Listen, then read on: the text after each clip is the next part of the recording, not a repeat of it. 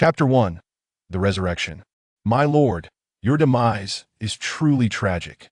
In a dilapidated courtyard, two long benches propped up a wooden board upon which lay a frail young man, his complexion a ghastly shade of purple and his body marred by wounds, seemingly devoid of life. A woman clad in a simple azure dress gently caressed the young man's body, her sobs echoing in the stillness. I have no kin left in this world, and now my lord has been cruelly mistreated to the point of death by the officials. Perhaps I should follow you into the afterlife. After uttering these words, the woman resolutely turned to leave, oblivious to the crystalline tears that fell upon the man's face, his eyelashes fluttering ever so slightly. It is so cold. Where am I? The young man opened his eyes, bewildered, surveying his surroundings, utterly perplexed as to how he had come to be in such a state. I was just admiring the recently unearthed treasures at the museum, the Yin-Yang jade disc, when suddenly it radiated an overwhelming light, causing everyone to faint. How did I end up here? Oh, my head aches terribly. This courtyard, both familiar and foreign, left him with a chaotic blend of memories. One moment, he envisioned celestial beings moving mountains and filling seas. The next, he was amidst towering skyscrapers and bustling streets on Earth. Suddenly, a sound resonated from within the house, a soft thud. He struggled to rise, moving toward the interior, his body stiff and on the verge of collapse. After a Herculean effort to reach the threshold, the few steps had seemingly drained his last vestige of strength. He stumbled over the doorframe, crashing into the room with a resounding thud. Before him stood a small square stool, atop which rested a pair of petite feet clad in black cloth shoes. Looking upward, he beheld a figure in a green dress.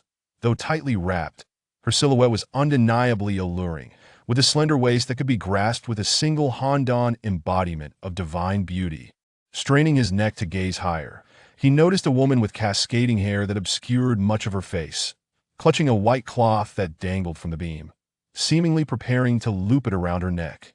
Upon spotting the young man who had just fallen through the door, her eyes widened in terror as if she had seen a ghost, causing her to slip and overturn the stool. It turned out that the earlier sound was merely her moving the stool. She had orchestrated the entire setup, so that the moment it toppled, she would be suspended from the beam. Shining Moon, what are you doing? The young man found himself calling out an unfamiliar name, desperately scrambling to embrace the woman and bring her down. This exertion drained him completely, and he collapsed to the ground, convulsing. Fang Yu? Brother Yu, how could you still be alive? Are you human or spirit? Or have I, too, perished? The woman's voice was melodious, yet the young man, trembling uncontrollably, could hardly comprehend her words, merely stammering, "So cold. I am so cold." Uncertain whether he had truly returned from the dead, the woman knew one thing. Her husband must be saved. With immense effort, she lifted him and carried him into the room, placing him upon the bed.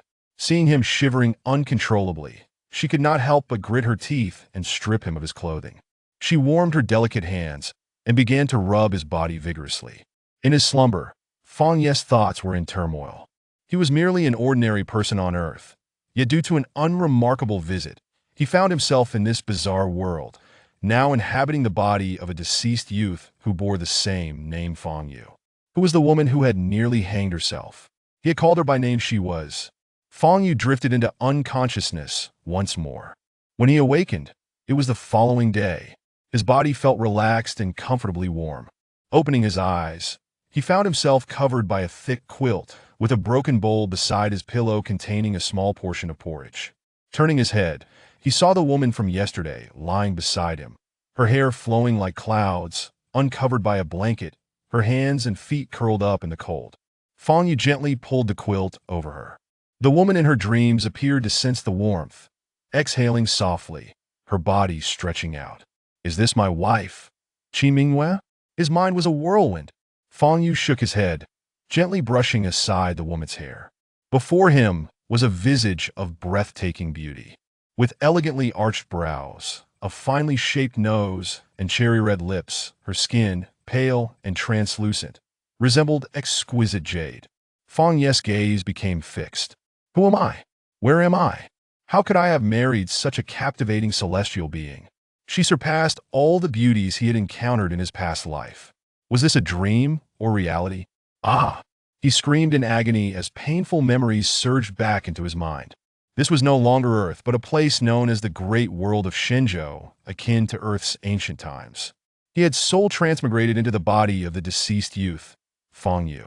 Feng Yu's family operated a coffin shop, and by his generation, they had fallen into destitution. However, his father had insisted he uphold the family business before passing away.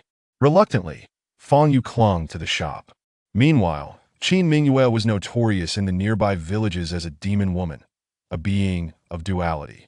Her face bore a striking Division I half black, the other white, reminiscent of the yin yang symbol etched upon her visage.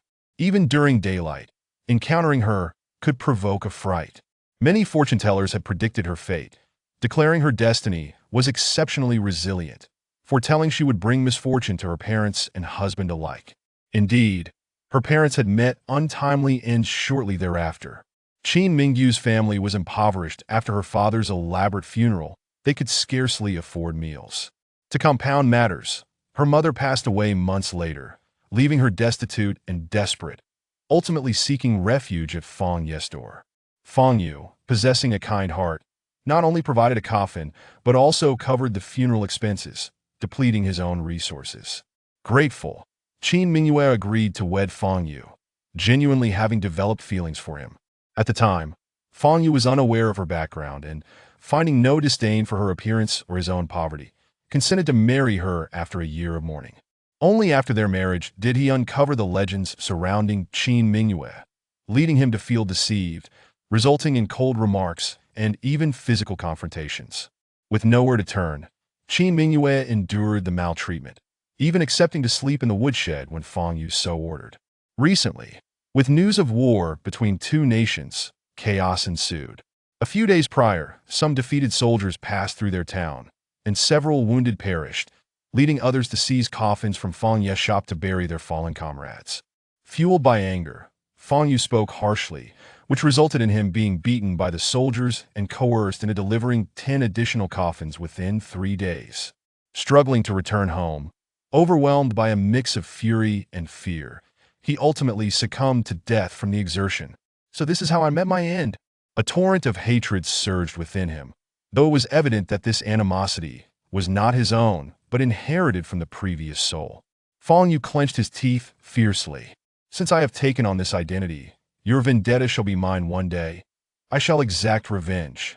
Alas, this body is far too frail. When will I achieve my desires? According to the memories of the previous owner, this world is inhabited by deities. He had witnessed individuals soaring through the skies on swords during his youth, one even cleaving a mountain peak with a single strike. Would he ever have the opportunity to join the ranks of the immortals and cultivate divine arts? Casting aside these unrealistic fantasies, he turned his gaze to his wife. What truly lay behind her yin-yang visage? Why was it so terrifying? Chapter 2. The yin-yang jade disc. He raised his hand to brush aside the hair that concealed the other half of her face.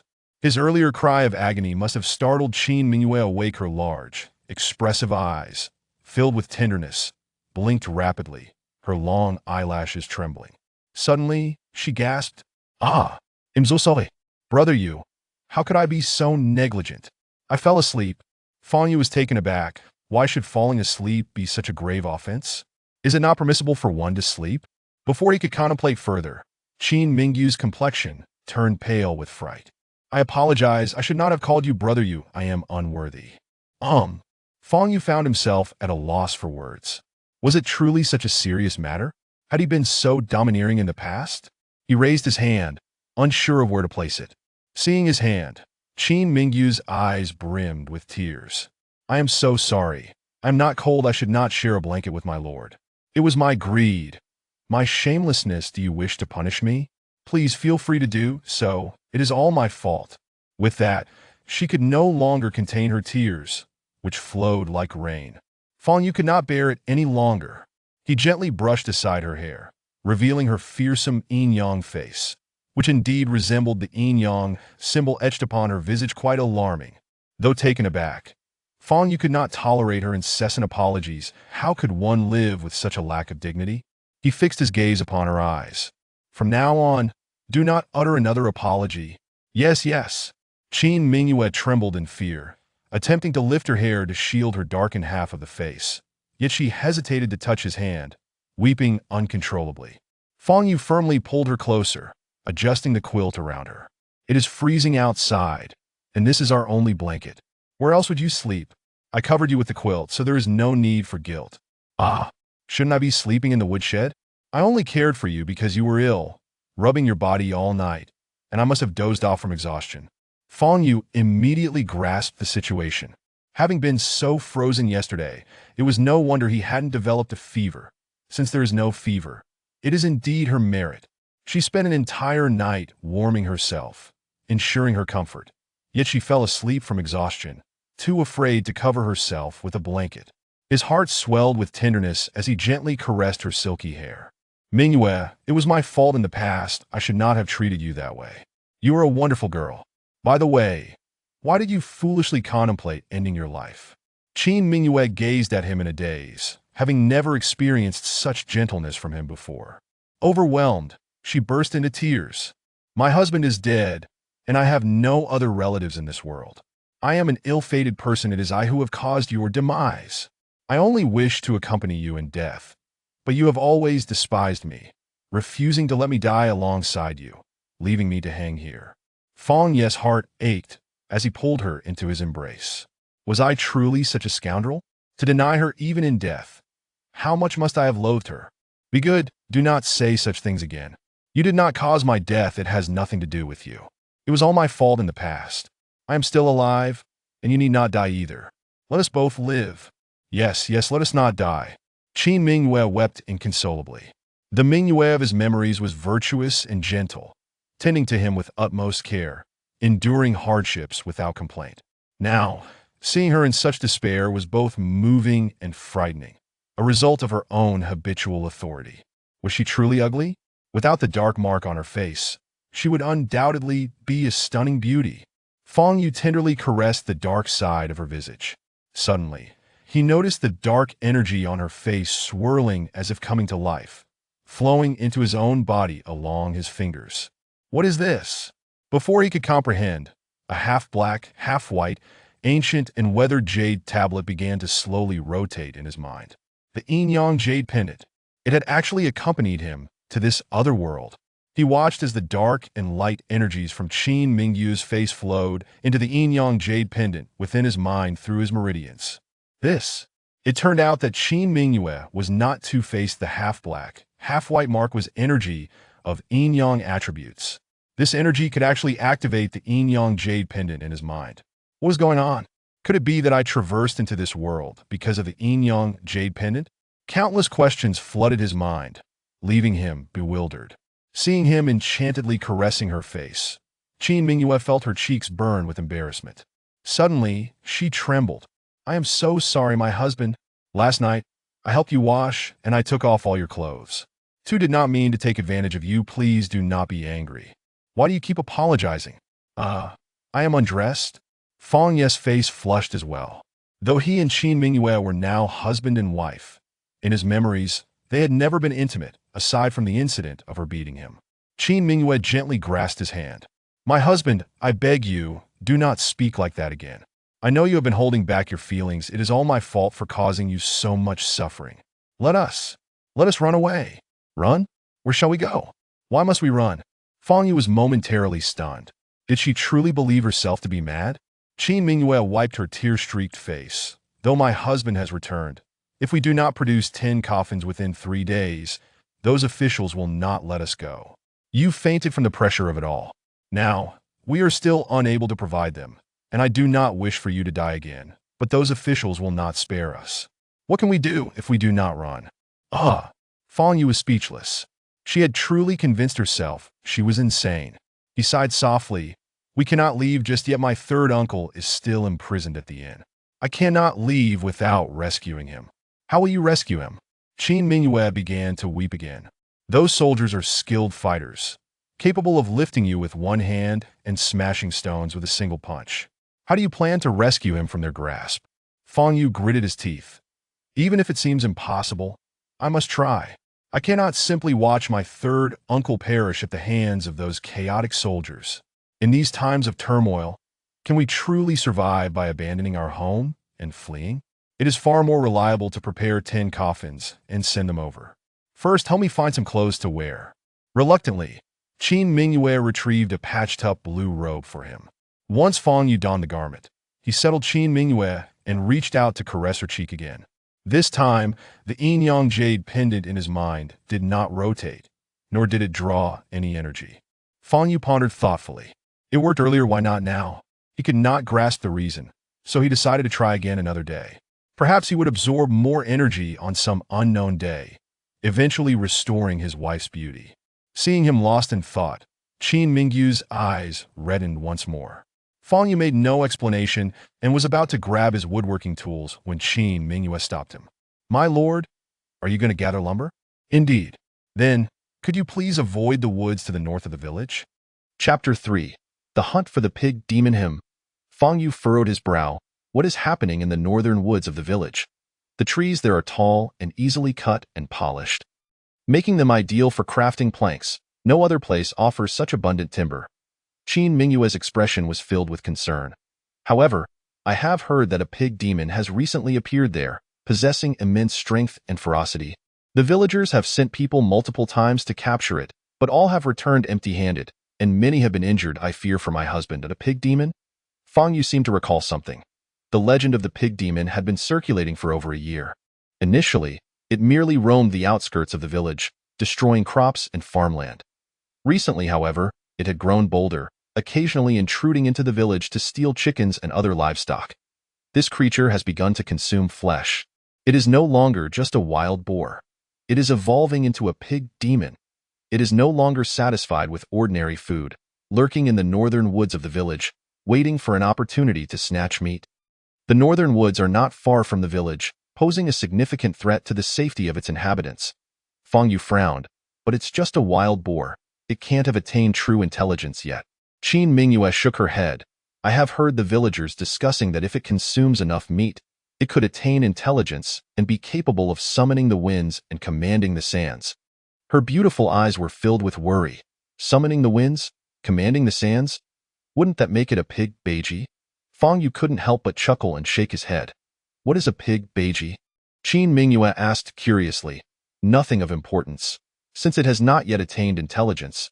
Fang Yu glanced at the two rusty animal traps hanging on the wall, long and used. He smiled faintly. "Very well. I shall not venture into the northern woods. I will simply patrol the vicinity.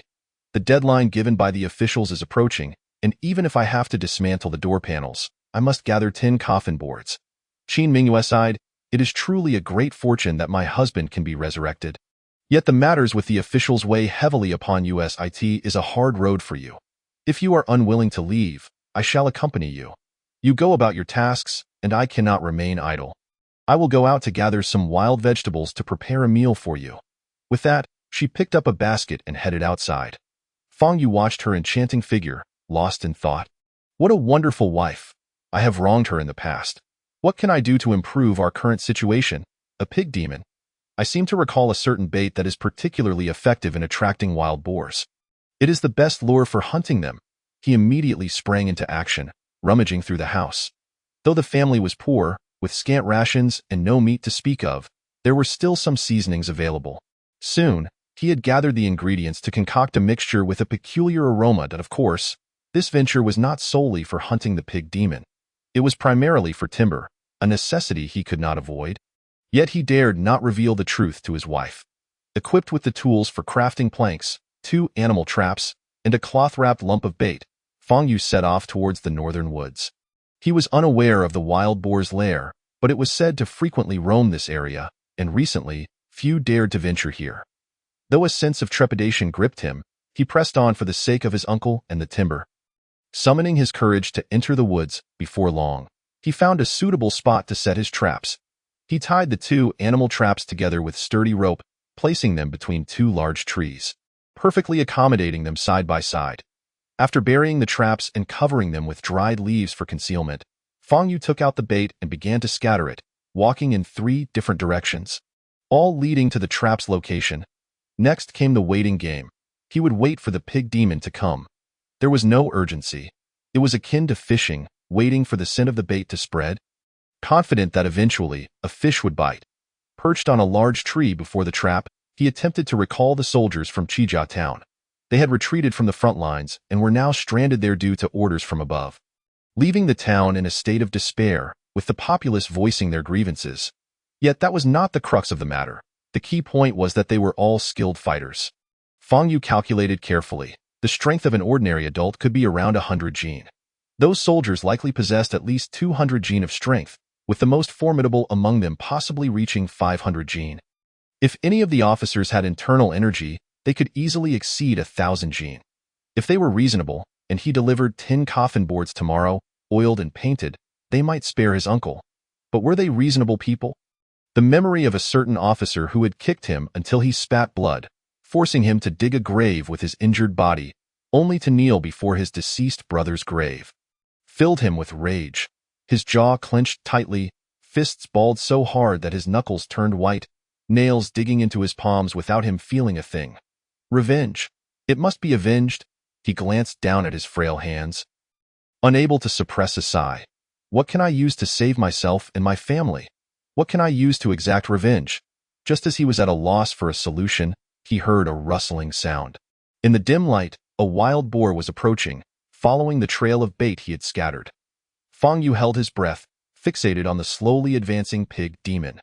This wild boar was enormous, weighing at least 400 to 500 jin, with tusks over a foot long and small, blood-red eyes. Its strength was undoubtedly immense. An ordinary person could not hope to confront it alone. If the traps failed to contain it, he could scarcely imagine the consequences of leaving the village.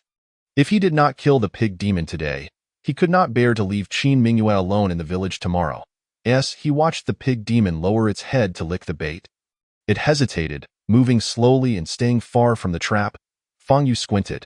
This creature is quite vigilant. No, I must take the initiative. This pig demon has grown increasingly bold and no longer fears humans. A single person cannot intimidate it.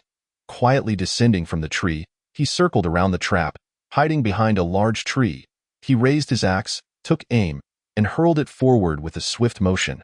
The axe struck the pig demon's head, but rather than the blade, it was the wooden handle that connected. The pig demon grunted, lifting its head and glaring at Fang Yu, the audacious human who dared challenge it. Fang Yu was well aware of the wild boar's temperament. It could not tolerate provocation. Even if one held a gun, as long as it was not killed in one shot, it would charge forward. He kicked a stone into his hand and hurled it at the pig demon's head, simultaneously pointing at it and shouting, "Vile beast, come and meet your demise." The pig demon, struck again, looked around and noticed that only this one person was present. He let out an angry grunt and charged forward. Fang Yu turned and fled, leaping between two large trees. He knew the speed of a wild boar's charge was unmatched by an ordinary person. He jumped over the trap and glanced back. He realized that as long as the wild boar did not step into the animal trap, he would have to change direction and flee immediately. In a straight sprint, he could never outrun the boar. Bang! A loud noise erupted as one animal trap flipped up, catching the wild boar's left front leg. The other trap, not triggered directly, was activated by the tension of the rope. The wild boar let out a mournful cry. Stumbling forward a few paces, only to be brought down by the entangling rope, Fang Yu breathed a sigh of relief, rushing back to grab the trap and hanging it on a tree branch about waist height. The pig demon realized the dire situation it was in, and despite the pain, it charged at Fang Yu. But the animal trap caused it excruciating agony, forcing it to kneel and grunt helplessly. Fang Yu leaped out from behind the tree and plunged a knife into the pig's hind leg. The bone knife was sharp enough to almost pierce through the wild boar's leg. The boar turned its head to bite him, but he had already withdrawn the knife and evaded the attack. After several strikes, the wild boar's limbs were rendered useless. It could no longer move. Fang Yu stabbed it several times in the neck, blood gushing forth. Yet, the wild boar's vitality was astonishing. It refused to die. Even after 2 stabs through its it was only then that it finally succumbed. Just as he prepared to deal with the wild boar's corpse, a strange blue light erupted from its body, striking his forehead. Chapter 4. Slaying Monsters, Collecting attributes and skills, Feng Yu's heart raced. He genuinely feared that the wild boar had attained intelligence and was attempting to seize his body, just as he had arrived in this world. Yet, there was no escaping that blue light. It was far too swift, zipping into his forehead, causing the Yin-Yang Jade to rotate within his mind. The blue light was absorbed by the Yin-Yang Jade, transforming into a white light that entered Feng Yu's body. In an instant, he felt an overwhelming surge of power, watching as the muscles in his arms began to swell. What is this? Is it akin to Popeye consuming spinach? He squeezed his arm, and while he still felt pitifully weak compared to a muscular man, he finally had a semblance of masculinity, no longer resembling a mere skeleton. Could it be that the blue light that emerged upon the wild boar's death was its power, extracted by the Yin-Yang Jade and transformed into my own? Though it seemed quite unbelievable, this sudden surge of strength required some explanation, and this was the most reasonable interpretation. He punched a tree to test his newfound strength. Suddenly, another red light burst forth from the Yin-Yang Jade, once again entering his body. What is this new power? His hand froze in midair, brow furrowing as he sought the source of the red light. The Yin-Yang Jade was so wondrous. This red light must also be something extraordinary. With such power within him, to not understand its nature would be a waste. Suddenly, a realization struck him. This is a skill, stun impact. The ability to instantaneously double one's strength and speed, striking a target within a yard. Has an 85% chance of stunning the target for 1 second if hit.it consumes 3 points of strength and has a cooldown of 1 second, with a mastery level of 0 to 100.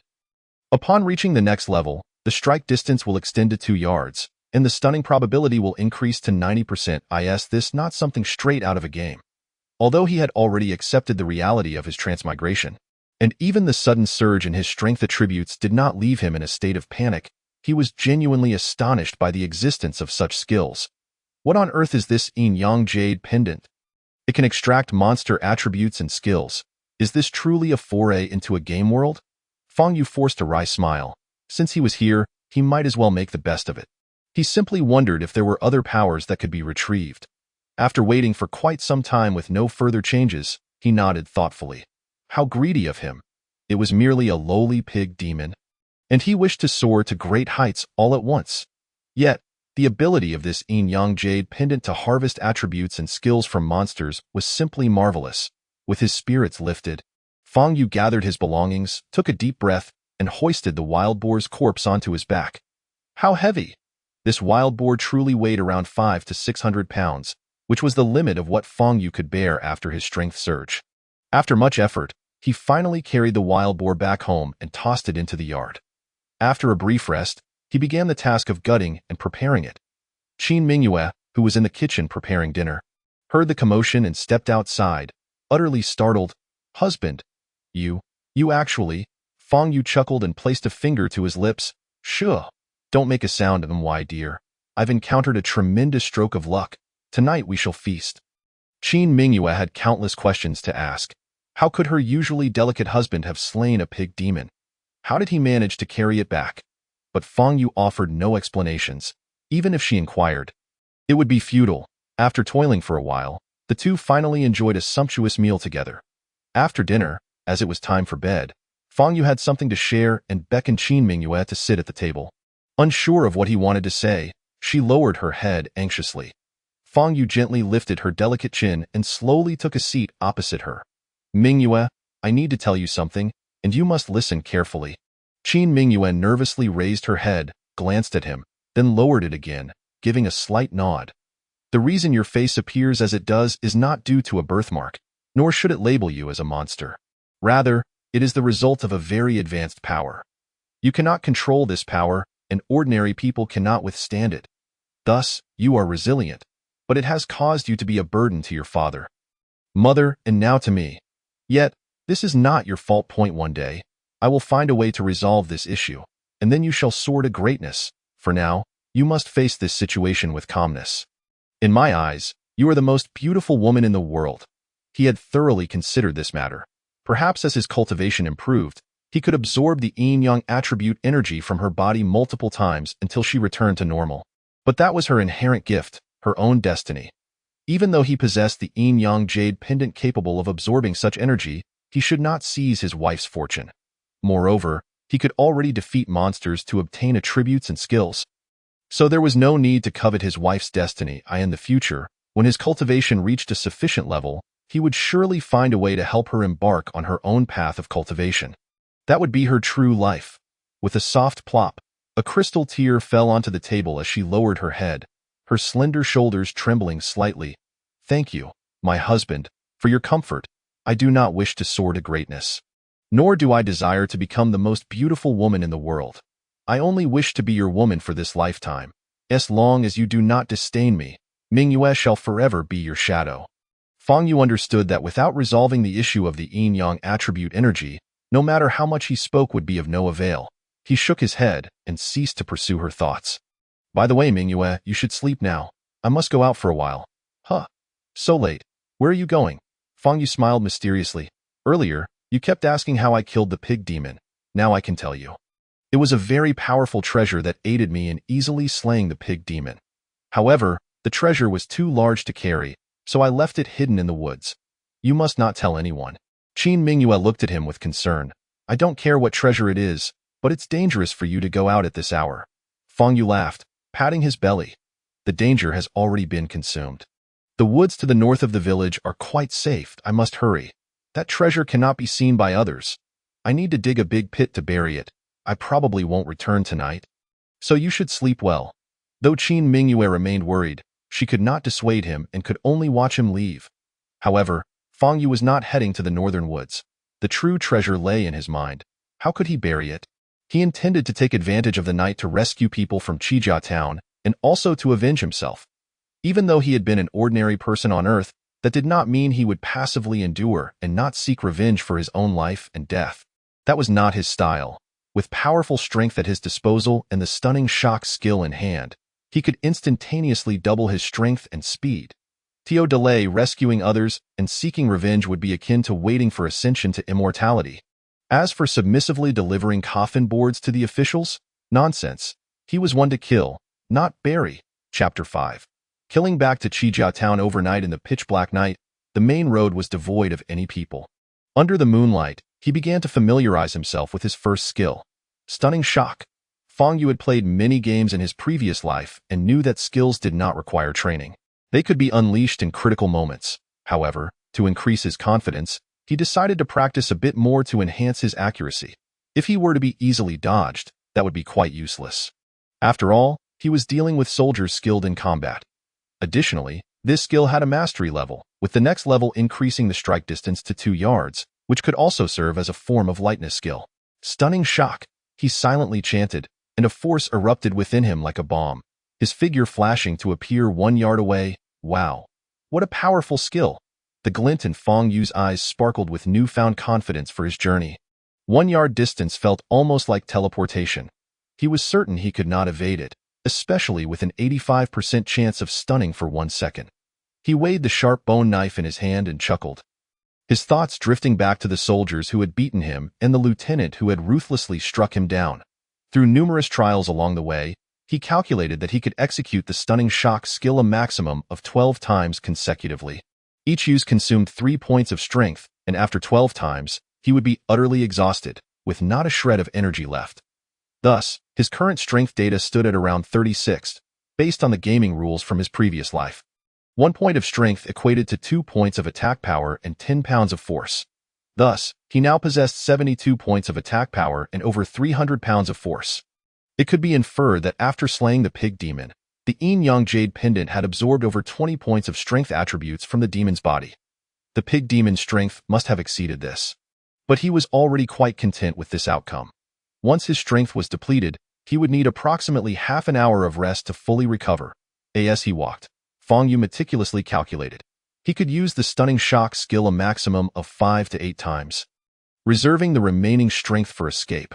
He could never afford to exhaust all his energy. As he trained, he felt the time was insufficient. He longed to elevate his skill directly to level 2. But regrettably, after practicing for most of the night, his mastery had yet to reach 40 times. In the darkness, the dim lights of Qijia town came into view. One must not be overly greedy. Today's progress was already sufficient. He tucked his axe behind his back, gripping the bone knife with a reverse hold, took a deep breath, and strode forward. Chijia Town was not a large city. It lacked walls. And at this hour, it was the small hours of the night. The houses with lights were owned by the wealthy, while the majority of the town lay in darkness. Fang Yu stealthily approached the back of the Fang family coffin shop, expecting the night to be quiet and still, but to his surprise, he heard a young voice complaining.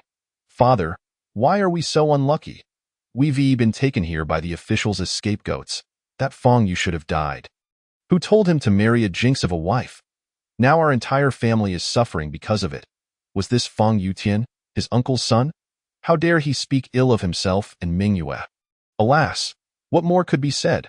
Who caused this greed? Wanting the deed to this shop, he lingered here daily, only to be caught by the officials, implicating others. He could only wait for Fang Yu to deliver 10 coffin boards. But this fellow was also a short-lived soul. He married Qin Mingyue, that harbinger of misfortune, without telling anyone, and deserved his bad luck. He had been beaten badly this time. He wondered if he would even return alive. This was the voice of his uncle Fang Youxiang, who sounded utterly regretful. Fang Yu felt the same resentment. Could he come? 10 coffin boards in 3 days. How could one person accomplish that? It didn't matter if he couldn't make it. Just hold on for a few more days. Those unruly soldiers would likely leave soon. Why is that? Sure. I overheard the unruly soldiers drunkenly discussing it. You must not speak of it outside. Fang Youxiang lowered his voice and spoke to his son. It turned out that, according to the soldiers, the madness of the neighboring nation was not merely a reckless desire to invade the more powerful Nanyu kingdom, but rather a grave concern stemming from the joint assault of the Sea Tribe and the Demon Clan, who had launched an invasion from tens of thousands of miles to the east, across the East China Sea. These creatures were robust and immensely powerful, known for their propensity to devour humans. Ordinary soldiers were no match for them. The 14 coastal nations had already crumbled, with both military and civilians fleeing inland. The interior nations could not accommodate such a sudden influx of people, inevitably leading to conflict. However, no army, no matter how formidable, could withstand such a surge of humanity. One by one, the eastern nations fell. The emperor of Nanyu Kingdom was also gripped by fear. Although they were far from the East China Sea, he could not dismiss the possibility of a future assault. Thus, he offered a substantial bounty to the immortal sects for assistance. In truth, most nations faced similar plights, with many immortal sects dispatching experts to the east to intercept the invaders. Though the outcomes of these engagements remained uncertain, upon hearing this, Fang Yu could not help but raise an eyebrow. It appeared that the events he had witnessed in his previous life were indeed true. If only he could learn the techniques of cultivation, he thought, licking his lips. Coupled with the unique abilities of the Yin-Yang Jade Pendant, could he perhaps forge a path for himself? At the very least. He desired to protect Mingyue until he could devise a means to resolve the imbalance of energies within her. However, contemplating such distant aspirations felt somewhat unrealistic at the moment. Avenging the past was paramount.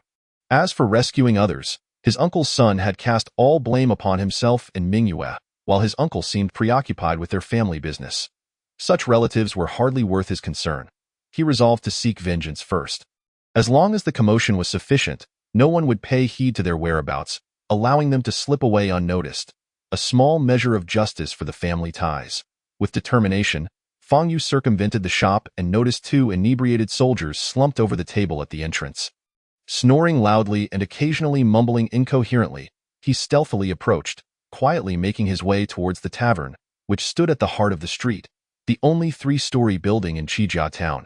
Inside the bustling hall, 7 or 8 soldiers lay sprawled, clutching wine jugs, snoring in a cacophony.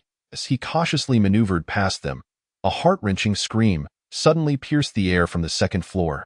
No, I want to find my mother. Ha ha, little darling, it's futile to scream your throat raw. No one will come to save you. Upon hearing that coarse voice, Fang Yu's expression hardened. He instantly recognized it as the very voice of the fiend who had humiliated and slain his previous incarnation. The burly lieutenant. Observing that the soldiers were deeply asleep and oblivious to the tumult above, he stealthily ascended the stairs. A door on the 2nd floor stood ajar, revealing a youthful girl, her garment torn. Cowering in a corner, Weeping in despair, a towering brute was in the process of shedding his clothes, preparing to commit an atrocity.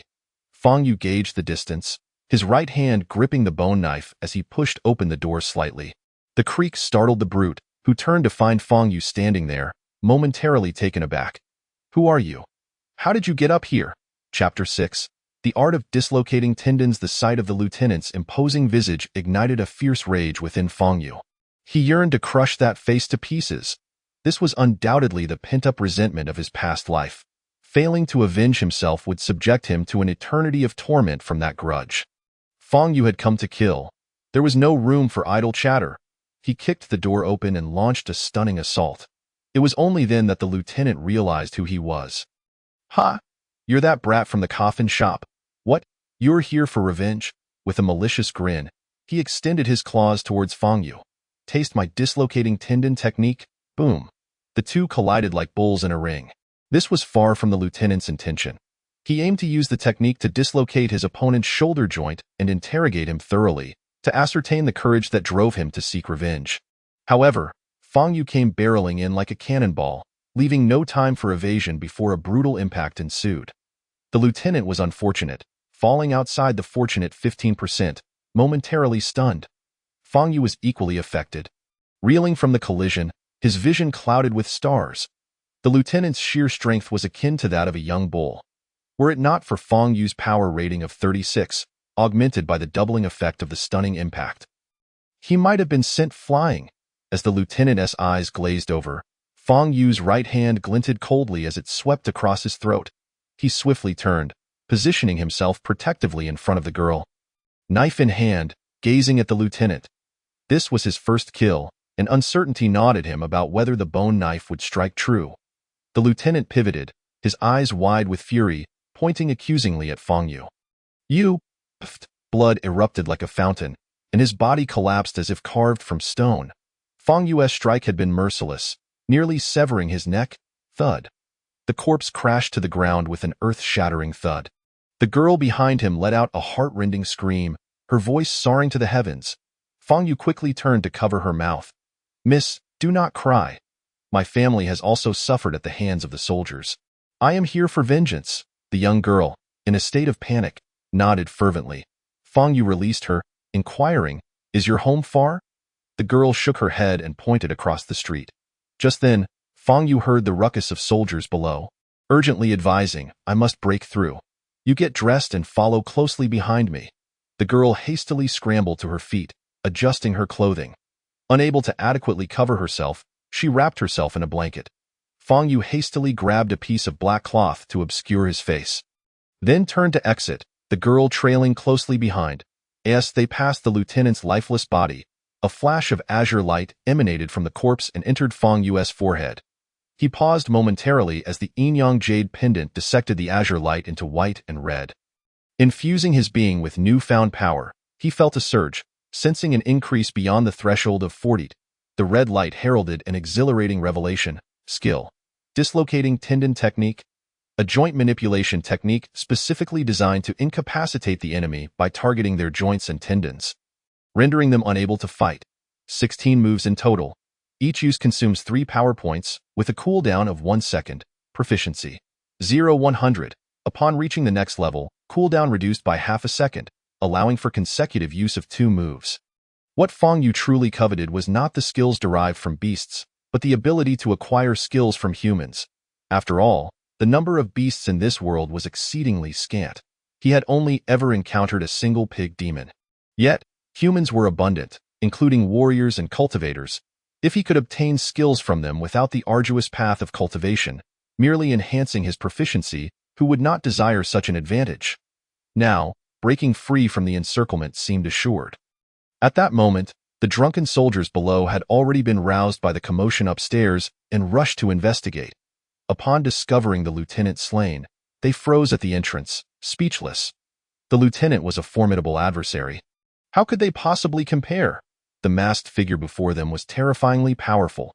Fang Yu gripped the bone knife with his right hand, charging toward the entrance without hesitation, his left hand already executing the dislocating tendon technique. With his power exceeding 40, he possessed at least 400 pounds of strength, As his fingers latched onto a soldier's shoulder, he tightened his grip like iron hooks. Crack! Ouch! The soldier screamed in agony, his right shoulder dislocated. Fang Yu showed no mercy, slashing his knife across the soldier's neck, then kicking him aside, sending him crashing into several others. The slain soldier yielded no power to him. Fang Yu, indifferent to the matter, sneered, "Those who block my path shall die." The crowd erupted in terrified screams, scattering in all directions. Although they were skilled, how could they possibly contend with the ferocity of Fang Yu? He had already dispatched the lieutenant.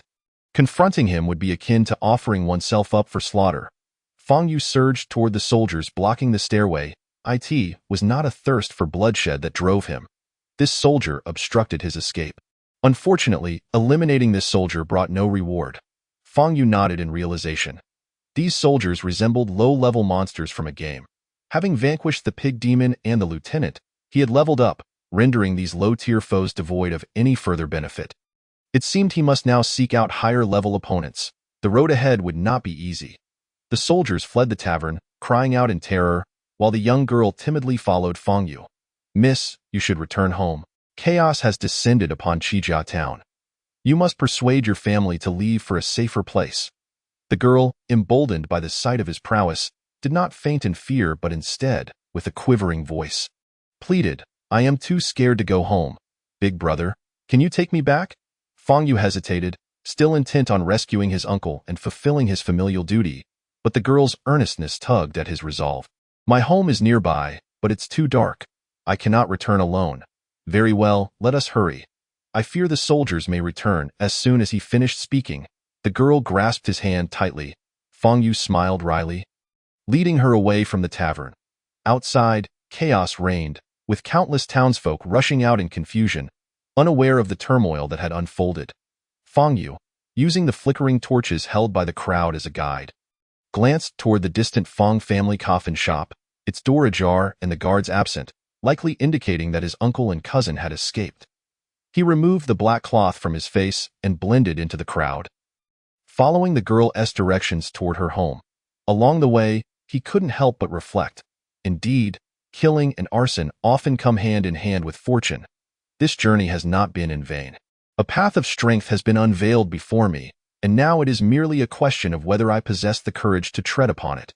Just as this thought crossed my mind, a sudden wave of lightness enveloped me, and I felt as if I were floating, brimming with vitality and clarity of thought. The fatigue of a sleepless night was swept away entirely. I have fulfilled the aspirations of my former self, and his obsessions have now departed. Henceforth, I can finally shed the burdens of hatred and return to my true self.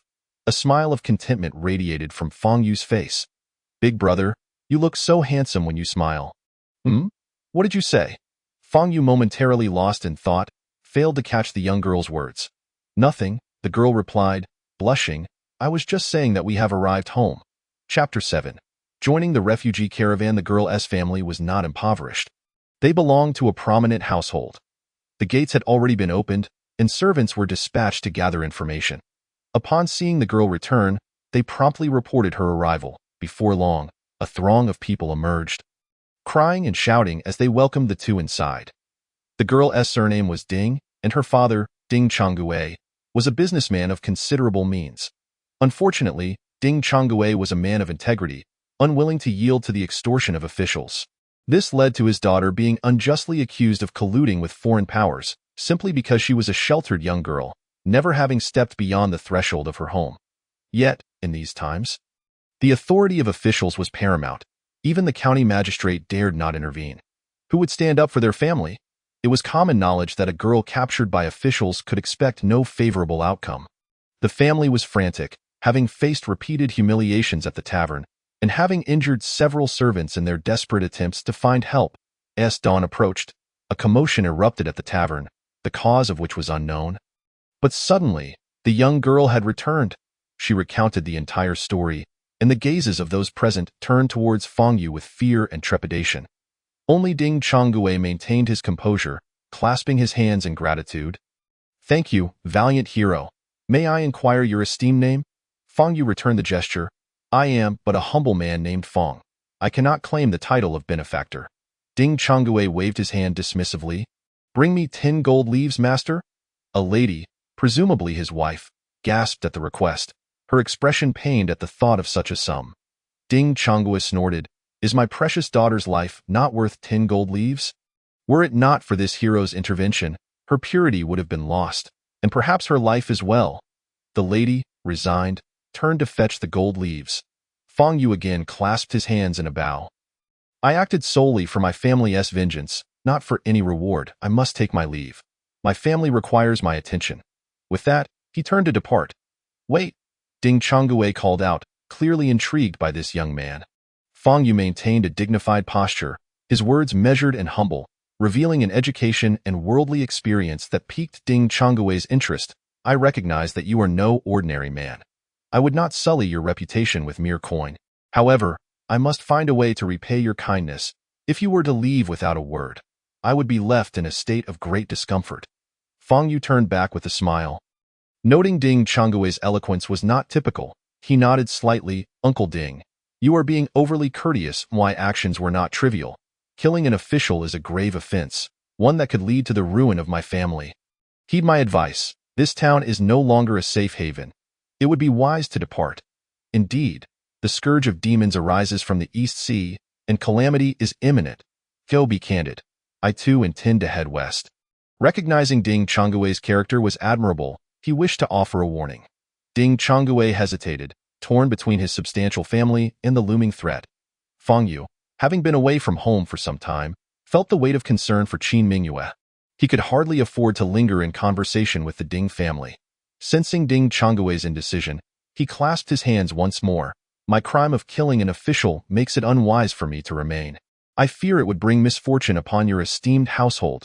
I bid you farewell." This time, he truly left, not daring to look back.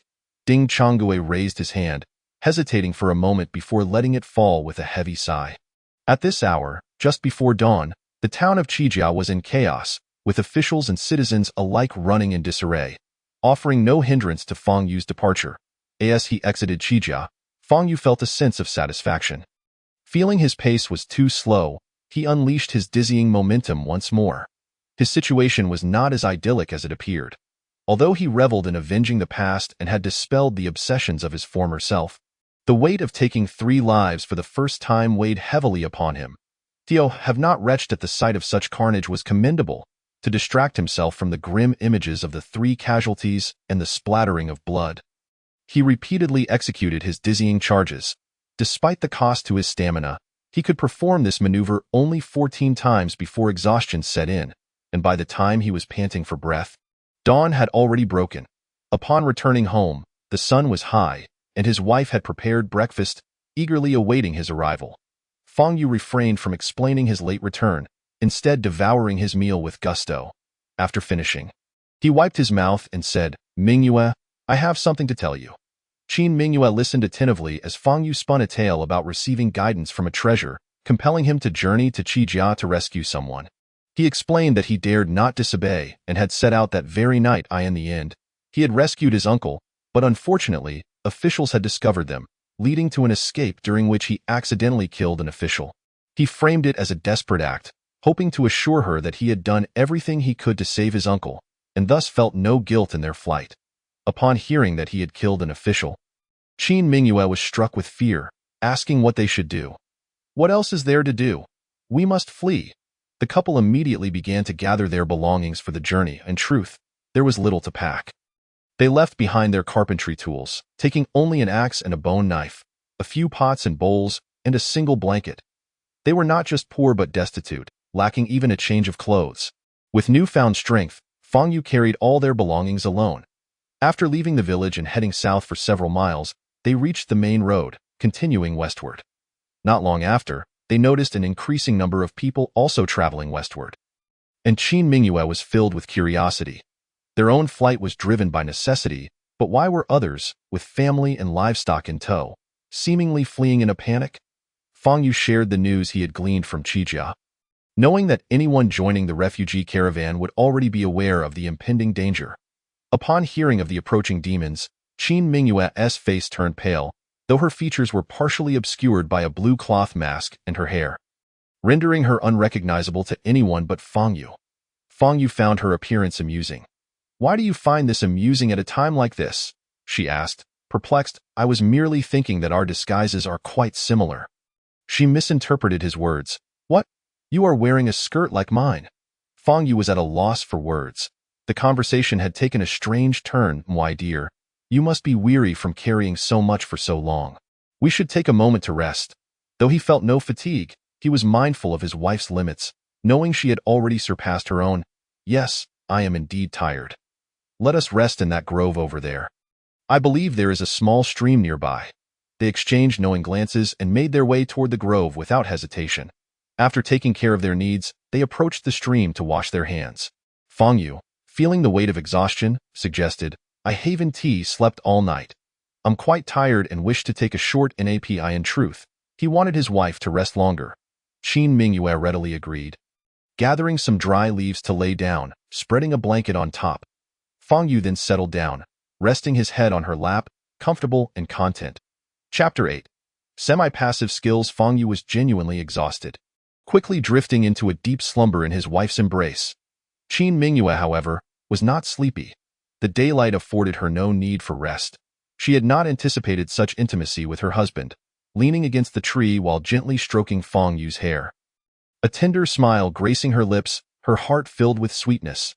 Fang Yu slept soundly for a full hour, primarily due to the comfort of his makeshift pillow. Qin Mingyue's thigh was firm and warm, making it difficult for him to rouse himself. Just as he was about to open his eyes, he heard Qin Mingyue let out a startled scream. Upon opening his eyes, he saw her gripping a snake that had bitten her hand, 2 streams of crimson blood trickling down her pale skin, a sight both alarming and vivid. "Not good. A 5-step snake." Fang Yu sprang upright. The 5-step snake is highly venomous, its toxicity ranking above that of the king cobra. What was such a deadly creature doing in this grove? It was clear that Qin Mingyue was terrified of snakes, yet in an act of bravery to protect her sleeping husband, she had seized the snake. Trembling with fear but refusing to let go, without a moment's hesitation, Fang Yu reached out to grab the snake. Disjointing technique. With a swift motion, he seized the snake by the neck, pulling it from Qin Mingyue's grasp. Unfortunately, the disjointing technique was intended for human joints, and when applied to the slippery snake, it fell short. The 5-step snake turned and sank its fangs into Fang Yu's hand. "Die." Fang Yu quickly grabbed the snake's body with his other hand, twisting it with immense strength, causing the creature to become rigid under his grip, its muscles and bones nearly separating. "My husband." Qin Mingyue watched in horror as 2 black lines slowly crept from her hand towards her pale arm, the telltale signs of venom coursing through her veins. She paid no heed to herself, grasping the snake's head and pulling it away from Fang Yu's hand. Upon seeing his wife poisoned, Fang Yu was overwhelmed with anguish. He turned and, with a firm grip, crushed the serpent's head. The now dead 5-step snake continued to writhe, tightly coiling around his arm. Fang Yu paid it no mind, instead using his left hand to seize his wife's arm. Tearing a strip of fabric from her skirt to bind the wound, determined to prevent the venom from ascending, at that moment, Qin Mingyue shed warm tears, exclaiming, "I'm fine, but what about you, my husband? You've been bitten. What shall we do?" Fang Yu, equally distressed, lamented his lack of inner strength to dispel the poison, knowing that his wife's frail constitution was in peril.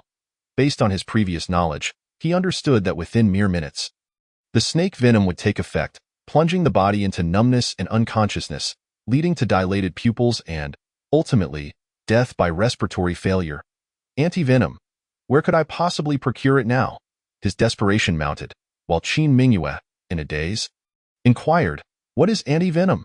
Just then, with a soft thud, the lifeless 5-step snake fell to the ground, and a beam of azure light descended upon his brow, swiftly disentangling itself through the slowly rotating yin-yang jade pendant.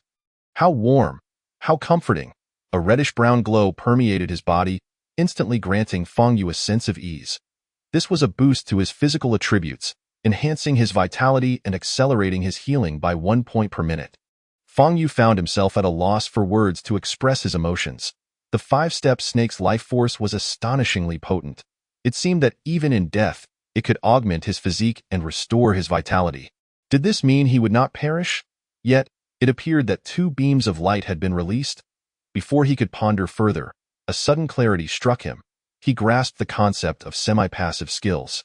They could be upgraded, and the more toxins absorbed, the stronger the toxicity. In an instant, Fang Yu comprehended the essence of enchantment. Any attack he unleashed could be imbued with various attributes, such as poison, fire, ice, lightning, and so forth, akin to enchantments in games, whether through his fists or weapons, all could bear added damage attributes. But what did semi-passive skill entail? After a moment, he realized that passive skills were, indeed, passive. They triggered automatically and could not be upgraded. However, this skill was distinct, allowing him to decide whether or not to enchant and enabling upgrades, hence the term semi-passive skill. Just as he regained his focus, Qin Mingyue had already slumped weakly in his embrace.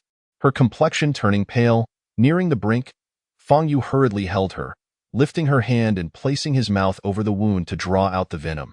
Since the more toxins he absorbed, the stronger his enchantment skill would become. It implied that he could extract any toxin. The skills bestowed by the Yin-Yang Jade Pendant did not disappoint. The two dark lines on Qin Mingyue's arm swiftly retreated, and only when he had drawn out the blood did Fang Yu cease. Qin Mingyue slowly opened her eyes, asking, "Husband, how are you?" Fang Yu, filled with concern, replied, "You foolish girl, you only think of me. The moment you awaken, you inquire about my well-being instead of worrying for yourself after being bitten by the snake. I can endure, but my husband must not be harmed." Despite still being partially unconscious, Qin Mingyue unhesitatingly revealed her innermost convictions. Fang Yu's heart swelled with compassion. "Don't worry, I'm fine, and you are safe now." "Really? Who saved us?" "It was heaven that saved us." Fang Yu found it inconvenient to elaborate, so he set her against a tree and began to prepare snake soup. Fortunately, he had a complete set of cooking utensils. He fetched water from the stream to make a pot of snake meat soup and heated the remaining wild boar meat, enjoying a delicious meal with some cool flatbread. After they had eaten their fill and tidied up, they continued on their journey. Fang Yu glanced at the grove, sighing in relief, wishing to encounter more monsters, as each encounter brought unimaginable benefits. When would he possess the strength to venture to the East Sea and see what the demon race was like? Setting aside such unrealistic fantasies, the two rejoined the fleeing masses. As they walked, the sound of hooves echoed from behind, and 3 large carts drawn by 2 horses each approached. The travelers on the road quickly made way. For these were surely the carriages of wealthy families, and none dared to provoke them. Fang Yu and Qin Mingyue also stepped aside.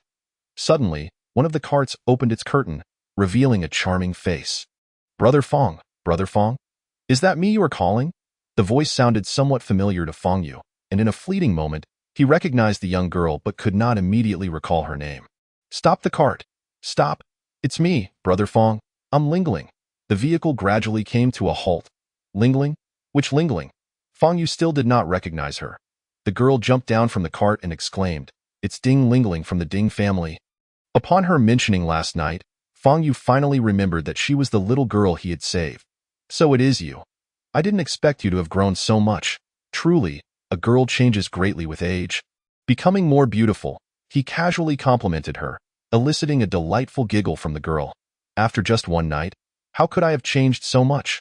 In truth, she had been taken by soldiers the previous night. Crying and looking disheveled, hardly beautiful. Fang Yu had not paid her much attention then. Now, after careful grooming, she appeared as lovely as a flower, with bright eyes and a youthful charm, her luxurious clothing starkly contrasting with the impoverished travelers on the road. The caravan halted, and Ding Changgue also disembarked from the first cart. "So it's Brother Fang. What a coincidence to run into you." Chapter 9. On the fleeing road, upon seeing so many extravagantly dressed individuals approaching, Qin Mingyue was frightened and hid behind Fang Yu, asking, "Who are these people, my husband?" Earlier, Fang Yu had reluctantly revealed to Qin Mingyue that he had killed soldiers to avoid trouble, and naturally, he did not mention the rescue. Now, he could only provide a brief explanation. Afterward, he stepped forward and clasped his hands in greeting. "Ding uncle, what a pleasure. Have you all decided to head west as well?" Yes. The situation in the east is dire, and more people are heading west. We've discussed it and decided to seek refuge in Don City." Fang Yu sighed lightly, pondering when this hardship would come to an end, feeling pity for the common folk. Ding Changgue also sighed deeply, and then Ding Lingling suddenly interjected, "Big brother, what is your name?" "I am Fang Yu." Brother Yu, will you come with us? This request surprised Fang Yu. He had not anticipated their invitation. Just as he hesitated, Ding Changui clapped his hands, exclaiming, "Yes, let's travel together. It would be good to have someone to look out for each other." In reality, this had been a discussion among the family the previous night.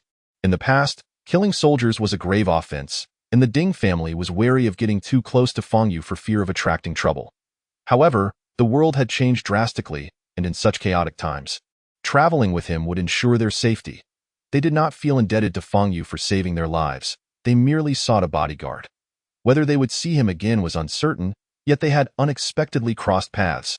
Fang Yu turned to seek Qin Mingyue's opinion, only to find her shaking her head slightly. Noticing his wife's concern, he contemplated declining, but Ding Changui spoke up with a smile. "This must be your esteemed wife. The journey is long and exhausting.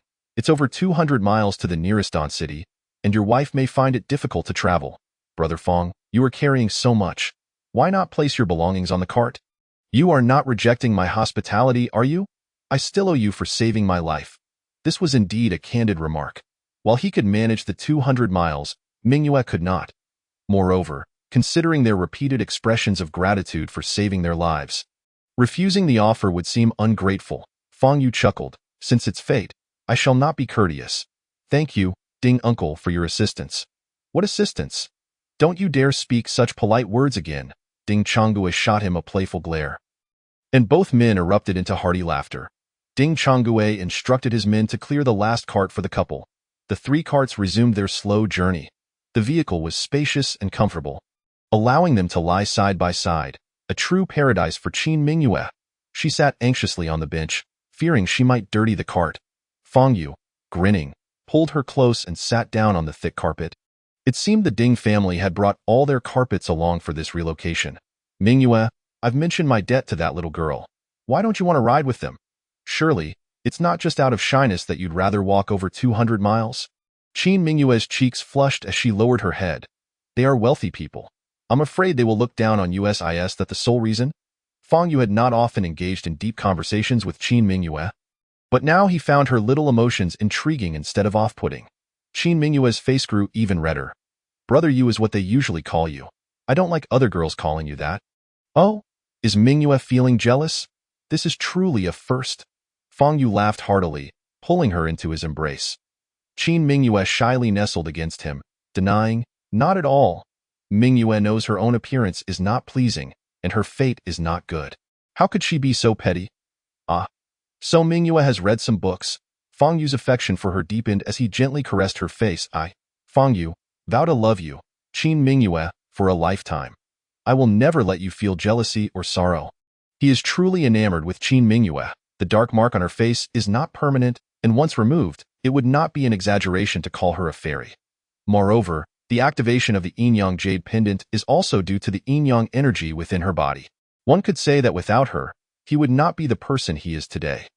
Qin Mingyue was profoundly moved by his words and, raising her head, captured his lips in a kiss. Fang Yu did not anticipate her sudden ambush and, for a moment, found himself at a loss. He loved her dearly, but having only recently arrived in this world, he felt it was too soon for such intimacy. He was still adjusting. Just as he was contemplating a gentle push to disengage, he suddenly felt the Yin-Yang energy flowing between their lips. The Yin-Yang Jade Pendant activated once more. It seemed inappropriate to refuse at this point, did it not? After a lengthy kiss, Qin Mingyue's beautiful eyes shimmered like water, and her entire being felt ablaze with affection for her husband. "Husband, you want me, don't you? Huh?" Fang Yu was once again caught off guard. "I long for that too, but we are still in someone else's carriage. If they have urgent matters, it would be rather inconvenient." Qin Mingyue's cheeks flushed crimson with embarrassment. "I apologize, husband. It is I who have acted shamelessly." Fang Yu hastily interjected, "Do not say that, on this matter. Our thoughts align, but let us wait until we have our own home to discuss it further." Qin Mingyue sighed softly. "When shall we have our own home?" As evening descended, with no village in sight and no shops nearby, the caravan halted by the roadside for the night. The weather turned bitterly cold, and before long, a light rain began to fall, mixed with icy shards. The refugees on the road scrambled to find shelter from the rain. Though very few had proper rain gear, Fang Yu and the others had food and drink, with Ding Changgue even ordering someone to light a charcoal stove, making the carriage feel as warm as spring. Observing the miserable plight of the wandering souls outside, Qin Mingyue felt a pang of compassion. Fang Yu also felt a deep sense of sorrow, yet he was not a savior and lacked the means to rescue so many. The only solace was that his wife did not have to endure such suffering, and no matter how kind-hearted Qin Mingyue was, she could save no one. She understood that had it not been for her husband's kindness to the Ding family, they too would be huddling for warmth among the wretched refugees. Ultimately, the two drifted into a deep sleep amidst the rhythmic patter of rain. The following morning, the couple ventured into the nearby woods for a moment of privacy. But Ding Lingling insisted on tagging along. After their moment, breathing in the crisp and chilly morning air, Qin Mingyue's expression was not particularly bright. They were neither deaf nor blind.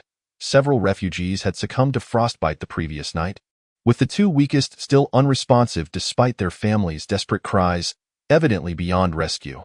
Yet Ding Lingling seemed utterly unconcerned by such matters and playfully asked Fang Yu, "Brother Yu, come with us to Don City. My uncle runs a business there, dealing in textiles that I see you are well educated. How about being our family's accountant?" Chapter 10. The pursuers arrived. Fang Yu smiled slightly. "Thank you for your kind offer, Miss Ding, but it seems rather inappropriate to impose upon you." Ding Lingling huffed playfully. "What is inappropriate about it, Brother Yu? You are capable and skilled. You could thrive anywhere." As she spoke, she cast a glance at Qin Mingyue, who appeared lost in thought, suddenly exclaiming, "Ah, sister-in-law, your face looks so frightful." It turned out that out of respect for the Ding family, Qin Mingyue had already removed the blue cloth concealing her face. Now, recalling the plight of the impoverished souls perishing in the bitter wind and rain and the events her husband had faced days prior, she could not help but feel a wave of melancholy. Neglecting to realize her hair had fallen away from her face, Ding Lingling let out an exaggerated shriek and dove into Fang Yu's embrace. Qin Mingyue, flustered, quickly lowered her head. Fang Yu stepped aside to shield Ding Lingling. Wrapping his arms around Qin Mingyue, "I apologize, Miss Ding, if I startled you. If you are very concerned, perhaps we should part ways." "No, I am not bothered at all," Ding Lingling exclaimed, her eyes sparkling with mischief. "It is clear Brother Yu is deeply in love with sister-in-law. He is a man of great loyalty and affection. I genuinely admire such a person and would not let you go. But could you please refrain from calling her Miss Ding? It sounds so formal. Using her name would be much better." Ding Lingling was quick-witted, and Fang Yu was no slowpoke either. After a brief moment of contemplation, he grasped her implication. She likely realized his wife was not his equal and was concocting some scheme. Qin Mingyue, being sensitive to such dynamics, could tell what Ding Lingling intended without needing to see her expression. Yet she felt unworthy and dared not advocate for herself, lowering her head even further. Fang Yu gently squeezed Qin Mingyue's small hand, reassuring her, then chuckled lightly, "Miss Lingling, you jest. I am not that extraordinary. However, these matters are for your sister-in-law to decide. My family affairs are entirely in her hands." This statement undoubtedly elevated Qin Mingyue's status within the household, moving her to the brink of tears. Ding Lingling, however, was left speechless. Isn't it always the men who make the decisions in the family? How can it be right for a woman to take charge? I may be in charge, but I choose to say it this way. What business is it of yours? Fang Yu retorted, uninterested in her objections. Just as he intended to embrace Qin Mingyue in return, a sudden clamor erupted from beyond the trees, including the anguished cries of Ding Lingling's mother. The three were startled, unsure of the commotion outside, and hurriedly ventured forth. Suddenly, Ding Changgue's voice rang out, "Fang Yu, young Master Fang, please come quickly. If you delay, the old man's life is in peril." "What?" Fang Yu was taken aback, quickly covering Ding Lingling's mouth to stifle the word father that was about to escape her lips. "Shh, do not make a sound. He only mentioned my name, clearly wishing to keep your presence here a secret. Stay here and do not move while I investigate." Ding Lingling, terrified, whimpered softly, "Who is it? Who is trying to kill my father?" "Shh." Fang Yu placed a finger to his lips, urging silence. "Mingyue, listen to me. Keep an eye on her and do not go outside. Can you promise me that?" Qin Mingyue, equally frightened, was held captive by his stern gaze and ultimately nodded. "All right, we will not go outside." Fang Yu pushed the two behind a tree and stepped outside boldly. Beyond the woods, Two imposing generals clad in armor sat astride their horses, one with a bushy beard and the other with a sharp, monkey-like face, clearly of a rank higher than that of a squad leader. At least a deputy general. 7 or 8 soldiers restrained several kneeling individuals, all members of the Ding family, their faces pale and terror-stricken as gleaming blades were held to their throats. Fang Yu's heart tightened. Realizing the situation had been exposed, it was evident that news of his slaying the squad leader had leaked, and they had tracked him down. He regretted that had he not escorted Ding Lingling home, no one would have discovered his identity. However, with the Ding family being so prominent, it would not take much for the servants to uncover the truth. But it was too late for regrets. He could only blame himself for being too merciful and hoped to escape this calamity without harm coming to Mingyue. As he stepped out of the woods, he walked forward slowly. I am Fang Yu. What is it that you seek from me? The monkey-faced general gaped in astonishment. What did you say? You killed my second brother. I expected a formidable opponent, but it seems you are merely an ordinary man lacking any internal strength. He turned to the bearded general. Brother, after receiving the news, we rushed here from our posts. Is this the best we could catch? The bearded general's expression mirrored his displeasure, clearly feeling it was a trivial matter. He glared at Fang Yu. You, how did you kill my second brother? You lack internal strength. How could you possibly defeat him? Fang Yu glanced at the kneeling Ding Changgue, who hung his head in shame.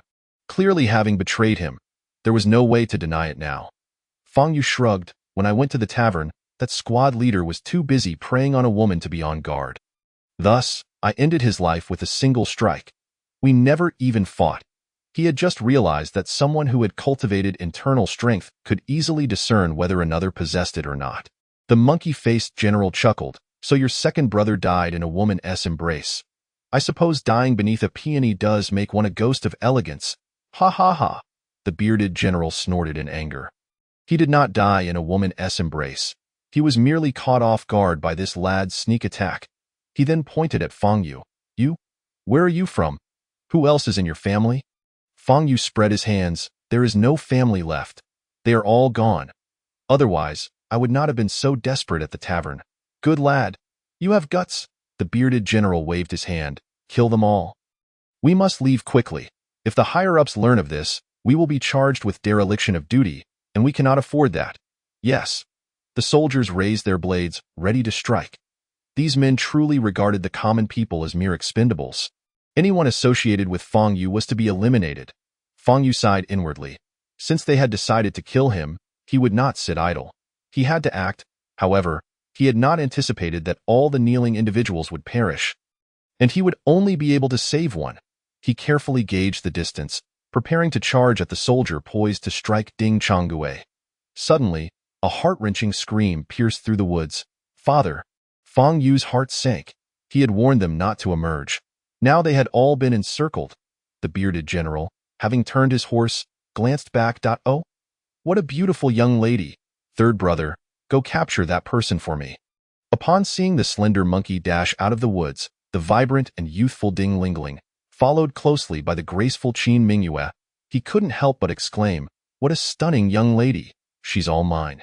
With that, he kicked the saddle and leaped into the air, his form soaring like a great bird, rising more than 10 feet high as he flew toward the forest. Chapter 11. The passive skill of evasion and truth. The slender monkey was not a cultivator. The distance from the woods to the main road was several dozen yards, making it impossible for him to leap such a distance. He merely intended to showcase his exceptional lightness skill to the onlookers. This fellow truly underestimated Fang Yu, believing that since the lad lacked internal energy, even if he knew martial arts, they would be quite ordinary. Thus, the slender monkey soared right over him, with Ding Lingling and Qin Mingyue still in the woods. Fang Yu felt somewhat secure. The officers hesitated to venture deep into the woods for fear of retribution for having slain their second-in-command, allowing him to devise a plan to rescue the two ladies. However, now that Ding Lingling had emerged, the slender monkey aimed to seize both women, and Fang Yu could no longer proceed as he had intended. He glared at the airborne slender monkey, his eyes nearly ablaze with fury. This fellow truly could jump. That height was beyond his capability. Nevertheless, he could not allow Mingyue to be harmed. He was all too aware of what the officers would do if they captured beautiful girls. Suddenly, an idea struck him. He was only a little over 10 feet away from the slender monkey. If his thoughts hadn't erased ahead of his actions, he might have hesitated. Yet, his body instinctively unleashed a stunning impact. This time, rather than colliding horizontally with the ground, he directed it upward. He was uncertain if he could utilize the skill in this manner, but there was no time to waste. He could never catch up to the slender monkey's speed otherwise. To his surprise, he was indeed correct. It turned out that the stunning impact could be executed in any direction. Fang Yu suddenly appeared directly beneath the slender monkey, but due to a slight difference in altitude, he was unable to collide with him. Not to worry, Fang Yu seized the slender monkey's right ankle with his left hand, employing the bone dislocation technique, while his right-hand knife swept across the slender monkey's left calf. Severing the tendons at that moment, the shout from the big bearded man finally reached him, "Third brother, be careful." What answered him was the slender monkey's piercing scream. This fellow's eyes were fixated on the two beauties, as if he had disregarded everyone else, but he never anticipated that someone could launch a sneak attack on his foot. Now, no matter how high his lightness skill was, it was of no use. He fell straight to the ground, his right ankle crushed by Fang Yu's bone dislocation technique, the sole of his foot digging into the earth, bending at a grotesque angle. His left leg, with its tendons severed, crashed to the ground, breaking the bone, the red bone jutting out from the white fracture, exposed to the air. "Ah, my legs. Both of my legs are ruined." The slender monkey writhed on the ground in agony, screaming as if he were being slaughtered like a pig. "You brat. You know martial arts. How dare you pretend to be a fool and harm my third brother? Prepare to meet your end." The big bearded man roared, kicking the saddle, causing the longbow hanging from it to fly up. With a swift motion of his right hand, he drew an arrow from the quiver behind him, knocking it onto the bowstring just as the longbow landed perfectly in his left hand. With a push of his left hand and a pull of his right, he instantly drew the longbow to its full extent, releasing a whistling arrow aimed at Fang Yu. All of this seemed slow, but it transpired in the blink of an eye. The big bearded man had honed his archery skills for over half his life, executing the motion with such fluidity that he didn't even need to look. As Fang Yu landed, his ankle throbbed with pain. He had never jumped so high in his life. The stunning impact skill could aid his ascent, but it had not taught him how to descend. Just as he intended to press the bone knife against the slender monkey's neck to threaten the big bearded man, the arrow was already in flight, leaving him no time to consider his options. Moreover, the arrow was too swift. By the time he heard the whistling sound, it was already upon him. Fang Yu attempted to evade, but his body could not keep pace with his thoughts. There was no escaping. He only had time to contemplate the stunning impact. As a result, the arrow flew directly toward his heart. In the distance, Qin Mingyue screamed, nearly fainting from fright. Ding Lingling, realizing the gravity of the situation, stood frozen in terror. Just when everyone believed Fang Yu was doomed, a cry of anguish emerged from behind Ding Changgue. The soldiers had been struck. It turned out that just before Fang Yu was hit by the arrow, he had activated the stunning impact once more, fortuitously colliding with the soldier behind Ding Changgue. The big bearded man's earth-shattering shot had only struck Fang Yu's afterimage. Fang Yu's collision had been so forceful. His strength was nearing 50, and with the doubling effect of the stunning impact, it was akin to nearly 1,000 pounds of force. How could an ordinary soldier withstand that? The soldier was sent flying, his ribs shattered, blood spewing from his mouth, even his internal organs expelled. It turned out that the stunning impact could indeed kill. I didn't even have time to stun him for a second. Fang Yu lamented, but before he could dwell on it, the big bearded man shot a second arrow. Stunning impact. This time, Fang Yu was not in a hurry. After all, his skill had a cooldown time of only 1 second, and the opponent's speed in knocking and shooting arrows was similar. The arrow could not outpace his stunning impact. As long as he remained unpredictable in his movements, the big bearded man could not harm him. Fang Yu evaded the arrows while curving closer to the big bearded man. As long as he was close, the archer's skills would be rendered ineffective. The big bearded man shot 7 or 8 arrows. But anxiety grew in his heart. How can you move so swiftly without internal energy? It's like you can teleport. At that moment, a soldier reported that the third general had succumbed to poison. What? How did he die? The big bearded man was taken aback, his heart racing. feeling as though he had not come to slay the murderer but rather to be hunted by him. Report: he was poisoned. Of course, I know he was poisoned. I asked how he was poisoned. It seemed plausible. The soldiers had yet to ascertain the cause of the slender monkey's death when Fang Yu had already closed in on the big-bearded man. The deadly poison had been attached to the bone knife through his enchanting skill. The big-bearded man panicked. Now that they were too close, the bow was useless. He kicked the long-handled saber by the saddle. Cleaving toward Fang Yu, die. Fang Yu possessed only a bone knife, making him no match for the big-bearded man. Even if he knew martial arts, it would be futile. Fang Yu dared not approach. The stunning impact was formidable. But if he collided with the blade, would it even daze the weapon? The big-bearded man noticed Fang Yu's movements were uncoordinated, as if he truly lacked martial arts, which left him astonished. He urged his horse forward. Striking fiercely, Fang Yu was at a loss regarding how to evade. After all, the big-bearded man wasn't merely swinging a single blow. His strikes were continuous and fluid, beyond the capabilities of an ordinary person to counter. Suddenly, he felt a jolt coursing through him. The deceased slender monkey had bestowed upon him a skill, the passive skill of evasion. Whenever he faced an attack, regardless of its origin or whether he was aware of it, there would be a 65% chance of automatic evasion. It could be upgraded. At the next level, the evasion rate would increase to 70%. Just as Fang Yu was taken aback by this life-saving skill, the passive ability activated automatically, allowing him to swiftly dodge the big blade, slipping in front of the horse. I won't be courteous. He plunged the knife into the big-bearded man's calf, abandoning the blade and darting beneath the horse. Chapter 12. Diverging paths. The big-bearded man let out a startled yelp, completely baffled as to how Fang Yu had evaded his lethal strike. Then, a sharp pain surged through his leg, and suddenly, Fang Yu was nowhere to be seen.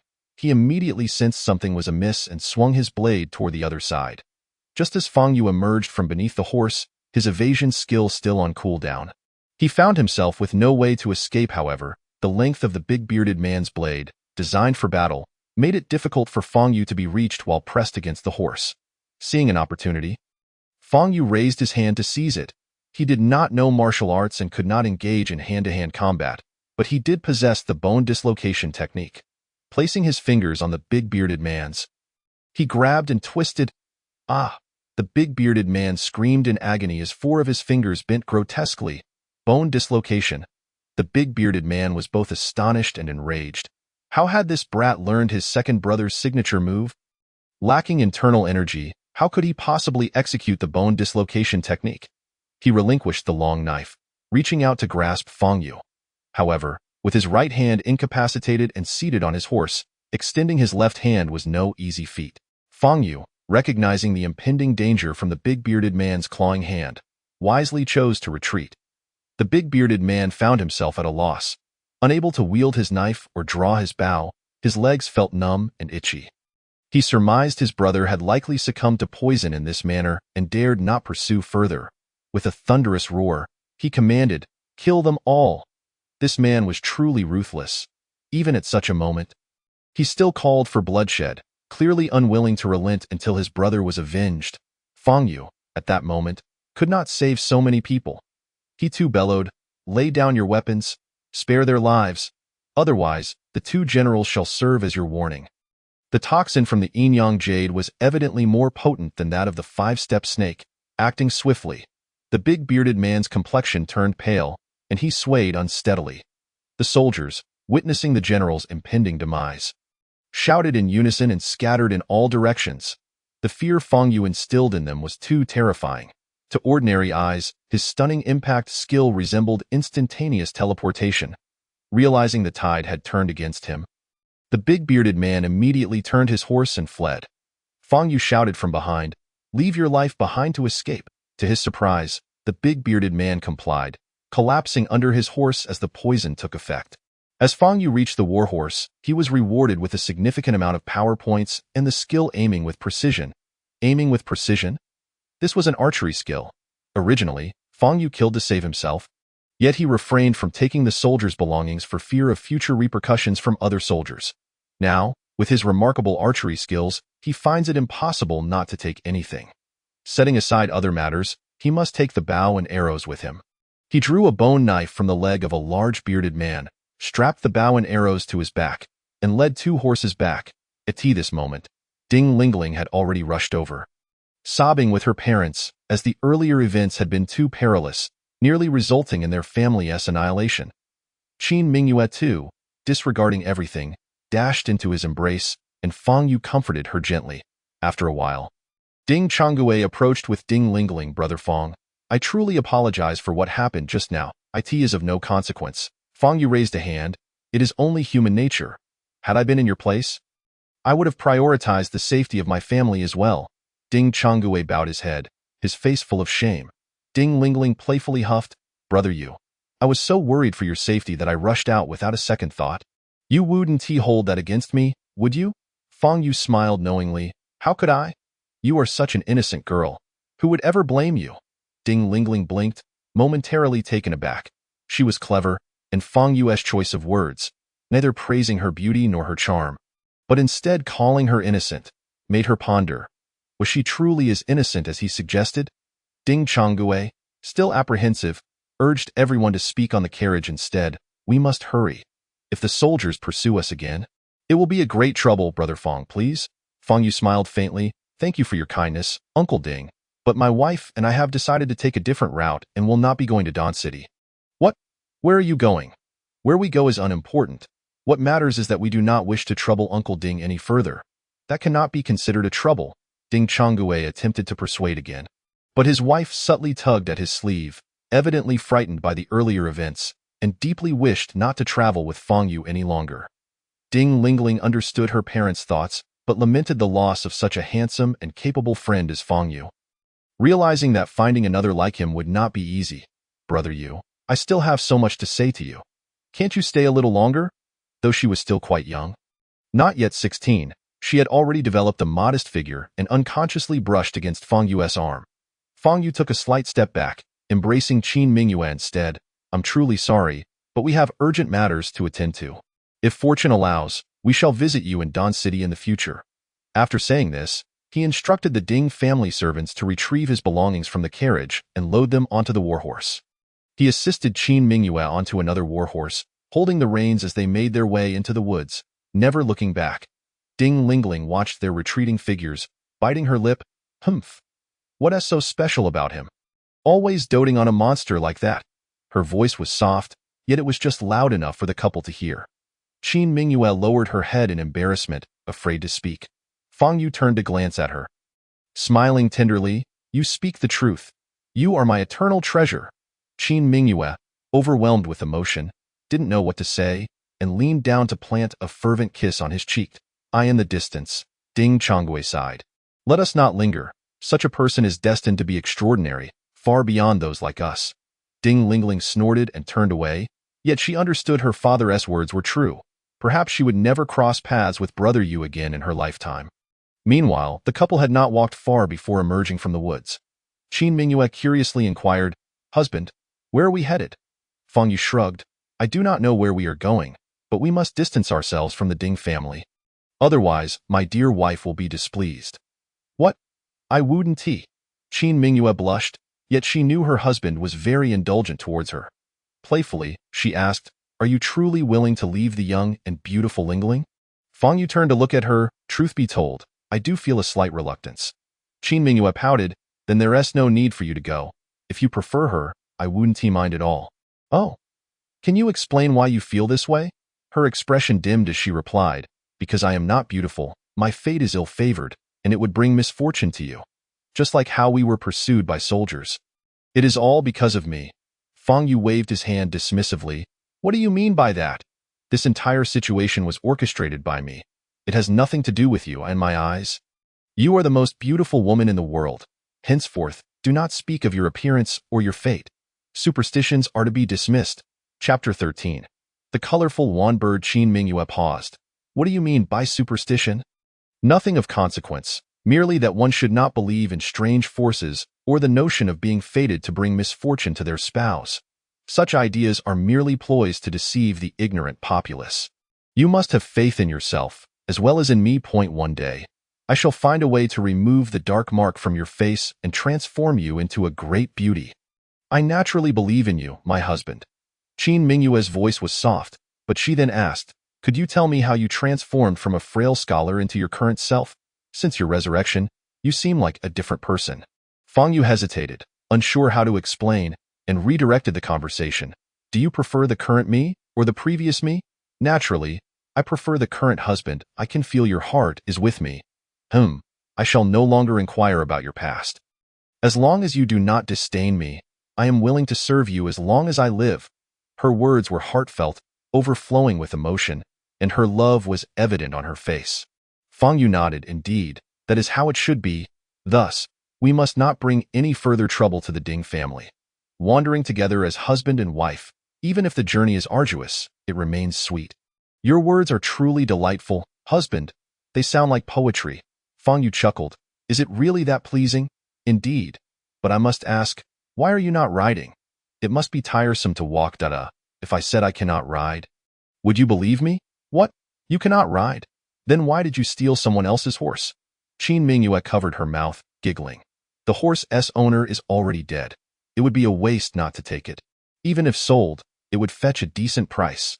Just as Fang Yu was about to explain, a piercing cry echoed from the heavens, causing Qin Mingyue's warhorse to tremble violently.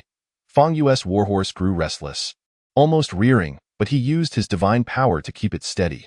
What is going on? Are the horses spooked? Fang Yu patted Qin Mingyue, firmly grasping the heads of both horses. Suddenly, both horses began to tremble uncontrollably, collapsing to the ground, struggling in vain to rise, finally foaming at the mouth and lying still. Fang Yu hurriedly lifted Qin Mingyue down, staring in shock at the two horses. Have they been poisoned? I didn't harm them. He was equally puzzled until Qin Mingyue pointed to the sky. Look, what is that? Fang Yu looked up to see a massive bird bursting through the clouds, diving down. This bird measured a length of 10 feet, with a wingspan exceeding 30 feet, its feathers vibrant and iridescent, resembling a rainbow. It descended with incredible speed, and between its eyes were 3 feathers pointing skyward. With a tail over 10 feet long, resembling a beautiful phoenix, Fang Yu recognized it was not a phoenix but could not identify its species. Pulling Qin Mingyue back a few steps, it must be the pressure from this great bird that has frightened the warhorses. However, this pressure does not affect humans much, so do not make a sound. Once it passes, all will be well. His thoughts were optimistic, yet reality was harsh. A tempest arose, the clouds parting as a massive wooden vessel surged forth. Equipped with oars and sails, resembling a grand ship at sea. However, the exterior gleamed with golden light, runes flowing, appearing extraordinarily magnificent, as though crafted by celestial beings. A woman in white stood at the bow, pointing towards the colorful bird, commanding with a clear voice, Yin and Yang reversed, heaven and earth in turmoil, be trapped. A colossal yin-yang fish suddenly appeared above the colorful bird, which struggled to fly as if ensnared in quicksand. Flapping its wings desperately but to no avail, growing slower and unable to escape the fish's grasp. Ha ha! What a remarkable technique! Fairy Yi, fellow Taoists, let us join forces. Swish, swish, swish, dozens of figures shot from the great ship, surrounding the colorful bird in midair. Fang Yu pointed at the yin-yang fish. Mingyue, look, that thing is called a yin-yang fish. It embodies the principles of yin and yang. Does it not resemble the mark on your face? Qin Mingyue gazed at the symbol in confusion. What does my husband mean? Fang Yu smacked his lips. I cannot say for certain. I believe I will one day find a way to resolve the issue of yin and yang energy for you. But I do not know when that will be. If you have the chance, perhaps you could become that woman's disciple. I will not. Qin Mingyue declared firmly. I will stay with my husband for life. I shall wait for you to find a solution. If you cannot, then I shall remain this way forever. Very well, but she may not be inclined to involve herself with people like us. Fang Yu dismissed the thought, watching the surreal scene unfold in the sky. The white-clad woman hovered above the colorful bird, exuding an air of authority as she gazed down upon it. Are you of the colorful Wan Bird clan? Surrender the Yuan Yang Li Hua Pearl, and I may spare your life. The resplendent 7-colored phoenix, fully aware of its impending doom amidst the encirclement of adversaries, let out an indignant snort, proclaiming, only the virtuous may possess treasures. The Yuanyang Li Hua Pearl, birthed from the fiery mountains, was seized from a human cultivator by my own hand. What right do you have to claim it? What justification do you possess? Merely because the disciple you killed hails from the Chaoyang peak of the Tiandao Yinyang sect? I am Yi Tianjiao, the peak master of Chaoyang. Tell me, what grounds do you stand upon? Fang Yu gently squeezed Qin Mingyue's small hand, marveling at the avian creature's eloquence, a spectacle he had never before witnessed. Qin Mingyue, equally entranced, felt a twinge of concern for the magnificent bird, hoping fervently that its life would be spared. Fang Yu, however, merely smirked, recognizing the harsh realities of this merciless world where benevolence often leads to a grim fate. Our horse is incapacitated due to this creature's antics.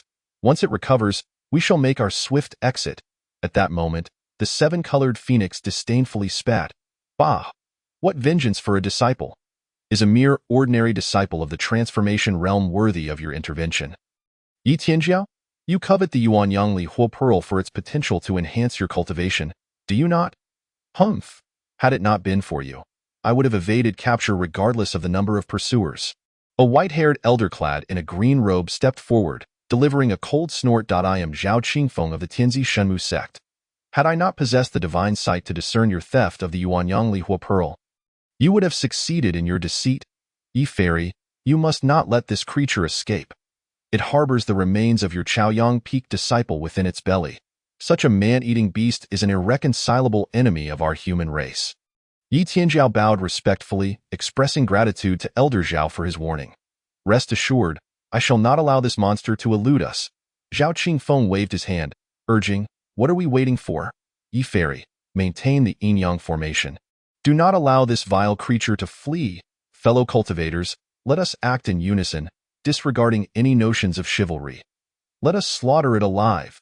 In an instant, an array of attacks erupted like a dazzling display of fireworks. And the seven-colored phoenix found itself ensnared in a desperate battle. This fierce confrontation was nothing short of breathtaking, akin to a celestial clash. Yet, while the seasoned cultivators discerned the intricacies of the conflict, Fang Yu and Qin Mingyue, mere novices, found themselves bewildered, unable to comprehend the true extent of the battle. Nevertheless, the seven-colored phoenix showcased remarkable prowess, fending off multiple attackers with feathers as resilient as iron, rendering it nearly impervious to both physical and magical assaults. However, the yin-yang formation devised by Yi Tianjiao proved exceptionally formidable, targeting only the phoenix and disorienting it amidst the chaos. Ultimately, the relentless onslaught of the cultivators overwhelmed the seven-colored phoenix, causing its vibrant plumage to scatter and blood to rain down like a tempest. Blood escape secret technique? The phoenix, unfaltering, willingly expelled its own lifeblood, employing the technique to break free from the confines of the yin-yang formation and soar towards them. Yi Tianjiao, seemingly prepared for this maneuver, raised her hand, and the cannon aboard the wooden vessel trembled, unleashing a blinding beam of white light that struck the phoenix, resulting in a cataclysmic explosion reminiscent of an atomic detonation. Fang Yu and Qin Mingyue were momentarily blinded, unable to see, and could only huddle together, averting their gazes. The air was filled with the cacophony of battle, interspersed with the anguished cries of the phoenix, which persisted even as human screams echoed, sounding oddly familiar. After several minutes, the tumult subsided, replaced by the sound of debris crashing to the ground. When Fang Yu finally opened his eyes, he could hardly suppress a grimace at the sight before him. The ground was littered with the dismembered remains of the seven-colored phoenix, scattered haphazardly, and if not for the bloodied feathers still clinging to them, he would scarcely recognize the once dreamlike avian. Moreover, among the remnants lay the lifeless body of Zhao Qingfeng, the elder from the Tianzi Shenmu sect, also reduced to mere fragments, a testament to the phoenix's wrath. Fang Yu wiped the blood from his face, both he and Qin Mingyue drenched in the creature's lifeblood.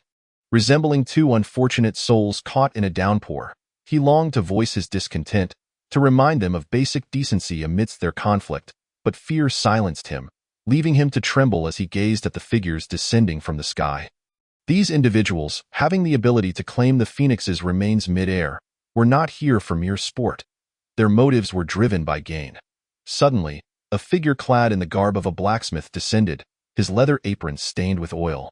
Let it be known, while my sect, the Wuhua Tiangong, did not engage directly, that pivotal cannon shot was mine, and thus, I demand my share of the phoenix's remains. Beside him, A burly man adorned in a robe crackling with lightning snorted disdainfully. No one covets your spoils. My Yulei Shan sect has contributed significantly as well. However, the distribution of the spoils should be determined by Yi Fairy. All eyes turned to the white-clad figure of Yi Tianjiao. At that moment, Qin Mingyue, despite the gravity of the situation, gasped softly. It was not out of bravado, but rather due to the ethereal beauty of Yi Tianjiao, whose exquisite features and elegant demeanor rendered her a vision of otherworldly grace. Akin to a celestial being, even without the dark marks on her face, Qin Mingyue felt dwarfed in comparison. Yi Tianjiao glanced at her, dismissing the two blood-soaked mortals before casually waving her hand to extract a heated pearl from the remnants. I seek only the Yuanyang Li Hua pearl and have no interest in the phoenix's remains. You may divide the rest among yourselves. Upon her declaration, a cacophony of voices erupted as others clamored for their share. The Wu Hua Tiangong desired the wings. The Yulei Shan sect sought the head, and a cultivator from the Tianzi Shunmu sect insisted on receiving a larger portion due to the death of Elder Zhao, leading to heated exchanges and flushed faces. In the midst of this uproar, Fang Yu trembled uncontrollably, desperately suppressing the overwhelming surge of power within him. He was acutely aware of the peril surrounding them. A mere flick of a finger from any one of these cultivators could spell his end. Yet, the raw power coursing through him was intoxicating, ignited by the death of the seven-colored phoenix and Zhao Qingfeng, both of which had drenched him in their blood, bestowing an unquantifiable wealth of power points. Moreover, the skills derived from the Yin-Yang Jade Medallion propelled him to unprecedented heights, bestowing upon him the ability known as the seven-colored Qinghuan wings, capable of leaping 3 zhong and traversing a distance of 100 zhong, albeit requiring 50 power points or 50 true essence points for each flight. However, Fang Yu was entirely unfamiliar with the concept of true essence points, which presumably referred to the vital energy within a cultivator's body. And regrettably, he had never cultivated, possessing not even a trace of such essence. Yet, he had acquired Zhao Qingfeng's divine sight, which had been transformed into the skill known as true sight. This skill enabled him to pierce through the veil of illusion and perceive the full extent of his opponent's capabilities. Instantly activating true sight, Fang Yu scrutinized the cultivators, yielding results that left him utterly astounded. To his disbelief, he noticed that each individual bore a red and blue bar above their heads, signifying their health and magical reserves, or what could be termed as true essence values. Additionally, he discerned the numerical representation of their strength, vitality, agility, and defense points. However, any information regarding their techniques or spells remained obscured, as true sight was an upgradable skill, currently limited to this basic perception. Nevertheless, this revelation left Fang Yu thoroughly astonished. The power points of these individuals hovered in the thousands, while their true essence and health points reached staggering heights, some exceeding 10,000. Yi Tianjiao, at the pinnacle, boasted health and true essence points surpassing 100,000. In that moment, he finally acknowledged Yi Tianjiao's unparalleled beauty. Her stunning visage and ethereal grace were truly remarkable, rendering even Qin Mingyue's beauty, unmarred by her previous blemishes, as merely comparable. Amidst the fervent exchanges over the division of the phoenix's remains, not a single drop of blood was overlooked, and by extension, neither would they neglect the blood-soaked couple. Several formidable figures raised their hands, effortlessly drawing away the blood that adorned Fang Yu and Qin Mingyue, even tearing their garments asunder. Qin Mingyue, already terrified, found herself clad only in her undergarments. The sleeves of her attire shredded, leaving her arms exposed and trembling in fear. Instinctively seeking refuge in her husband's embrace, tears of humiliation streaming down her cheeks, Fang Yu, oblivious to the value of a single drop of Qinghuan blood, could not tolerate the public humiliation of his wife. In a fit of rage, he bellowed, "What are you doing? We are merely passers-by." The cultivators, taken aback by the audacity of a mere mortal daring to confront them, exchanged incredulous glances.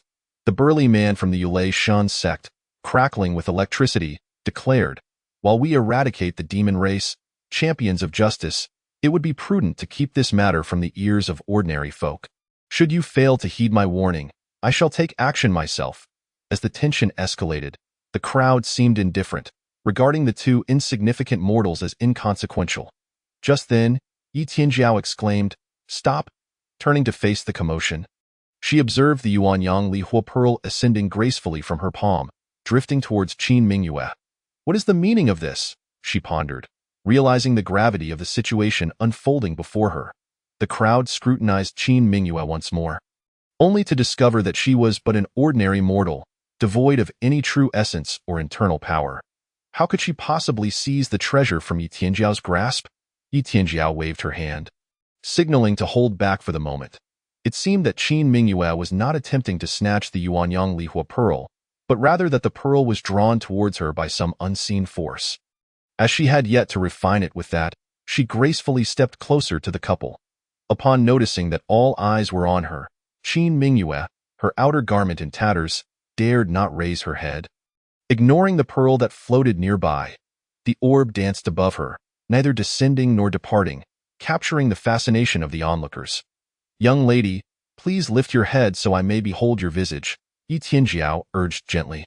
Her tone soothing, though her noble bearing intimidated Qin Mingyue, who merely glanced up before quickly averting her gaze once more. "Ah, the mark upon your face," Yi Tianjiao gasped, her body trembling as if she had encountered something extraordinary. "Please, young lady, raise your head once more for a proper look." Qin Mingyue buried her face in Fang Yu's embrace, resolutely refusing to meet her gaze. Beside her, Duan Tianlei grew irate. "Yi Xinzi has requested you to raise your head as a courtesy. Do you dare defy her?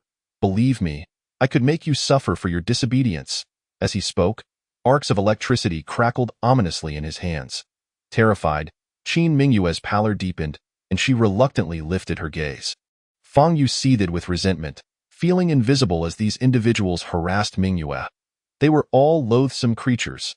"Once I possess power, I shall not let you escape," he vowed silently, though he dared not utter a word. While these people might not harm Mingyue, they could effortlessly end his life without a second thought. As Qin Mingyue finally raised her head, the fiery Yuanyang Li Hua pearl suspended in midair radiated a gentler warmth, and a faint essence of yang qi drifted forth, merging with her visage. "What? She can absorb yang qi?" The revelation astonished Duan Tianlei, altering his expression dramatically. Nearby, a blacksmith-like cultivator from the Wuhua Tianbao Qi Dao sect swallowed hard. 5 elements, 4 wonders, 3 truths, 2 origins. She appears to be a natural dual origin body. Duan Tianlei grinned. "I am a lightning law body among the 4 wonders. Yet, she is a dual origin body? No, she is not merely a dual origin body." Yi Tianjiao interjected, collecting the Yuanyang Li Hua pearl. "She is an extraordinarily rare innate yin-yang Dao body." "What? An innate yin-yang Dao body?" The crowd gasped in unison, clearly aware of the significance of such a remarkable entity. Yi Tianjiao surveyed the crowd. "This is a blessing for my Tiandao yin-yang sect and a fortune for me. Yi Tianjia, do not harbor any ill intentions. Should anyone dare to entertain such thoughts, they shall face the consequences." Duan Tianlei hastily gestured. "Yi Xinzi, you jest. Since she possesses an innate yin-yang Dao body, we cannot teach her yin-yang attribute techniques, as that would lead her astray. Thus, this young lady must belong to your Tiandao yin-yang sect. Wouldn't you agree?" The crowd nodded in agreement. Though Yi Tianjiao could not single-handedly defeat the multitude, she stood behind the esteemed Tiandao yin-yang sect, and who would dare oppose her? It was one thing to encounter someone with an innate yin-yang Dao body. With so many present, only Yi Tianjiao held the right to claim her. Seeing that the crowd was compliant, Yi Tianjiao's demeanor softened as she gazed tenderly at Qin Mingyue. "Young lady, I am Yi Tianjiao, the master of Chaoyang Peak within the Tiandao yin-yang sect. May I inquire your esteemed name?" Qin Mingyue glanced at Fang Yu and, trembling, replied, I am Qin Mingyue. A splendid name." Yi Tianjiao smiled faintly. "Dear Mingyue, do you wish to cultivate immortality? To soar through the heavens as we do? If so, come with me. I assure you, within a few decades, you shall attain my level of cultivation, and immortality, even ascension, will be within your grasp." With that, she beamed at Qin Mingyue, convinced that such an enticing offer would be impossible to refuse. I cannot go. I wish to stay with my husband." Her refusal lacked conviction, yet it was clear to all that she held no regard for the allure of immortality or ascension. To her, those pursuits paled in comparison to the significance of her husband. "Perhaps I failed to convey my point clearly. Through cultivation, one can indeed become an immortal," Yi Tianjiao attempted to clarify. Qin Mingyue shook her head to interrupt. "I understand, but I am not interested. I only wish to be with my husband. Yi Tianjiao was left momentarily speechless, realizing that the young lady was not unaware. She simply did not care. What could possibly be of greater importance than immortality or ascension? This was a scenario she had never encountered, where someone would forsake the chance to cultivate for the sake of companionship. The surrounding onlookers stood in stunned silence, having never before witnessed such a peculiar rationale, choosing to remain with her husband over pursuing immortality. The blacksmith-like cultivator from the Wuhua Tianbao Qidao sect remarked, "This is the most absurd and laughable reason I have ever heard. Has this man cast a spell on her?" Duan Tianlei scoffed and reached for Fang Yu. "I must see what manner of being you are, to make someone disregard even the allure of immortality." Fang Yu felt a surge of resolve, mentally reviewing the full repertoire of his skills: dizziness impact, bone dislocating hand, enchantment, evasion, bullseye, colorful phoenix wings, and true sight. Each was formidable, yet he recognized that should he act here, he would be torn to shreds in an instant. Clenching his teeth, he remained motionless, his gaze icy as he locked eyes with Duan Tianlei and Wu Tieguang. As Duan Tianlei prepared to strike, Wu Tieguang chimed in, "I detest the look in that fellow's eyes. You should pry them from his sockets." Suddenly, Qin Mingyue stepped in front of Fang Yu, declaring, "Do not harm my husband. If you dare to lay a finger on him, I will fight you to the death." She was no fool. She understood that her husband possessed remarkable abilities, yet he could not possibly stand against these individuals. If he could not act, she would have to defend him. If unable to protect him, they would face death together. Throughout their perilous journey, her husband's kindness had been vividly etched in her memory. She would gladly sacrifice herself for him. Yi Tianjiao shot a glare at Duan Tianlei. "Duan Tianlei, do you truly believe I am not here?" Chapter 16. "If he does not go, neither will I." Duan Tianlei chuckled bitterly. "I am merely concerned for Yi Xianzi." "Unnecessary," Yi Tianjiao replied, turning to Qin Mingyue and extending a cloak towards her. "Please, wear this." Her tone softened as she continued, "Mingyue, I genuinely wish to help you. If you become my disciple, I will impart all my skills to you. Let me be frank. You are unable to control the yin and yang energies within you, correct? You must often find yourself surrounded by death." Wrapping herself in the cloak, Qin Mingyue was slightly startled and nodded in agreement. "Precisely." Yi Tianjiao began to earnestly persuade her. "The yin and yang energies are exceedingly advanced. They represent the pinnacle of what cultivators in the mortal realm can harness. The yang energy is far too potent for an ordinary person to withstand. Just a small amount of the essence from the Yuanyang Lihua pearl that entered your body earlier could incinerate dozens, if not hundreds, of people. And the yin energy is even more fearsome. It is the domain of spirits. Are you not afraid of ghosts?" Qin Mingyue nodded in fear. "Your family and loved ones are near you, just as if you were coexisting with spirits from the netherworld. How can you expect to live long in such circumstances? My intention in inviting you to cultivate with me is also for your husband's benefit. Otherwise, he will not survive in your presence for long." Panic-stricken, Qin Mingyue glanced at Fang Yu, ultimately biting her lip in resignation. "All right, fine. I don't want to endanger my husband. I will go with you." "That is more like it," Yi Tianjiao sighed in relief, finally persuading this obstinate girl. However, she was met with another condition. "But my husband must accompany me?" "Eh?" Yi Tianjiao's enchanting features froze in disbelief. "Why, Tiandao Yinyang sect is a top-tier sect. Your husband is merely an ordinary person without any qualifications for cultivation. How could he possibly join the sect?" Qin Mingyue, entirely oblivious to any impropriety in her request, innocently blinked her lovely eyes. "If he does not go, I will not go." Yi Tianjiao nearly choked on her own words, feeling as though she were suffering from internal injuries. "Look around you. Does he possess any qualifications for cultivation? Is entry into the world's top sects so simple?" The crowd appraised Fang Yu from head to toe, shaking their heads in unison. "He lacks even the slightest trace of cultivation potential. Such a person cannot hope to practice immortality, let alone achieve mastery in martial arts. He will never cultivate internal power in his lifetime." The consensus rang true among the onlookers, and Fang Yu finally grasped his standing, realizing that without the yin-yang jade pendant, he was nothing at all. Yi Tianjiao turned to Qin Mingyue, raising her hands in exasperation. "You see, I did not deceive you. Your husband truly lacks the qualifications for cultivation and cannot join the sect. Not only my Tiandao Yin-yang sect, but even an ordinary sect would not accept him. Qin Mingyue, undeterred by her reasoning, reiterated, "If he does not go, I will not go." Yi Tianjiao nearly spat blood, feeling her vision blur from the intensity of her internal injuries. She cast another glance at the yin-yang fish-like mark on Qin Mingyue's face and gritted her teeth in frustration. "I offered him countless treasures of gold and silver, intending to elevate him to the status of emperor over the realm of humanity. I promised him a lifetime of opulence." Qin Mingyue curled her lip and retorted, "Will you guarantee him a harem of 3,000 beauties? I refuse. I only wish to be with him."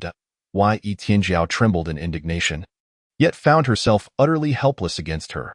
The expressions of those around them varied, unable to stifle their laughter, for it was the first time they had witnessed the once mighty Fairy Yi being so thoroughly humbled.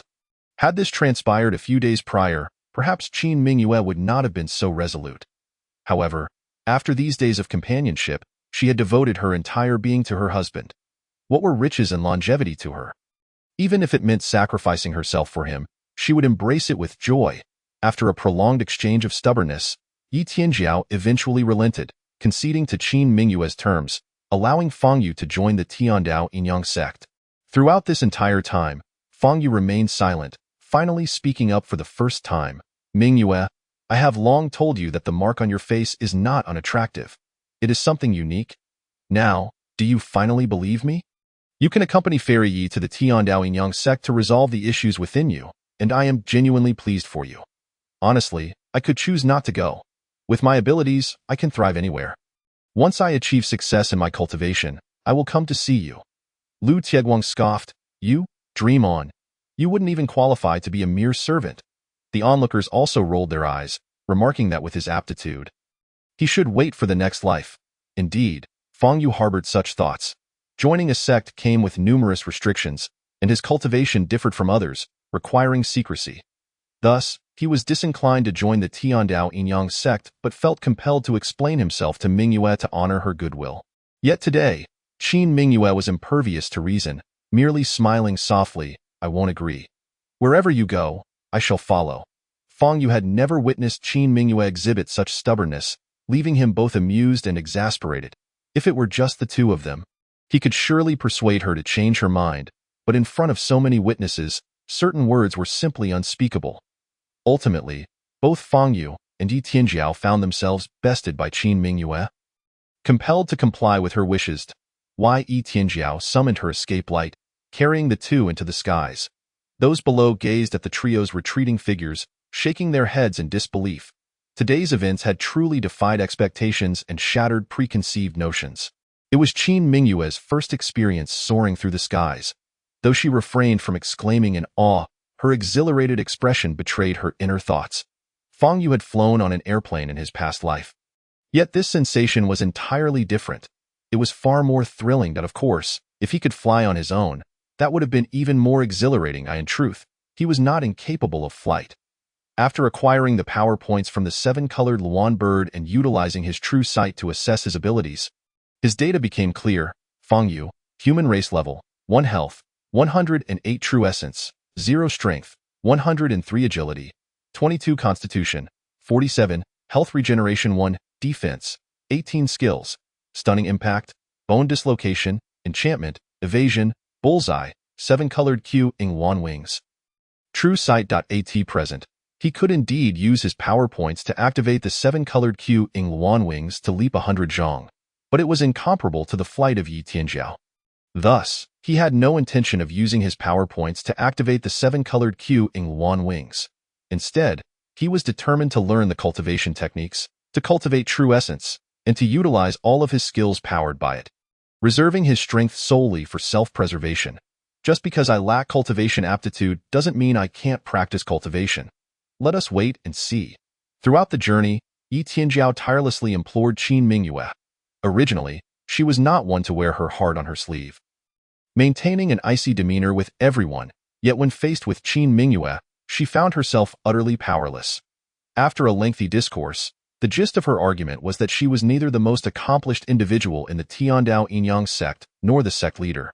As a peak master, she had the authority to recruit newcomers, but someone like Fang Yu was simply unqualified. He couldn't even be an outer disciple, relegated instead to cultivating outside Chaoyang Peak, unworthy of his own dwelling. Moreover, he would not have access to any sect resources for cultivation. He would have to rely on completing sect tasks to earn contribution points, which he could then exchange for necessary items at the Outer Affairs Hall. Upon hearing this, Qin Mingyue's mood soured once more. "Asa Peak Master, can't you extend even a modicum of care for my husband?" Yi Tianjiao's expression darkened significantly. "It's not that I cannot take care of him. But with so many eyes upon us, I cannot afford to be overly indulgent. Were it not for your unique aptitude, no Peak Master would dare to admit an ordinary person into the sect." Qin Mingyue was determined to seek benefits for her husband, but Fang Yu interjected with a smile. "Mingyue, truly, there's no need for that. I greatly value fair competition. If I lack the capability, I deserve to be denied cultivation resources. Wouldn't you agree, Fairy Yi?" Indeed, Yi Tianjiao nodded, though she regarded him with utmost disdain. "Even if you possess some cleverness to complete simple tasks in exchange for a few items, you still lack cultivation. Ultimately, you will be expelled from the sect." However, she was in no rush. Currently, Qin Mingyue was deeply enamored, unwaveringly loyal to Fang Yu. When she eventually achieved success in her cultivation and could soar through the skies, she would naturally look down upon her ordinary husband. This would serve as a trial of her mindset, far more effective than forcibly driving him away. After flying continuously for a day and a night, they approached a thick fog that obscured the sun. Yi Tianjiao drew near, raising her hand to cast several incantations. The fog swirled and parted, revealing an opening over a zhang wide, through which she guided the two of them. For the first time, they beheld a genuine cultivation sect, and not just any, but one of the premier sects of the Shenzhou continent. The couple's eyes were opened wide in wonder. Beyond the mist lay a dazzling expanse, with layers of verdant mountains stretching as far as the eye could see.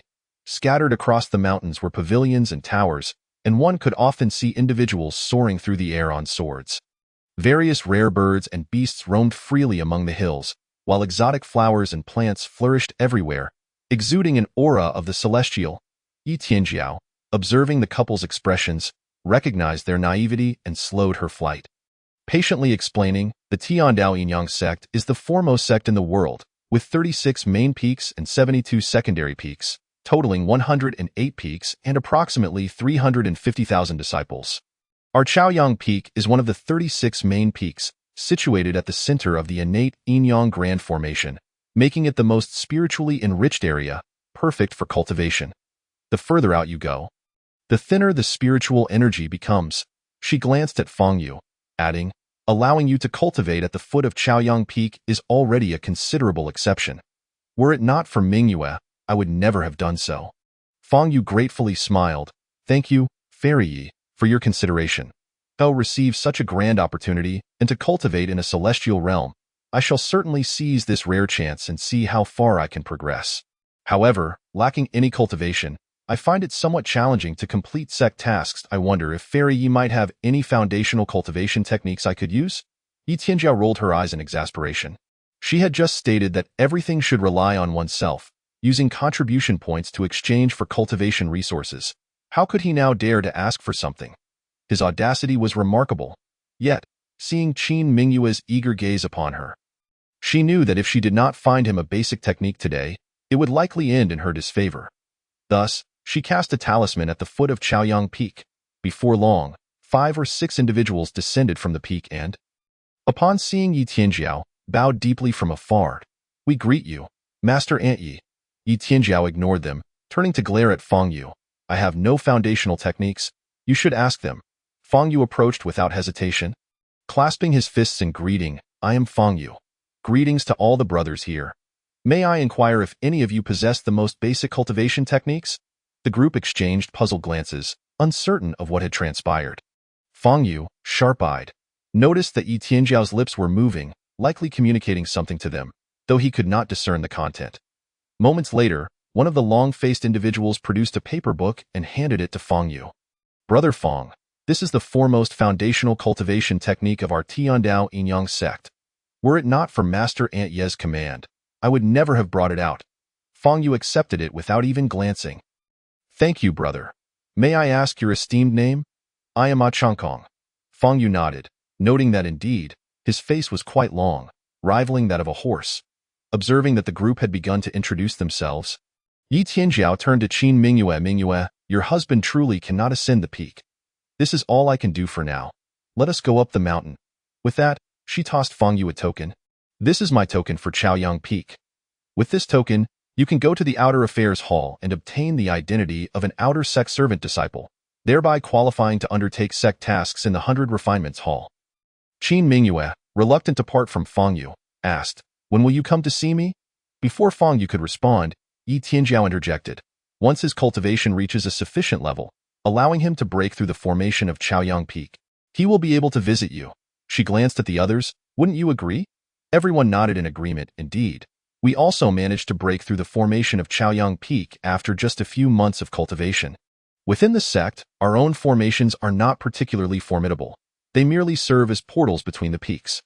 Qin Mingyue felt a sense of relief upon hearing this, contemplating the distance between the peak and the foot of the mountain, which was not insurmountable. Finally, she nodded in agreement and offered a few words of caution to Fang Yu before reluctantly following Yi Tianjiao up Chaoyang Peak. As the two vanished into the formation, Chaoyang Peak itself faded from view. The group who had previously greeted them with smiles exchanged glances, their expressions shifting as they slowly encircled Fang Yu. Kid, what's your background? You don't join the sect yet still find a place here? We even have to help you build a straw hut. Have you grown 3 heads and 6 arms, or are you just larger than the rest of us? With Qin Mingyue having ascended Chaoyang Peak, Fang Yu let out a sigh of relief, observing the tense demeanor of those around him and couldn't help but smile faintly. Now that my wife has gone up the mountain, will I forever be unable to see her again? Ma Chongkong stepped forward, exclaiming, Oh kid, you have some insight. Master Yi has said that you are merely a toad wishing to eat swan meat, and we must keep a close watch on you, and no matter your abilities, we cannot allow you to ascend the mountain. You think you can still see your wife? Don't count on it in this lifetime. Fang Yu, rather unfazed and unperturbed, took out the technique he had received. The technique you gave me is called the minor Zhou Tianqi method. Is it also considered lowly? Lowly? Ha! The crowd erupted in laughter. What do you mean lowly? This method is nothing but a trick to deceive fools. The human body possesses 365 acupoints, yet the minor Zhou Tianqi method can only access 36 of them, not even 1/10. Hence, it is called minor Zhou Tian. Even if you manage to cultivate it, the amount of true qi in your body would be less than 1/10 of ours. Ma Chongkong, who had presented the technique, reveled in his smugness. This thing is so unwanted in our Tiandao Yinyang sect that it could be given away for free without anyone wanting it. If you cultivate it, transitioning to another technique later will be difficult. I had initially planned to sell it in the market outside the sect, but giving it to you works too. Master Yi has promised me a low-tier magical artifact as a reward. Brothers, I won't chat any longer. I must go claim my artifact. You all can help him build his house. Chapter 18. Minor Zhou Tianqi method help him? Only a fool would assist him in building a house. The crowd laughed heartily and dispersed. Watching their figures vanish into the formation, Fang Yu smiled faintly. At last, peace. He had long anticipated this moment, selecting a piece of azure stone to sit upon and earnestly perusing the minor Zhou Tianqi method, which had been cast aside by others. The human body possessed 365 acupoints, reflecting the number of celestial bodies. If one were to cultivate merely 1/10, it would indeed be minuscule, even if successfully cultivated. The true qi reserves would be less than 1/10 of that of the major Zhou Tian techniques. However, this presented no issue. His cultivation was not reliant on monotonous sitting and arduous practice, but rather through bloodshed. As long as the foundation of the minor Zhou Tianqi method was established within him, by slaying beasts imbued with spiritual energy or formidable cultivators, he would undoubtedly enhance his true yuan value. Akin to augmenting his power points, his data already contained true yuan values, which would serve as his greatest support in the future. After reviewing the minor Zhou Tianqi method, he discovered it was a technique for perceiving the spiritual energy of heaven and earth. Requiring an initial ability to sense this energy, a step where he found himself stuck, he followed the method's guidance repeatedly, but could not perceive any heavenly or earthly spiritual energy. In a wonder others looked down upon him. He truly lacked cultivation aptitude. Such a lack of aptitude would render one a mere waste in the realm of cultivation sections. Fang Yu smiled faintly. If he could only cultivate in a regimented manner, even 100 years might not yield success. and that would indeed be a true waste. However, with the Yinyang Jade Pendant, he would undoubtedly carve out an extraordinary path of cultivation. He called over a disciple passing by Chaoyang Peak and inquired about the location of the Outer Affairs Hall. Heading directly there. The Outer Affairs Hall was situated at the outermost perimeter of the 108 peaks, and it took him a good half-day to arrive. Had it not been for the formidable power at his side, he likely would have taken an entire day and night to reach it. The bustling Outer Affairs Hall was teeming with people, serving as the center for all external affairs. After inquiring, he queued for quite some time before finally reaching the front. He presented the token for Chaoyang Peak given by Yi Tianjiao at the window, explaining his situation, and received a token identifying him as an outer sect servant disciple. This status token was the lowest tier in the Tiandao Yinyang sect, comparable to being a family member or servant of a legitimate disciple. Unlike outer sect disciples who received monthly supplies of pills and spirit stones, he had none of that, but could still move within the sect and undertake tasks to earn some cultivation resources. Essentially relying on self-sufficiency, Fang Yu took this in stride and turned to the mountain where the 100 Refinements Hall was located. The 100 Refinements Hall was even more crowded, embodying the notion of forging iron into steel. Serving as the place for task assignments in the Tiandao Yinyang sect, renowned for its high-difficulty tasks that honed the disciples, offering substantial rewards. As long as one possessed ability, there would be no shortage of cultivation resources. However, this was relative.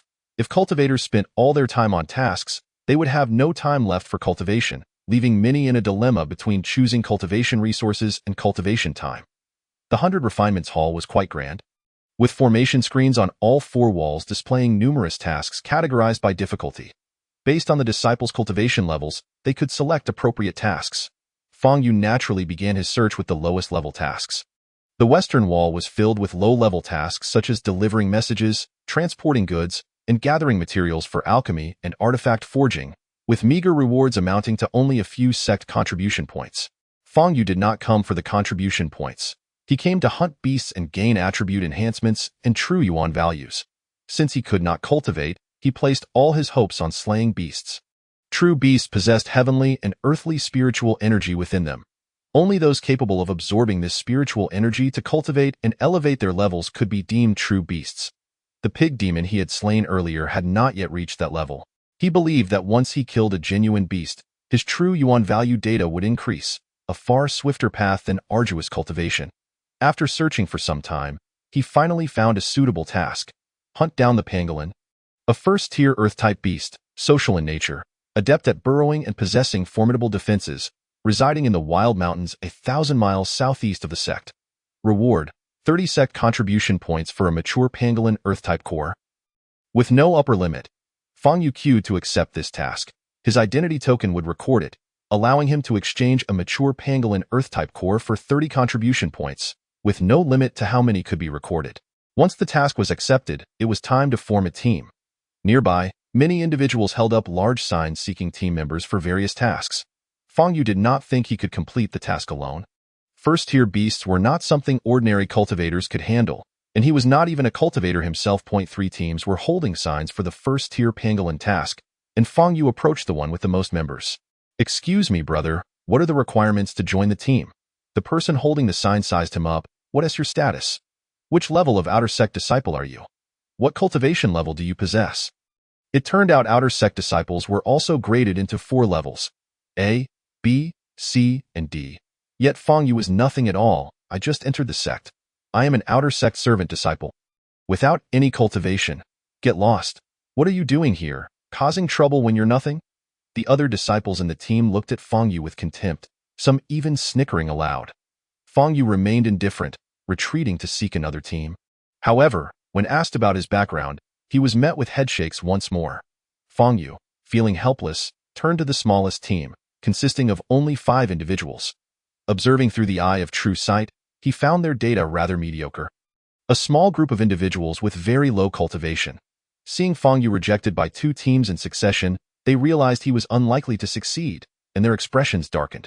However, since they were also not impressive, they felt little need to mock him further. Fang Yu approached and clasped his fists. "Greetings, fellow brothers." The group returned the gesture, but upon inquiring about Fang Yu's cultivation and background, they appeared troubled. He was clearly a newcomer. A novice who had yet to cultivate true Yuan. Feng Yu smiled slightly. There's no need to be disheartened. Though I have yet to cultivate true Yuan, I possess innate strength and can easily lift 1,000-pound stone. What? 1,000 pounds of strength? The leading tall and lean disciple was taken aback. Even a fourth-layer Qi transformation cultivator would not possess such strength. You must be joking, Feng Yu pointed outside. We can go find a stone to test it. The lean disciple's eyes lit up. All right, I believe you. You're the one. Let us not wait any longer. If we delay, no one will join us. Let us set off. Catching even 1 or 2 small pangolins would be good. Everyone nodded in agreement. Although their enthusiasm was low, they had no other options. It was already quite a feat to form such a team, given that they were all marginal figures without much support. Just as they were about to put away their signs and prepare to depart, a sarcastic voice rang out, "Oh, isn't this the esteemed Feng Yu, who rose to prominence by relying on others?" Chapter 19. The farce at the 100 Refinements Hall. Feng Yu turned to see Ma Chongkong swaggering over, flanked by several individuals from Chaoyang Peak, exuding arrogance. The lean disciple immediately bowed and greeted Ma Chongkong with utmost deference. Greetings to the esteemed brothers of Chaoyang Peak. Ma Chongkong merely scoffed, offering no return greeting, his gaze dismissively scanning Feng Yu. Though you know who he is? This esteemed Feng Yu is quite the famous figure. He deliberately raised his voice, immediately drawing the attention of those around him, causing the nearby clamor to quieten somewhat. But Chongkong coughed with a sense of satisfaction, remarking on how this Feng Yu, relying on his wife's connections, had ingratiated himself with a powerful figure from Chaoyang Peak. Lacking any cultivation aptitude, he had somehow managed to become an outer sect errand disciple, coming here to take on tasks. After speaking, he glanced at the lanky disciple, urging them to be more discerning. Such a person, who relies on others for advancement, is not someone you should provoke. The tall disciple, upon hearing this, realized the gravity of the situation. It was clear this was an intentional provocation. He wondered how Feng Yu had offended the people of Chaoyang Peak. Was it perhaps that his wife had failed to attend to someone properly? Such incidents were not unheard of. Some mortals would do anything to secure more cultivation resources for their family members, hoping to gain favor from the sect. The crowd's gaze towards Feng Yu shifted to one of disdain and contempt. As they speculated on inappropriate scenarios, the lanky disciple hastily asserted, "We haven't even formed a team yet. We were merely inquiring about the situation. We would never stoop to engaging with someone so shameless." Ma Chongkong laughed heartily. "You all heard that. It's not that I am denying him an opportunity, but rather, this brat is inherently despicable, only able to rise through the support of women. Anyone who dares to collaborate with him is essentially opposing Chaoyang Peak." Those familiar with Ma Chongkong began to voice their support, while the leaders of the 2 other teams spoke the loudest. "We've seen this scoundrel's true colors long ago. We already admonished him earlier. Had we known he was so utterly disgraceful, we would have berated him even more." The crowd's scornful gazes intensified, and Feng Yu's brow began to furrow. Even the most composed individual would find it difficult to remain unperturbed in such circumstances, especially as the insults aimed at him also subtly ridiculed his wife, Qin Mingyue, implying she was akin to a concubine. However, the atmosphere had escalated to a point where it was difficult to clarify matters. And even if he attempted to explain, no one would believe him. Feng Yu nodded and remarked, "You have quite the audacity. I hope that one day you won't find yourself kneeling before me, begging for my forgiveness." "What did you say?" Ma Chongkong's expression turned icy as he glared at him. "I am an inner sect disciple of Chaoyang Peak. How dare you insult me, an outer sect errand disciple? Is there no sense of hierarchy? Kneel and apologize now, or you shall not leave this 100 Refinements Hall." The surrounding crowd immediately joined in the uproar. "What kind of courage do you possess to demand that senior brother Ma kneel before you?" Indeed, outer sect disciples typically do not dare to speak loudly to inner sect disciples. "Tio, think you would ask senior brother Ma to kneel? What a formidable background you must have. His background must be substantial. Did you not hear senior brother Ma? His wife is serving others while he relies on her to attain the status of an outer sect errand disciple. He must think he is the greatest in the world. Ha, relying on his wife's charm to ascend the ranks. If it were me, I would have simply met my end." As the number of voices grew, so did the vulgarity of their remarks. Feng Yu slowly raised a finger and pointed at Ma Chongkong. "Your audacity is remarkable. Do you not fear the repercussions for me, Tianjiao? Your boldness is impressive, daring to speak the name of my ancestral master so casually? Ma Changkong scoffed. There are so many witnesses here. Not a single fool among them. These words are not mine. You cannot hold me accountable. Yi Shizu personally granted me the protective artifact, the Qingming water and fire shield. With her favor upon me, how could she possibly blame me? He was essentially warning Fang Yu that the crowd's distortion of the truth had nothing to do with him, as Yi Shizu was currently shielding him. Fang Yu, disinterested in further debate, turned to leave. Halt! You have yet to kneel and apologize to me. Ma Changkong remained composed, standing behind Fang Yu as a large group of people blocked his path. It was clear that unless he knelt and acknowledged his wrongdoing today, he would not be leaving this 100 Refinements Hall. Fang Yu turned back calmly. Are you certain? You wish to instigate a conflict here in the 100 Refinements Hall? Instigate a conflict? Ma Changkong was taken aback. He had come with the intention of leveraging Yi Tianjiao's favor to oppress Fang Yu, but he had not expected to reach the point of actual confrontation within the hall. Why would I engage in conflict with you? The sect strictly prohibits dueling. If you are dissatisfied, you may challenge me on the life and death arena. Fang Yu scoffed. What cultivation level do you possess? Me? Ma Changkong smiled smugly. I am at the 6th level of the Qi transformation realm. TSK, TSK, TSK. Fang Yu clicked his tongue. You, an inner sect disciple at the 6th level of Qi transformation, expect this newly initiated, unranked outer sect errand disciple to challenge you on the life and death arena? You truly possess great ambition. Ma Changkong was left speechless. While the sect did have a life and death arena for resolving severe grievances, it was typically reserved for disciples of equal standing. It was unheard of for a 6th level Qi transformation disciple to battle against a mere mortal. As the situation reached an impasse, Fang Yu was no fool. He had no intention of stepping onto the life and death arena, and Ma Changkong was too intimidated to act in front of so many witnesses. The crowd was left in a state of confusion when a commanding voice suddenly rang out. Who dares to cause a disturbance in my 100 Refinements Hall? A whirlwind swept through the crowd, and an elder in a blue robe appeared before them. The elder, with 3 strands of long beard and eyes exuding brilliance, was clearly a person of profound cultivation. Elder Qi, you have arrived. Upon seeing the elder, Ma Changkong hurriedly approached to pay his respects. This is Ma Changkong from Chaoyang Peak. The elder regarded him with a detached glance. What is happening? Do not create chaos in my presence. I would not dare. Elder Qi, you are the head of the 100 Refinements Hall. My master has known you for hundreds of years. How could I possibly seek trouble here? It is merely that this brat has been too overbearing, to the point where even Yi Shizu could not tolerate him, and I was asked to discipline him. Oh? The elder scrutinized Fang Yu from head to toe. Who are you to disregard even Yi Shizu? Fang Yu was somewhat taken aback. This elder appeared to be in his 60s or 70s and was actually Yi Tianjiao's nephew. How old must Yi Tianjiao be? Surely over 100 years old. Yet this was of no concern to him. He clasped his fists in greeting. I am Fang Yu, an outer sect errand disciple. Afterward, he pointed to Ma Changkong. I was given a token by Peak Master Yi of Chaoyang Peak to undertake a task. Yet this senior brother Ma has obstructed my efforts, even threatening my life. I implore Elder Qi to adjudicate. What? Elder Qi, possessing a discerning eye, instantly recognized Fang Yu's lack of cultivation and deduced that Ma Changkong was bullying him. Not the other way around. He shot a glare at Ma Changkong. Do not take advantage of your relationship with your master to create chaos here. Ma Changkong's eyes nearly bulged out in disbelief as he felt immensely wronged.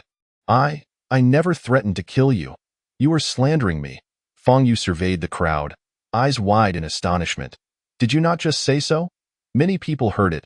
I simply wish to know what grievances you hold against me. How have I wronged you? Ma Changkong was left speechless. As the situation escalated, with Elder Qi now involved, no one dared to speak out further. The crowd sealed their lips, and no one was willing to corroborate Fang Yu's claims. Thus transforming lies into truth. Elder Qi roared at Ma Changkong. Ma Changkong, do not create trouble in my hall. Otherwise, do not blame me for disregarding your master's reputation. Do you believe I will let you remain in the enforcement hall for half a year? I would not dare. I would not dare. I am wronged. I truly did not intend to cause you any trouble. Ma Changkong felt like crying, while Fang Yu would not let this opportunity to strike him while he was down slip away. Ma Changkong, I will certainly report this matter to Peak Master Yi. If I die today, you will undoubtedly be responsible. Peak Master Yi will not spare you. In truth, this was precisely what Fang Yu wished to convey. He had no idea how much Yi Tianjiao truly despised him or whether she genuinely wished for his demise. Logically, one would think she would not, considering his connection to Mingyue, but who could fathom the thoughts of cultivators who no longer regarded him as a mere mortal? Perhaps they genuinely wished to eliminate him, allowing Mingyue to focus solely on her cultivation. He could not be certain and could not place his hopes in the pity of others, so he had to escalate the situation. He believed that Ma Chongkong and his companions had the capability to kill him, but as long as he made a fuss, they would be too wary to act against him. I never intended to kill you. This is all baseless nonsense. Ma Chongkong was on the verge of tears. Originally, he had come to bully Fang Yu, but now he found himself being bullied instead in front of so many witnesses. He had no way to defend himself. Earlier, no one believed him, and now, no one believed his claims. Fang Yu shot him a cold smile. Now, I shall go hunt the pangolin to complete my task. If I die out there, you should prepare for your own funeral. With that, he turned and strode away. Ma Chongkong watched his retreating figure, dumbfounded and unsure of what to do. If you are killed by the pangolin, it has nothing to do with me. What a stroke of bad luck. Yet he had to consider the implications of this matter. Yi Tianjiao had not sanctioned the killing of Fang Yu. She had merely instructed him to make things difficult for him, to dissuade him from pursuing Qin Mingyue. Given Yi Shizu's extreme favoritism towards Qin Mingyue, if Fang Yu were to die, Qin Mingyue would not accept it, and he would likely face dire consequences. He could only bitterly advise those around him in a hushed tone. Fang Yu passed through the mountain gate and arrived before the misty formation. Presenting his task token, the disciple guarding the entrance opened the formation, and he discerned the direction, heading southeast. Throughout this journey, he felt neither exuberant nor overly concerned about the schemes of petty individuals. If it had come to this point, and Ma Chongkong still dared to act against him, it could only be said that he was unfortunate. However, it was likely that Ma was now in a precarious situation. Unable to send anyone to protect himself, which was indeed quite audacious. Over 1,000 miles, a journey that would have taken him more than 10 days in the past, now posed little difficulty, at most leaving him slightly fatigued. After 500 miles, the largest team surpassed him, merely casting a glance his way without daring to say much. After 800 miles, the second largest team also overtook him. By the time he reached 1,000 miles, the last team of 5 had also passed him by. They all carried restorative potions. While he possessed nothing at all, Fang Yu was in no rush. Upon arrival, he noticed everyone dispersing to search for the pangolin's tracks, so he climbed a large tree to enjoy a refreshing nap. With someone on guard, why not take a rest? Upon awakening, he saw that someone had already discovered the pangolin's tracks and was setting bait to lure it into an ambush. The adult pangolin was adept at burrowing into the earth, capable of penetrating even the hardest ground. Given enough time, it could even excavate a hole through stone. Thus, the primary challenge in capturing a pangolin was not merely to entice it out, but rather to ensure that once it emerged, it could not escape. Fang Yu observed clearly from his perch in the tree that the 3 teams were engaged in their own battles. The largest team had successfully coaxed an adult pangolin out from a rocky den, while the other 2 were pushed back and unable to approach. The leader of the largest team summoned a shimmering silver net, casting it into the air to ensnare the pangolin. The crowd surged forward, using pre-prepared hooks to lift the creature onto a large stone, where they unleashed their assault. This approach made it difficult for the pangolin to immediately burrow back into the stone, granting the group a brief opportunity to attack, a rather ingenious tactic. Fang Yu narrowed his eyes, a glimmer of azure light flashing within, as he activated his true sight. Pangolin, Earth-type First-Order Beast Health Points, 218 Vital Energy, 102 Strength, 173 Agility, 43 Constitution, 240 Defense, 329 So. The blue bar within the beast was termed Vital Energy. Although these statistics paled in comparison to those who had vanquished the 7-colored phoenix, they were still formidable among First-Order beasts, making it nearly impossible for Qi condensation cultivators to breach its defenses. The pangolin, over 10 feet long, rampaged atop the boulder, seemingly unstoppable. Had the group not been prepared and resolutely obstructed its path, it surely would have broken free and leapt down the rock. Once it hit the ground, it could instantaneously vanish into the earth, leaving the crowd powerless, regardless of their abilities. This team had indeed made ample preparations, even employing a combined heavy shield. The so-called combined heavy shield involved 3 individuals each wielding a segment of a heavy shield with a base. As the pangolin charged, they assembled the shield to collide with it. One person alone could not withstand the pangolin's force of over 2,000 pounds, nor could 3, but together, the weight of the combined shield countered the beast's charge. When the pangolin could not break through from one side, it simply changed direction, only to find another assembled combined heavy shield blocking its escape. Nearby, the most adept attackers unleashed various weapons and spells in ambush. Unfortunately, the pangolin's armor was so thick that it was nearly immune to physical assaults, with only magical attacks inflicting minimal damage. The battle quickly escalated into a fierce struggle, intense and brutal. Yet, Fang Yu understood that they had entered a drawn-out contest. One dependent on endurance. It was evident that the opposing side would falter first. If the pangolin exhausted its strength, it would meet its demise. Conversely, if the human cultivators failed to unleash their chi to cast spells, they would provide the pangolin an opportunity to turn the tide. Watching the pangolin's health points dwindle, Fang Yu smiled slightly and descended leisurely from the tree, strolling toward the boulder at a measured pace. Chapter 21. Luring and slaying the pangolin. Fang Yu had no intention of seizing the fruits of victory. He was not yet capable of such feats. He merely wished to test whether he could gain some advantage if the pangolin perished nearby. In the past, he had not slain the 7-colored phoenix or Zhao Qingfeng of the heavenly gift divine sect, yet the blood that splattered onto him had bestowed him with power points and unique skills. Since then, he had contemplated this matter, curious to see if he could benefit from anyone's death. As he approached the boulder, a disciple, the one with the lowest cultivation level, tasked with vigilance, stepped forward and shouted, "Who goes there? Step back and do not approach." Fang Yu raised his gaze, discovering that the towering boulder completely obstructed his view of the people atop it, including the pangolin. However, his true sight allowed him to perceive the pangolin's data, which was continuously changing. This was intriguing. If he could see the pangolin's data through the boulder, could he also see the creature burrowing beneath the ground? His spirit soared, and he greeted the disciple with a smile. "Do you not recognize me? I have merely come to admire the heroic figures of my esteemed seniors. I bear no ill intent. Why the haste?" The disciple, of course, recognized him but chose not to engage. As such individuals were best neither offended nor overly familiarized with. They could be quite troublesome, and even Ma Chongkong had no means to contend with him. With a cold reprimand, the disciple snapped. "Get lost?" Fang Yu, observing the pangolin's health points nearing 0, could not help but respond coldly, "I shall not leave. If you have the ability, then kill me."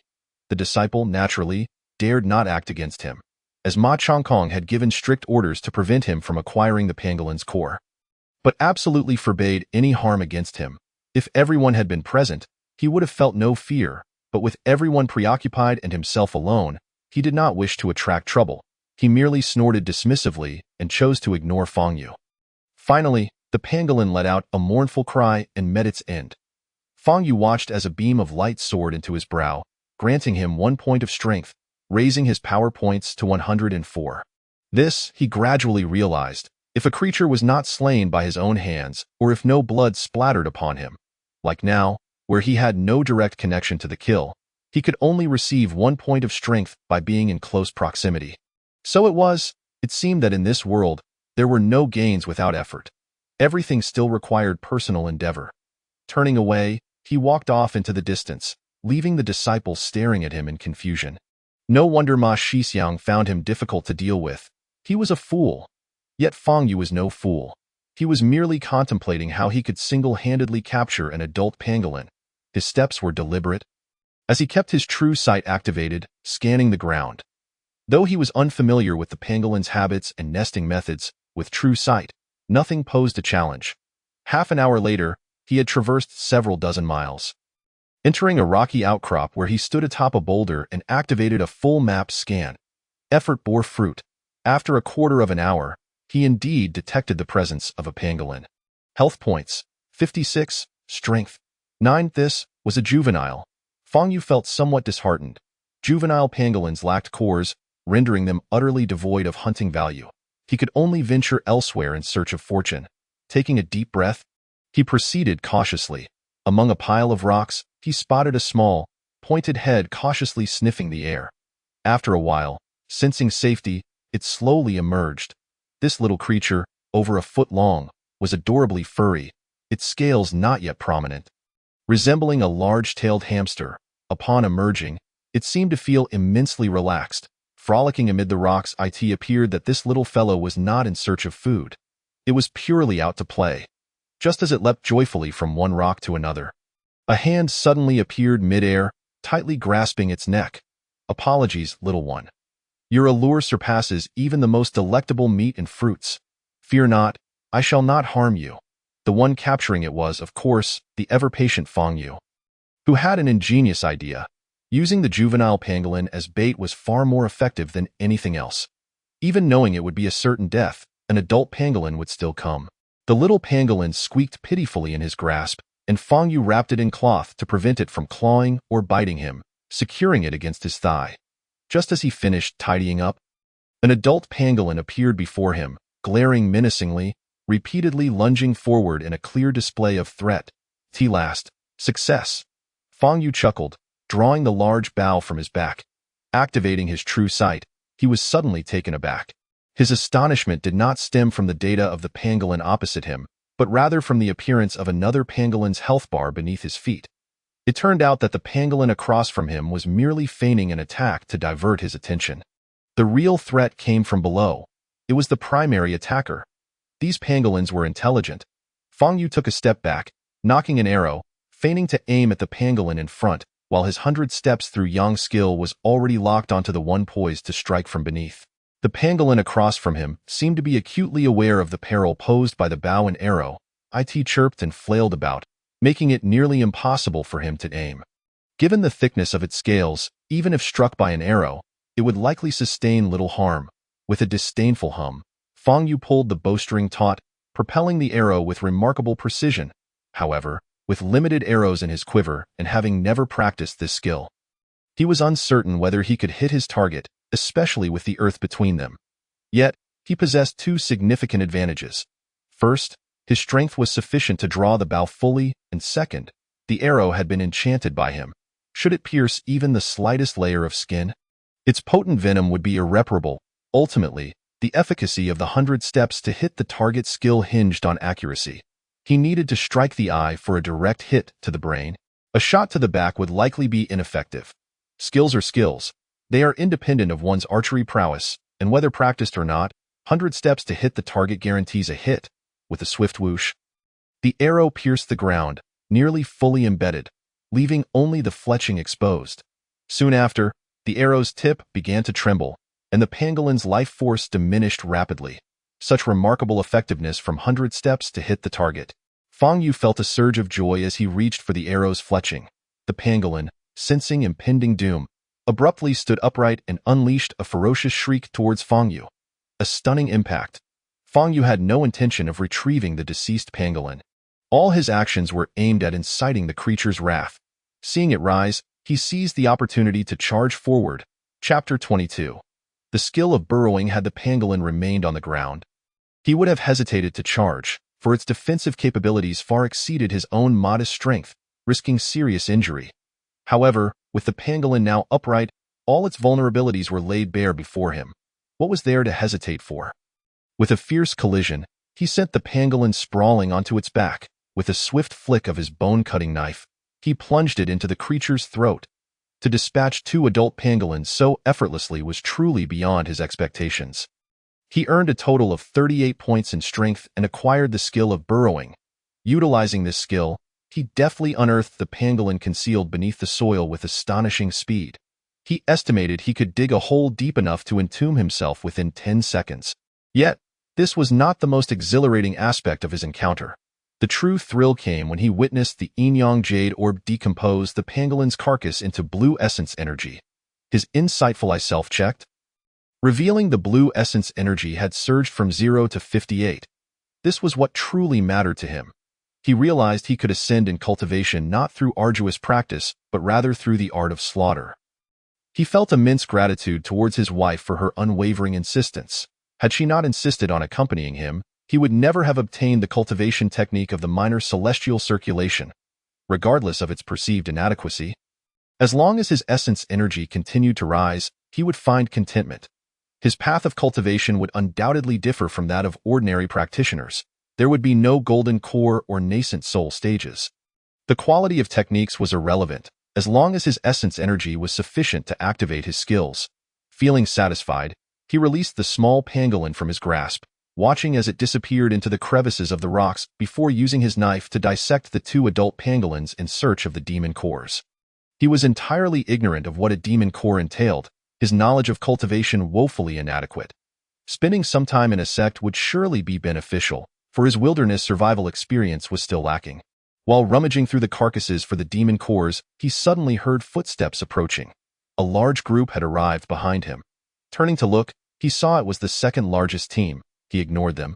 Continuing his search for the core's .2 pangolins, he had single-handedly acquired 2 adult pangolins.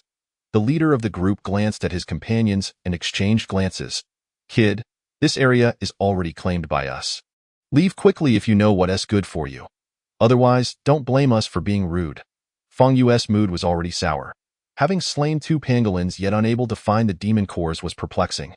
With the size and attributes of these pangolins, they must possess cores, yet he was clueless as to their location. This was somewhat embarrassing. Claiming territory? Did they think they were playing a game? Feng Yu cast a disdainful glance at him. "Which alliance are you from, or are you just a gold farming studio?" The leader was momentarily stunned, completely at a loss for words. One of his companions nudged him, reminding him that Mastermind insisted they prevent Feng Yu from completing his task. They only needed to ensure he wasn't harmed. The leader nodded, raising his hand to signal an encirclement. "Get him." Securing 2 demon cores from the pangolins would be a considerable reward for the team, especially with Master Ma from Chaoyang Peak's orders. The group, eager and ready, rushed forward to snatch them. "I'll fight you all." Feng Yu unleashed a stunning impact as he charged in. At this point, he no longer cared about the spoils of battle. Whether or not he obtained demon cores or the 30 points of sect contribution mattered little. The benefits he had reaped were incomparable to theirs. Still, he needed to put on a show. Letting them seize the fruits of victory without resistance would be unnatural. He abandoned the pangolin carcasses and unleashed a stunning impact upon the crowd, treating them as mere targets to enhance his skill proficiency. The group quickly managed to find the demon cores within the 2 pangolins, while Feng Yu had already incapacitated 7 or 8 individuals. With every opponent he knocked out, he yearned to slice their throats, for he knew their essence energy would undoubtedly transfer to him. Alas, this was not the time for murder. They had no intention of killing him, and not one of them brandished a weapon. Ultimately, Feng Yu was forced to flee from the crowd. He ran for quite a distance before realizing the demon cores were extracted from the pangolins' heads, resembling unremarkable clumps of dirt the size of jujubes. He had learned something valuable. If the others hadn't, he exclaimed in surprise upon uncovering the demon cores, he would not have recognized them as the energy sources for first-tier demon beasts. While retreating, he shouted, "You'd better wait. If you dare to steal my demon cores, I will reclaim them one day." The group erupted into laughter, scoffing at this individual who preferred to lose his dignity rather than his words. Feng Yu conducted another self-assessment and discovered that the proficiency of his stunning impact skill had reached an impressive 93. Had he known, he would have knocked out a few more individuals before departing. He shook his head, choosing to find a secluded spot to further enhance his skill proficiency. After traveling several dozen miles, he entered a forest and activated his tree collision mode. Upon colliding with the third tree, an enormous creature unexpectedly plummeted from above. Oh, what a stroke of luck! Gazing upon the massive pangolin before him, Feng Yu couldn't help but marvel at his fortune. Unfortunately, the proximity was too close. He had no time to knock an arrow. The creature's strength was more than double his own, and he dared not charge directly at it, opting instead to cautiously wield his bone-cutting knife and observe. The pangolin, angered by its fall and its fruit being disturbed, lunged at him with claws bared. Feng Yu would not back down. How could he let the demon core slip from his grasp? Hiss! Not a chance.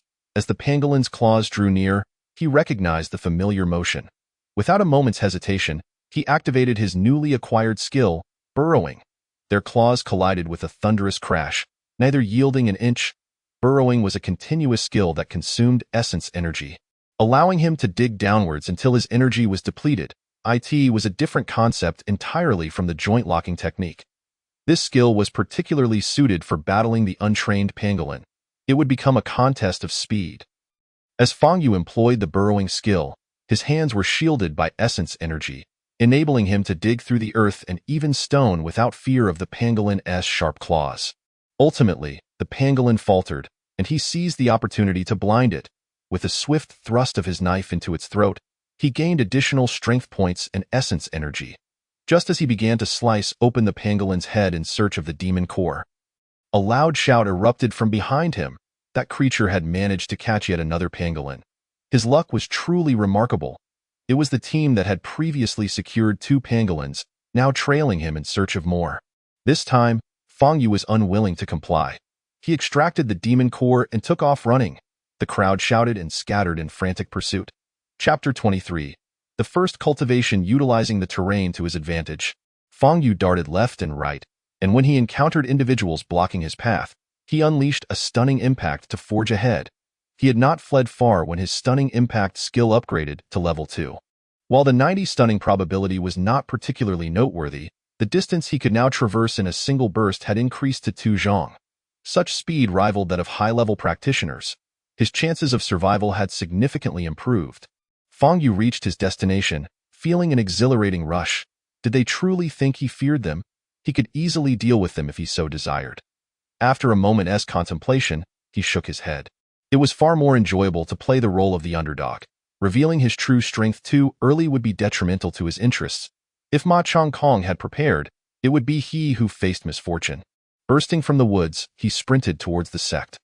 After a brief chase, the crowd soon realized they could not catch up. After all, there were too many of them, and the demon cores were simply too few. Necessitating the continuation of their tasks, on his way back, Fang Yu tested the second-tier stunning impact and found it to be extraordinarily exhilarating. Covering 2 zhong in an instant, if he could stun his opponents and then employ his joint-locking technique or burrowing skill, he could swiftly incapacitate them, leaving them with a face full of scratches. Upon returning to the sect, Fang Yu proceeded to the 100 Refinements Hall to submit his task, handing over a soil-type demon core. His task token was infused with 30 points of sect contribution value. The contribution value within the task token could be exchanged among members, facilitating the procurement of necessary materials through mutual cooperation. Albeit voluntarily, Fang Yu was uncertain about what could be purchased with sect contribution value. Such inquiries necessitated a visit to the External Affairs Hall, a venture he was reluctant to undertake. Instead, he opted to part with 2 contribution points to acquire a sect cultivation guide from another member. With the book in hand, he read intently while making his way towards Chaoyang Peak. It became apparent that the sect housed numerous facilities catering to its members, such as the dining hall, where formal disciples dined free of charge, while ordinary individuals and servant disciples were required to pay or exchange contribution points for their meals. The sect also employed a number of commoners, largely engaging in laborious tasks such as farming, laundry, and construction. The sect cultivation guide primarily delineated how a practitioner should cultivate within the sect, optimally utilizing their time to maximize benefits and avoid wasting it on trivial matters. For an ordinary disciple, unless one possessed extraordinary talent and caught the attention of a powerful figure, adhering to this path was imperative, completing tasks to amass sect contribution points while dedicating ample time to cultivation. The guide meticulously detailed every aspect, and Fang Yu could not help but exclaim in astonishment at the immense value of contribution points. He lamented the loss of the 2 points he had just expended. Regardless of one's disciple rank, sufficient contribution points allowed access to the scripture pavilion to exchange for desired techniques, or to seek suitable artifacts in the sect's treasury. With an abundance of contribution points, acquiring magical treasures was not merely a dream. Knowledge pertaining to alchemy, artifact forging, and talismanic formations was also attainable. Contribution points held universal value within the sect and could even be used to employ commoners.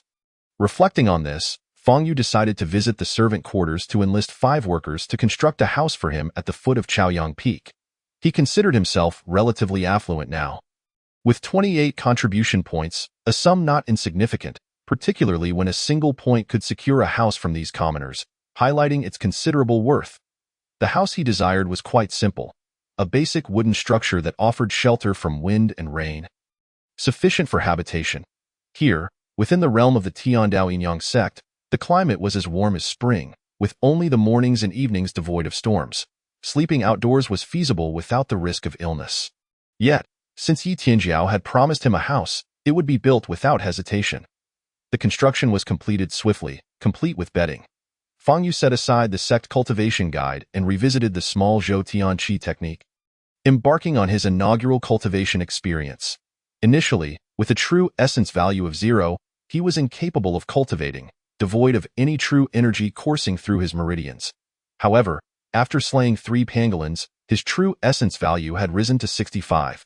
Compelling him to experience cultivation at least once, he had initially believed that without hunting monsters, he would need to manually direct the true essence along the designated path within his meridians as per the small Zhou Tianqi technique. In reality, however, upon commencing his cultivation, he found that he did not need to guide it at all. The true essence within his dantian began to operate autonomously. Astonishingly, the Yin-Yang Jade pendant even facilitated automated training. Was it possible that even while in a state of inactivity, his cultivation prowess would naturally advance? He observed the true essence circulating within his body as it completed a full cycle, and his true essence value promptly increased by 1 point, reaching 66. A warm and comforting sensation enveloped him. The benefits of cultivation were indeed palpable. This was exceedingly remarkable. Fang Yu licked his lips. It seemed that cultivation could enhance true essence value, just as slaying monsters did. What a treasure the Yin-Yang Jade pendant was! Was it akin to a game's mainframe? He placed the 2 books beneath his pillow and immersed himself in cultivation throughout the night. His true essence value surged from 66 to 78. Although he felt a profound sense of achievement and physical comfort post-cultivation, the rate of increase paled in comparison to that of monster hunting. His gaze shifted towards the direction of the 100 Refinements Hall. It was imperative to accept further tasks. Now that he possessed true essence value, he could consider himself a cultivator, and it was crucial to elevate his cultivation level without delay. There was no time to sit idly in his abode. He promptly set off towards the 100 Refinements Hall once more. This time, he had his sights set on a privately posted task. A disciple from the inner sect, skilled in poison techniques, had commissioned a task to eliminate toxic piranhas from a river located 1,500 miles northeast of the sect and return with intact poison sacs. Each poison sac could be exchanged for 4 points of sect contribution value, with no upper limit. Though the exchange rate of 4 points per sac appeared modest, the absence of a cap was quite enticing. What if he managed to procure over 100 poison sacs? Fang Yu felt a surge of confidence regarding the completion of this task, primarily because he was not averse to toxins, and absorbing them could potentially enhance his enchanting skills. Why not seize the opportunity? This time, he faced no interruptions, and his spirits soared as he accepted the task and made his way to the location where contribution points were exchanged for items. Such facilities were tiered, and he was limited to the lowest grade Ding-level treasury to seek out the items he required. He aimed to procure a storage pouch and a fishing net. The storage pouch was, of course, intended for the toxic piranha poison sacs. Recalling the large net used by others during the capture of pangolins, he felt a pang of envy, recognizing its utility for ensnaring piranhas as well. Upon expressing his desired items, a disciple at the treasury entrance retrieved a tome for reference. The most basic storage pouch was priced at 30 contribution points, and the fishing net was also available at the lowest grade, costing 20 contribution points. Fang Yu peered at the tome, confirming the prices, and couldn't help but feel a twinge of bitterness. He simply could not afford such expenses. Having accepted the task, which was advantageous for himself, it was imperative to complete it. Thus, he was left with no choice but to relinquish one item. His total contribution points amounted to less than 30, compelling him to forego the storage pouch. Ultimately, he expended 22 contribution points to acquire the fishing net, while the remaining 2 points were utilized for a thin yet durable leather pouch, an imperfect but necessary substitute. Not one to be outdone. Fang Yu skillfully negotiated with the attendant, persuading them to part with 50 ordinary arrows. With his possessions in hand, he exited the sect and set forth towards the northeast. A forest lay 1,500 miles away, within which he hoped to find the river inhabited by the toxic piranhas. Upon entering the forest and traversing for an hour, he finally caught sight of a river. The river was not particularly wide. Its narrowest point was merely 2 zhang across, and the water flowed gently, reminiscent of tropical rainforest rivers. Fang Yu was well aware of the terrifying creatures lurking within such rivers, any of which could prove fatal.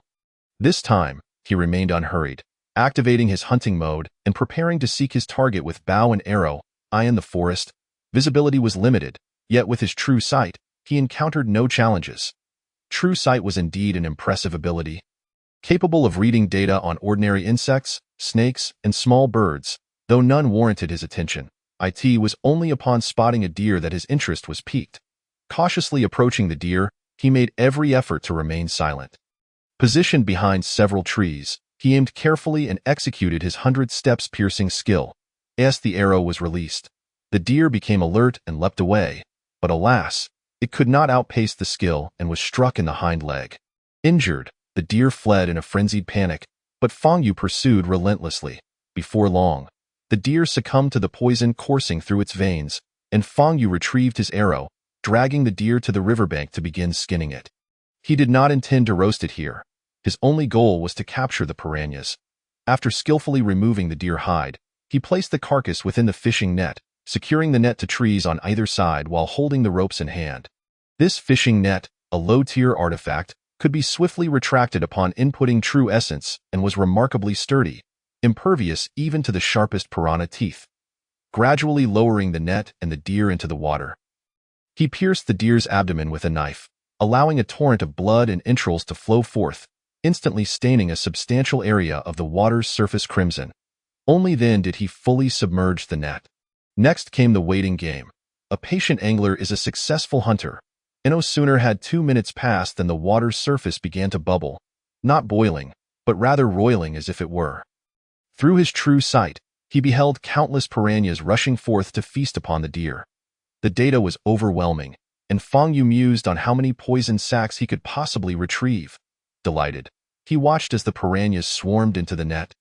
Slowly beginning to draw it in, he pondered whether the toxic piranhas would be poisoned after consuming the tainted deer. A promising thought indeed. As long as the net remained submerged, the piranhas would remain oblivious to its presence. Focused solely on their meal, making this task surprisingly simple. Just as he prepared to channel true essence into the net to draw it in, he suddenly heard a boisterous laugh behind him. UVE truly got a knack for catching so many piranhas. Turning around, he was met with the familiar face of Ma Chongkong, flanked by 6 or 7 others, all grinning as they regarded him. Fang Yu slowly rose to his feet, his expression darkening. "What do you want?" It became clear why no one had accosted him at the 100 Refinements Hall that day. They had anticipated his task completion and gathered here to await him. Demonstrating their remarkable diligence? Nothing much. This spot was chosen by me yesterday, and the bait was preemptively placed. Otherwise, there would not be so many piranhas here. You can verify with my companions. The individuals behind him began to voice their testimonies. Indeed, we have been waiting here for 2 or 3 days, and it is no small feat to attract so many piranhas. Yes, just the bait cost me 100 points of sect contribution. If I do not extract some benefits from this brat, even acquiring these piranha venom sacs would be a loss. Precisely. Let us first catch the fish, and then we shall see what treasures he possesses. Young man, be wise and pull up the net. Do not trouble the esteemed gentleman. If last time he was indifferent about losing the pangolin demon core, this time he truly cannot afford to be. He has come for the sect contribution points. Last night, Yin Yang Yuju was busy leveling up, and his mind was elsewhere. He knows he cannot remain in the heavenly Daoyin Yang sect.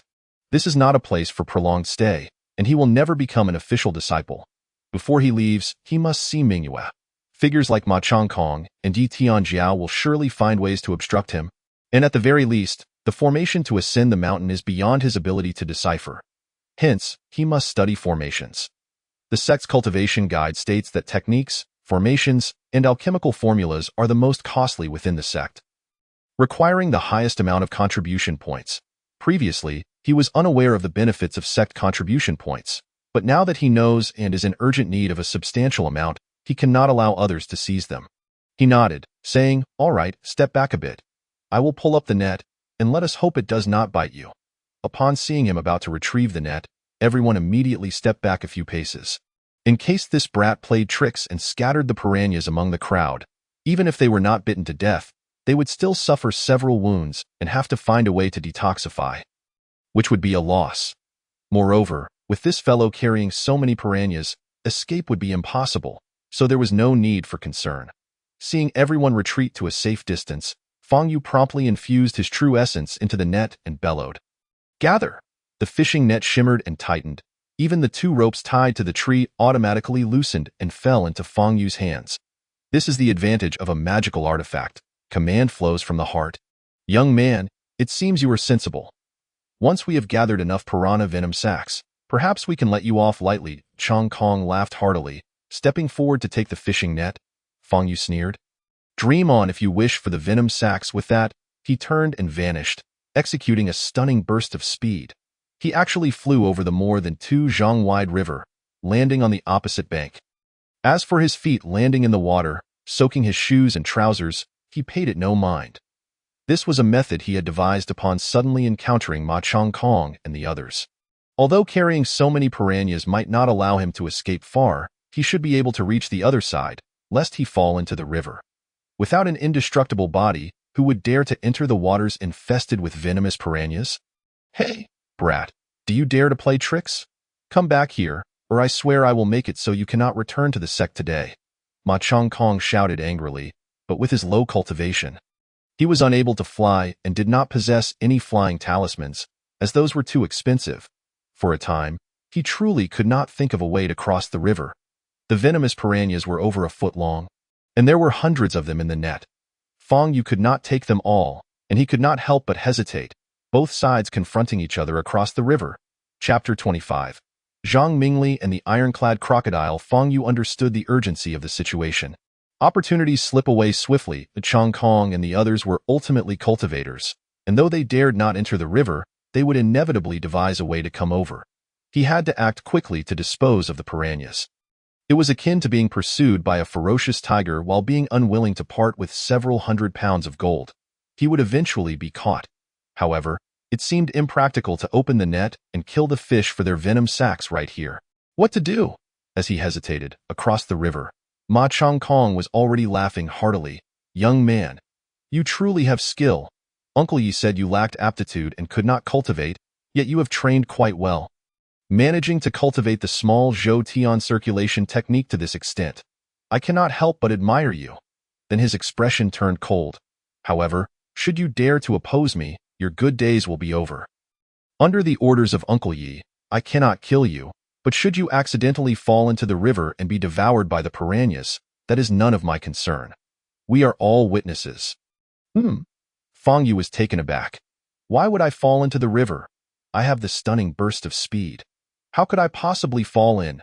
Before he could finish his thought, he felt a kick to his lower back, propelling him into the air, and with a splash, he fell into the river. Turning back, he saw a young man clad in silver robes, with a face like a jade crown, grinning at the spot where he had just stood. "Apologies, I am Zhang Mingli, a disciple of Qingzhou Peak. Most courteous indeed. Ma Chang Kong is my friend. Tell me, should I not assist him?" The crowd on both riverbanks erupted in laughter, pointing and jeering at Fang Yu, who had fallen into the water. Chang Kong clasped his fists in gratitude.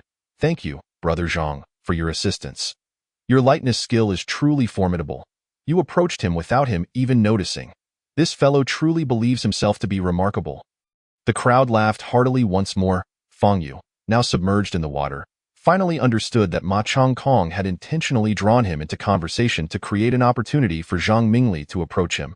Zhang Mingli smiled faintly. "For such small fry, it hardly warrants my hands being sullied with blood.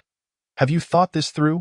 If you truly wish to kill him, the piranhas in this river will consume him until not a trace remains."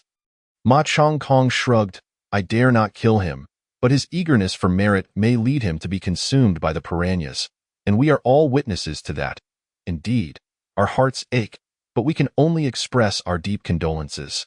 The crowd continued to laugh at Fang Yu, who remained silent, drifting downstream with a net full of well-fed piranhas. As the crowd watched, they suddenly felt something was amiss. "Hey, where have all the piranhas gone? Has he caught them all in one sweep?" Though this sounded utterly absurd, it was not entirely impossible. At the very least, the piranhas in the nearby waters should have all entered his net, meaning he was not in immediate danger. What is going on here? Ma Chang Kong, feeling helpless, led the group downstream in pursuit. Who has a bow? Shoot him. Regrettably, aside from Fang Yu, No one carried a bow. The crowd hurriedly cast their spells toward the river, but he dove beneath the surface and evaded their attacks. Who dares to dive in and catch him? I will give him a spirit stone. Ma Chong Kong, at his wit's end, called out a high price, as saving up spirit stones was no easy task for him. Seeing everyone too afraid to die, no one dared to enter the river. So he shouted out 2 spirit stones instead. Fang Yu did not panic.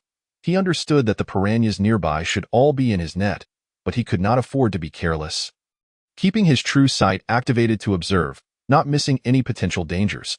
The riverbed ahead was lower, and the water grew increasingly turbulent, causing Fang Yu's speed to increase. Ma Chong Kong and the others found it inconvenient to chase along the bank. With too many obstacles and were already falling behind, Ma Chong Kong was nearly in tears. He could not kill Fang Yu, yet he needed that net filled with piranhas.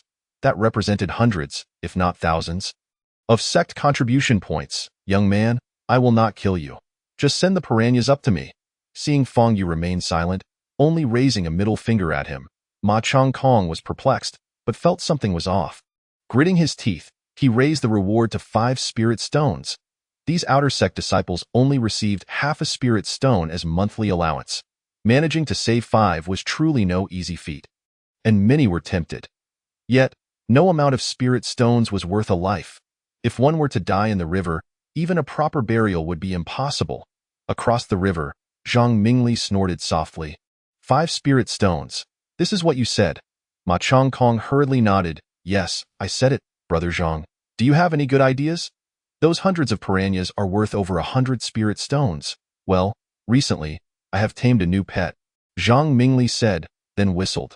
Ironhead, go down and bring that person back. A massive creature emerged from the half-man-high grass beside him, swaying as it crawled out. The ironclad crocodile. Ma Chong Kong nearly bit his own tongue. Can such a creature also recognize a master? How did you train it? Zhang Mingli smiled slightly. I do not possess such skills. It was subdued by my master, and a restriction was placed in its mind. I do not understand these things, but I can command it with that. He called to the ironclad crocodile, which had already entered the water. Do not kill him. Bring him along with the net. The ironclad crocodile nodded as if it understood, then swam into the water. Fang Yu's brow furrowed deeply. This behemoth had 800 health, 500 strength, and 400 defense. No wonder it was called the ironclad crocodile. These stats surpassed many second-tier demon beasts. He would certainly not be faster than the ironclad crocodile in the water. If he wished to escape, employing his stunning burst of speed combined with the 7-colored Qinghuan Wing skill should not be difficult. However, he truly could not bear to part with those thousands of contribution points. What to do? Should he confront the ironclad crocodile? Even if it had been commanded not to kill him, he could not defeat it. Aside from its eyes, he could not breach its defenses anywhere else. What skills did he possess that could deal with this creature? As he watched the more than 10-foot-long ironclad crocodile glide toward him, he felt an urgent need to act and suddenly had a flash of inspiration. He might not be able to defeat it, but in this river, it was not invincible. If he could trap it in a dead end. Resolute in his decision, he immediately dove down with the fishing net. He found a thick tree root at the riverbed and secured the net to it, promptly activating his tunneling skill to begin digging nearby.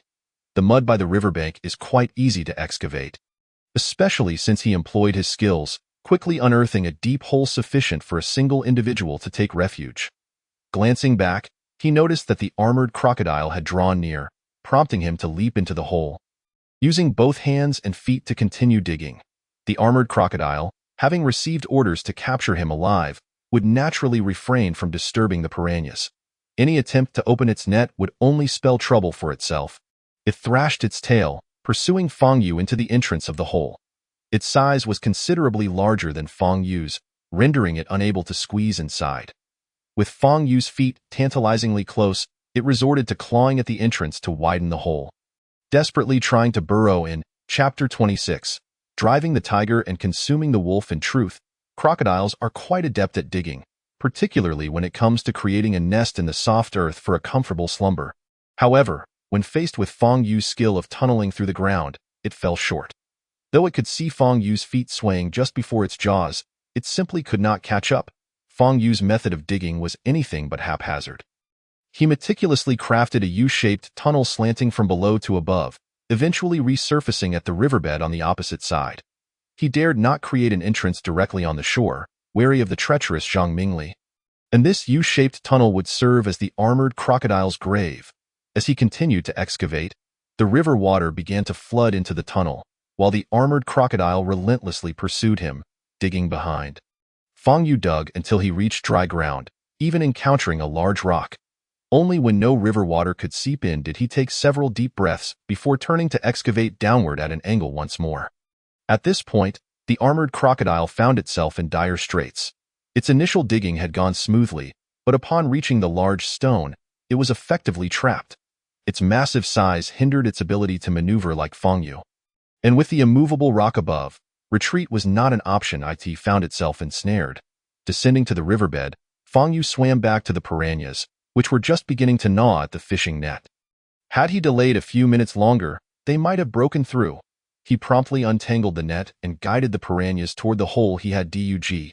By this time, the entrance had been considerably widened by the armored crocodile, allowing him to swim in with ease, continuing deeper until he sighted the crocodile's tail. He then released the piranhas from the net, while simultaneously unfurling it to block the entrance, channeling his true energy to fortify the net. What would it mean to have hundreds of venomous piranhas crammed beside the armored crocodile?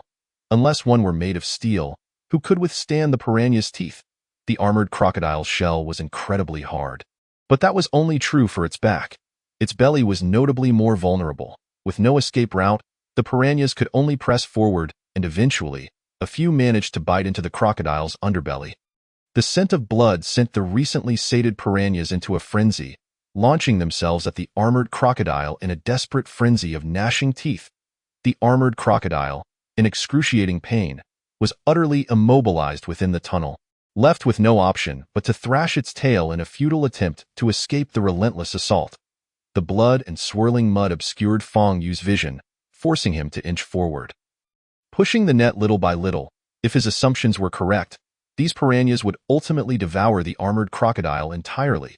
He could then retrieve the net and reclaim the piranhas, potentially acquiring a crocodile hide in the process.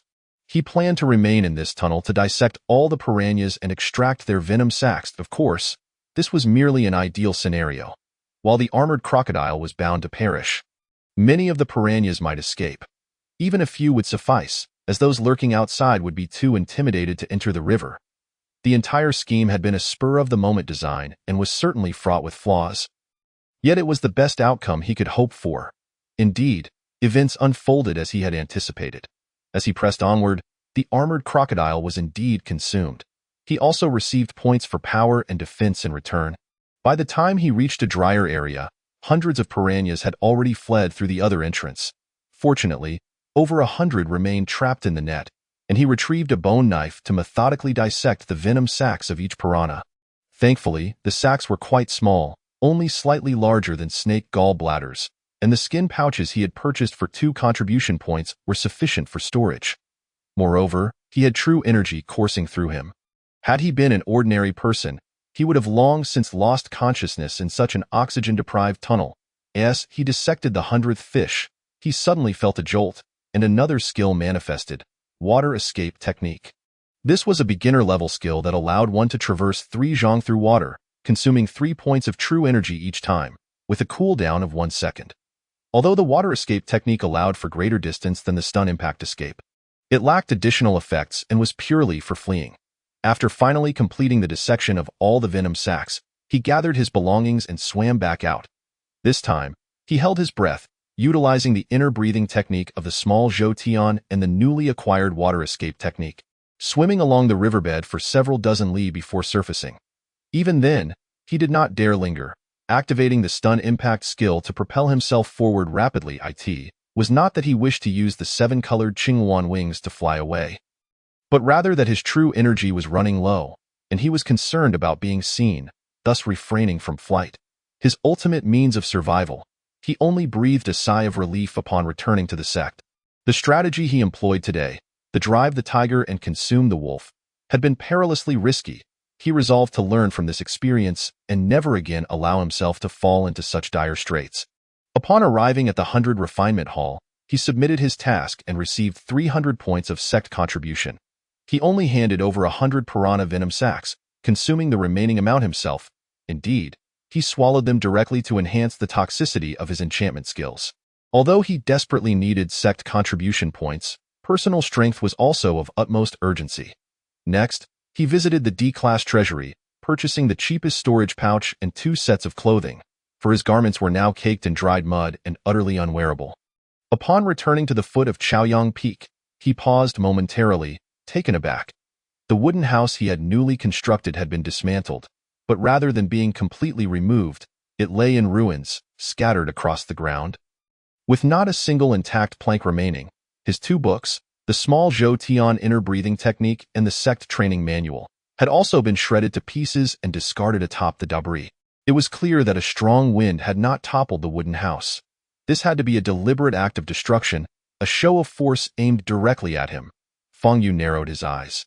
He had neither provoked nor offended anyone, yet here he was, targeted so ruthlessly, and within the confines of his own sect. This was the harsh reality. There was no such thing as fairness in this world. The law of the jungle, survival of the fittest, was the only truth. His disillusionment with this place reached new heights, yet he still felt a lingering attachment, one that prevented him from leaving just yet. One of the advantages of being part of a sect was that contribution points could be exchanged for anything. He wished to learn about formations, particularly those set beneath Chaoyang Peak, but he had no idea what those formations entailed. The information gleaned from the D-Class treasury indicated that formations were considered high-level assets, residing within the A-Class treasury, with even the most basic formation compendium requiring 1,000 points of sect contribution. Originally, he had anticipated acquiring 300 or 400 piranhas today, which would have granted him sufficient contribution points. Yet due to the interference of Ma Changkong and Zhang Mingli, he suffered losses exceeding 2/3. That was the fruit of his labor. This grudge must be avenged. As he pondered this, a familiar voice echoed from behind.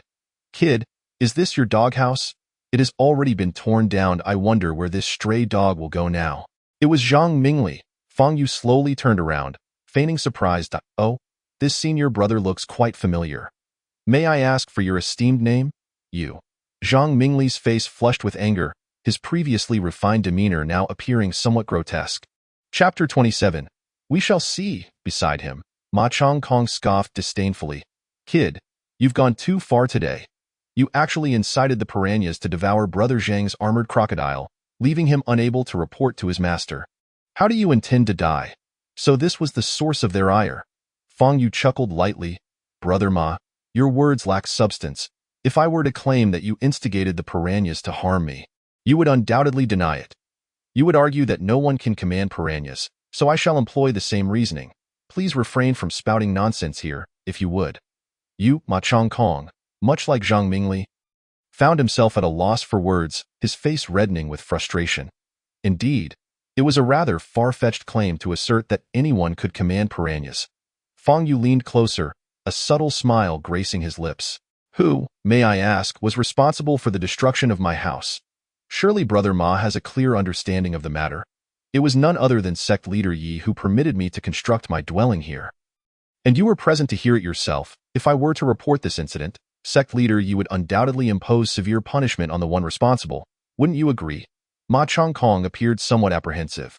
His ongoing antagonism toward Feng Yu stemmed from Yi Tianjiao's directives. Yet if he failed to handle this matter properly, he risked embarrassing her. It was a precarious situation.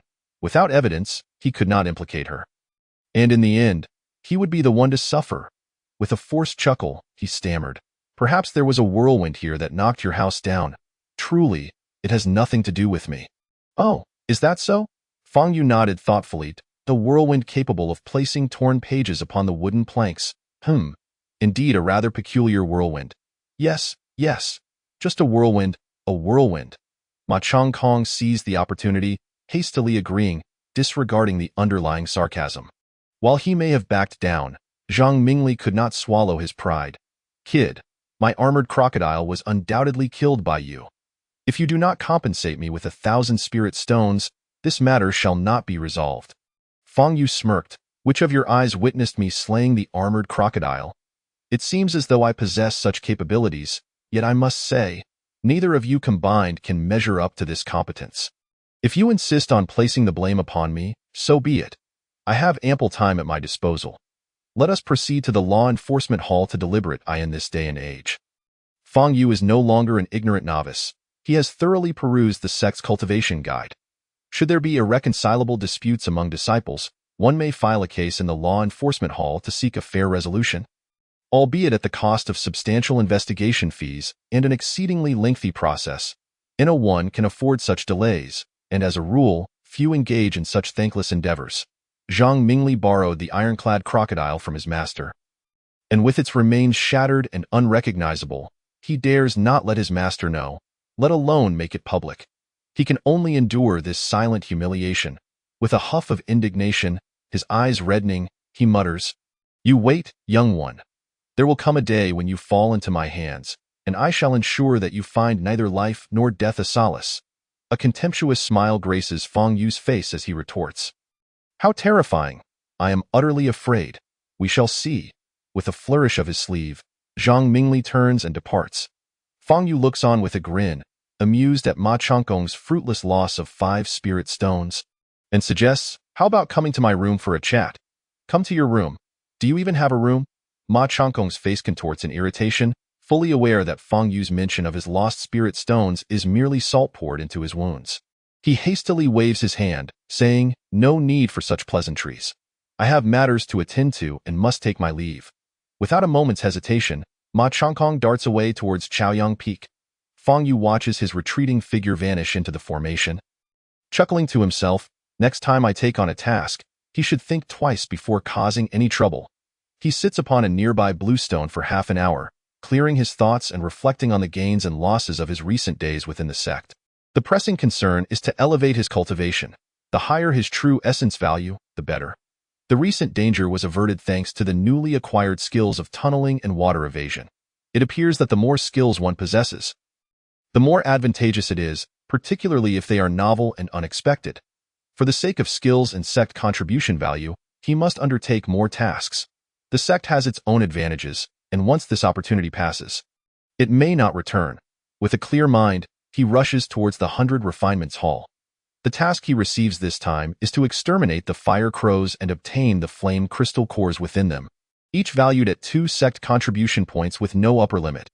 Additionally, he is to collect cold pool silverfish, worth 2 contribution points each, also without limit. Few dare to accept this task, primarily due to the long journey and the fact that fire crows are social creatures. Known for their vengefulness, encountering them often means facing thousands at once, making them quite formidable and sometimes not worth the trouble. Fang Yu weighs his options. While he lacks fire-type skills, which is a shortcoming, acquiring such skills could prove convenient in the future. The journey northward stretches 5,000 miles to reach the valley where the fire crows gather, undeniably a considerable distance. However, Fang Yu seeks to enhance his proficiency in the 7-colored phoenix wing skill, and a longer route suits him well. The path due north is desolate, filled with barren mountains and wilderness, devoid of any value or travelers, perfect for his practice. Finding a secluded spot, he activates the 7-colored phoenix wing skill, and instantaneously, a pair of radiant wings, spanning a yard in length, emerge from his back, resplendent as if conjured from a 3D animation. With a single flap, he ascends over 3 yards into the air, and with another, his form darts forth like an arrow. In mere moments, he covers a distance of 100 yards, yet 50 points of true essence vanish without a trace. What a splendid skill for survival. However, the consumption is rather excessive. Gazing at his dwindling true essence value of over 140 points, he sighs softly. The ironclad crocodile offered little in terms of true essence when it perished, and the piranha contributed even less. Receiving a water evasion skill would have been a blessing. He hopes the fire crows do not disappoint him. On the 5,000-mile trek, devoid of any humans or beasts, he expends his true essence, resorting to strength points, allowing for 6 uses of the 7-colored phoenix wing in total. At this moment, he finds himself at his weakest. Most of his skills are now inoperative, leaving him in a perilous situation. He can only rest for half a day, utilizing the Yin-Yang Jade Pendant to recover his true essence. Upon rising, he prepares to unleash his stunning impact for a hasty retreat in actual combat. The stunning impact proves far more practical, While the seven-colored phoenix wing and water evasion skills serve merely as means of escape. 3 days later, he enters a valley once formed by volcanic rock, where remnants of warmth still emanate from fissures in the ground. The entire valley radiates an oppressive heat and desolation. Nearly devoid of flora, the only greenery lies around a water pool at the center of the valley, lending an air of incongruity. According to the records, this pool is a cold pool, home to the cold pool silverfish, which have never seen sunlight, resulting in their semi-transparent bodies, with even their internal organs visible, an outcome of a lifetime spent in darkness. Chapter 28. The cold pool silverfish. The flesh of the cold pool silverfish is exquisite and delectable, renowned for its ability to expel impurities and detoxify. However, they are not classified as beasts, and the rewards for capturing them are primarily sought after by female cultivators. Yet, the icy waters of the cold pool are treacherous. Without protective talismans or formidable physical prowess, one risks being frozen solid. The value of such protective talismans far exceeds the 2 sect contribution points offered for the cold pool silverfish, discouraging many from venturing here. Fang Yu surveys the terrain, finding no sign of the fire crow's nests, marveling at the natural wonders surrounding him. The appearance of such a cold pool in the midst of the fire crow's territory is indeed remarkable. He slowly approaches the cold pool, preparing himself. 3 long arrows are drawn and lined up at the water's edge, their tails tied with fine string, coiling around the ground, the other end secured to a nearby boulder. His primary target is the fire crows, a Tier 1 social beast that surely will yield skills and true essence. Even if the true essence is scarce, every bit counts. Yet, he is unaware of the fire crow's whereabouts and will not foolishly seek them out. Enticing them with the cold pool silverfish is the simplest method. Once prepared, he uses his true vision to peer into the depths of the cold pool, but sees nothing, though the frigid aura sends shivers down his spine. In such a sweltering locale, to experience chills speaks to the extreme cold of the water. He retrieves a small cloth pouch from his robe, opens it, and sprinkles a handful of an unknown paste into the pool. This is his carefully concocted fish bait. Fishing requires one to invest in the right spots. Yet today, he is not fishing. He is hunting fish. Minutes pass as the bait dissolves and sinks to the bottom, the unique aroma finally attracting his target. A few snow-white fish approach, eager to consume the bait. But as the bait dissolves, they must swim upward, their delicate scales shimmering with silver. Fang Yu can now see the glimmering reflections, steadily drawing his bow, though he cannot discern the precise shapes or depths of the fish. His true vision provides clarity, albeit with a slight discrepancy in location due to the water's refraction. Fang Yu understands that shooting fish requires precision. Otherwise, a miss is inevitable, so he must rely on instinct. Lacking experience in this endeavor, he follows the guidance of his true vision. Drawing back the bowstring, he releases an arrow that swiftly pierces the cold pool. The first strike is a success.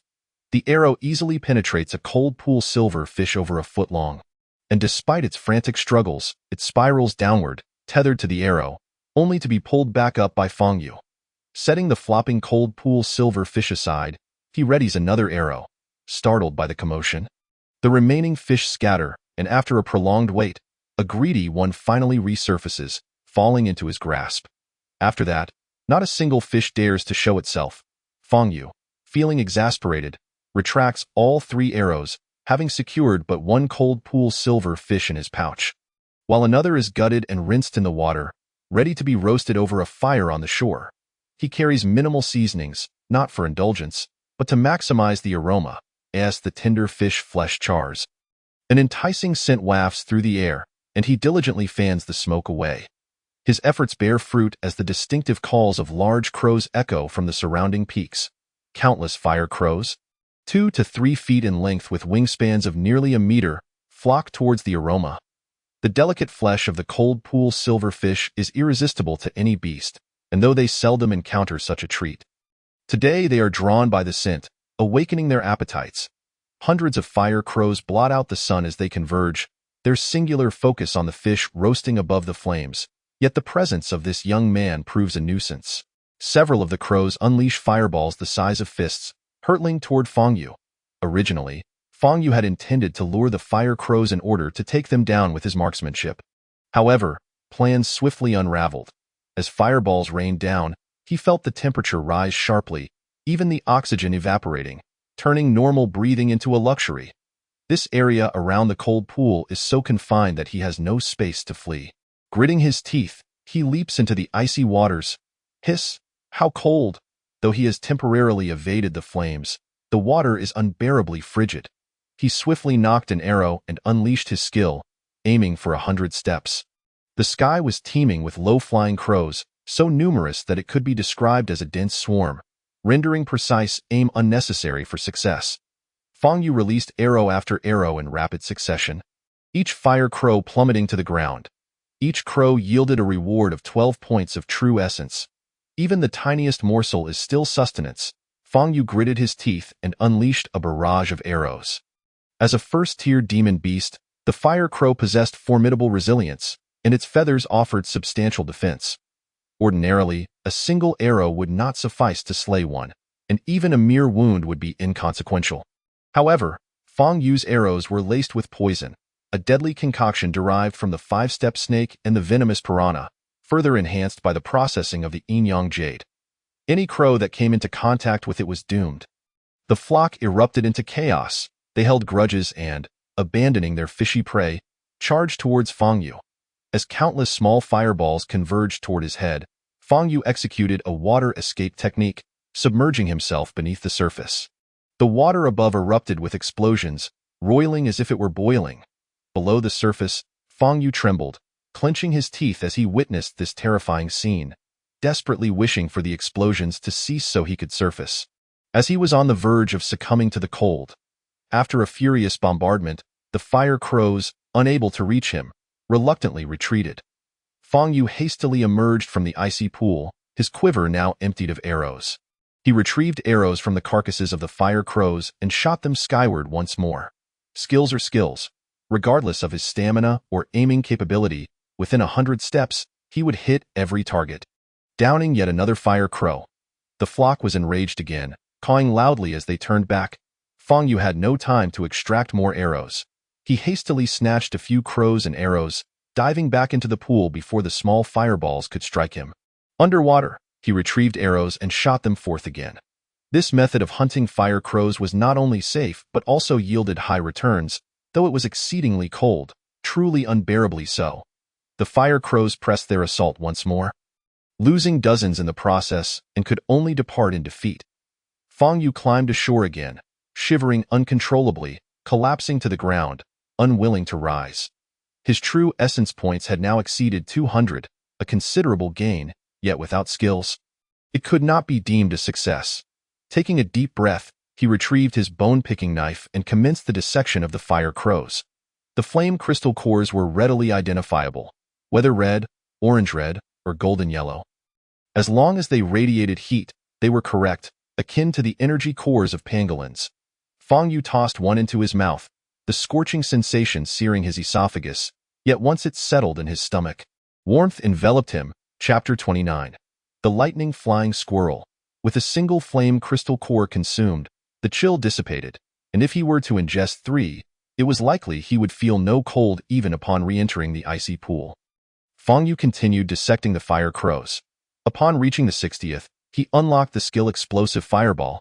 Releasing a fireball, it would create an explosive effect upon striking a target within 10 feet, increasing splash damage by 10, requiring 5 points of true essence with a cooldown of 2 seconds. At the next level, the cooldown would decrease to 1 second, and the explosion and splash effects would double. Thus, the more potent the skill, the longer the cooldown. Fang Yu smiled with satisfaction, not merely for the Explosive Fireball skill, but because his archery had ascended to level 2, transforming into the new skill Multiple Arrows, allowing him to shoot 3 arrows at once, simultaneously striking 3 targets. This was not merely knocking 3 arrows on one bowstring. Rather, one arrow would generate the other 2, manifesting as energy entities that would automatically seek their targets. The multiple arrows required double the true essence points of the Explosive Fireball, totaling 10 points. Another cause for joy was the addition of an enchantment skill, Fire. Applying both fire and poison to the multiple arrows skill, how could ordinary demon beasts withstand such an onslaught? It was indeed a group-killing technique. Alas, the required true essence points were far too great. He could manage to shoot only 20 arrows at most. This journey had not been in vain. The rewards were immense. Most importantly, there had been no interruptions, making the experience all the more delightful. Just as he contemplated this, a sudden crackle echoed, and a jolt of electricity coursed through him, rendering him stiff. A pair of feet approached, and upon noticing the silver trim, he recognized it was Zhang Mingli. How careless of him! He had fallen into the trap. With only a 65% chance of evasion, he had been struck in the lower back once before. And now he had been electrocuted again. Truly a nuisance. This fellow could wield lightning spells, a threat that was difficult to counter. He heard a mocking female voice, "Sister, your lightning flying squirrel is indeed formidable," approaching him silently without detection, and yet he remains oblivious to who has caused his predicament. A disdainful voice chimed in. This person practices an insignificant little technique, merely at the second or third layer of the chi transformation stage. You traveled all this way for such an exaggeration? Zhang Mingli chuckled awkwardly. Indeed, he possessed some peculiar abilities, as evidenced by the corpses of fire crows littering the ground. I have no interest in his abilities. Master Yi from Chaoyang Peak forbids us from killing him. Let us not stir up trouble and simply take what we can from him. Zhang Mingli crouched down to search him. He had no interest in Feng Yu's bow and arrows. Even the bone-picking knife, no matter how sharp, was merely a mundane item.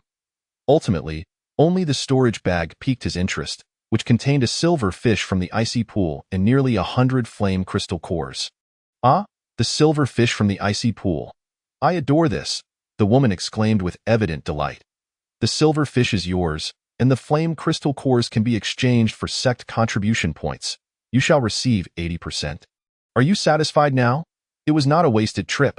The woman huffed. You are quite perceptive. I shall agree to this. Take care, sister. I wish. No. You cannot kill him. I shall not kill him, but crippling his tendons to render him a cripple should pose no problem. Right? Zhang Mingli sneered, raising a dagger aimed at Feng Yu's legs. At this moment, Feng Yu felt slightly better than before. However, his body remained stiff, unable to perform significant movements. Yet this immobility did not equate to helplessness. Activating a skill merely required true essence points or strength, largely independent of his mobility. He opened his eyes and fixed a gaze upon Zhang Mingli, silently activating the skill Dizzy Impact. Zhang Mingli's dagger was poised to stab his ankle when, suddenly, the figure vanished, causing him to fall onto his backside in shock. The distance between Feng Yu and the icy pool was less than 2 yards. He crashed against the pool's wall, leaving him dazed and disoriented. But he immediately executed the water escape technique, plunging 3 yards deep. This was a solid plan. As long as the opponent was not adept at underwater combat, he could temporarily evade death. The girl on the shore and Zhang Mingli were both frantic. How could he suddenly dive into the pool? Wasn't he electrocuted? Zhang Mingli was equally in the dark. I have no idea. I told you he possessed peculiar skills. You didn't inform me, I was about to say. But you weren't interested. The woman coldly huffed. Forget it. We weren't here to kill him anyway. We have what we came for, and we shall grant him a reprieve. Indeed, he has gained nothing this time. A wasted trip. What a pity we could not disable his legs. Zhang Mingli and the woman turned to leave when suddenly, a figure surged from the icy pool, shooting an arrow forth. Feng Yu was certainly not one to bear grievances without retaliation. Having his belongings stolen warranted immediate restitution. However, this time, he did not aim at the woman or Zhang Mingli. He still needed to remain within the sect for a while and could not afford to kill. Instead, he targeted the lightning flying squirrel perched on the woman's shoulder. He did not recognize the creature, but that foot-long entity was the very source of his earlier paralysis, reminiscent of a sugar glider. With a membrane connecting its front and hind limbs, allowing it to glide over great distances, as the woman and Zhang Mingli heard the splash, they turned just in time to see Feng Yu strike the lightning flying squirrel. This time, there was no enchantment. Otherwise, he would have surely killed the creature outright. He tugged on the arrow's tail string, activating the water escape technique, and sank back to the depths of the pool. Ah, my lightning flying squirrel! The woman rushed to the pool's edge, hesitating to dive in, her face a picture of distress as she stomped her feet. Zhang Mingli was equally flustered. You reckless fool! How dare you harm my sister's lightning flying squirrel? You shall pay dearly. The lightning flying squirrel was struck in the abdomen by the arrow, suffering grievous injury, and with the icy depths, it could no longer emit electricity, quickly succumbing to unconsciousness. The icy waters were too frigid. It bled little, and Fang Yu withdrew the arrow, applying pressure to the wound as he slowly swam upward. Watching the lightning flying squirrel freeze solid while he felt warm and comfortable, he chuckled softly. Shaking the creature, the two above could see him and cried out in alarm. Fang Yu waved, and they could only retreat. He emerged from the water. This lightning flying squirrel is quite impressive, but tell me, do you recognize me? Why did you send it to ambush me? The woman, clad in a pale yellow top and a white pleated skirt, hurriedly clarified. I truly did not intend for this. It was Zhang Mingli who incited me. Claiming you bore an irreconcilable grudge, dear brother, I implore you to spare my lightning flying squirrel. I am open to any terms. The woman, beautiful even in her distress, retained an air of dignity. You did not intend to? After traveling over 5,000 miles to fortuitously encounter me, it seems we are indeed fated. The woman had no retort, only casting a fierce glare at Zhang Mingli. Chapter 30. A visit from adversaries. Fang Yu waved his hand once more, requesting, kindly toss my storage bag over here, then retreat a distance of 10 zhang from the cold pool. I must admit, I am rather fearful of you all. It would be unfortunate if, in a moment of weakness, I were to inadvertently crush this little creature. Please, don't, the woman gasped, exchanging a glance with Zhang Mingli. He had no choice but to comply and tossed the storage bag towards Fang Yu. Upon receiving it, Fang Yu opened it to find everything intact, prompting a faint smile. What is your esteemed name, senior sister? Which peak do you hail from? I'm Yao Shengnan from Baihua Peak. Shengnan? A name that implies surpassing all men. What a splendid name. Fang Yu waved his hand again. Please, do step back further. Once I have thoroughly inspected my belongings and confirmed their condition, I shall return the thunderbolt flying squirrel to you. The two exchanged perplexed glances. Had they not already inspected it? Why the need for another examination? However, under the weight of the situation, they had no choice but to retreat once more. Fang Yu smirked as he submerged himself in the water. Return it to you? What a jest! Where could I possibly find another first-tier thunderbolt beast? Since it has come to me so conveniently, I shan't be courteous. He retrieved a bone-slicing knife and began to vivisect the unconscious thunderbolt flying squirrel. The enmity had already been established. Could he simply soften his demeanor in hopes of reconciliation? Absolutely not. While he had successfully intimidated Ma Chongkong, he could not instill fear in Zhang Mingli and Yao Shengnan. Thus he felt no need to be gracious towards them. After the dissection, he acquired a thunderbolt beast core, deciding against consuming it immediately. Instead, he placed it in his storage bag, along with a new skill, Thunderous Might. This skill allowed him to unleash a bolt of electricity upon targets within a zhang's distance. At the next level, he could release 2 bolts, extending the range to 2 zhangs, with increasing electrical power. Yet another skill that required a consumption of 10 true essence points. Oh, my meager true essence points. Fang Yu lamented, just as a few silver fish from the cold pool swam by, greedily consuming the blood of the thunderbolt flying squirrel. Is it possible to do that?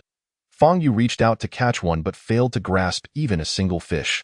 With a fierce glare, he invoked his newly learned skill, Thunderous Might, with a crackling sound. An arc of electricity illuminated the area, incapacitating all 5 silver fish in an instant. Remarkably, he himself was unharmed by the electric discharge. Such was the advantage of skills. Overjoyed, he immediately stowed the 5 silver fish in his storage bag and swam to the surface, clutching the corpse of the thunderbolt flying squirrel. Emerging from the water, he shouted, "The flying squirrel has arrived." Following this, a torrent of water droplets, accompanied by the thunderbolt flying squirrel, hurtled towards Yao Shengnan, who was utterly oblivious to the creature's demise.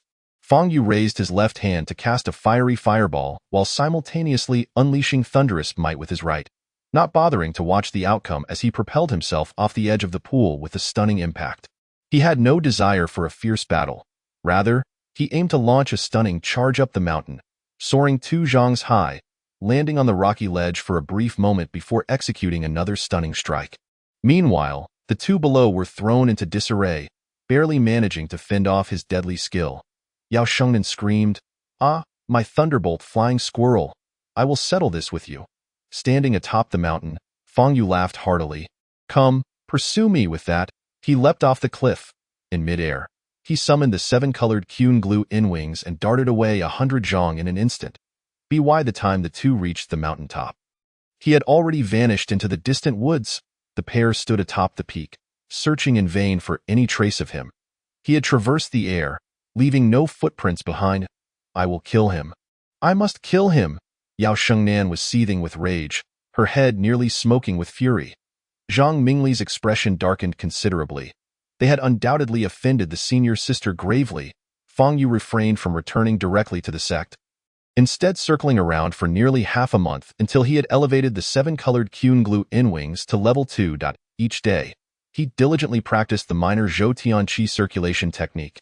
Finally boosting his true essence to 350 upon returning to the sect, he submitted his task at the 100 Refinements Hall. 6 silver fish from the cold pool and a fiery crystal core, earning a total of 200 contribution points. His total sect contribution now stood at over 500 points, still half a distance from acquiring the foundational array manual. Should he continue with tasks? No. He needed to return and rest for 2 full days. Otherwise, he would be unable to endure. His cultivation was still too low, and he had yet to reach the stage of foregoing food and sleep. Arriving at the auxiliary division, he once again requested assistance in constructing a wooden house beneath Chaoyang Peak. Before collapsing into a deep slumber, uncertain of how long he slept, he began to feel an increasing chill, as if he had returned to the depths of the cold pool in his dreams. Impossible! I consumed 3 fiery crystal cores. Even in the cold pool, I felt no chill. What is happening now? He opened his eyes to find several figures standing before him, 2 of whom were familiar faces, Zhang Mingli and Yao Shengnan. However, they stood behind others. A woman clad in a long floral dress and a middle-aged man in a green robe. To his dismay, the wooden house he had just built had vanished. Leaving him exposed to the elements, before Fang Yu could rise, the woman let out a cold snort, causing his body to stiffen and a chill to seep into his heart, making him spit out a mouthful of blood. He had sustained internal injuries. Struggling to sit up, he wiped the blood from his lips and looked at the 2 figures. May I inquire what brings the 2 esteemed seniors here? Is there any service I may provide? With a frosty smile, the woman replied, I am Lin Ruoxiang, master of Yao Shengnan. This is Chang Jinhua, master of Zhang Mingli. You must understand why we are here, yes? Fang Yu nodded. This was clearly a case of sending a small fry to confront a greater foe. If he were to defeat them as well, their masters would undoubtedly seek him out. Might I inquire how I should compensate you for your loss? My iron-armored giant crocodile, how shall I repay you for that? Lin Ruoxiang's expression hardened. And my disciple Thunderbolt Flying Squirrel, which is a rare breed. Fang Yu scratched his head. I recall seeing a task for capturing a killer bee while at the 100 Refinements Hall. It is said that one can compel the queen bee to acknowledge them as their master, thereby acquiring thousands of killer bees as pets. Would that be an acceptable compensation? Is that truly possible? The 2 exchanged glances, seemingly intrigued. This was a strategy Fang Yu had long considered. He understood that they would not dare kill him, but neither would they let him off easily if they were to cripple his cultivation or limbs. He would surely suffer. After pondering for over half a month, he devised this plan. Was it naive to hope they would deem him too weak to harm? Absolutely. Such thoughts were foolish and juvenile. Only by preparing for the future could one truly endure. The task concerning the killer bees did indeed exist, but no one could compel a mature queen bee to acknowledge them as their master. This was a mere fabrication. However, without concocting a compelling reason, these 2 liquid realm cultivators would certainly not let him off lightly. He had already used his true vision to assess their capabilities. Their true essence points were above 2,000. While he was uncertain of what the true essence of a liquid realm cultivator should be, he noted that Zhang Mingli and Yao Shengnan had similar true essence levels to his own. Yet these 2 surpassed them by several folds. A liquid realm cultivator's true essence points should exceed those of a qi refining cultivator by at least double, indicating they had indeed transformed gas into liquid. The 2 seemed to communicate silently, the woman's greed intensifying. Lin Ruoxiang scoffed, that won't do. How will 2 people split one queen bee? Each must have one. Chapter 31. If you dare, kill me, Fang Yu smiled lightly, waving his hand, no problem. As long as there are 2 queen bees, I guarantee you each will have one. The pair exchanged awkward glances. There was only one hive of killer bees. Due to their toxicity, the numbers were limited, and their formidable attack power deterred many from attempting to capture them. Most would simply steal a bit of honey and flee. No one wished to undertake such a perilous task. There were no other hives of killer bees in the vicinity, and this was not Feng Yu's fault. I want the killer bees. Please, Chang Shixiang, allow my sister a chance. Lin Ruoxiang was quite tenacious. Chang Jinhua rolled his eyes. You believe he can truly capture the queen bee? Who knows if he possesses such skills? He turned to Feng Yu. What of my iron-armored giant crocodile? Feng Yu shrugged. I have special methods for hunting piranhas and fire crows, and I certainly have ways to deal with killer bees. However, there is but one queen bee, and I am unable to assist you further. You two may negotiate among yourselves. This was a classic case of dividing two peaches among three individuals, or sowing discord. He had not even begun the task yet, and already he had set his opponents against each other. Zhang Mingli and Yao Shengnan exchanged glances, their faith in Feng Yu growing stronger. While this fellow might not possess great abilities, he was particularly astute in dealing with demonic beasts, employing numerous clever tactics. Perhaps it was a family trait. Given their experiences, they had undoubtedly informed their masters, and the two began to believe that capturing killer bees as pets would indeed be advantageous, far superior to the thunderbolt flying squirrel. But the question of ownership posed a dilemma. After a lengthy debate, tempers flared, yet the woman remained resolute, wanting the killer bees without any cost, believing her thunderbolt flying squirrel to be of superior quality, thus desiring to acquire the killer bees without recompense. Chang Jinhua, however, stood firm, unwilling to yield an inch. Ultimately, they could not reach an agreement and turned to Feng Yu. Nearly in unison, you brat. You must give us the killer bees. This was precisely the outcome Feng Yu desired. He chuckled, if you dare, kill me. Then neither of you shall have the killer bees. They had arrived with great bravado, tearing down his dwelling in silence, yet they had not anticipated being threatened in return. The pressure they exerted intensified, and Feng Yu found it increasingly difficult to withstand. Turning back towards the mountain, he bellowed, Yi Tianjiao.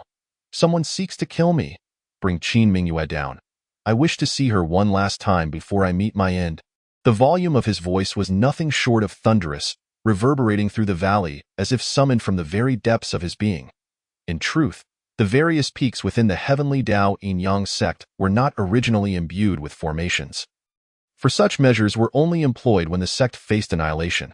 The formation on Chaoyang Peak was deliberately designed to pose a challenge to Feng Yu, lacking any substantial power. Yet, Feng Yu's cry was laden with profound significance. When Zhang Mingli and Yao Shengnan's master made their grand entrance, he resolved to depart from the heavenly Dao Yin-Yang sect and never return. While Zhang Mingli and Yao Shengnan were powerless to take action against him, their master certainly possessed the capability to end his life. It was imperative that he did not place his safety in the hands of another's compassion. Thus he had to leave, however, before his departure.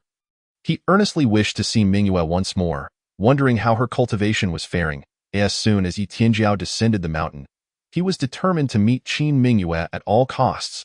The two liquid condensation realm cultivators were taken aback by his boldness. Astonished that he would dare to call out the name of his master directly, was he seeking his own demise while dragging them down with him? This was certainly not his own territory. To come here and bully the disciples of another sect was utterly unreasonable, especially since Yi Tianjiao was known for her fiery temper. No.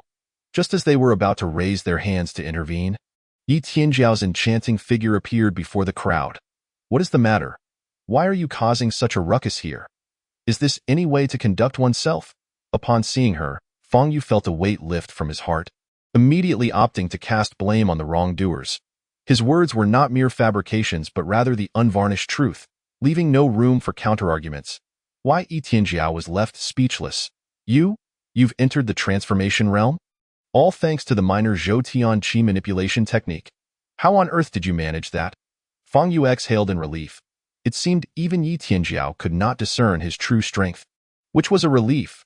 He could clearly perceive the cultivation levels of everyone present, understanding his own position, yet none could gauge his prowess, laying a solid foundation for his masquerade. He waved his hand dismissively. This is not the crux of the matter. Someone seeks to take my life, and I am, after all, a disciple of Chaoyang Peak. You are not even a disciple of Chaoyang Peak. I did not invite you to join. Fine, I am a free spirit. Fang Yu nodded. My life is of no concern to you, but it is to my wife. Regardless of her cultivation level, it is only natural for a couple to meet before the end. Is it not? I wonder if Fairy Yi would agree? Would she agree? Yi Tianjiao's greatest concern was Qin Mingyue's cultivation. She had just begun to flourish and must not be disturbed. Mingyue is currently in seclusion. At a critical juncture, she cannot be interrupted. However, I can share some good news. She is exceptionally suited for our sect's cultivation methods, and the yin-yang fish mark on her face has nearly vanished. Her progress is astounding. Fang Yu gazed up at the mountain, envisioning Mingyue's radiant and delicate visage. How beautiful she must be! Regrettably, he could not witness it. From Yi Tianjiao's tone, it seemed that even the King of Heaven himself could not compel her to let Mingyue descend the mountain. He sighed softly. So what you mean is that I must depart this world with lingering regrets. Are you not afraid that one day Mingyue will seek vengeance upon you? Afraid? How could I not be? Yi Tianjiao was acutely aware of Qin Mingyue's feelings for Fang Yu, feelings that could withstand any calamity. She merely hoped that as her cultivation advanced, her attachment would wane, and that with the passage of time, she would gradually forget, but that was certainly not the case now. She scoffed lightly. What do you mean by life and death? As long as you do not impede Mingyue's cultivation, I will ensure that no one dares to harm you. With that, her brow arched, and her aura surged as she turned to the others. What is the meaning of this? Do you intend to harm a disciple of Chaoyang Peak? Have you consulted me? Yi Tianjiao, Chang Jinhua, and Lin Ruoxiang were utterly terrified, hastily bowing deeply. We apologize, Master Ant. It was not our intention. Zhang Mingli and Yao Shengnan fell to their knees, exclaiming, Master Ant, spare us. We never meant to kill him. It was merely that he truly killed our pet. Yi Tianjiao's imposing aura diminished as she cast a cold glance at the two liquid condensation realm cultivators. Look at your paltry aspirations. If the disciples are incapable, must you personally intervene? You truly bring shame to the heavenly Dao Yin Yang sect. Let me make this clear. Even if low-tier disciples fight to the death, it is none of your concern. If I discover that you dare to lay a finger on Fang Yu again, do not blame me for disregarding your master's reputation. Yes, thank you for your guidance. Master Ant, the two hurriedly bowed in deference.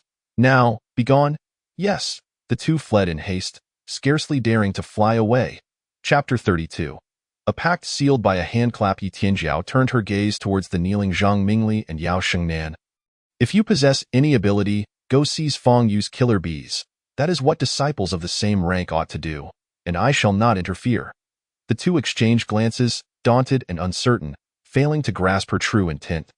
Yi Tianjiao's voice rose in anger. Get out. If you cannot comprehend this, you are nothing but foolish pigs. The two, frightened, prostrated themselves repeatedly, scrambling to their feet and fleeing. Fang Yu wore a knowing smile. Fairy Yi, you are truly remarkable.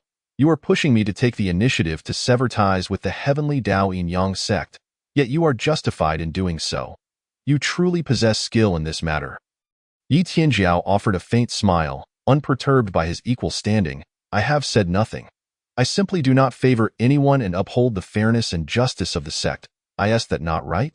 Fang Yu raised his thumb in admiration. It may seem fair, but I am but one person, having just entered a month ago, while they are many. This is driving me towards a dead end. You are truly formidable. Yi Tianjiao remained unfazed, even jesting. Thank you for the compliment. This is what one might call killing without shedding blood. Fang Yu's expression turned frosty. If I were to kill them, it would all fall on your shoulders. Yi Tianjiao scoffed. If you truly had the capability to do so, I would willingly accept the consequences. Fang Yu was somewhat perplexed by her reasoning, furrowing his brow. What do you mean? If I were to kill so many disciples of the heavenly Dao Yin Yang sect, would you not be the first to eliminate me? Yi Tianjiao cast him a disdainful glance. Do you think that because you possess a modicum of intelligence and luck, I would regard you highly? I am aware of your fortunate encounters. After your resurrection, you transformed entirely and acquired some grand treasure. As Mingyue has informed me, I do not covet your treasures. My focus is solely on Mingyue's future. Now, I offer you a chance to prove yourself. If you can survive the killer bee task, I assure you that no cultivator above the transformation realm will pursue you. However, you must actively leave the sect. Even if you manage to return alive in the future, you cannot claim that I forced you to leave. Do you dare to agree? Fang Yu scrutinized Yi Tianjiao's flawless face, utterly at a loss for words. Was she aiding him or endangering him? To send low-tier disciples to confront him while forbidding high-tier cultivators from acting against him. How did she know that he intended to leave the sect? Had she overheard him speaking in his sleep? He shook his head, chuckling bitterly. It was impossible for her to know his thoughts or his strength. She must be attempting to use those individuals to eliminate him and sever Mingyue's earthly ties. There was no need to overthink it. He had only been in the sect for a month, while those individuals were formidable. He nodded. Very well. I accept your terms, but if a single liquid condensation realm cultivator comes after me, you will bear the guilt for a lifetime. If you possess a conscience, why? Yi Tianjiao's eyes flashed with a cold light. Do not speak such disparaging words. Do you think I am someone of no merit? I assure you that such a situation will not come to pass. Fang Yu raised his palm. Why? Yi Tianjiao paused. What are you doing? A handclap pact. Should I violate this oath, may heaven and earth conspire against me. What? Are you afraid? You. Yi Tianjiao's chest rose and fell with indignation, but ultimately, she gritted her teeth. With a resounding clap, their palms met. Fang Yu seized her delicate hand, hoping she would not be one to break her word. Humph. I hope you survive until our next meeting. Fang Yu abruptly released her hand and turned to leave, feigning disdain. This infuriated Yi Tianjiao, who gritted her teeth at his retreating figure. After taking a few steps, Fang Yu suddenly raised his hand to his nose and inhaled deeply. What a delightful fragrance, so soft, so fragrant. Yi Tianjiao nearly spat out a mouthful of blood. She could no longer bear to look at him. Turning away in fury, vowing, just wait. One day, you will be at my mercy, and you will beg for death. Yet, Fang Yu's voice echoed from afar. I will be waiting. Yi Tianjiao stumbled, losing her footing and tumbling into the formation. Fang Yu let out a hearty laugh, brimming with vigor as he made his way to the B-level treasury. Within his task token lay 500 points of sect contribution value. This time, departing from the sect meant a rebellion against its disciples. And he was uncertain when he might return. Naturally, he intended to expend all of these contribution points. As for the compendium of array fundamentals, it was not worth considering. It was simply out of his reach. The road ahead appeared daunting, and he was determined to make the most of these 500 contribution points, maximizing their benefits by selecting items that would be most advantageous to him. Initially, he utilized his eye of true sight for self-assessment, examining which of his abilities was the strongest, what shortcomings he possessed, and where he needed to compensate and enhance. Fang Yu, human race level, 1 health points, 311 true essence points, 350 strength, 216 agility, 55 constitution, 97 health regeneration, 1 defense, 38 skills, stunning impact, 2nd tier, bone severing grip, enchantment, 2nd tier, evasion, 100 steps through yang, 2nd tier, multiple arrows, prismatic Qinghuan wings, 2nd tier, eye of true sight, earth drill, water escape technique, violent fireball, thunderclap. Notably, he had been employing enchantment in all his attacks recently, thus elevating this skill to the 2nd tier. Now, enchantments could add poison, fire, and electric attacks. Although not overwhelmingly powerful, the diversity of added effects rendered it difficult for opponents to defend against. Regarding his insufficient attack strength, it primarily stemmed from lacking a powerful bow. He was still using the gear of that bearded general. Initially, it seemed adequate, but ultimately it was merely a mundane item, now woefully inadequate against his formidable strength of over 2,000 pounds.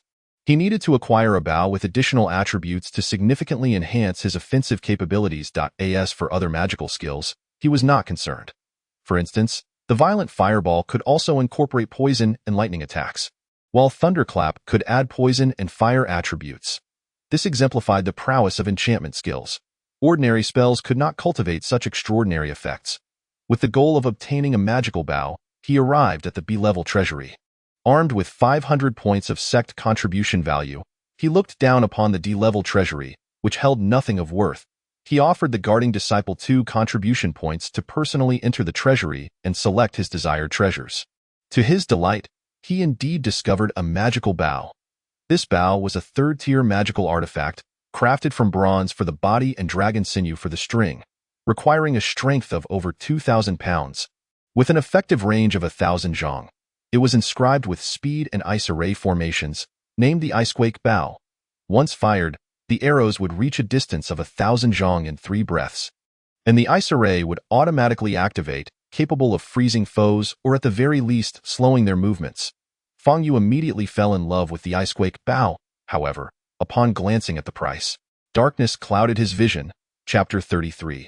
Selecting treasures 1,500 points of sect contribution value.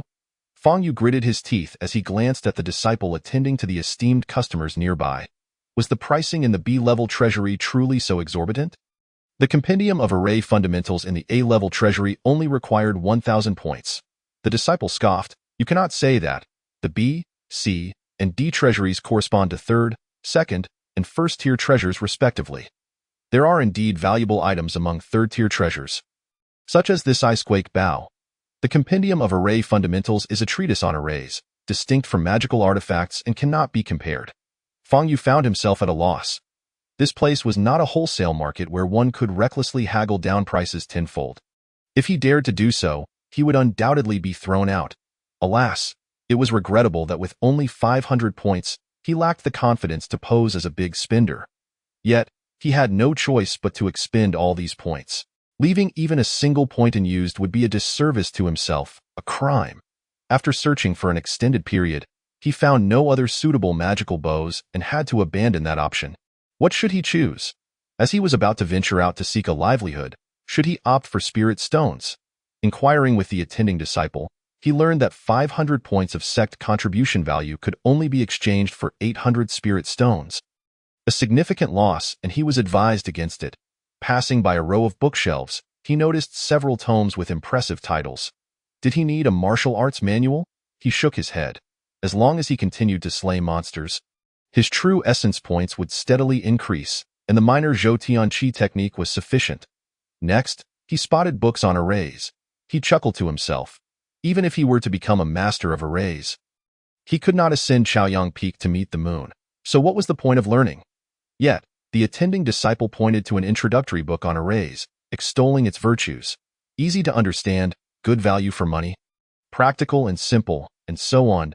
He utilized every conceivable compliment, leading Fang Yu to mistakenly believe the disciple had authored the book himself, promoting it with such fervor. Is it truly as good as you say? May I take a look? Of course. Feel free to peruse. There is no charge for browsing. Since it was free, Fang Yu felt no hesitation and opened the introductory book on arrays. The term array is akin to the military formations of ancient armies. Conveying the idea of arrangement, it refers to a fixed stance, responding to change with constancy. When the formation becomes dynamic, it is termed an array technique. However, the arrays employed by cultivators differ significantly from military formations. They utilize array diagrams as bridges, connecting magical artifacts as focal points to create a space that communicates with the elemental energies of heaven and earth. Once this space is activated, depending on the array diagram and magical artifacts, it can connect with various types of elemental energies, yielding an array of astonishing effects. Fang Yu nodded, feeling he had gained much insight. The book indeed began with clear and accessible explanations, instantly piquing his interest to continue reading. As he progressed, an example of the simplest gathering spirit array was presented, illustrating how it gathers elemental spirit energy for cultivation. Upon glancing at the simple array diagram, the yin-yang jade pendant in his mind began to whirl. Activating his eye of true sight, and astonishingly, the lines of the gathering spirit array on the paper began to undulate slowly, becoming increasingly complex. Fang Yu was startled but did not show it. He blinked vigorously, discovering that the text and images on the page remained unchanged. Rather, it was the eye of true sight that was duplicating and elaborating upon the array diagram. The eye of true sight certainly lacked such ability. It was undoubtedly the yin-yang jade pendant in his mind that was at work. It turned out that the yin-yang jade pendant was not merely the mainframe of a game.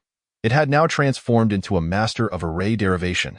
The gathering spirit array within the eye of true sight grew increasingly intricate, rendering it unrecognizable, and its function became enigmatic.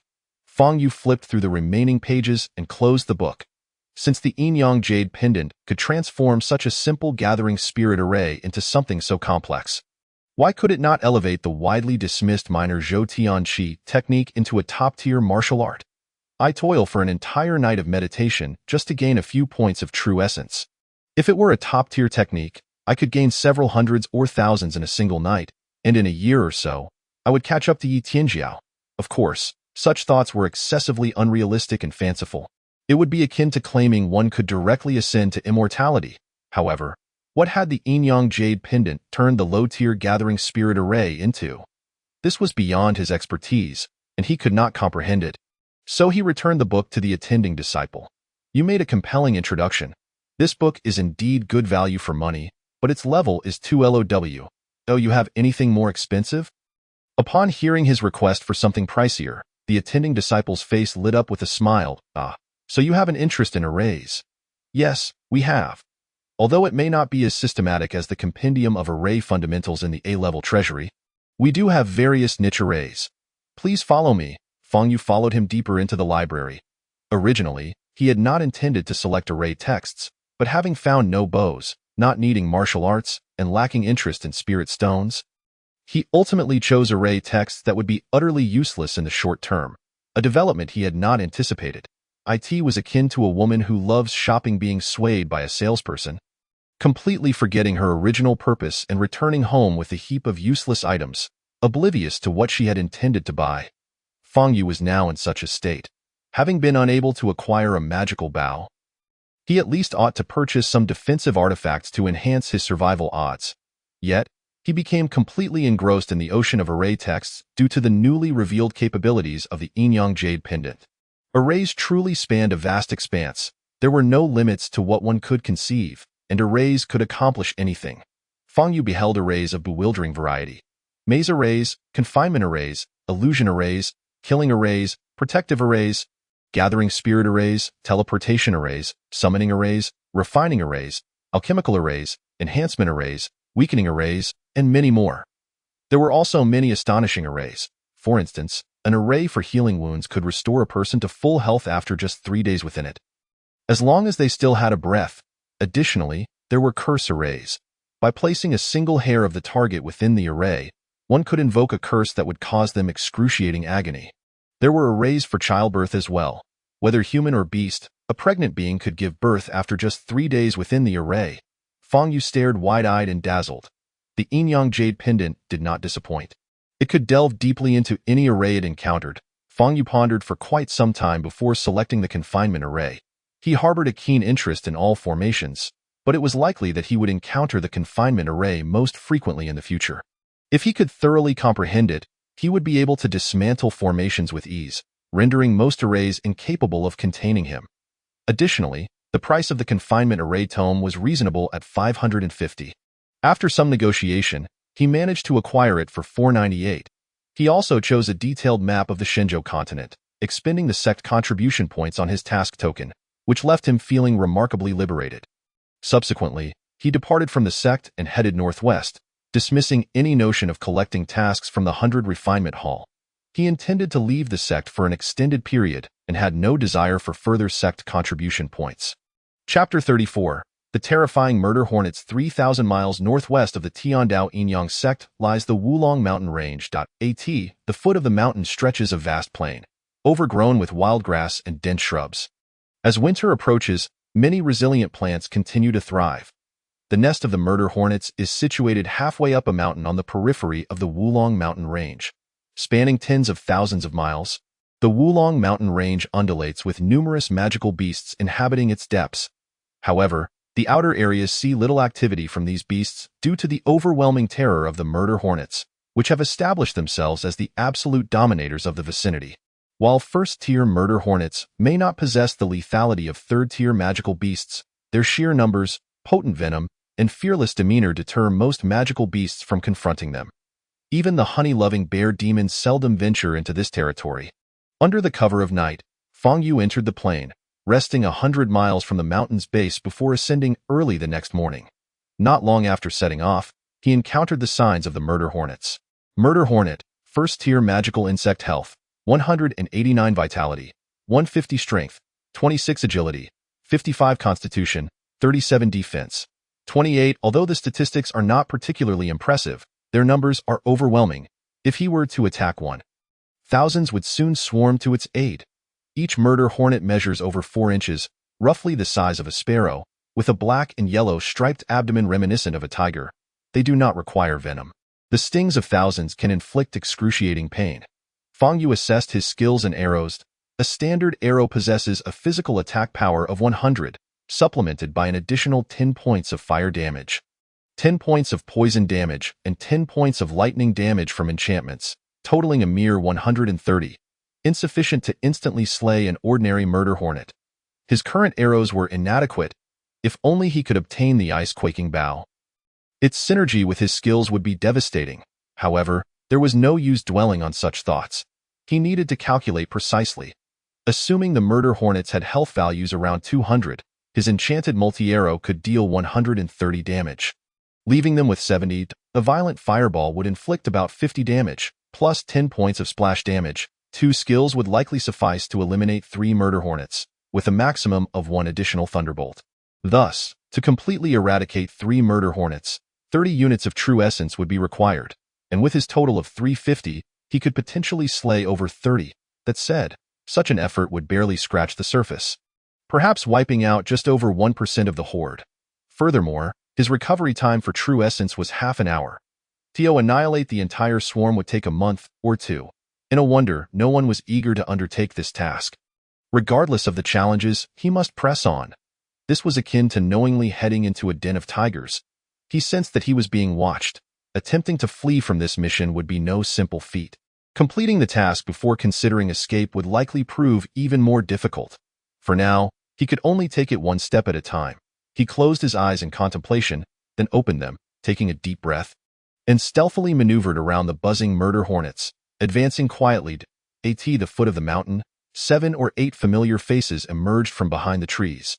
Zhang Mingli, Yao Xingnan, Ma Chongkong, and a few others, including the graceful Lin Ruoxiang.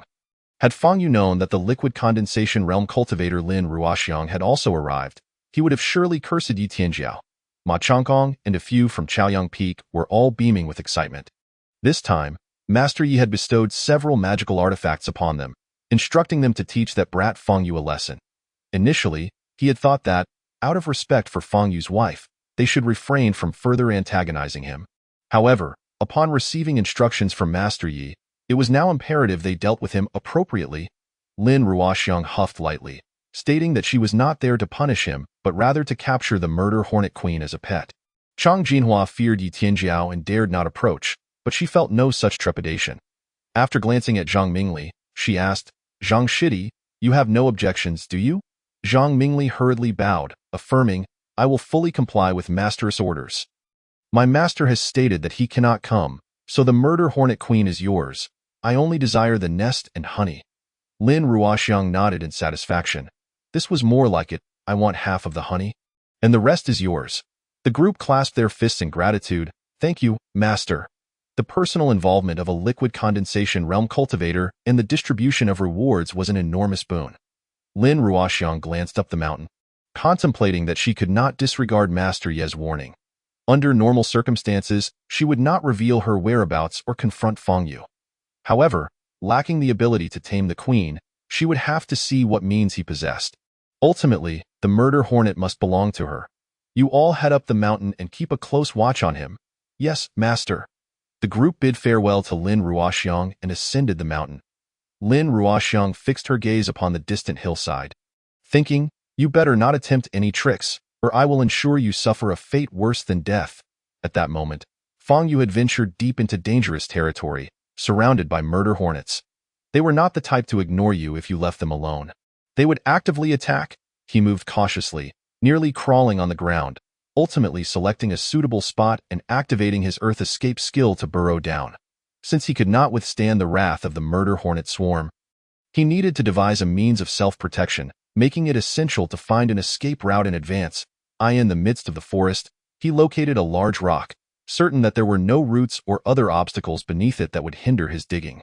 After burrowing down to the rock's base and finding everything went smoothly, he returned to the surface. Next, he concealed the entrance with grass and settled in to wait. Outside, there were plenty of murder hornets. But he was not waiting for them. He was anticipating the arrival of people. Before long, Yao Xingnan and the others indeed followed his trail. They all understood they were there to confront the terrifying murder hornets and were well prepared with defensive artifacts and potent fragrances to repel the hornets. Furthermore, their cautious approach had largely spared them from attacks. However, upon reaching this location, they could no longer find any trace of Fang Yu, leaving them puzzled. Could it be that this brat flew away? Zhang Mingli exchanged glances with Yao Shengnan. Last time, near the cold pool, this brat had managed to climb and escape.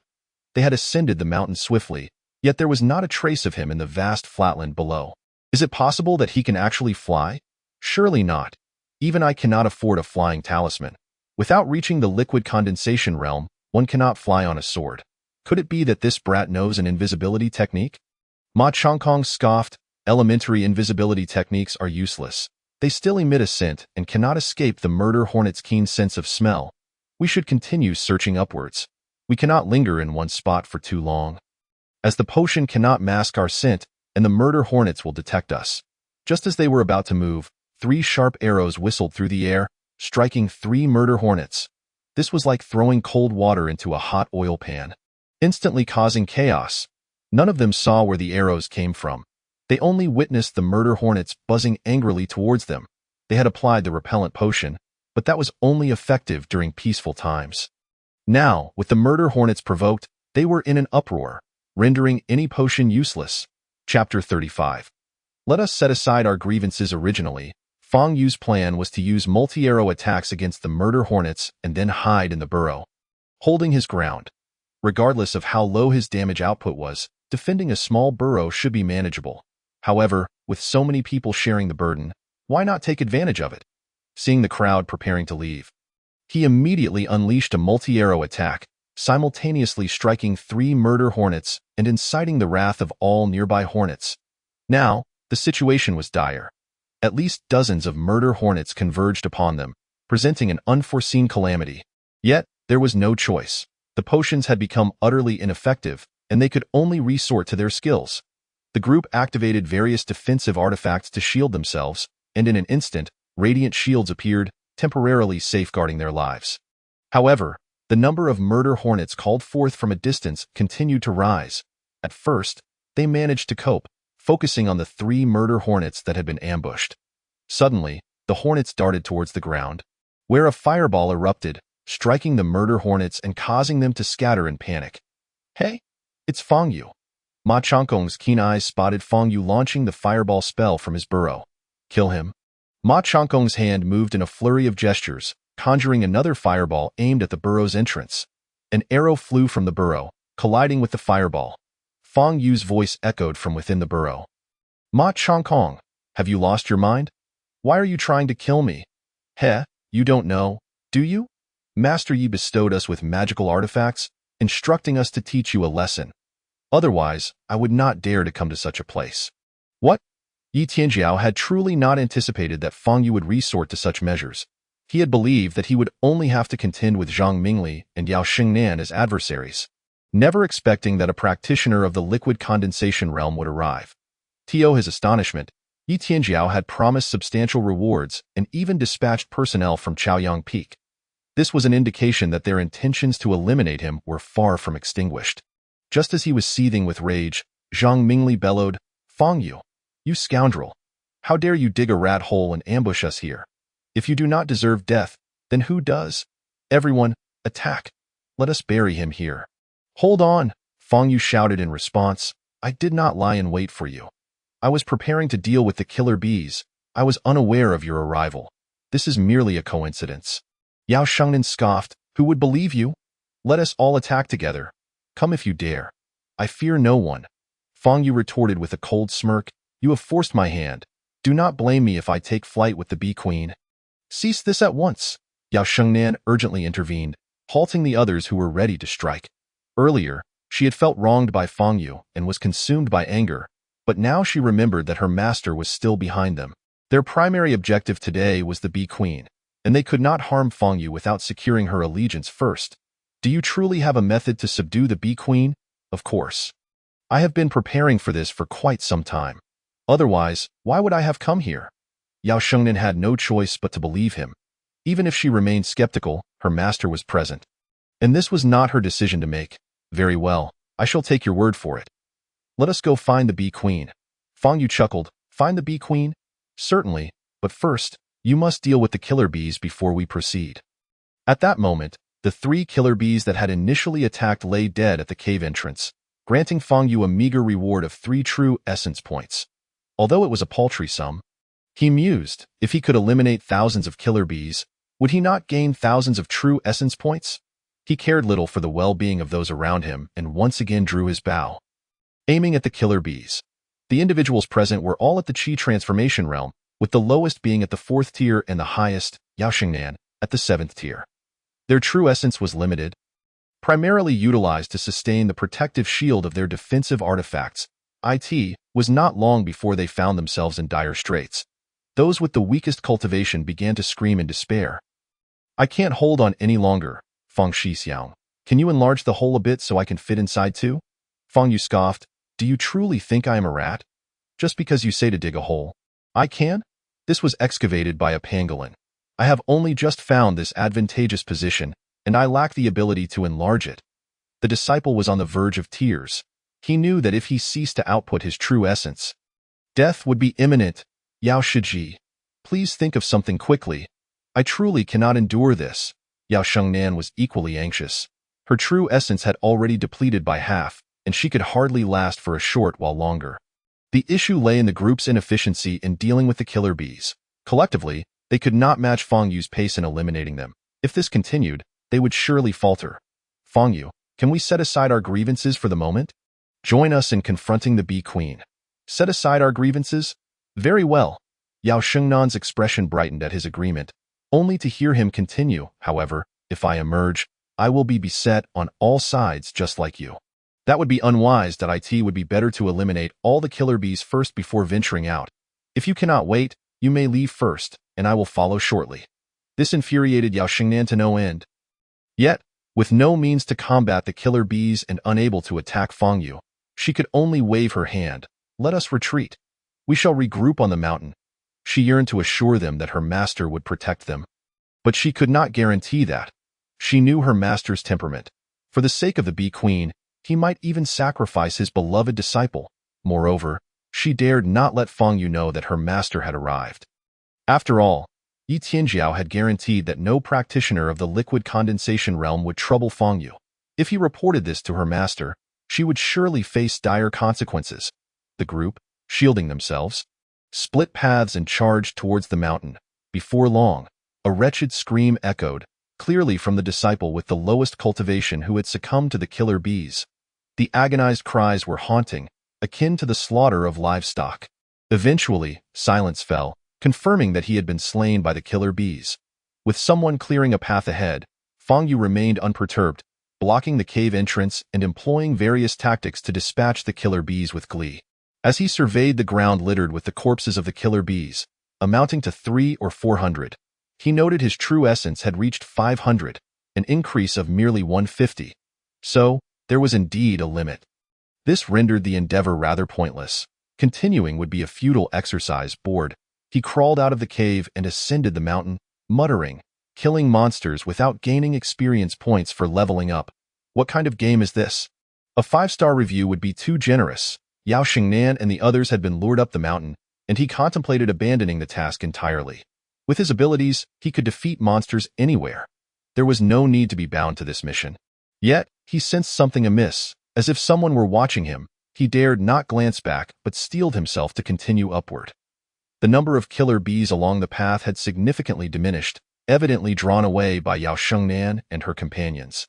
He made his way up the mountainside with relative ease. Just as he emerged from behind a massive rock, he caught a glimpse ahead and immediately turned to retreat. Chapter 36. The Shimming In Chi Pearl. It was not that he was losing his composure. Rather, at least thousands of killer bees had congregated just 100 feet ahead. A dark swarm buzzed ominously, resembling a black cloud. A colossal beehive was nestled between 2 towering trees, beneath which lay the lifeless bodies of 4 individuals. Their life force extinguished. Only Ma Chongkong, Zhang Mingli, and Yao Shengnan remained, crouched on the ground, desperately clinging to life. They had arrived as a party of 8, lost one along the way, and now 4 corpses lay strewn about. Only 3 survivors remained. a testament to the terror of the killer bees. I instructed you to ascend the mountain separately, not to seek death. Amitba, do not blame me for this. In truth, he was not entirely helpless against the killer bees. He could dig a hole and wear them down. However, there was no experience or true essence to gain from killing the killer bees, so only a fool would engage in such a thankless endeavor. Unfortunately, fate was not on his side. Before he could take a few steps, a figure emerged from behind a tree. It was none other than Lin Ruoxiang. Fang Yu's heart sank once more. That scoundrel Yi Tianjiao. He had just assured me that no practitioners of the liquid condensation realm would trouble me. What is this? Is it an illusion? He could only force a smile and clasp his hands. Greetings, Senior Lin. What a coincidence to encounter you here. Lin Ruoxiang smiled sweetly. Coincidence? I have been following you specifically. Fang Yu sighed inwardly. Her ability to track him from the sect indicated that Yi Tianjiao was unaware of this. As he had certainly not left Chaoyang Peak, it would be best if you never emerge. Remain in Chaoyang Peak for eternity. He forced a smile. It is wonderful that you have come. I could not have wished for more. Oh? How so? Pray, enlighten me. Lin Ruoxiang regarded him with keen interest. Fang Yu patted his chest. I have always remembered your words and aspire to subdue the Bee Queen to present to you. For this endeavor, I would brave fire and water without hesitation. Lin Ruoxiang covered her mouth and laughed. Oh, you are quite the considerate one. If I do not reward you, my heart would feel unfulfilled. You need not reward me. This is simply my duty. Fang Yu gestured towards the hive. There lies the Bee Queen, guarded by thousands of killer bees. I certainly have a means to subdue her, but I cannot contend with so many killer bees. So, you mean to say that if I deal with the killer bees, you will subdue the queen and present her to me? Absolutely. Excellent. Let us proceed. Lin Ruoxiang gracefully moved forward, with Fang Yu following closely behind. Senior Lin, the killer bees are exceedingly fearsome. Your disciple appears to be in a precarious situation. As they rounded a boulder, Lin Ruoxiang beheld the unfolding scene but showed no signs of urgency, continuing her leisurely stroll as though in a garden. Humph, when have I ever been unable to collect my disciples? I teach her cultivation, guide her initiation, and provide her with resources. If she perishes in my stead, is that not to be expected? Indeed, indeed. Senior Lin speaks with such clarity. Fang Yu felt a chill run down his spine. This woman was as cold-hearted as a viper, though remain unfazed at the death of her own disciple. She was destined to live a lonely life. The three individuals present, upon seeing Lin Ruoxiang's arrival, finally found the courage to expend their last vestiges of true essence to fend off the onslaught. Their faces streaked with tears and snot, utterly bereft of the composure and steadiness expected of cultivators. Lin Ruoxiang snorted, a bunch of useless fools. Fang Yu possesses lesser cultivation than you, yet he knows to dig a hole for protection against the killer bees. You lot only know how to charge recklessly. If you perish, it is due to your own foolishness. The three of them struggled to maintain the Qingming water fire shield granted by Yi Tianjiao. Pooling their true essence together, they had reached a point of utter exhaustion. Seeing Lin Ruoxiang still had the presence of mind to scold them, they cried and bowed, pleading for her salvation. Lin Ruoxiang raised her hand, summoning a pitch-black orb as soon as the orb appeared. It exuded an overwhelming chill, flying towards the hive under her guidance. With a flick of her hands, she chanted, Xinming Yin Qi Pearl, manifest. The dark orb unleashed a torrent of black mist, causing the surrounding temperature to plummet once more. Lin Ruoxiang waved her hands, released the Yin Qi. The dark vapor emerging from the orb grew increasingly dense, gradually enveloping a vast expanse. This black mist, though somewhat frigid, seemed to lack any irritating quality. The murder hornets were entirely unfazed, continuing to flit about. Before long, the black fog shrouded an area spanning 3 miles, encompassing thousands of murder hornets, their hive, towering trees, as well as the lifeless and living beings beneath them. Lin Ruoxiang clasped her hands behind her back and strode forward, exclaiming, Fools! Why are you not emerging?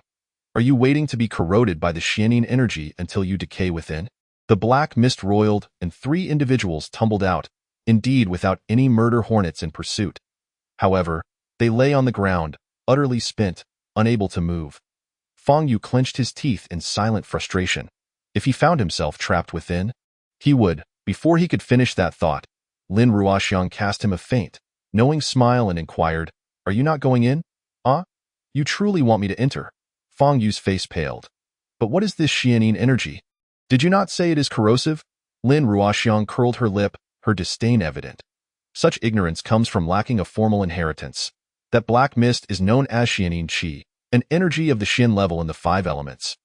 4 wonders, 3 virtues, and 2 origins. It is the most advanced energy in the world and the very foundation of my Tiandao Yin-Yang sect. The dual energies of Yin and Yang are called Air Yuan, further classified into 5 levels: Xian, Yuan, Tai, Ji, and Zhi. In the realm of mortals, the highest one can attain is the Yuan level, hence it is referred to as Air Yuan. Fang Yu's mouth twitched. Was this elementary Xianin Qi truly so formidable? Lin Ruoxiang laughed lightly. What do you consider formidable? I have heard that Master Yi wishes for your wife to reach new heights. Cultivating the true Qi of Tai Yin. It is said that when perfected, one can even generate the true fire of Tai Yin. What? Fang Yu's heart raced. That scoundrel Yi Tianjiao. Surely she harbored ill intentions. Unable to advance herself, she intended to use Mingyue as a test subject. What if something went awry? Lin Ruoxiang waved her hand dismissively. Enough with the questions. I have done all I can. The murder hornets are all dead save for the queen in the hive. Now it is your turn. Fear not. As long as you control the queen, I shall retract the Xianin Qi and it will not harm you. Her eyes gleamed with a sharp intensity. But should you dare deceive me, you shall remain forever frozen within the Xianming Yin Qi orb. I will make you understand the meaning of pain beyond endurance. Fang Yu exhaled deeply. Rest assured, I shall not disappoint you. With that, he resolutely stepped into the black mist. Initially, upon entering, he felt little more than a chill. However, in the next instant, something felt amiss. It was as though his skin and muscles had ceased to exist. The cold penetrating directly to his bones. Even if it was not overwhelmingly frigid, it made him shudder uncontrollably. What a formidable Xianin Qi! His previous demeanor, his fear of death and eagerness to flatter, had all been for Lin Ruoxiang's benefit, intended to lower her guard so she would not act against him immediately. Yet this Xianin Qi was indeed no trifling matter. Before he could fully contemplate this, the yin-yang jade in his mind began to rotate slowly. The black mist visibly entering his body, being absorbed by the yin-yang jade. Chapter 37. Qi gushing like a rainbow and the rainbow bridging the sun. Oh no. Fang Yu's heart sank. Originally, he had not feared the Xianin Qi much, as the yin-yang jade in his mind could absorb the yin and yang energies within Mingyue. Confronting the Xianin Qi should pose no problem, at least not to the extent of freezing him to death. However, if the Xianin Qi were consumed by the yin-yang jade, Lin Ruoxiang would undoubtedly sense it at once. It would be no surprise if she decided to dissect him for research. He hurriedly attempted to halt the yin-yang jade's consumption of the Xianin Qi, but the rotation of the yin-yang jade was beyond his control. Each movement had its own impetus, and this entity could not be communicated with. He had no idea if it could even pause. Thankfully, as soon as the thought crossed his mind, the yin-yang jade ceased its motion. He let out a sigh of relief, wiping the cold sweat from his forehead, and stepped over the scattered corpses of murder hornets toward the hive. The true sight. I scanned the hive, revealing an extraordinary situation. He could see the data of the queen within the hive, which was quite normal, but what was unusual was that the hive itself also had data. The true sight. I indicated that the hive had but one statistic: life value. Fang Yu furrowed his brow. The hive possesses life? That is impossible. This defies logic. The hive actually had a life value, not just 8, but an infinity symbol. What does it mean to have infinite life? He gently touched the hive, marveling at the wonder of this world, utterly astounded. Outside, Lin Ruoxiang could vaguely perceive his actions. The Xianin Qi could indeed obstruct the probing of a cultivator's consciousness, and since she had not fully refined the Xianming Yin Qi orb, impatience began to set in. Make haste. There remains but one queen. There is no need to be so fearful. I am not afraid. Not in the slightest. Fang Yu gritted his teeth, raising his hand to dig, yet found he could not budge the hive. How solid! He immediately activated his earth-burrowing skill and began to excavate. Indeed, skills proved effective. With true energy enveloping his hands, he quickly delved deeper in a few moments. He unearthed a chunk of golden honey. What a delightful fragrance! He feared no toxins and, knowing the hive had a life value, would not let this opportunity slip by. He raised his hand and stuffed the honey into his mouth. It was indeed sweet enough to make one's spirit soar. Upon consuming a mouthful of honey, a skill activated. Qi gushing like a rainbow consumed 50 points of true energy, instantly converting it into 50 points of life value. With a cooldown of 3 seconds, the next level required 50 points of true energy to convert into 55 points of life value. What is this? Honey can also provide skills. The hive truly possesses life? Fang Yu was momentarily dumbfounded. Is this a trait of blue for red? No wonder it's called Qi gushing like a rainbow. This skill must be crucial for life preservation in dire moments. Just as Fang Yu contemplated this, a sharp pain shot through his right hand. A stinger had pierced his arm, penetrating to the bone. This was bad. He had been stung by the queen. Although Fang Yu possessed the true sight eye, making it unlikely for him to be harmed by the queen, he had been so startled by the Qi gushing like a rainbow skill that he had not anticipated the queen breaking free from the hive to attack him. According to the data read by the true sight eye, this queen was indeed a solid second-order demonic beast, with over 1,000 vitality points. He was no match for her. As the queen's venomous stinger entered his body, it began to siphon his blood. Not only blood, but even his marrow. Within his true sight eye, his life value plummeted. He desperately wanted to call for Lin Ruoxiang's help, but as he thought of it, he held back with his left hand. He scooped up a handful of honey and stuffed it into his mouth. Since the hive had a life value, the honey must not be without merit. Just moments ago, his life value was full. Now it was not. Would it help? This time, he had bet correctly. A mouthful of honey sent his life value soaring by over 100. Yet the queen's siphoning of his vitality was swift, and in the blink of an eye, it was nearly depleted again.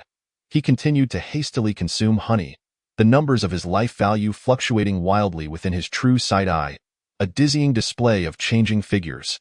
Outside, Lin Ruoxiang could no longer contain her impatience. What is happening? Have you captured the queen yet? I am ready to retract the Xian Ming Yin Qi orb. Wait, just a moment. I am about to seize her.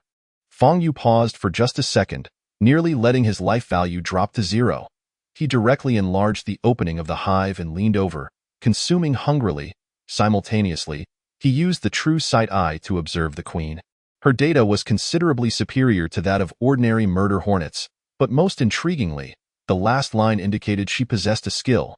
The skill Rainbow Bridging the Sun. For every 50 points of life value consumed, it could be converted into 50 points of vitality or produce 5 murder hornets. Fang Yu stared in astonishment, nearly forgetting to eat the honey. Qi gushing like a rainbow, Rainbow Bridging the Sun. One trades blue for red, the other red for blue. Was this skill useful or not? Surely it must be beneficial. When his life hangs by a thread, he must employ Qi gushing like a rainbow. When he could unleash another skill to vanquish his foe but lacked energy, he must utilize Rainbow Bridging the Sun to trade blood for energy. No wonder the queen could produce so many offspring. She consumed the life value of the hive to enhance her reproductive capacity. What a fantastic skill! How could it become his own? Must he slay the queen to possess it? He was at a loss. If he killed the queen, Lin Ruoxiang would undoubtedly disapprove. But how could he acquire the Rainbow Bridging the Sun skill? The queen must have a weakness. Regardless, he needed to pull her out. Fang Yu extended his left hand and activated the Thunderous Strike skill, sending a bolt of electricity coursing through the queen's body. Seizing the opportunity while she was incapacitated by the shock, he exerted his strength to pull her out. What a large queen! She was at least 2 feet long, resembling a small pig, and she had wings. The stinger was not situated at her tail, but rather at her mouth. Was she a bee or a mosquito? Fang Yu could not afford to marvel. In an instant, he discerned her weakness. Her abdomen, the layer upon layer of pale folds, resembling a large caterpillar. Her tail twitched repeatedly, preparing to lay eggs. Having drained so much of his life value, she intended to produce murder hornets. That was unacceptable. The bone-splitting grasp, Fang Yu's left hand transformed into a claw, fiercely gripping the tip of the queen's tail. This time, he had made the right move, seizing the queen's vital point. The queen's most vulnerable area was her plump, pale tail, which could be sliced open by an ordinary knife, let alone the bone-splitting grasp, preventing her from laying even a single egg. The queen was left in such a state of distress that it felt worse than a month of constipation. She ceased to siphon Feng Yu's blood and slowly withdrew her stinger. Yet Feng Yu was not about to let her off the hook. His left hand continued to grasp her critical point while his right hand seized the stinger. Bringing his face close to the queen's fist-sized compound eyes, "Look at me. I implore you, my lord, to grant me mercy. Otherwise, I shall crush your abdomen." As it stands, he has grown reluctant to slay the queen bee and has instead entertained the notion of keeping her as a pet. With a single queen bee, he has bestowed upon himself 2 complementary skills, and he harbors doubts that these abilities could conjure forth essence and vitality from nothingness, endlessly generating true energy and life force. Chapter 38. The queen bee acknowledges her master and the pet space. Feng Yu, having never learned the art of pet care, is utterly oblivious to how one might establish a bond of recognition. Nor does he believe that she could comprehend his words. He merely spoke at random. To his astonishment, the queen bee seemed to understand. Perhaps it was the discomfort she felt below that compelled her to nod. That single nod nearly caused Feng Yu's right arm to burst with pain, yet his heart soared with joy. He hastily withdrew his arm from the stinger, and remarkably, the queen bee refrained from attacking him. As he pondered how to make the queen bee recognize him as her master, the tip of her stinger suddenly exuded a drop of golden red liquid, which swiftly penetrated his brow. Feng Yu comprehended. This golden red essence was, in fact, the queen bee's most precious heart's blood, containing a fragment of her soul. Once this drop of heart's blood settled within his dantian, he realized that with just a thought, he could cause her to lose her spirit. Thus, it was that beasts acknowledged their masters. Elated, Feng Yu intended to stow the hive within his storage pouch when suddenly, the yin-yang jade disc in his mind began to turn again, leading him to yet another realization. The pet space is now created. Hiss! Feng Yu was at a loss for words. That yin-yang jade disc must be the core of the game, right? If it can generate a pet space, what else could it possibly be? He pressed the queen bee's head and commanded, "Come to me." Just as he was about to collect the queen bee into the pet space, a swirling mass of black, profounding energy surged beside him. Lin Ruoxiang had already retracted the yin energy, her voice tinged with impatience. "What on earth are you doing? You aren't trying to pull any tricks, are you?" At this juncture, any attempt to conceal the truth was futile. Feng Yu bellowed, "Collect!" Suddenly, the queen bee and the towering hive vanished without a trace. Then, a scream erupted from Lin Ruoxiang. "My nether yin pearl." Feng Yu was perplexed by the turn of events. He turned to see the nether yin pearl flying directly toward him, swiftly plunging into his brow. "I didn't intend to take it." He had only wished to store the queen bee in the pet space. He had never planned to monopolize the hive, let alone covet the nether yin pearl. However, the hive and the queen bee were inseparable, and since they were needed for breeding, they followed the queen bee into the pet space. Becoming part of it, he had no idea how vast that pet space truly was. Even more astonishingly, upon his command, the yin-yang jade disc collected a significant portion of Lin Ruoxiang's nether yin pearl. In his moment of stunned realization, Feng Yu watched as the nether yin pearl integrated into the white half of the jade disc in his mind, shrinking and becoming one of the eyes of the yin-yang fish. He gazed at Lin Ruoxiang with a strange expression. "I swear it was unintentional. Do you believe me? I will kill you." Lin Ruoxiang was driven mad. This truly was a case of losing both the woman and the army. She had longed to tame the murderous queen bee as a pet, thus acquiring countless killer bees for herself. Now, with both the queen and the hive gone, that massive hive vanished without a trace. This was certainly the doing of Feng Yu. To add insult to injury, he had forcibly taken the nether yin pearl, which she had risked her life to obtain. Without the nether yin pearl, she was nothing. She had no choice but to fight him. Feng Yu realized that further words would be futile. He propelled himself backward while unleashing a barrage of arrows. Drawing his longbow, with a fireball in his left hand and a thunderbolt in his right, he unleashed all his offensive skills. Alas, all these tactics proved ineffective against a cultivator of the liquid realm, merely offering a slight hindrance. With a mere wave of her hand, Lin Ruoxiang sent the arrows flying away into oblivion. The fireball and thunderbolt met a similar fate, unable to approach her. No enchantments or splash effects could take effect. As Lin Ruoxiang closed the distance of merely 2 zhong, Feng Yu grew frantic. Fleeing was futile. Escaping a flying cultivator of the liquid realm was impossible, so he decided to fight back. He activated his skill, Dizzy Charge. He crashed into the fierce Lin Ruoxiang. Do you dare to resist?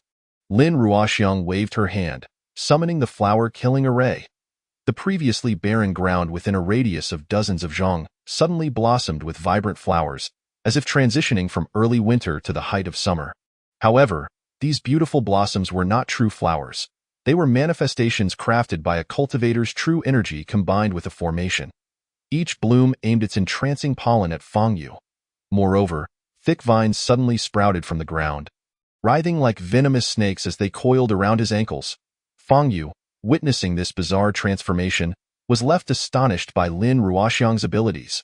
No wonder she hailed from 100-Flower Peak. Her spells were indeed extraordinary. However, having activated his skill, Dizzy Charge, there was no turning back. He charged forward recklessly.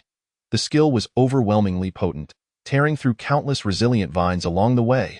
Under normal circumstances, even slicing them with a blade would prove difficult.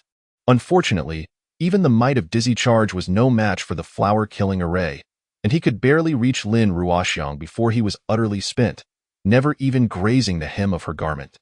It felt as though he had delivered himself to her for punishment. With a sinister grin, Lin Ruoxiang extended her hand towards his neck. Speak. Where have the hive and queen gone? Return my netherine pearl. Before her words had fully escaped her lips, her body stiffened, her eyes wide with disbelief, staring at Fang Yu in shock and despair. Her fingertips were a mere millimeter from his neck, suspended in midair. Fang Yu's skin prickled, feeling the chill emanating from her fingertips. He could not fathom what was happening, yet he could see that she had become completely rigid. What is this? Could it be that the Dizzy Charge skill can incapacitate a target without contact? Regardless of the reason, he could not allow her to regain her composure. Perhaps her stiffness would last only a second. He activated Earth Escape. This was the next skill he had prepared following Dizzy Charge, and he would use it regardless of whether it could incapacitate her. True energy surged through his fingertips, sharpening them to a razor's edge as they swiftly sliced through Lin Ruoxiang's neck. As delicate as a swan's, the Earth Escape, capable of moving through soil and stone, would not be thwarted by mere skin, even with true energy protecting it. Splash, blood sprayed forth. Lin Ruoxiang's eyes widened to their maximum. Unable to believe that she had fallen at the hands of a weakling who had been so obsequious to her just moments before. Yet, no matter how reluctant she was, it was too late. There was no remedy for regret in this world, and she collapsed lifelessly to the ground. The flower-killing array dissipated like an illusion. Boom. Fang Yu's aura surged dramatically. All his stats ballooned as if inflated by a gust of wind. His life force instantly doubled, soaring from over 300 to more than 600. His true energy skyrocketed, surpassing the 1,000 mark. Chapter 39. Shall I send you on your way? The benefits did not end there. He also acquired the incredible skill, Flower-Killing Array. This array is the treasure of the 100-Flower Peak of the Yin-Yang sect, combining formations with true energy to produce a unique effect. The power it unleashes varies according to one's cultivation level and understanding of the formation. This was Lin Ruoxiang's most formidable spell, and it had now become his own, requiring no arduous practice. He could wield it at will, indeed. The spoils of murder are rich. As a competent cultivator of the liquid realm, Lin Ruoxiang's stats were remarkably high, and her death bestowed upon Fang Yu unimaginable gains, far surpassing all the beasts he had previously slain combined. Fang Yu gradually grasped the situation. It turned out that the true energy cultivated by a practitioner was the most easily absorbed by him, which explained his explosive growth and power, while the vitality derived from slaying beasts did not convert as efficiently. It seemed that killing humans yielded far greater rewards than slaying beasts. He bent down to retrieve the storage ring from Lin Ruoxiang's hand, contemplating whether to search her body when he suddenly heard a terrified scream. You actually killed Master Lin. It was Ma Changkong, his face ashen and trembling as he pointed at Fang Yu. As if he had encountered a demon from hell, Fang Yu smiled faintly. Having expended all his energy on Lin Ruoxiang, he had forgotten that there were still 3 living souls present. According to the data, they were barely clinging to life, their true energy completely depleted and their vitality halved. It would not be an exaggeration to say they were merely surviving. I'm sorry, but she tried to kill me. forcing me to defend myself, and I accidentally killed her. You will face retribution. The sect will hunt you down. Ma Changkong intended to intimidate him, but beside him, Yao Shengnan had mustered enough strength to slap him across the face. You fool! My master is dead, and I haven't said a word. How dare you speak? Afterward, she turned to Feng Yu with a charming smile. Brother Feng, you did well. You did wonderfully. I've long found that old witch displeasing. You are truly my confidant. Her voice was sweet and melodious, more delightful than the honey of killer bees. Feng Yu remained unmoved. You all, throw me your storage pouches and valuables. Zhang Mingli, who had previously not dared to speak, was the first to act, hastily gathering all his valuables and tossing them over, even prying the jade from his belt to stuff into the bag. 3 storage pouches landed at Feng Yu's feet, and he drew his bow and arrows. I'm sorry, but I cannot leave you alive. Upon uttering these words amidst the harrowing screams and vitriolic curses of 3 individuals, he unleashed a barrage of multiple arrows. Zhang Mingli and Yao Shengnan were impaled to the ground by the energy arrows, leaving only Ma Changkong to withstand the physical projectiles with his Qingming water fire shield. Brother Feng, Uncle Elder, he gasped. Struck rigid by the thunderous might that followed, he ultimately departed this world with unclosed eyes. Feng Yu let out a cold snort. Yi Tianjiao cannot save you now. Had I known this would come to pass. Why did you oppose me in the first place? Is it truly gratifying to bully others? When you reach the afterlife, remember to amend your foul ways. Without regard for gender, he proceeded to search the bodies. Stacking the 8 corpses beneath a tree, and unleashed a series of violent fireballs, allowing the pile of corpses to ignite in a fierce blaze. The proximity to the Tiandao Yinyang sect was too close for comfort. He intended to incinerate the bodies to ash, erasing all traces before fleeing to safety. Gazing at the flames before him, his thoughts raced, weighing the gains and losses of today's battle. Feng Yu. Human race level, 2 health points, 623 true essence, 1150 strength, 316 agility, 65 constitution, 197, health recovery 1, defense, 58 skills, day's impact, tier 2, bone severing palm, enchantment, tier 2. Evasion, 100 steps through Yang, tier 2 multiple arrows, colorful Qingwan wings, tier 2, true sight, mountain drill, water escape technique, violent fireball, thunderous might, chi penetrate long rainbow piercing sun, 100 flowers killing array pet. Killer bees. This was his current status. Although he had reached level 2, his health points paled in comparison to Lin Ruoxiang, falling short of 1,000. He did not believe himself to be on par with practitioners of the liquid condensation realm. He still had much to improve. Furthermore, the deaths of Yao Shengnan and the other 2 had bestowed upon him a true essence increase ranging from 40 to 60 for each, raising his total from 1,000 to 1,150. Yet they had left no skills behind. The 100 flowers killing array, requiring 1,000 true essence points for each use, currently only served as a confinement array with hallucinatory effects, lacking in lethality and merely providing auxiliary support. For such a resource-intensive skill, Feng Yu could only maintain a respectful distance for the time being.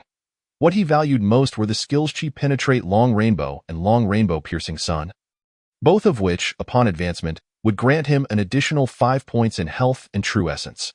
One must not underestimate these 5 points, should both his health and true essence be capped at 100 points. Utilizing the 2 skills in 20 cycles would fully replenish them, a truly miraculous feat. It was exceedingly overpowered. Even if it were merely 1 point, it would still be a gift. It was akin to soaring into the skies by merely stepping on one's own foot. However, today's victory was somewhat unexpected. Although he had triumphed through cunning and meticulous calculation, Lin Ruoxiang's demise was too peculiar. Could Day's impact truly incapacitate someone from a distance? What did the shock and despair in her eyes mean before her death? Could it be that she was astonished by her own extraordinary capabilities and aura? The thought made Feng Yu chuckle in disbelief. Impossible. What level am I at? I am well aware of my own standing. He shook his head, sweeping his sleeve to conjure a gust of true essence wind, scattering the ashes on the ground. After ensuring there were no oversights, he turned to leave when a crisp round of applause suddenly resonated behind him. Well, what a ruthless disposition, leaving no trace behind. Even practitioners of the liquid condensation realm have fallen at your hands. Truly, heroes emerge from youth. It was Yi Tianjiao. Fang Yu sighed inwardly. As expected, she would not let him off easily. Having caught her off guard to kill Lin Ruoxiang, he stood no chance against Yi Tianjiao, not even a 1 in 10,000 possibility. Since death was inevitable, he saw no reason to be polite. He slowly turned, letting out a cold snort. Yi Tianjiao, you wretched. What did you say? Yi Tianjiao, dressed in a flowing green gown, looked ethereal and dreamlike, arching an eyebrow as she fixed her gaze upon him. This attire, this aura, bore an uncanny resemblance to Mingyue. Fang Yu found himself at a loss for words, quickly altering his tone. I meant to say, Yi Fairy, you exude an unmistakable aura of dominance, truly embodying the spirit of a ruler. Yi Tianjiao scoffed lightly. Do you even know how to speak? Is this how you describe a woman? Fang Yu chuckled awkwardly. I have not received formal education, so I am unsure how to compliment a woman as beautiful as a celestial being. You still don't know how to flatter. You flattered me to the point of embarrassment. Her radiant face flushed slightly. Pray tell, what brings you here, Yi Fairy? Are you here to send me off? Well, I indeed came specifically to see you off. Yi Tianjiao fixed him with a knowing gaze. May I escort you on your journey? Fang Yu naturally understood the implication of journey and knew she would not spare him. Prompting a soft sigh, Yi Fairy, if you desire my demise, allow me to die with clarity. Is my life not worth sacrificing for Mingyue's undistracted focus on her cultivation? Is leaving the sect not an option? Did we not agree on this? What did we agree upon? Yi Tianjiao inquired with a smile, her beautiful eyes glinting mischievously as she regarded him. You mentioned that upon completing this task, I would be allowed to leave the sect. And even if I could return in the future, it would not be said that you forced me out, and you promised that no liquid condensation realm practitioners would make things difficult for me. He shook his head slightly. Yi Fairy, do high-ranking practitioners often disregard their promises? Yi Tianjiao chuckled, her smile radiant. Fang Yu, let me teach you something. No practitioner in this world dares to claim that their words and deeds are guided by conscience. As long as one is a practitioner, they have undoubtedly committed acts that betray their conscience. Practitioners are not like ordinary folk. They contend against heaven, earth, and their peers for resources to cultivate, and not all who perish deserve it. Furthermore, she shot him a sidelong glance. Do you have any witnesses for what I have told you? None, I presume. If I deny having said it, what can you do? Fang Yu, feeling utterly helpless, nodded. All right, I place all my hopes in you. If I am not to die, then who is? You understand then? Yi Tianjiao's smile grew wider. Just now, I witnessed you slay 7 disciples of the Tiandao Yinyang sect, 4 of whom were from my Chaoyang Peak. Along with another practitioner of the liquid condensation realm, as the peak master of Chaoyang Peak. What do you suppose I should do with you? I did not kill that many. I did not kill those 4. Fang Yu retorted. You were watching the entire time, yet you allowed them to die. You should be the one to perish. He inhaled deeply, fully aware of his impending doom, yet he had to fight back. Yi Tianjiao clapped her hands and exclaimed, That's the spirit. Regardless of the dire straits one finds themselves in, one must never relinquish hope. Even with a mere 1 in 10,000 chance, one must fight for their life. Fang Yu raised an eyebrow. Are you teaching me how to live? Indeed, I'm about to die. Is this lesson of any use? You're not dead yet, are you? Who knows if some unexpected turn of events might occur? Just like Lin Ruoxiang's sudden moment of distraction. What did you say? Fang Yu froze. How did she know Lin Ruoxiang had faltered at such a critical moment? Was she there? So close? Yi Tianjiao let out a soft laugh. You've fallen for it again. I said that to distract you. Look at your feet. Fang Yu glanced down, and a slowly rotating yin-yang fish appeared beneath him. When he noticed it, his body tensed. As he found himself ensnared by this spell. Is this your method to deal with that colorful phoenix? Indeed. This yin-yang reversal technique ensnares even 4th-tier beasts. Now you are but a lamb awaiting slaughter. Fish on the chopping block. How does it feel? Fang Yu was utterly speechless. You're still teaching me how to live. Aren't you tired? Not at all. Yi Tianjiao pouted her red lips, but you are quite dim-witted. Despite my teachings, you still remember nothing. I truly wonder how Mingyue could have taken a liking to you. That's not your concern. Fang Yu's eyes gleamed with determination. If I manage to escape this circle, what will you say? What? Yi Tianjiao's beautiful eyes widened in astonishment. If you can escape this circle, Then whatever you say shall be accepted, barring only seeing Mingyue. Everything else I can agree to. Fang Yu smiled lightly. Do not speak so definitively. Are you not afraid of the winds carrying your words away? Yi Tianjiao appeared uncertain. You truly believe you can escape this circle? Fake. Fang Yu burst into laughter. Even if I had that ability, I wouldn't let you see it. You speak as if it were mere wind. I wouldn't believe you for a moment. Yi Tianjiao's expression darkened. Do you dare speak to me in such a manner? Fang Yu scoffed. You're going to kill me. What difference does it make if I curse you a few times? Go ahead and bite me. If I am to die, losing a piece of flesh matters not. Yi Tianjiao narrowed her eyes. You are quite audacious. Let me teach you one more thing. I witnessed the means by which you killed Lin Ruoxiang. Indeed, you are unlike ordinary practitioners. You possess remarkable secrets, however, those are ultimately trivial skills. In the face of absolute power, all techniques are mere illusions, akin to the moon reflected in water. If you wish to survive long term, you must diligently practice your skills. Fang Yu smirked. Is that so? Would you care to test these so-called useless techniques? With that, he brazenly activated Day's impact. Before he could even see the yin-yang fish beneath him, the yin-yang jade pendant in his mind began to rotate, preparing to absorb the energy within the yin-yang fish, but he forcefully halted it. He understood that this spell could not bind him. But even if he managed to escape, he would still be no match for Yi Tianjiao. She was far too formidable. He had been relentlessly searching for an opportunity to launch a surprise attack. But as she had remarked, in the face of absolute power, skill proved to be rather ineffective. He possessed no means by which to deliver a fatal blow to her, nor could he even manage to cause her the slightest inconvenience. Yet, after conversing with her for such a length of time, he felt an unsettling dissonance. It seemed she had no intention of taking his life. If she truly intended to strike, would she engage in such lengthy discourse? She was undoubtedly the most loquacious antagonist he had ever encountered. Throughout history, villains have perished due to their incessant prattle. This is an undeniable truth. However, the disparity between the two was immense. Even with a rocket launcher in hand, he could not hope to contend with her. Yet, engaging in idle chatter was not a viable strategy, and he felt compelled to make a move to gauge her reaction. Thus, he commanded the yin-yang jade to swiftly retrieve the yin-yang fish beneath his feet, simultaneously unleashing the stun shockwave. But that was not all.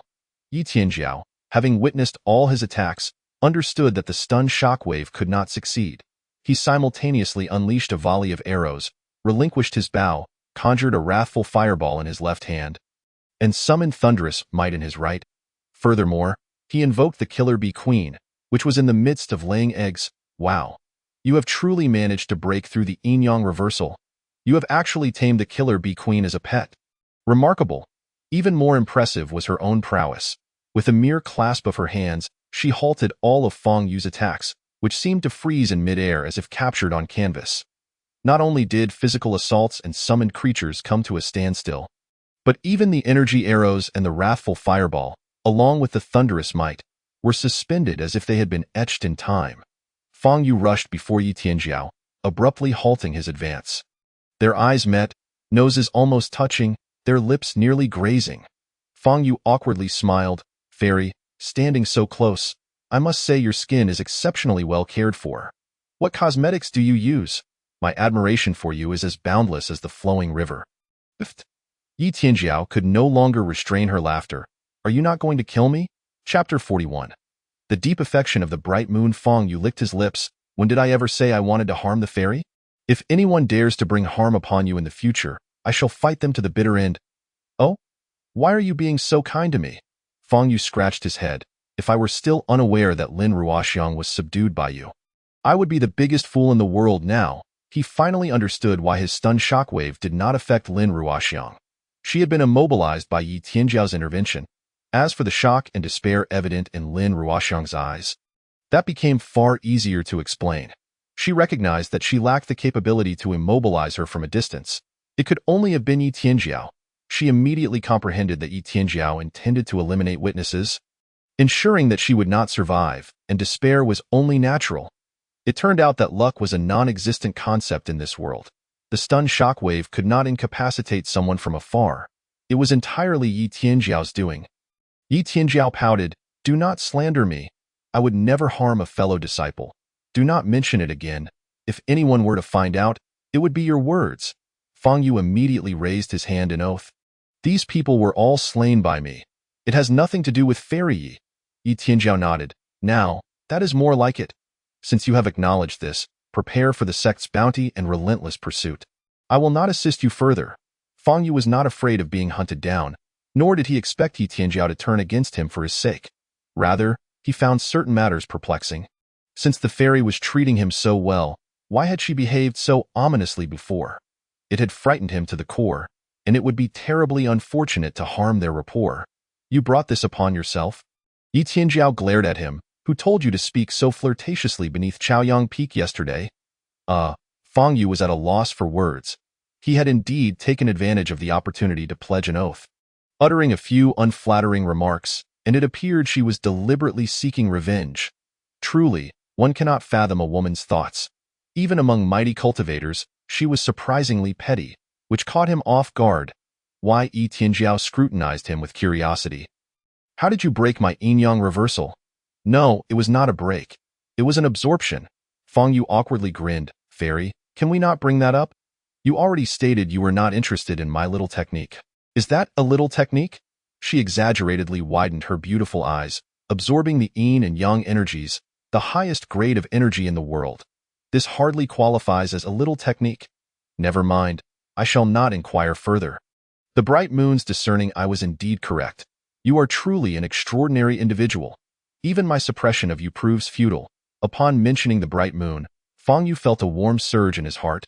"Fairy, the bright moon, how is she faring? Look at you, so anxious and apprehensive." Yi Tianjiao rolled her eyes at him. "I have already told you, she is well, thriving in her cultivation, but she does not wish to see you." "What?" Fang Yu could not believe such a statement. "Fairy, friends are friends. Such words cannot be spoken lightly. The bright moon does not want to see me. You may deceive me about other matters, but in this, I implore you to speak the truth." "Who says we are friends?" She shot him a fierce glare. "Fine. If you refuse to believe me, I shall simply relay the message from the bright moon. Today, I came to find you at her behest." As she spoke, her gaze softened, her entire demeanor shifting, looking at Fang Yu as if he were her kin. "My beloved, I am doing very well on the mountain. My master treats me splendidly, and I have come to realize that I am quite suited to the cultivation techniques here. The dark mark on my face will soon vanish, and I will no longer be the despised harbinger of misfortune. Once I achieve mastery, I will come to find you. But for now, it is not possible. My master insists that I must not be interrupted and that I cannot be entangled in worldly affections. However, my beloved, do not worry. My cultivation is not aimed at severing worldly ties, but rather to protect you one day. I apologize. I misspoke. It is to follow you." She still loved to say I'm sorry. Fang Yu felt a pang in his heart, his eyes growing misty as he gazed at Yi Tianjiao with unparalleled tenderness, increasingly reminded of the bright moon. "My beloved, I have heard from my master that you are feeling discontented down the mountain. The bright moon knows you are a capable individual destined to become a great hero. If you are unhappy, then leave. The constraints here are too many, preventing your true potential from flourishing. I cannot bear to see you suffer. Just please, remember me. Never forget the bright moon. The world outside is perilous. You must remember to protect yourself. If you perish, I will surely follow you into the netherworld. If you achieve mastery and cultivate even faster than I, come for me sooner. I will forever be your woman, your shadow, bright moon." Fang Yu was already teary-eyed, biting his lip until it bled. "Bright moon, I, Fang Yu, vow here and now. One day, I shall don golden armor and tread upon the seven-colored auspicious clouds, coming to fetch you before all, my beloved. Hold me." Fang Yu tightly embraced the woman before him. Bright moon, let us never part, shall we?"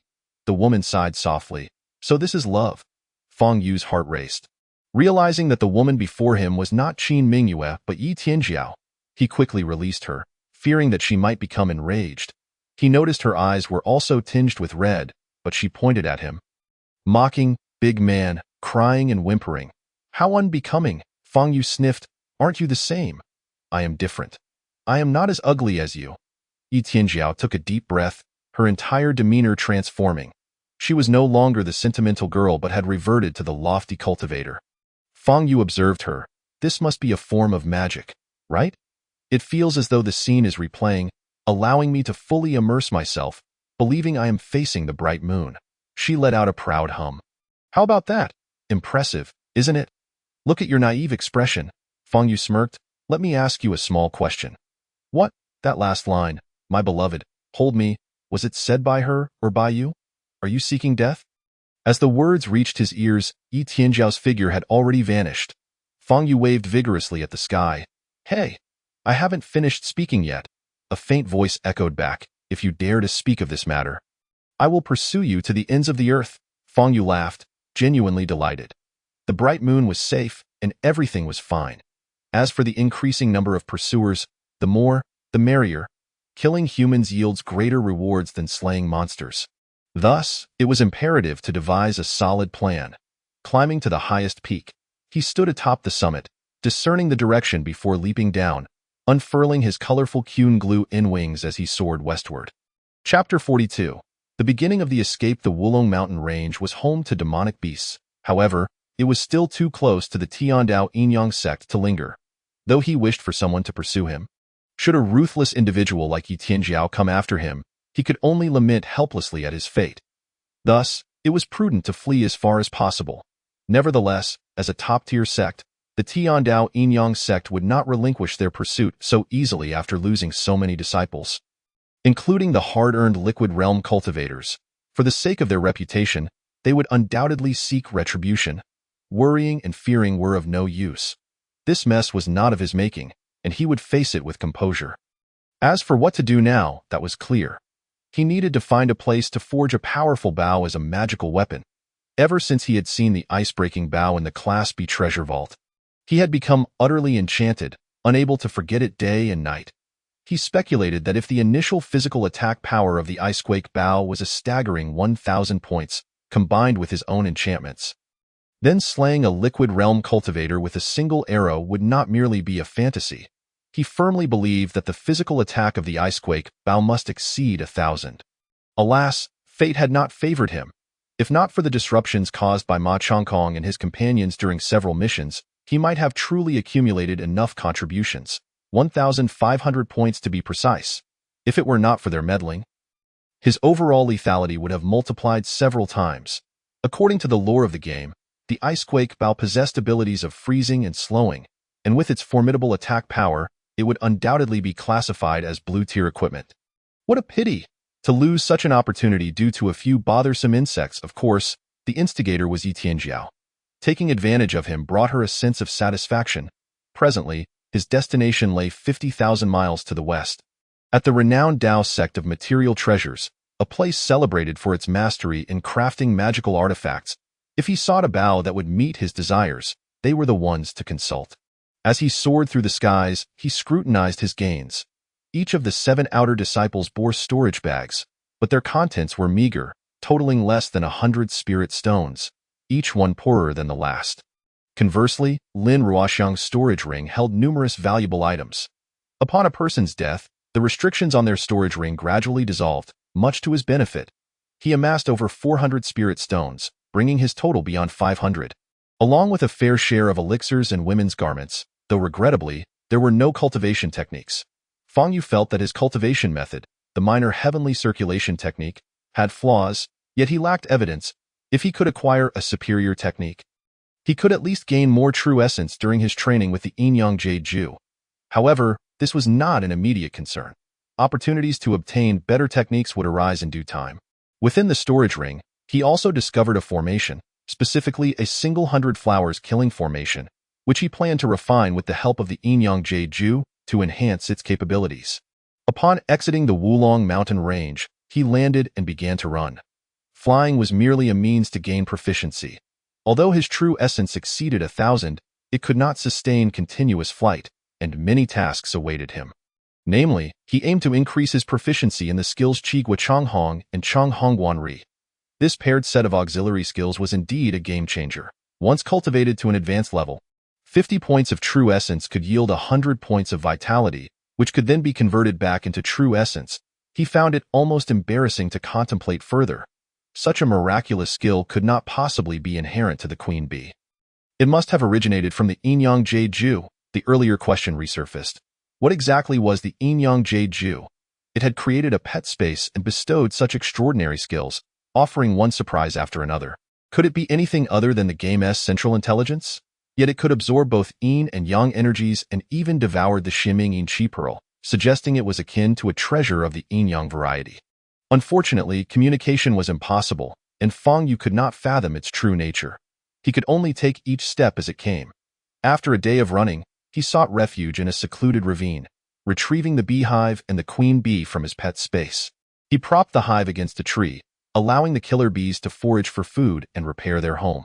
After a day's time, having consumed 100 low-grade spirit stones, the queen bee had already produced over 500 killer bees. Although they were still small and lacked the distinctive black and yellow stripes, rendering them somewhat harmless, they were certainly capable of gathering nectar. Fang Yu's focus shifted back to the spirit stones, discovering that each one possessed a quantifiable vitality. More importantly, he realized that his conversion rate of the spirit energy within the stones was nearly 100%, as far as he knew. The natural spirit energy within spirit stones could not be entirely absorbed by cultivators, with a maximum absorption rate of about 70 to 80% being quite commendable. Yet, his efficiency reached a full 100%. This was undoubtedly not his own doing, but rather a gift from the Enyang Jade Ju. Each time he absorbed spirit energy from the stones to nourish the queen bee's brood, the Enyang Jade Ju would activate. Fang Yu was enamored with the Enyang Jade Ju, planning to procure more treasures of the Enyang attribute, such as the shimming yin chi pearl, to fully exploit its capabilities. However, for now, he retrieved the 100 Flowers killing formation. Through his true sight, the formation rapidly began to shift and evolve, becoming increasingly complex, though the required true essence was also steadily rising. Fang Yu smiled wryly, for the truth remained. Cheap goods are rarely of good quality, and good goods seldom come cheaply. The future 100 Flowers killing formation would undoubtedly possess immense power. Alas, his cultivation level was too low, and his true essence too scant. If the formation grew any more intricate, he would lack the resources to activate it even once. The following morning, the hive had been sufficiently repaired. The killer bees rested within the pet space, and upon their emergence, whether day or night, they brimmed with energy for work. However, flowers had withered by nightfall, limiting available food sources. Fortunately, the killer bees could not only gather nectar but also extract nutrients from fruits, and they were even capable of preying on small creatures that dared to provoke them. Fang Yu collected the hive and the queen bee, suddenly sensing a shadow passing over his heart, an ominous feeling washing over him. Had they caught up so swiftly? He found it hard to believe that the sect could operate with such efficiency. After receiving news of several disciples' deaths, wouldn't they first investigate who was responsible? Then, after layers of reporting, would it not take days to issue a wanted order and dispatch pursuers? By that time, he should have already reached the Dao sect of material treasures. But since they were already here, should he fight or flee? He gritted his teeth. Spreading his wings to fly southwest, it was not that he lacked the courage to fight. Rather, the killer bees were still too immature to be of any use. It would be wiser to first cultivate a batch of competent killer bees before engaging in combat. The cultivation of killer bees as pets differed significantly from their natural growth. With sufficient food and true essence, they could mature rapidly without prolonged waiting. Otherwise, they wouldn't be worthy of the title pet space. The wilderness was abundant, and with enough pills to stave off hunger. He would ensure that no one discovered his aim towards the Dao sect of material treasures. He would lead them in circles for half a month before anything else. Chapter 43. An old acquaintance. Fang Yu's strategy was undoubtedly sound, yet he remained unaware of the peculiar abilities possessed by true cultivators. His second-tier 7-colored Qinghuan wings allowed him to reach a height of 6 zhong and cover a distance of 200 zhong, with a cooldown of merely half a second, enabling him to fly continuously without needing to land. However, if he lingered in one spot for over half an hour, he could sense the approach of someone nearby. This uncanny intuition was inexplicable. He could only attribute it to the Enyang Jade Ju. What could half an hour accomplish? It wasn't even enough time for a nap. Yet, those pursuing him did not rest. Relentlessly chasing him, with the realization dawning upon him, he concluded that the pursuers must be liquid realm cultivators. If they were golden core masters, they would have caught up to him long ago. And if they were Qi transformation disciples, they would surely need to sleep, unable to sustain themselves for so many days. Although Fang Yu could cultivate the killer bees continuously without stopping, consistently infusing them with true essence would deplete his spirit stones, which pained him. Moreover, he himself could not endure the lack of sleep. No, if he did not rest soon, he would collapse from exhaustion. It was time to fight. A battle was inevitable, but he needed to prepare adequately first. Gritting his teeth, he painfully expended all his spirit stones, finally cultivating 500 adult killer bees. Then, he used his tunneling skill to excavate not just one hole, but an entire network. Yes, the tunnels were numerous and deep, all interconnected. He meticulously set up traps, leaving only a single entrance while concealing the rest, activating his true sight to observe the surroundings. His true sight could also be upgraded and had a limited observation range. He could not see everything in his line of sight. Currently, his observation distance was 1,000 zhong in his view. When the pursuer approached within 1,000 zhong, he immediately landed and became invisible, blending seamlessly with the trees, rendering him undetectable to ordinary people and even to cultivators. Fang Yu could not help but chuckle. What a surprise! It was none other than Zhang Mingli's master, Chang Jinhua from Qingzhou Peak.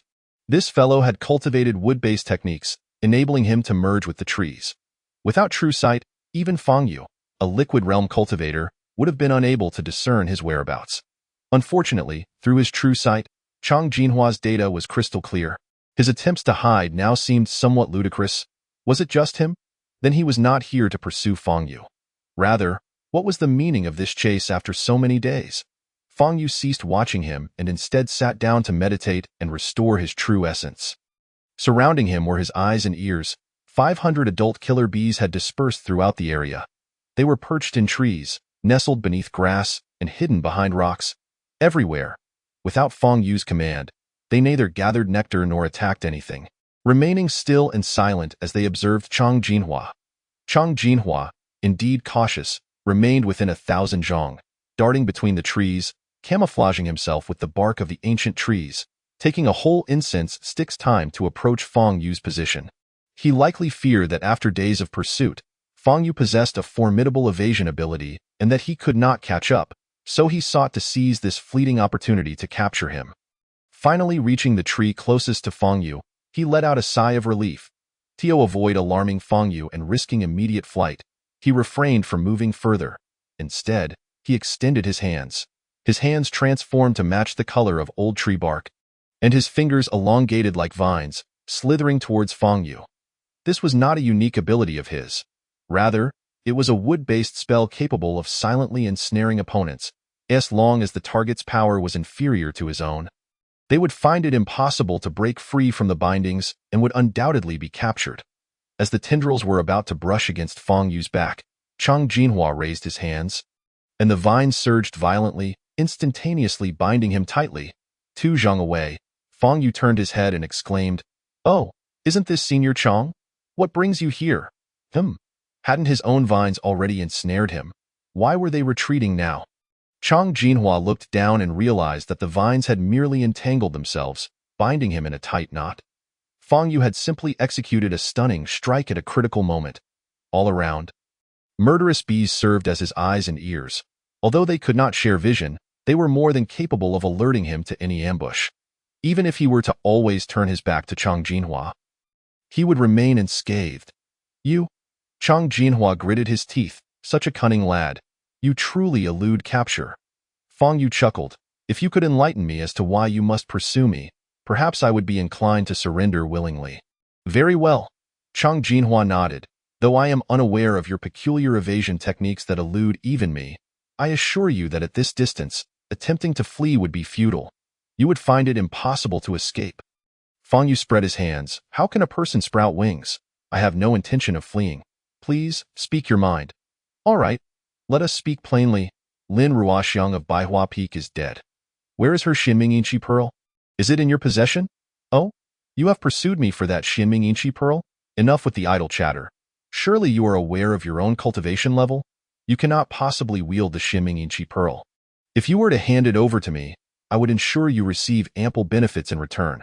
Fang Yu raised an eyebrow. "Oh, What benefits? Chang Jinhua snorted coldly. You truly are reckless for the sake of wealth. You have slain so many disciples of various sects, and now a bounty has been placed on your head. Those who come after you are all experts from the Law Enforcement Hall. If you hand over the Shimming Inchi Pearl, I will spare your life and even create a diversion to lead the experts of the Law Enforcement Hall astray.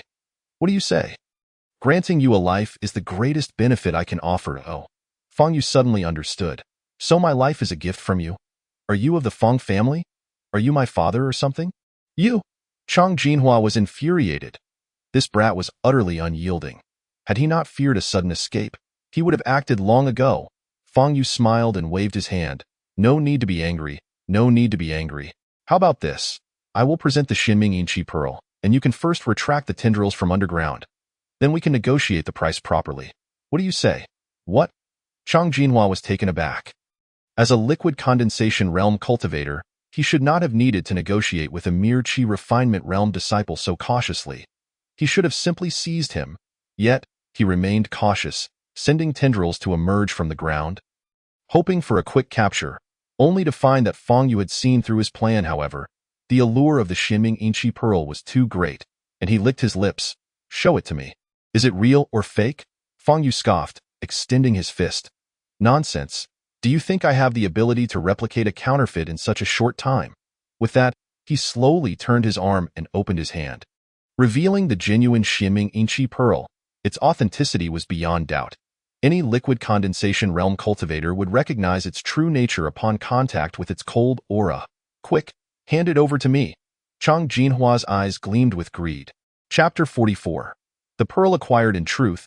Fang Yu was also uncertain whether the item he had ingested from the Yin-Yang Jade could still be expelled.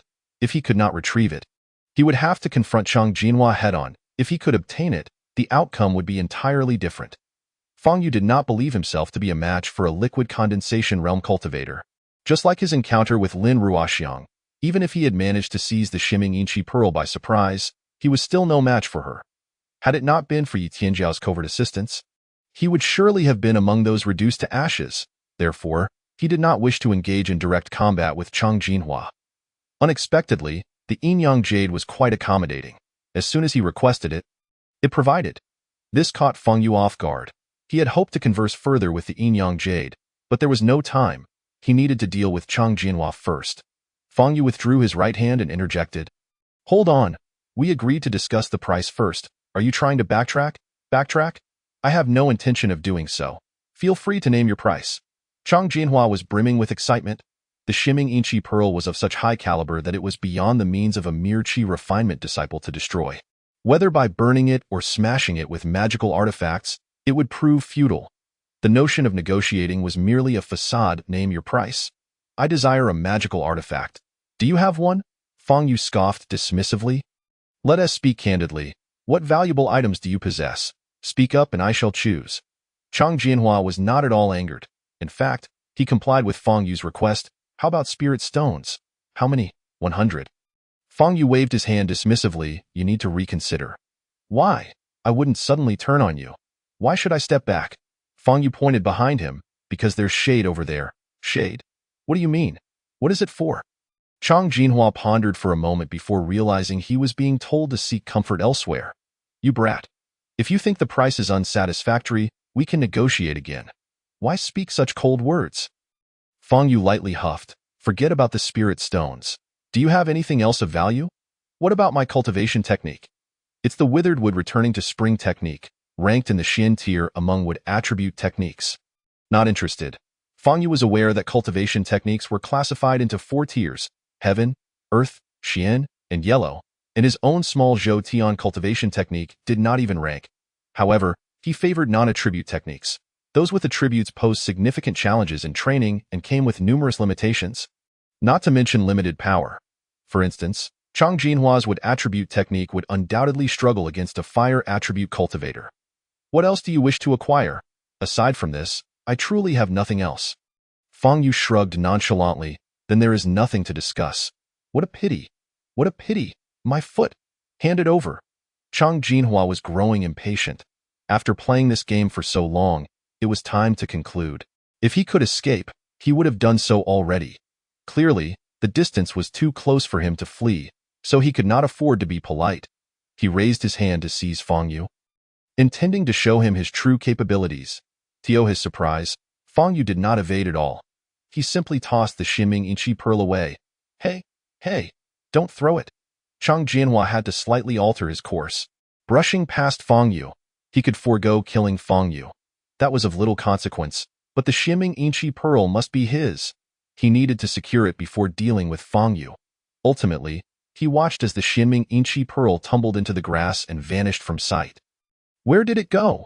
He crouched down and pushed aside the grass, only to discover a hole beneath. The pearl had rolled in there. No. He stomped his feet in frustration. Fang Yu approached and peered in. Oh dear. How is there a hole here? I truly apologize. I tossed it out in fear and didn't realize there was a hole. If you'd like, I could go in and retrieve it for you. Get lost. Chang Jianhua gritted his teeth in rage. Primarily, his spiritual sense was inadequate. He could not probe too deeply into the hole and had no idea where the pearl had gone, but he knew the hole was wide enough for a person to enter. He dared not let Fang Yu descend. What if this brat, like a rat, scurried away with the shimmering Inchi pearl? He would be left with nothing but despair.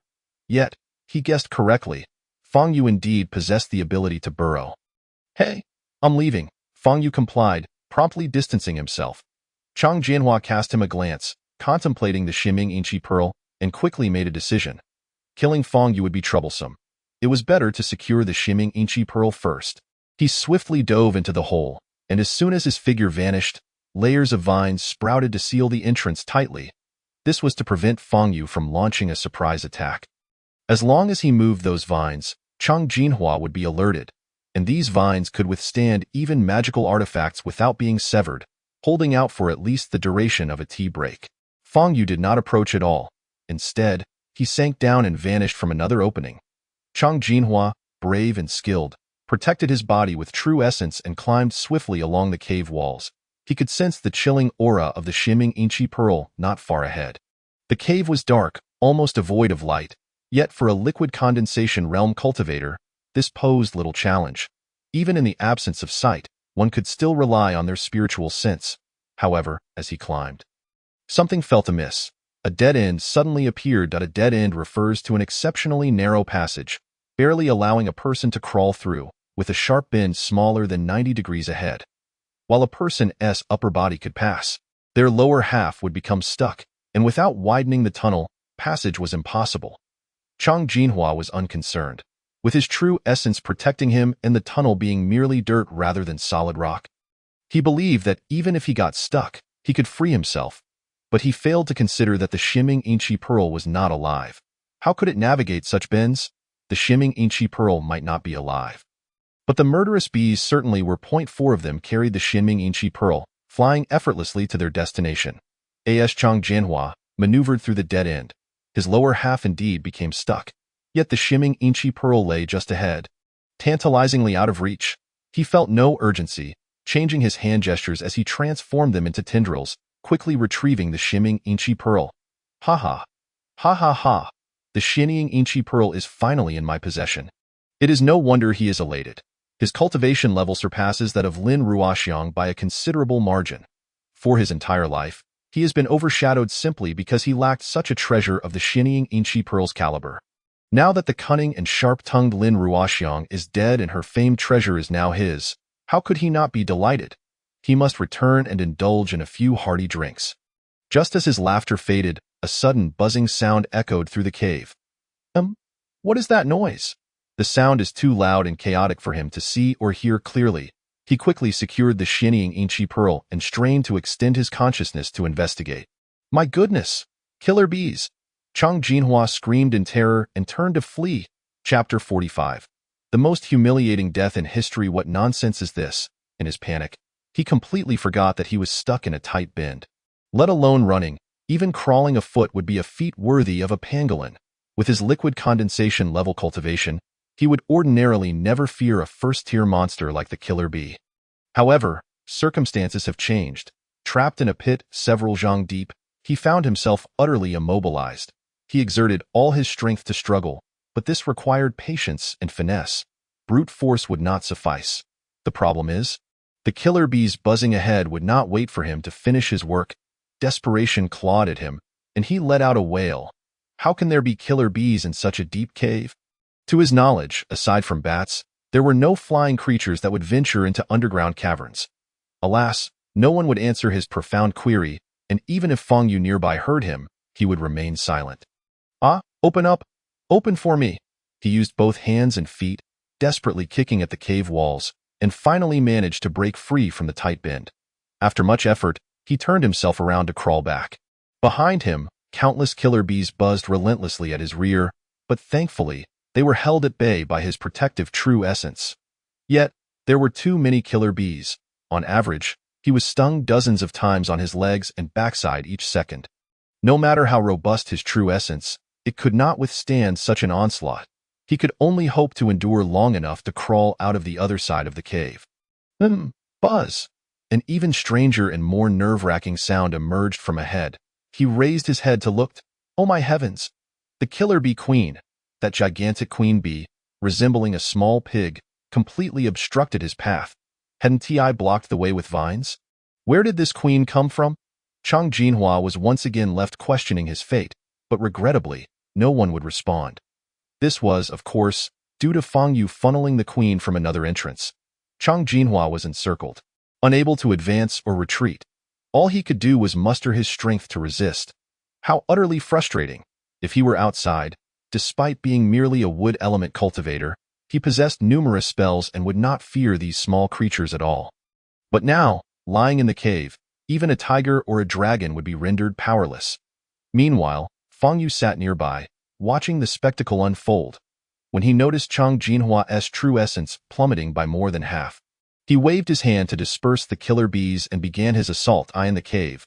Archery was impossible, so he unleashed violent fireballs and thunderous strikes.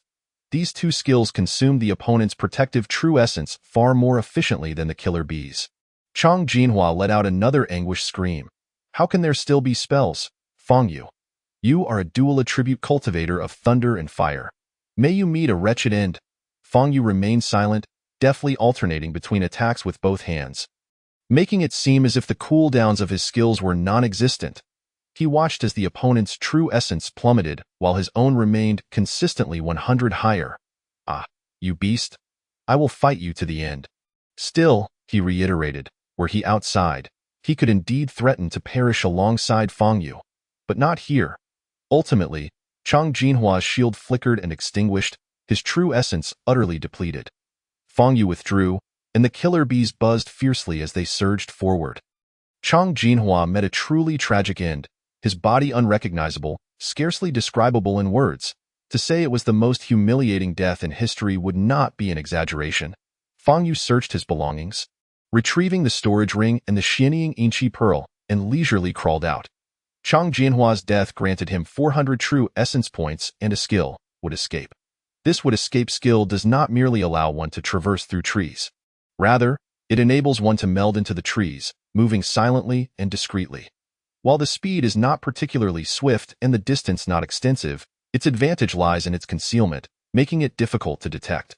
Feng Yu was indifferent to the Would Escape skill, but he felt a pang of dissatisfaction upon seeing his true essence points increase by 400. Having slain Lin Ruoxiang, he earned 500 true essence points. Yet, Chang Jinhua, with cultivation far superior to hers, only yielded 400. This indicated that the benefits of killing liquid condensation cultivators would diminish over time. He merely sighed and did not dwell on it. After all, it was similar in games. Higher-level players gain little from slaying lower-level monsters. Just as he was preparing to depart, he suddenly noticed a peculiar change, due to acquiring the Would Escape skill. The true essence cost for the Baihua killing formation skill had inexplicably decreased to 800. And that was not all. Thanks to the Would Escape skill, he could now traverse freely within the Baihua killing formation, appearing at any location within it an unlimited number of times, with no cooldown. This is excellent. Feng Yu was elated and hurriedly checked the status of the beginner Baihua killing formation. Upon seeing the data, the corners of his mouth twitched. The beginner Baihua killing formation spans a radius of 3 zhong. A radius of 3 zhong. That's merely the size of a single room. What purpose does that serve? Is this truly worth 800 true essence points? He shook his head in disdain. unfurling his rainbow-colored Qingluan wings and continuing to fly southwest.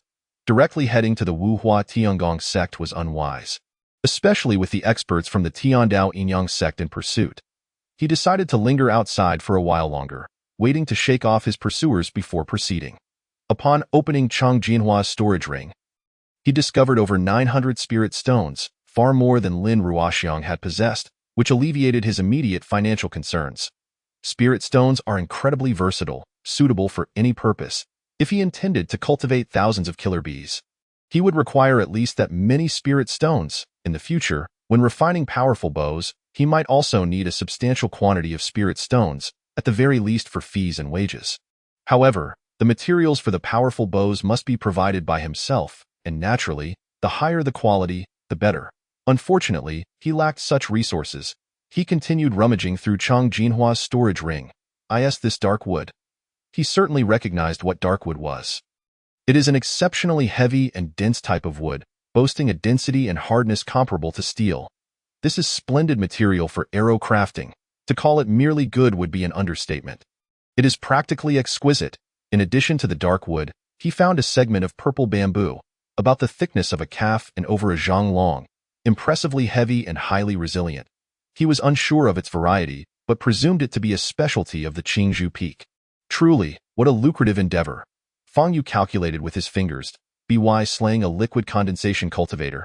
He gained true essence points, life points, skills, spirit stones, and now even materials for crafting arrows. What a bargain! But what about the bao body and bowstring? He turned his gaze towards the direction of the Tiandao Yinyang sect. Are there no more pursuers? If they are coming, let them be swift. His heart raced with anticipation. The benefits of slaying a liquid condensation cultivator were simply too great for him to resist. Yet, after flying for 2 days, he felt no one was trailing him. He was uncertain whether that mystical premonition still held true. After circling for a day, he had far exceeded the location of the Wuhua Tiangong sect. And he did not wish to squander any more time unnecessarily. It is either a blessing or a curse. One cannot escape their fate. I must venture into the Qi Dao sect to broaden my horizons. The refining skills at the Wuhua Tiangong sect are indeed remarkable, yet ordinary rogue cultivators have no chance of entering the sect to seek the art of artifact crafting. It is a top-tier sect after all.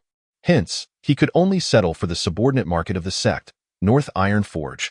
Chapter 46. The useless blacksmith shop North Iron Forge was established in contrast to the renowned refining Holy Land of the Wuhua Tiangong sect.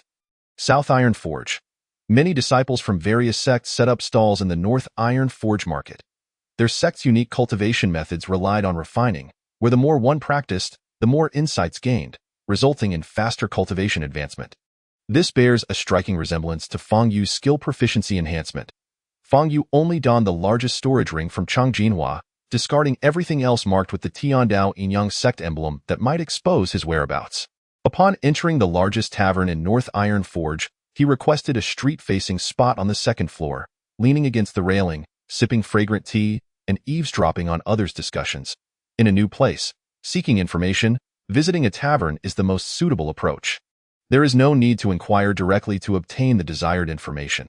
After sitting for half an hour, he settled the bill and departed, heading towards the market's most dilapidated area, where the clientele was scarce, useless blacksmith shop. Observing the shabby, cobweb-covered sign before him, he nodded and strolled in, hoping it would not disappoint him. From overhearing conversations in the tavern, he learned that this useless blacksmith shop was owned by a liquid condensation cultivator from the Wuhua Tiangong sect. This cultivator was once renowned as the sect's biggest failure, possessing abysmal talent, so much so that even his master had little hope for him. Nevertheless, he remained undeterred, working diligently, and through fortunate circumstances, he eventually became the sect's strongest liquid condensation cultivator. Astonishing all! Having reached the pinnacle of liquid condensation, he found himself stalled, unable to form a golden core no matter what. Thus, he no longer rushed to elevate his cultivation. Instead, he opened a blacksmith shop in the refining market, dedicating himself to the study of artifact crafting, and now he has been at it for over 30 years. His demeanor is rather peculiar. He concocts items for others without ever mentioning remuneration, whatever one wishes to offer. He accepts, provided he is willing to forge for you. However, The specific conditions under which he agrees to craft items remain shrouded in mystery. No one truly knows what they entail. It is surmised that it benefits his cultivation, or perhaps enhances his understanding of crafting. It is said that during his peak state, he has produced exquisite magical artifacts. If not for his limitations in cultivation, crafting treasures would pose no challenge. Regrettably, that was but a fleeting moment, and for many years now. No one has sought his services. Fang Yu is indifferent to this, for he himself is a cultivation novice. Without the Yin-Yang Jade, he likely would not have even managed to practice the small Zhoutong method. This dilapidated blacksmith shop has indeed been deserted for quite some time, with items strewn haphazardly in layers of dust suggesting years of neglect. By a stone table in the courtyard sits a scruffy middle-aged man. Cloaked in darkness and disheveled, engrossed in some study. Though his appearance and aura resemble that of an ordinary blacksmith, his statistics are formidable, with both health and true essence nearing 10,000, indicative of the peak of the liquid condensation realm. Fang Yu approaches, halting a distance of 10 paces away, clasping his fists in greeting. I am Fang Yu, a wandering cultivator, and I have the honor of meeting the shopkeeper. The shopkeeper, Qi Jinshan, turns to glance at him. Declaring, I am not open for business today. Fang Yu chuckles. You haven't opened in years, yet when business comes knocking, you treat customers this way? No wonder you remain impoverished. Without turning back, he falls silent, his gaze landing on the stone table, where a formation diagram lies, exceedingly complex, its dense lines dizzying to behold. Fang Yu is unfazed, for he does not rely on mere sight. From 10 paces away, the chaotic lines are indistinguishable to the naked eye. He employs the true vision eye, and where its gaze lands, the intricate diagram begins to transform, simplifying from complexity to clarity, reducing the lines by more than half. With a slight smile, he speaks again. This is the legendary crafting formation, is it not? Qi Jinshan turns back. Why are you still here? Do you recognize this formation? Fang Yu shakes his head. I do not comprehend crafting formations, but I possess a modest familiarity with all formations. All formations? Qi Jinshan's skepticism is palpable as he scoffs. Do you have any notion of how many formations exist in this world? I do not know, but I am aware that there is a flaw in your formation. A flaw? What flaw? This is the culmination of my years of research, refined countless times. Fang Yu strides closer. Regrettably, your initial research direction was misguided. What? You claim my research direction is flawed, yet you profess not to understand crafting formations. So what nonsense are you spouting? Qi Jinshan's displeasure is evident, his dark countenance deepening further. Fang Yu points at the diagram. Whoever said that a more complex formation yields better results? The purpose of a crafting formation is to assist in the forging process. Yet you have incorporated a multitude of chaotic elements and functions. Do you not see that you are straying further down the wrong path? What? I was mistaken. I have been wrong all along? Qi Jinshan appears stunned, as if struck by enlightenment. Fang Yu gently taps the table. I am here to craft, not to teach you how to improve your crafting formation. Now, can you assist me in forging? He truly had no intention of sharing the modified formation of the Yin-Yang Jade with him, as it had been handed down through their sect for generations, not to be altered lightly. Should the modification yield exceptional results, it could lead to unnecessary complications. His intention in reminding Qi Jinshan was merely to open a dialogue. Very well, I can craft for you, without charge, but will you assist me in improving the formation? Qi Jinshan's eyes light up, as if struck by inspiration. Fang Yu waves his hand dismissively. Let us discuss that later. First, can you forge a powerful bow for me? A powerful bow? No problem. As long as you provide the materials. I can forge it, however, few cultivators utilize bows and arrows. That is of no concern to you. My materials are incomplete. First, see if this can be fashioned into arrows. Fang Yu produces a piece of shadowy wood. Shadowy wood? A fine material, Qi Jinshan exclaims, taking the wood in hand. But this is somewhat extravagant for arrow crafting. What of the other materials? Fang Yu sighs awkwardly. I currently lack additional materials. Do you have any suitable metals for crafting the bow's body? A compatible bowstring would suffice as well. What? You arrive here to craft a powerful bow with nothing but arrows. You expect me to provide all the other materials? Fang Yu feels increasingly embarrassed. No. I possess spirit stones. Surely I can purchase them. He produces all his spirit stones. Less than 1,000? You wish to craft a powerful bow. Qi Jinshan's lips twitch in disbelief. Brother, are you genuinely unaware of the market rates? Or do you intend to rob me, a destitute man? Chapter 47. Xintian Purple Gold Bamboo. Upon hearing this, Fang Yu realizes his folly. A powerful bow is not akin to the military-grade bows wielded by burly generals. It cannot simply be purchased with money. True powerful bows, such as the ice-shattering bow, possess immense power and are correspondingly pricey. Apart from providing materials, the 900 spirit stones he has are barely enough for labor costs. My apologies. I truly do not comprehend the market. Excuse me, I shall take my leave. He, feeling financially embarrassed, attempts to depart, but Qi Jinshan bars his way. Wait, do not go. We can negotiate. Fang Yu genuinely feels embarrassed. I have nothing to offer. If I force you to forge, would that not be a significant loss for you? This truly cannot be done.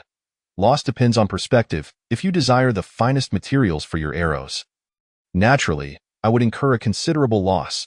However, if you can improve the crafting formation, the benefits to me would far exceed mere currency. I am unafraid to share the truth. Should you manage to simplify this crafting formation, I could very well advance to the golden core stage. He grasps Fang Yu's hand tightly, advancing to the golden core stage, or some trifling external object, tell me, which holds greater significance. Could I allow you to leave? Fang Yu smacks his lips. It seems the one at a loss might be me after all. His concern is not about loss but about the troubles that might arise from the modified formation. He taps his storage ring thoughtfully. How about this? I shall rummage through my belongings to see if I possess anything of value to exchange for your bow materials. He begins to sift through the items in his ring, unexpectedly tossing out a segment of purple bamboo. Wait, what is this? Qi Jinshan seizes the bamboo, pulling it out. This is, he knocks on the bamboo, producing a metallic sound, bends it to test its resilience, and even bites into it. Fang Yu winces at the sight. Is this edible? Qi Jinshan gapes at him, clutching the bamboo. If my deductions are accurate, this is a celestial species, having accidentally fallen into the mortal realm, now found only on the Qingzhou peak of the Tiandao Inyang sect, yielding merely one stalk every 100 years, the Xintian Purple Gold Bamboo. What? Fang Yu is equally astonished, having no inkling of its immense value. Could this be the item that Chang Jinhua pilfered from Qingzhou Peak? The more he ponders, the more plausible it seems. Upon learning of Lin Ruoxiang's demise, Chang Jinhua must have anticipated the return of the Xinming Yinqi Pearl to Baihua Peak. Theo acquire the pearl. He would need to escape the sect, thus resorting to stealing the Xintian Purple Gold Bamboo. Why does it seem that the troubles surrounding him are only multiplying? Never mind, it is best not to dwell on it. What is fate will not be avoided. Clearing his throat, he inquires, regardless of how it came into my possession, tell me, does this hold any value? Can it be exchanged for your bow materials? Brother, let us discuss this indoors.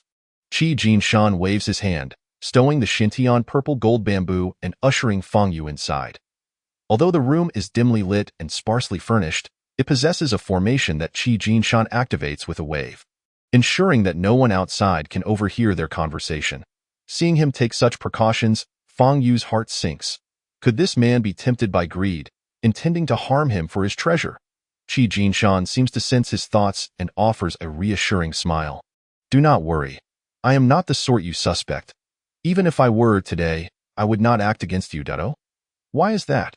With the matter laid bare, it is clear he bears no ill intentions. Piquing Fang Yu's curiosity, Qi Jinshan raises 2 fingers. 2 points. First, I do not know your background, so I dare not engage in underhanded dealings. Furthermore, I have never engaged in such acts. Second, I believe your perspective on crafting formations is correct, and I hope we can collaborate to explore it. Fang Yu comprehends. Qi Jinshan is indeed a sincere man devoted solely to cultivation, likely having never taken a life or committed any morally reprehensible acts. Moreover, his fixation on improving the formation suggests that it could indeed facilitate his advancement to the golden core stage, naturally leading him to not let Fang Yu depart. He nods. Then please share the origin of the Xintian Purple Gold Bamboo. Today serves as a lesson.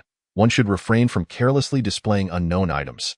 Had he encountered anyone other than Qi Jinshan, the consequences could have been dire. After being introduced by Qi Jinshan, he learned that the Xintian Purple Gold Bamboo was a specialty of the Qing Bamboo Peak of the Tiandao Inyang sect, reputed to originate from the immortal bamboo forest in the southern sea of the immortal realm. It took 100 years to yield a single plant, cherished as a treasure by the Tiandao Yinyang sect, used for exchanging precious items with other sections, while not considered the pinnacle of treasures in the mortal realm, since other sects also possess their own specialties. Leading to mutual exchanges, this Xintian purple gold bamboo possessed a unique characteristic. It could be refined endlessly. This meant that, after prolonged refinement, it would transform into a pure energy entity, integrating all external physical properties into the energy body. In essence, regardless of whether it was refined into a flying sword or a bow, it could be absorbed within one's body. Upon hearing this, Fang Yu's eyes gleamed with excitement. Ordinary bows and arrows were cumbersome to carry. If they could be refined into his body, it would be immensely convenient. Qi Jinshan, noticing his expression, immediately shattered his daydream with a merciless remark. Brother, it's not that I'm criticizing you, but bows and arrows have been wielded by cultivators, yet no one can use them for a lifetime as a cultivator. Once you master formidable spells, bows and arrows truly become redundant. Furthermore, while the Xintian purple gold bamboo is quite resilient and can be crafted into bow limbs, its best application is as a flying sword due to its durability, allowing for effortless manipulation of size as one desires. Moreover, the energy entity formed from the Xintian purple gold bamboo can absorb all metals. Merging their properties in the future, if your flying sword incorporates formidable metals, it will inherit their characteristics, promising great potential. Hearing this, Fang Yu became resolute in his desire to forge the bow limbs from the Xintian purple gold bamboo.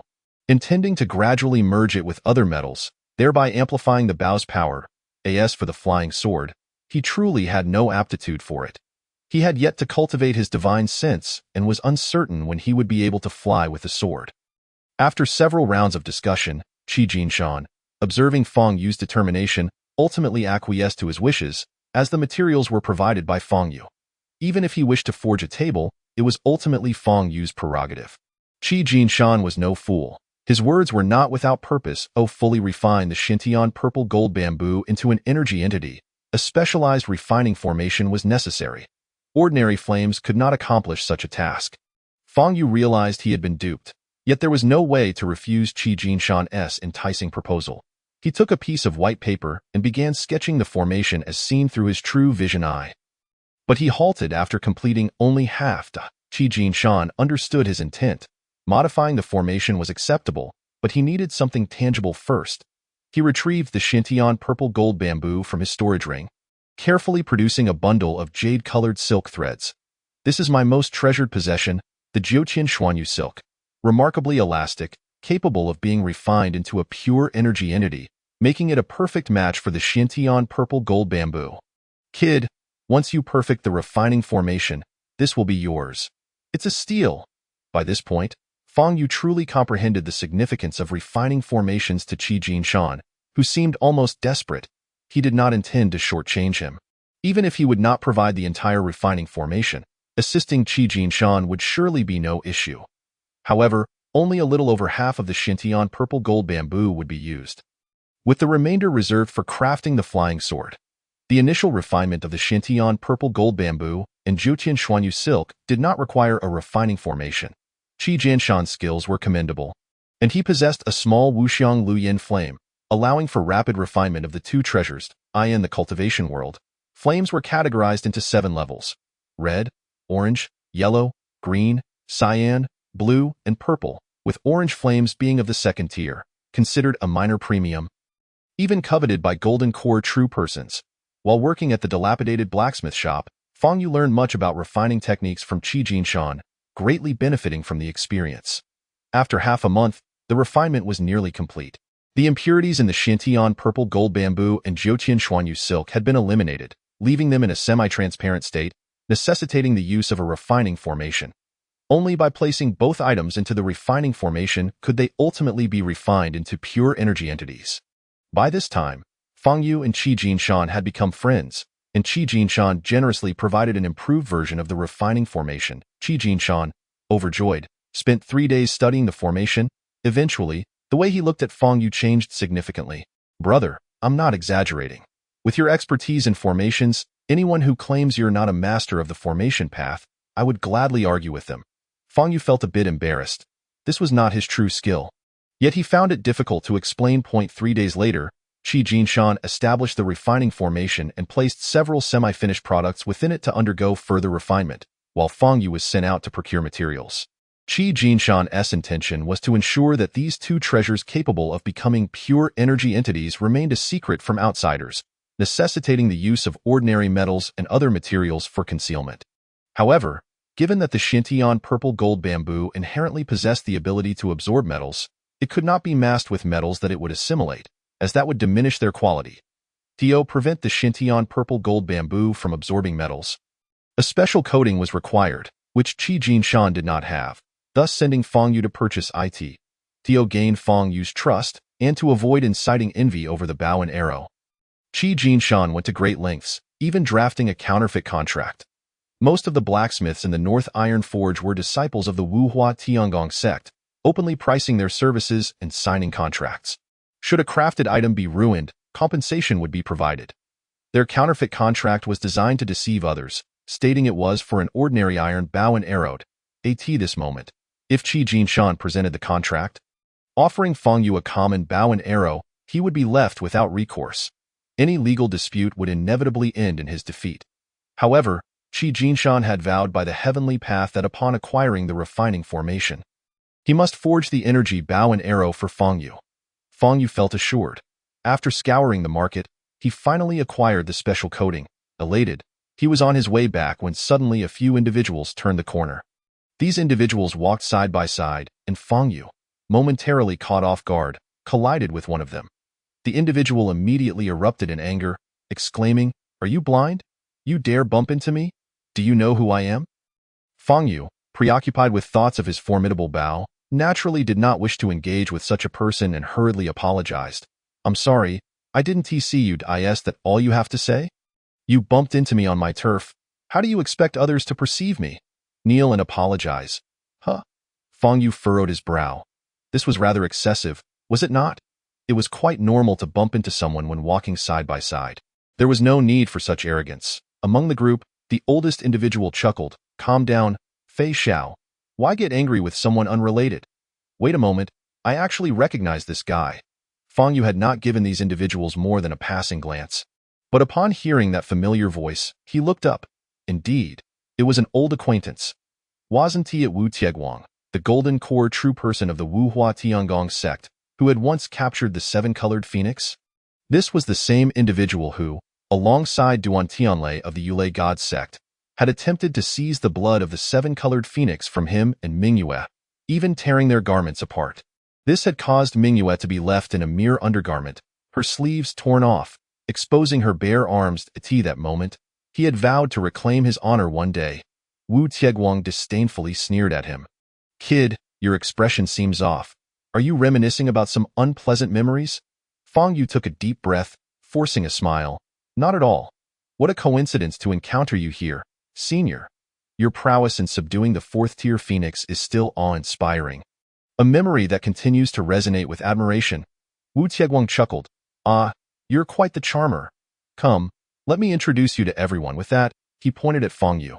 "This is the young couple I mentioned previously, who encountered me while pursuing the fourth-tier phoenix. His name is Fang Yu."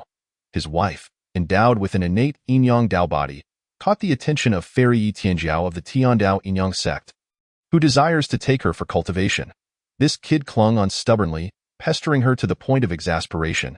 Yet she had no choice but to agree for his wife's sake. Now he can't even survive in the Tiandao Yin-Yang sect. Can he? I've never seen someone so shameless. Fang Yu's brow furrowed deeply. He truly did not understand how he had offended this person. Had his gaze indeed been filled with animosity back then? This individual was slandering him before so many people. When had he ever been so shameless? However, explaining at this juncture was futile, as no one would believe him. After finishing his remarks, Wu Tieguang pointed at the young man who had bumped into Fang Yu. Dressed in a robe adorned with faintly shimmering artifacts, resembling a worldly young master. "This is Jiang Yunfei, the son of Senior Jiang from the South Iron Forge of my Wuhua Tiangong sect. This North Iron Forge is run by his family. Kid, Jiang Shao achieved this prosperous domain through his own strength. Unlike you, who relies on women for a living. So, how does it feel to live off soft rice? Laughter erupted among the group. Fang Yu felt his temper rising, yet his mind grew increasingly composed. Just a second-rate son of a wealthy family, and this small North Iron Forge constituted a domain? How laughable! Yet, he could not contend with any of these individuals, especially with Wu Tieguang being a golden core true person. If he were to obtain the powerful Bao, he would need to tread carefully. With this thought, he smiled broadly. Yes, it is all my fault. I can only live off soft rice. How could I ever compare to Jiang Shao? My apologies, Jiang Shao. I sincerely offer my apologies. With that, he bowed deeply in a show of respect. Upon seeing Fang Yu submit, Jiang Yunfei waved his hand dismissively. Just scram. You're truly an eyesore. He harbored no interest in such insignificant roles. Even if he were to kill him in the street, it would not showcase his might, particularly when the target was a mere parasite, unworthy of dirtying his hands. Without uttering a word, Fang Yu turned and departed. However, Wu Tieguang furrowed his brow and discreetly gestured to his apprentice to follow Fang Yu. Initially, he had dismissed Fang Yu as inconsequential, but the promising future of his wife compelled him to exercise caution, especially since he had previously offended the couple. Chapter 49. The Rise of the Sunrise Divine Bao. Earlier, he had attempted to incite the reckless Jiang Yunfei to confront Fang Yu, but Fang Yu's excessive timidity and forbearance had extinguished Jiang Yunfei's interest. Wu Tieguang, however, would not let Fang Yu slip away so easily. At the very least, he needed to ascertain the latter's intentions. This time, Fang Yu remained oblivious to the pursuit, as there was no hostility emanating from his follower, failing to raise his vigilance. Upon returning to the dilapidated blacksmith shop, Qi Jianshan's forging had entered its final phase. The array for crafting glimmered with radiant light, albeit obscured by the formation. Within the array lay a grand bao, over half a zhang in length, radiating a violet glow akin to the rising sun, a sight to behold. Beside it rested a similarly luminous sword embryo. Qi Jianshan could hardly contain his envy, his mouth watering at the sight. A splendid bao indeed. The divine bao is about to be completed. You should bestow it a name. Divine bao. Fang Yu's eyebrows arched in intrigue. Gazing upon it felt akin to witnessing the sun's ascent. Let it be named Sunrise Divine Bao.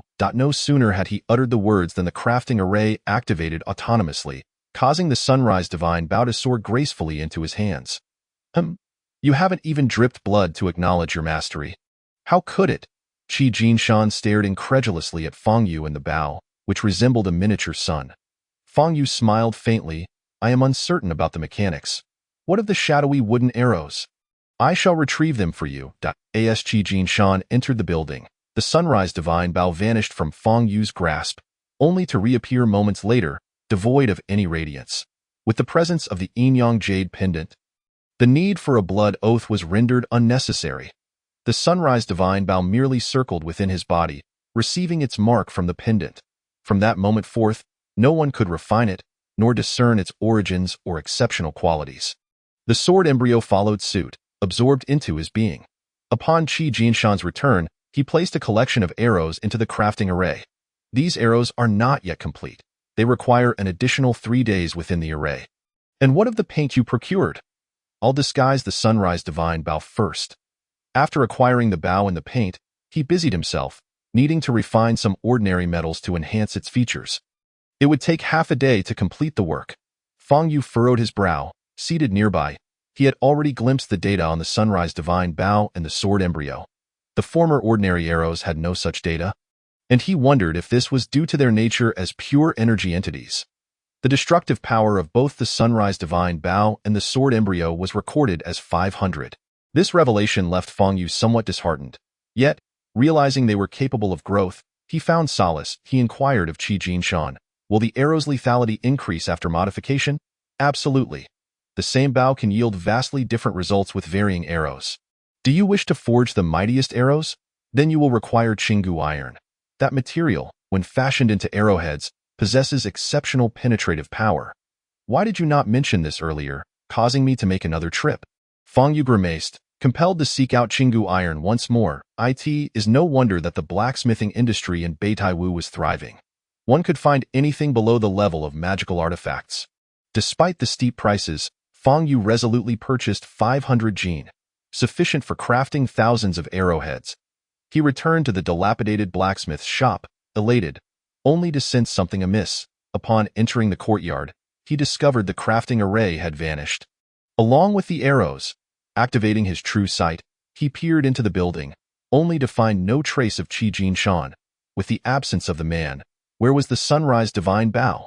A sense of dread washed over him, chilling him to the core. Qi Jinshan had sworn an oath to the heavens, unwilling to betray it. He would not abscond with the sunrise divine bow. Something must have transpired during this interval. Just as he turned to seek answers, a figure clad in black robes stood at the entrance. "Who are you? Why are you in my shop?" Fang Yu was taken aback. "Your shop? Is this not Qi Jinshan's establishment?" "What Qi Jinshan? I do not know him." The black-robed youth's tone was icy. Fang Yu's brow furrowed. "I recognize you. You are Wu Tieguang's subordinate from earlier on the street." A smirk crept upon the black-robed youth's lips. "Indeed, my master is Wu Tieguang, yet I do not know you. Leave." Fang Yu was unperturbed by the presence of troublemakers. His true concern lay in Qi Jinshan's disappearance. If he could not investigate, did it mean he would have to confront the material wealth heavenly treasure sect? If someone sought trouble, it would be ideal. Was this not Wu Tieguang attempting to ensnare him? Very well. He would accept the challenge. As long as he could retrieve the sunrise divine bow, he would not hold back. He relaxed, a light chuckle escaping his lips. This is indeed the dilapidated blacksmith's shop, as the sign clearly states. Whether you recognize Qi Jinshan is irrelevant. Surely you can read? The black-robed youth hesitated. "Yes, this is the dilapidated blacksmith's shop. But I just acquired it from the Beitai Wu market. There is no Qi Jinshan here." "Very well." Fang Yu swiftly produced the faux contract he had drafted with Qi Jinshan. "As long as you can read? This document states that I commissioned the dilapidated blacksmith's shop to forge a magical longbow and several arrows, for which I provided all the materials. Kindly hand over the completed items." The black-robed youth was at a loss for words. He had been sent by Wu Tieguang to shadow Fang Yu, later reporting the radiant light emanating from the courtyard. Wu Tieguang had promptly arrived, discovering merely an ordinary bow and arrows, dismissing them as unremarkable. However, a thought struck him, prompting him to expel Qi Jinshan and seize the sunrise divine bow and the arrows. Though he could return them to Fang Yu, he had no intention of doing so willingly. Qi Jinshan was a person of integrity, unwilling to abandon his post, yet he could not contend against a golden core cultivator or the Jiang family, who controlled the entire Beitai Wu. Under the pretext of offending Jiang Yunfei, he was forcibly escorted back to the sect, rendering him unable to warn Fang Yu. The black-robed youth was merely a pawn of Wu Tieguang sent to vex Fang Yu. Yet, he had not anticipated Fang Yu's presentation of the contract. This document was universally recognized in Beitai Wu. Failure to comply would be tantamount to slapping the entire region's face, as well as that of the material wealth heavenly treasure sect. The black-robed youth had no choice but to send a message to Wu Tieguang for guidance. Such trivial matters were beneath Wu Tieguang's dignity. He would not appear personally. Soon, word returned, and the black-robed youth regarded Fang Yu with a mixture of pity and derision. "Your belongings rest in my master's possession. He has stated he may return them to you, but you must face consequences for offending young Master Fei." Fang Yu's temper flared once more. Yet, the more furious he felt, the more his smile broadened. "Oh? And what punishment might that entail?" "Quite simple. Young Master Fei's cultivation is stymied at the pinnacle of the liquid condensation stage, unable to transition into the golden core stage. He requires a significant influx of true qi to bolster his cultivation and break through this bottleneck. To the northwest of Beitai Wu, 1,000 miles away, lies a swamp known as the Death Marsh. Within this marsh is a lake harboring a second-tier demon beast, the Vitality Turtle King, rumored to possess boundless vitality. If you procure its demon core, my master will naturally return your items. Chapter 50. The Death Marsh, is that so? Very well, I shall go. Fang Yu sighed. With his belongings in Wu Tieguang's possession, there was no feasible way to reclaim them. He could only hope that Wu Tieguang would honor his word, exchanging the Sunrise Divine Bow for the Vitality Turtle King's demon core. Should Wu Tieguang act deceitfully? As Yi Tianjiao had warned, the Golden Core cultivator might well abandon his promises in critical moments, leaving him with no choice but to depart. As the saying goes, a gentleman seeks revenge 10 years is not too late. Confronting Wu Tieguang head-on at this juncture would undoubtedly be unwise. He held one certainty. With Wu Tieguang's extensive experience in forging, he would never discern the true nature of the Sunrise Divine Bow. If he perceived the bow and arrows as insignificant, the likelihood of a successful exchange would increase. Before departing, Fang Yu cast a glance at the black-robed youth. "May I inquire your esteemed name?" "Senior brother?" The black-robed youth scoffed disdainfully. "What? Do you intend to seek retribution against me, a mere parasite living off others?" Fang Yu replied with a faint smile. "No, I merely wish to return with the Vitality Turtle King's demon core to exchange for the arrows with you." "How could I wish you harm?" "Hmph. I doubt you would dare. I am Xue Qingming, the esteemed disciple of Wu Tieguang, the master of Miaohua Peak of the Material Wealth Heavenly Treasure Sect." Fang Yu clasped his hands in respect. "Senior brother Xue, please await my return in a few days. I shall be back swiftly." Upon leaving Beitai Wu, Fang Yu sought a secluded spot and unfurled the seven-colored Qinghuan wings, soaring toward the northwest. Within him, anger surged, yet his expression remained cold and fierce, his mind racing with thoughts. In the face of such bullying, anger proved futile. One could not fight against overwhelming odds. The optimal strategy was to endure and bide one's time for revenge. However, everything hinged upon the Sunrise Divine Bow. As long as he could reclaim it, enduring a bit of humiliation was a small price to pay. After calming himself, he attempted to employ the skills of Qi and in rapid succession during flight. If these were his self-taught spells, such usage would surely lead to a deviation from the path. However, the skills posed no issue, as there was no need for true energy to circulate within the meridians, thus eliminating any possibility of succumbing to madness. The journey of 1,000 miles could not be completed in a single day. He flew during the day and rested at night. On the third day, just as he sensed he was nearing the death marshes described by Xue Qingming, a wave of tremors coursed through his body, and both the skills underwent significant upgrades. Fang Yu was elated from that moment on. As long as he persistently employed these two skills, his health and true energy would gradually recover and increase, serving as an excellent means for healing and replenishing true energy. Before he could contain his joy, his body felt light, and he unexpectedly soared 3 more zhang. It turned out that the 7-colored Qinghuan wing had also reached a new level at that moment. He could now leap to a height of 10 zhang, with a flying distance extending to 1,000 zhang, accomplished in a mere 3 breaths. This was far beyond the anticipated 300 zhang, and no cultivator in the liquid condensation stage could catch up to him. Fang Yu sighed with relief, realizing that loss in one area could lead to gains in another, aptly illustrating that when one door closes, another opens. His heart stirred, and he took out the purple flying sword prototype to give it a flourish. This item possessed the same lethality as the Rising Sun Divine Bow, both boasting a power of 500. Alas, he lacked the skill to wield it effectively and could only use it as a bone knife for now.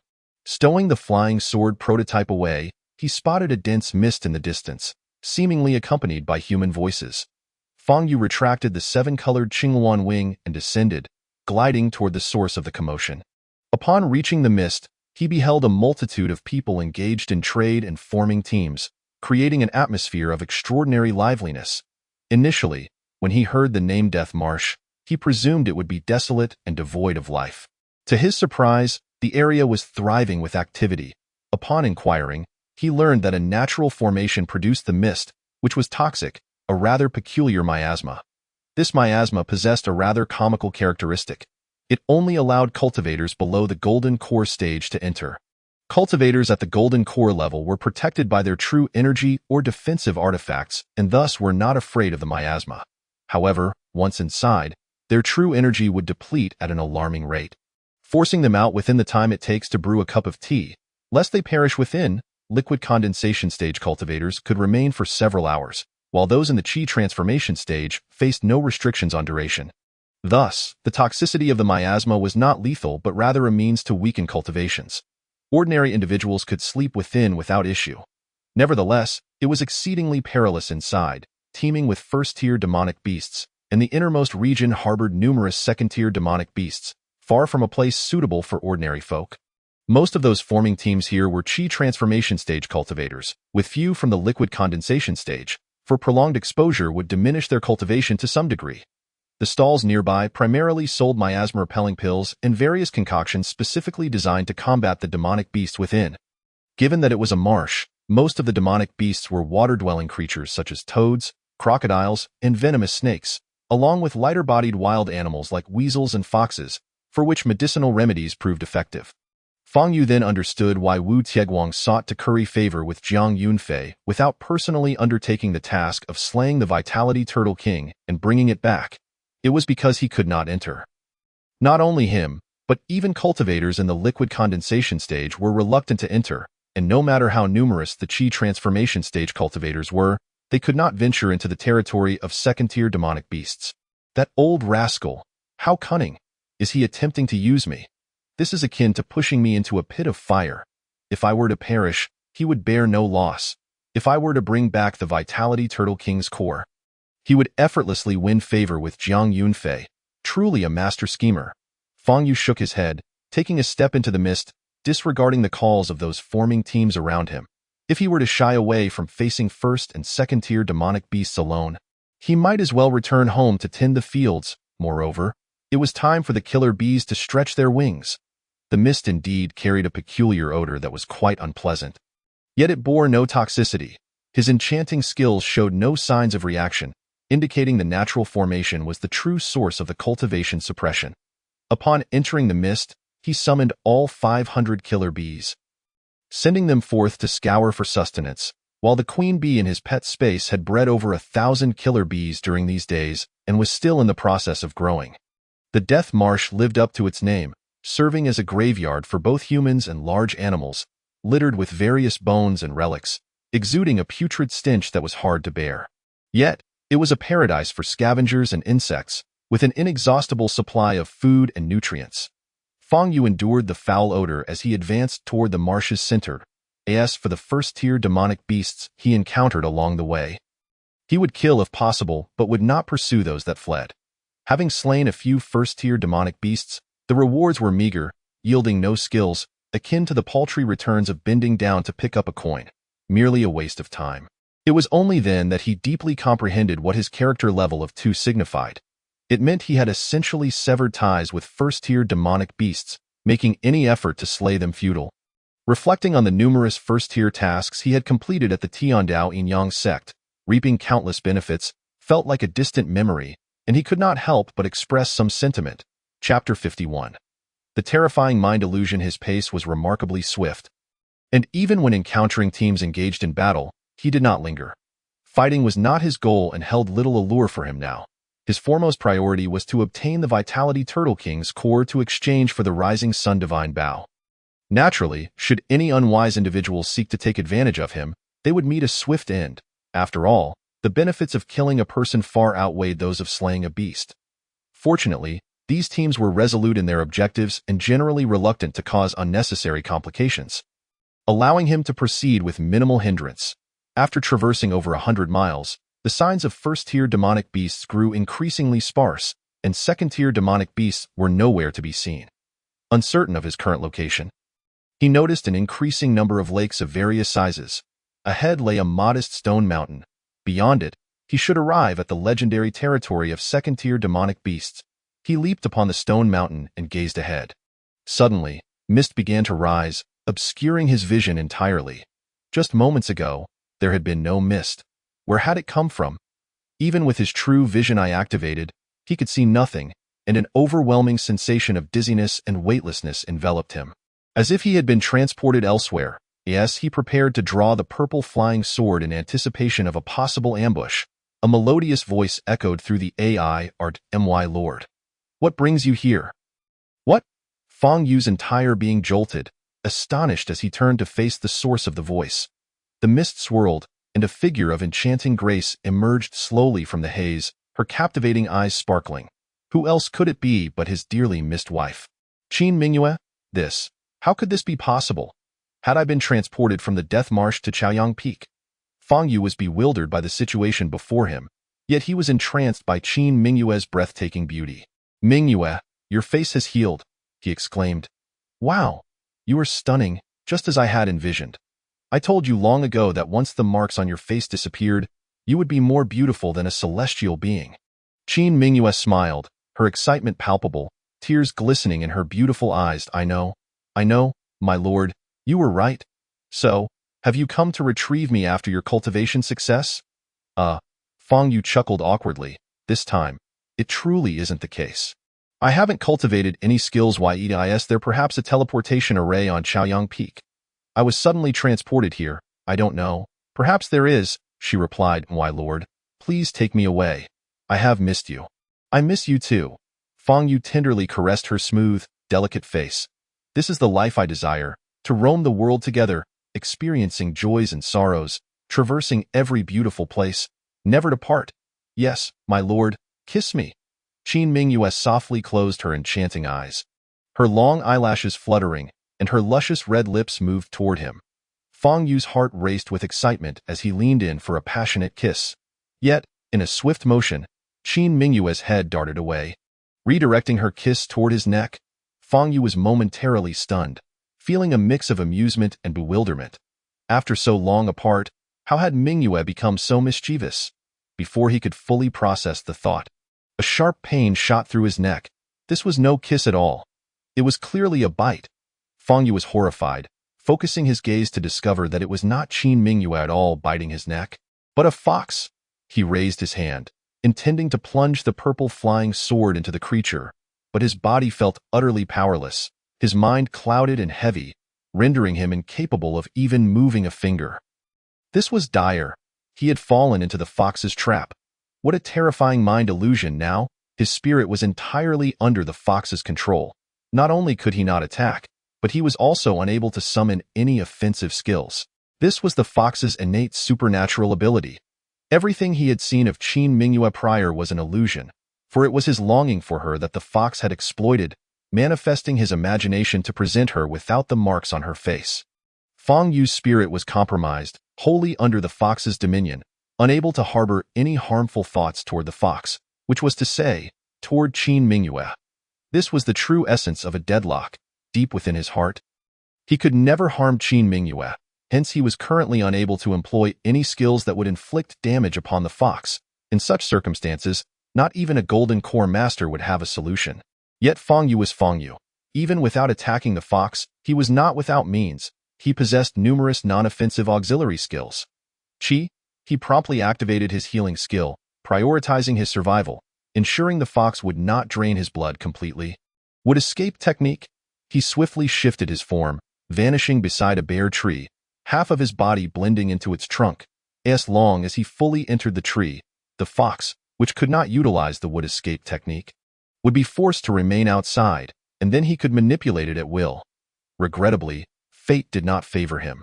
The fox, with its 4 limbs braced against the trunk, clamped its jaws tightly around his neck, refusing to allow him entry. At this moment, it was as if both parties were engaged in a tug-of-war over his neck. Who could withstand such a situation? The fox's sharp teeth sank deeply into his flesh, and if it exerted any more force, it would surely risk breaking its own cervical vertebrae. Fang Yu, equally astonished, finally resorted to his trump card out of sheer desperation. This time, it was not a skill, but rather the summoning of over 1,000 juvenile killer bees and their queen from the pet space. He could not harbor any thoughts of harming the fox, but whether the killer bees would harm it was beyond his concern.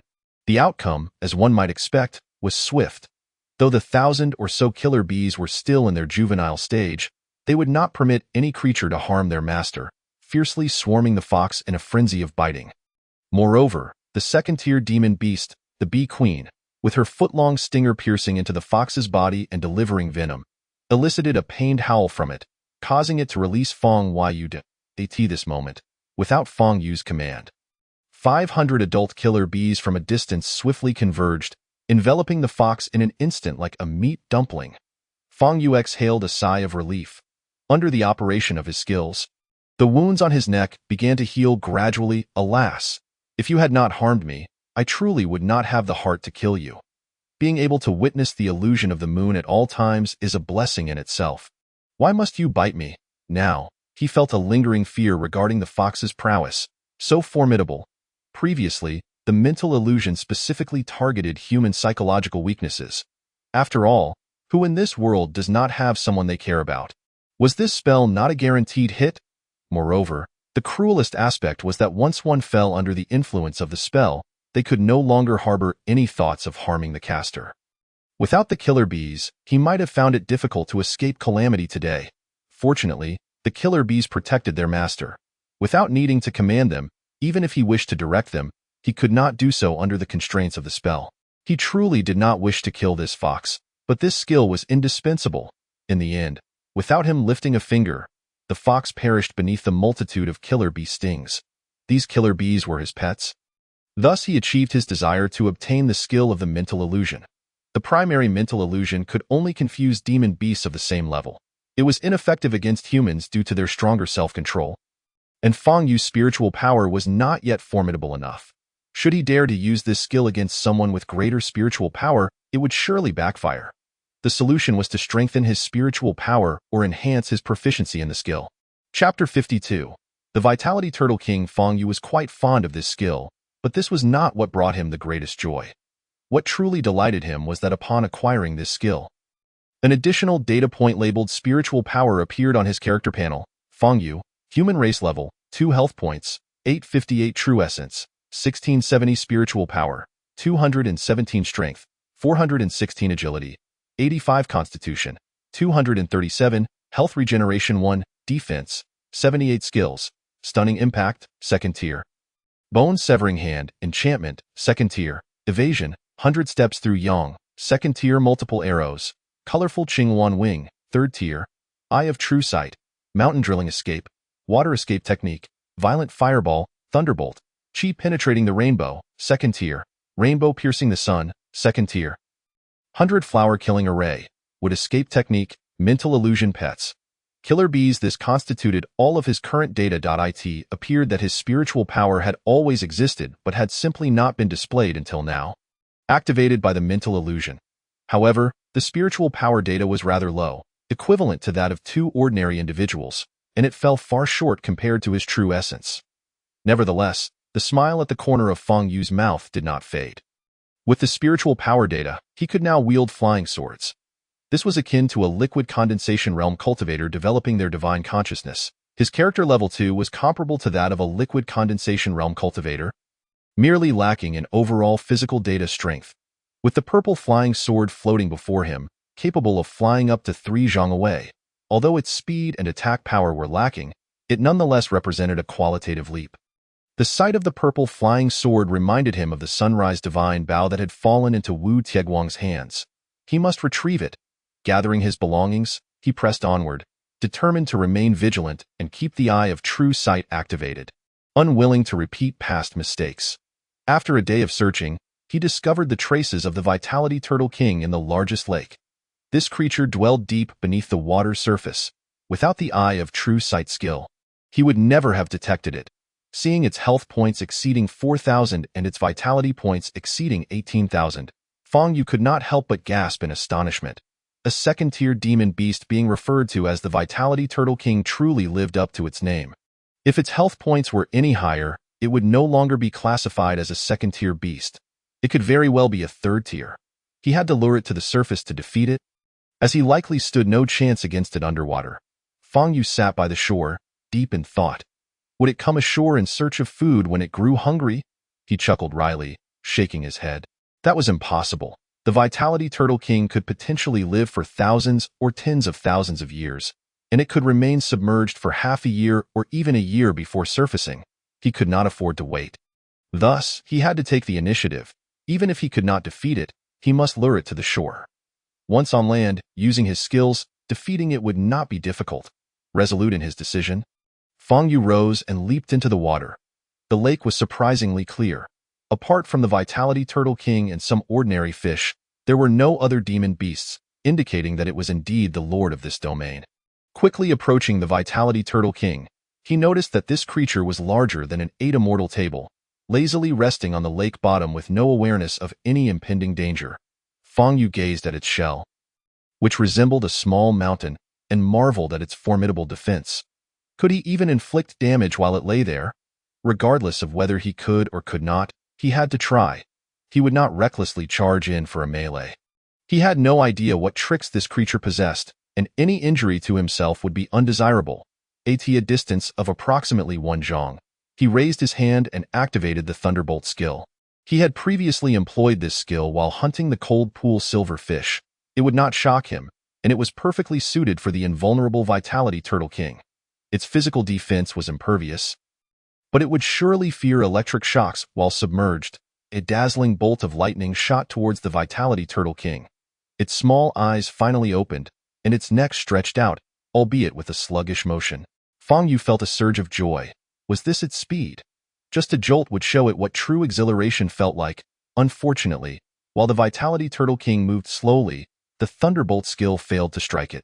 Just as the lightning was about to make contact, a layer of Vitality Shield shimmered around its body.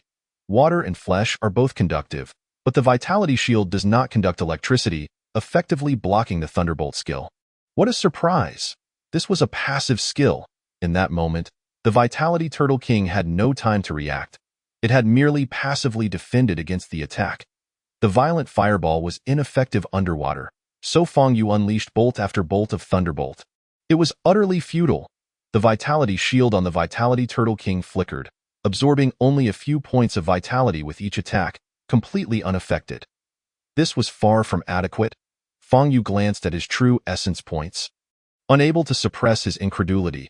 Even if dozens of himself unleashed Thunderbolts simultaneously, they would achieve nothing against it, and its vitality points were rapidly replenishing. No wonder it was called the Vitality Turtle King. It truly exuded a regal aura. Fang Yu retracted his skill, pondering how to lure this creature to the shore. He was utterly powerless underwater. In just a few seconds, the Vitality Turtle King's vitality points were completely restored. Then, it expelled a vitality orb at Fang Yu. The vitality orb, composed of pure vitality, was roughly the size of a coconut, creating ripples in the surrounding water as it sped toward him like a torpedo. Fang Yu had not anticipated its ability for ranged attacks. Caught off guard, he was struck in the chest, losing 500 health points, and he almost lost consciousness. What a formidable vitality orb! Just as he had used the chi penetrating the rainbow skill to recover. A second vitality orb came hurtling toward him. I must evade. Activating the water escape technique, he instantly appeared 3 zhang away.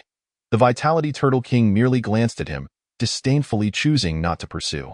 It couldn't even be bothered to move. Fang Yu felt a surge of frustration. How was it that he felt utterly outmatched against such a tough adversary? No, wait. While attack skills could not harm it, he possessed numerous auxiliary skills. With a glint of inspiration, he activated the mountain drilling escape skill. This situation had occurred while hunting piranhas. Digging a hole underwater was no issue. Soon, he had excavated a large U-shaped tunnel directly beneath the Vitality Turtle King. Its vitality shield remained intact, rendering any magical attacks or physical strikes ineffective. Fang Yu refrained from attacking it directly. Instead, he burst forth from the tunnel, using all his strength to lift it. With over 400 points in strength, he possessed the ability to lift over 4,000 pounds, and in the water, raising a several thousand-pound Vitality Turtle King was a trivial task. He hoisted the Vitality Turtle King and dashed along the lakebed toward the shore. Attempting to swim directly to the surface would be futile.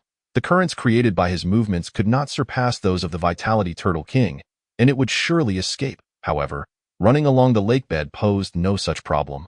The Vitality Turtle King struggled fiercely, but no matter how it flailed its limbs, it was in vain. Even expelling vitality orbs could not reach Fang Yu beneath its belly, leaving it frantic, its head protruding but unable to bite him. Fang Yu, cradling it, sprinted up the gentlest slope, covering dozens of zhang before letting out a roar and throwing it onto the shore. This was a success.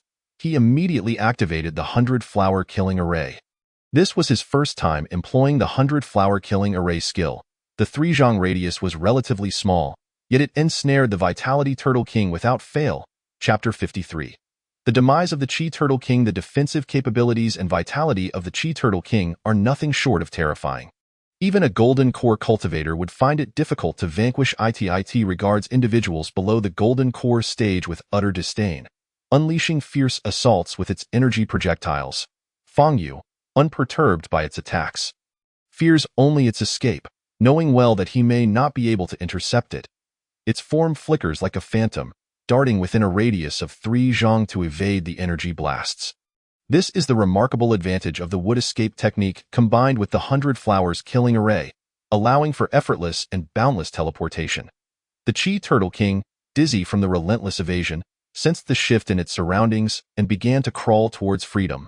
Countless vines from the 100-flowers-killing array reached out, attempting to ensnare its limbs. Unfortunately, the array is of a rudimentary level, incapable of matching the Chi Turtle King's immense strength, and the vines were swiftly torn asunder. Fang Yu immediately replenished his true essence, but even as it poured forth, it could not halt the Chi Turtle King's advance. Mental illusion. In a moment of desperation, Fang Yu activated his mental illusion ability, causing the Chi Turtle King to halt, its head swaying as if in a daze, lost in an incomprehensible reverie. Seizing this opportunity, Fang Yu began to excavate the ground nearby using the Earth Escape technique. This excavation was not intended to lift the Chi Turtle King again, but rather to ensnare it. While the Chi Turtle King is invincible in water, it is vulnerable on land, especially when ensnared in a pit. This time, he expended a significant amount of true essence, creating deep and interconnected holes.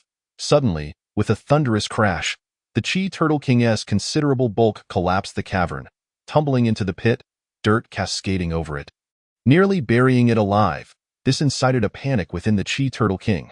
Though it too could excavate, its efficiency paled in comparison, and with the lake's surface so distant, escape was not an option. It suddenly let out a piercing scream and unleashed its ultimate move. Fang Yu had always believed the creature possessed only energy shields and energy projectiles, along with its remarkable recovery of vitality. But he was blindsided by its hidden trump card.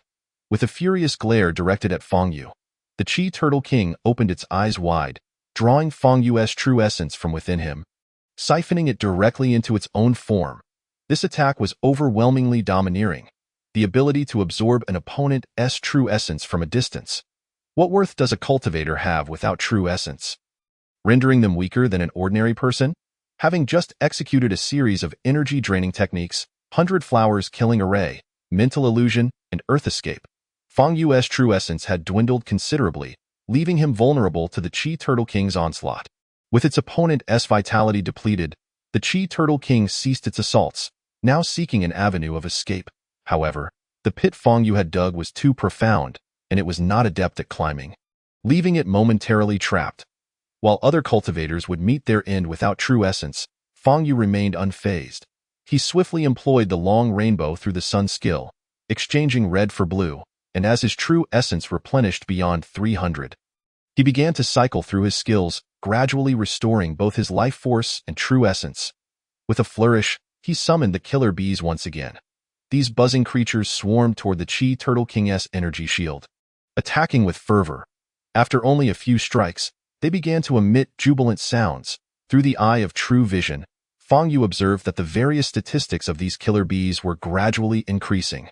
It dawned upon him that he could utilize his true essence to foster the rapid growth of the killer bees, and the Chi Turtle King's energy shield, composed entirely of pure energy, served as sustenance for his swarm. Without hesitation, he released over 1,000 unhatched killer bees, which eagerly joined the fray against the energy shield, tearing at it with reckless abandon. Fang Yu knew that the Chi Turtle King was doomed. Faced with this relentless horde of over 1,000 fearless killer bees, no amount of skill would avail it, particularly with its energy-draining ability rendered ineffective. The choice ahead was daunting. Allow the killer bees to continue their feast? And surely they would drain the Chi Turtle King of its vitality. Its demon core would prove inconsequential. This would effortlessly yield over 1,500 fully grown killer bees. Yet, this would render the Chi Turtle King's demon core useless, and the prospect of reclaiming the Sunrise Divine Bow would hang in the balance. But what of it? For now, the priority was to let them feast.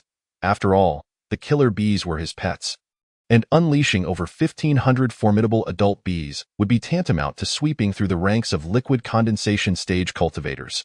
Through the eye of true vision, he witnessed the Chi Turtle King's vitality plummet dramatically, only to rebound upon reaching 5,000. At this moment, 500 adult killer bees, having gorged themselves, voluntarily withdrew from battle, returning to the pet space. They were preparing to advance in rank. Fang Yu sensed that these 500 adult killer bees had reached their limits and required rest, while the remaining 1,000-plus young bees surged in growth. The Chi Turtle King's vitality fluctuated around the 5,000 mark, evidently engaging in a desperate final stand using the energy from its demon core. Fang Yu furrowed his brow and summoned the queen bee. The queen's formidable stinger plunged into the Chi Turtle King's shield, nearly breaching its defenses. As a second-tier demon beast, her rate of energy absorption far exceeded that of ordinary killer bees. And Fang Yu watched as the Chi Turtle King's vitality rapidly diminished. Not only that, but she also laid eggs while draining the Chi Turtle King's energy. At this point, the Chi Turtle King became alarmed. Retracting its energy shield and launching an energy projectile that sent the queen bee flying. Thunderous might. Fang Yu could not allow this golden opportunity to slip away. He unleashed a bolt of thunderous might, immediately causing the Chi Turtle King's limbs to tremble. Yet, it persisted in its defiance, swallowing several killer bees whole. As it opened its mouth to consume more, Fang Yu unleashed another skill, the fiery fireball. The fireball detonated within its maw, causing its resilient beak to bleed. Fang Yu showed no signs of relenting, alternating between thunderous might and fiery fireball, bombarding the Chi Turtle King until it could hardly close its jaws. Flying sword, go! While Fang Yu had named the Sunrise Divine Bow, he had yet to name the purple flying sword, but this did not hinder his command over it. With a swift motion, the sword plunged into the Chi Turtle King's gaping maw. He directed the flying sword to wreak havoc within the creature's belly. Although his flying sword lacked distance and was slow, in the confines of the opponent's stomach, even the slowest movements could prove fatal. Ultimately, this would seal the Chi Turtle King's fate.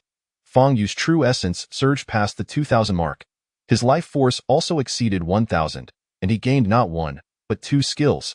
Initially, he believed these skills to be Energy Blast and Energy Shield. However, to his astonishment, one skill was named Absolute Defense, while the other was called Energy Absorption. Absolute Defense resembled the Energy Shield, but for the first second, it rendered him impervious to all physical and magical attacks, akin to the invulnerability bestowed upon novice players in a game. From the second onwards, the shield relied on True Essence to maintain its integrity. If the True Essence was depleted, the shield would inevitably shatter. Chapter 54. Skill, Energy Absorption. Upon seeing the words Absolute Defense, Fang Yu could not help but admire the astounding prowess of the Yin-Yang Jade Pendant. The implication of those four characters was that even if a nascent Soul True Lord unleashed an attack against him, as long as he activated Absolute Defense within the first second, he would remain unscathed, for the opponent's strike would fail to breach the shield. Of course, from the second onwards, the situation would be uncertain. But in this realm of cultivation, to claim Absolute is to acknowledge the unparalleled might of the Yin-Yang Jade Pendant. Moreover, this skill could be upgraded. At the next level, the invulnerability duration would increase to 1.5 seconds. While the enhancement was modest, gradual accumulation of proficiency would yield significant benefits. The other skill, Energy Absorption, was equally incredible. It allowed Fang Yu to siphon the enemy's true essence or vitality from a distance with any of his attacks, including arrows. This ability functions similarly to enchantments, yielding the same effect regardless of whether the attack was physical or martial arts-based. It was the ultimate form of the Chi Turtle King's energy-draining technique. This revelation intensified Fang Yu's desire to reclaim the Sunrise Divine Bow. With so many skills at his disposal, as long as he attacked his opponent, he would never worry about running low on true essence. And the advantages of the Sunrise Divine Bow would be exponentially amplified. If Wu Tieguang refused to part with it, he would not hesitate to seize it by force, even if it meant clashing with a Golden Core True Lord. He refrained from dismantling the Chi Turtle King's corpse in a fit of frenzy. Instead, he carefully extracted the demon core with his purple flying sword. Gazing at the core, which still contained over 150,000 units of vitality, he felt a pang of reluctance to surrender it to Wu Tieguang. How many killer bees could this nourish? Yet, contemplating his skills, he resolved to bite the bullet and stowed the demon core in his storage ring. Just as he was about to claim the Chi Turtle King's remains, a sharp voice pierced the air. "You there? Leave the Chi Turtle King behind, and I shall spare your life." Fang Yu turned to see a middle-aged man in a purple robe hovering several zhang away atop a flying sword, wielding a feather duster with an air of ethereal elegance, regarding him with a mocking gaze. Fang Yu smiled faintly. "Did you slay the Chi Turtle King? Why should I offer it to you?" "The identity of the slayer is of little consequence," the purple-robed man replied, flicking his feather duster. "Have you not heard the saying, 'Treasures belong to those worthy of them'?" Fang Yu assessed him from head to toe. "I fail to see where your worthiness lies. In fact, I sense a distinct lack of it." Unperturbed by Fang Yu's scorn, the purple-robed man gestured behind him. You may not see it, but my worth is right here. The sound of approaching footsteps echoed as no fewer than 20 Qi transformation stage cultivators surged forth, encircling him completely. Fang Yu nodded knowingly. Indeed, your reputation precedes you. Then, is it impossible for me not to give you the Vitality Tortoise King? The man in the purple robe chuckled. What do you think? If you refuse to comply, they will naturally reason with you. I am quite fond of reasoning. Fang Yu pressed his hand down, stowing away the corpse of the Vitality Tortoise King. The crowd immediately erupted in chaos. This individual clearly lacked the cultivation of the liquid form stage, yet dared to claim the spoils in front of a liquid form cultivator and so many Qi transformation cultivators. It was evident he had not been tempered by society. Kid, you are quite arrogant. How dare you take away something that Lord Ho has set his sights on right in front of him? Are you tired of living? Kid, Lord Ho is merciful, but we brothers are not to be trifled with. Hand over the item quickly, or don't blame us for being impolite. If he doesn't hand it over, then let us just kill him. The item will still belong to us. Exactly, there's a ready-made pit right here. We can just toss him in without the need to bury him. Amidst the jeering, Fang Yu slowly surveyed the crowd. I will say this only once. As a Qi transformation cultivator, I have no interest in you. Those who do not wish to die should step back. The crowd was somewhat bewildered, unsure of where he derived such confidence. While it was not unheard of for cultivators to fight above their level, encountering someone who dared to provoke them while surrounded by so many was indeed a first. The crowd exchanged uncertain glances. The man in the purple robe sensed something amiss. Although he had followed this young man from the outskirts of the Death Marsh with a substantial entourage, securing a victory seemed assured. However, he couldn't rule out the possibility that this fellow might possess some formidable hidden moves. At the very least, he himself was incapable of defeating the Vitality Tortoise King. Yet this individual had succeeded. Caution was warranted. He might have a trump card. The man in purple stealthily retreated a few feet on his flying sword. Fang Yu pointed at him. You cannot leave. Let us have a proper discussion. If the man in purple still failed to realize the extent of Fang Yu's prowess at that moment, he would be exceedingly dull-witted. With a flick of his whisk, he turned to escape. Want to run? Too late. Fang Yu moved, and beneath his feet, a floral killing formation had already taken shape, ensnaring at least half the people. The dizziness-inducing skill activated, and he was already behind the man in purple. Raising his hand to cast a mind illusion, the purple-robed man felt a wave of dizziness and plummeted from his flying sword, crashing to the ground. His mental strength was no less than Fang Yu's, and he did not succumb to the illusion, but he was incapacitated for at least a few seconds, which was sufficient. Those trapped within the floral killing formation struggled desperately against the vines binding them, while those outside shouted and prepared various spells and artifacts to attack Fang Yu. However, they merely prepared and did not launch their assaults, for countless adult killer bees had surrounded them, watching with predatory intent. Everyone understood that should they dare to make any further moves, they would undoubtedly face the frenzied attacks of the killer bees. Among the over 1,500 killer bees, 1/3 were of the second tier. Even larger than rabbits, a sting from one would be unbearable. Fang Yu dragged the purple-robed man into the floral killing formation, stepping on his chest. Anyone who violates the order shall be executed.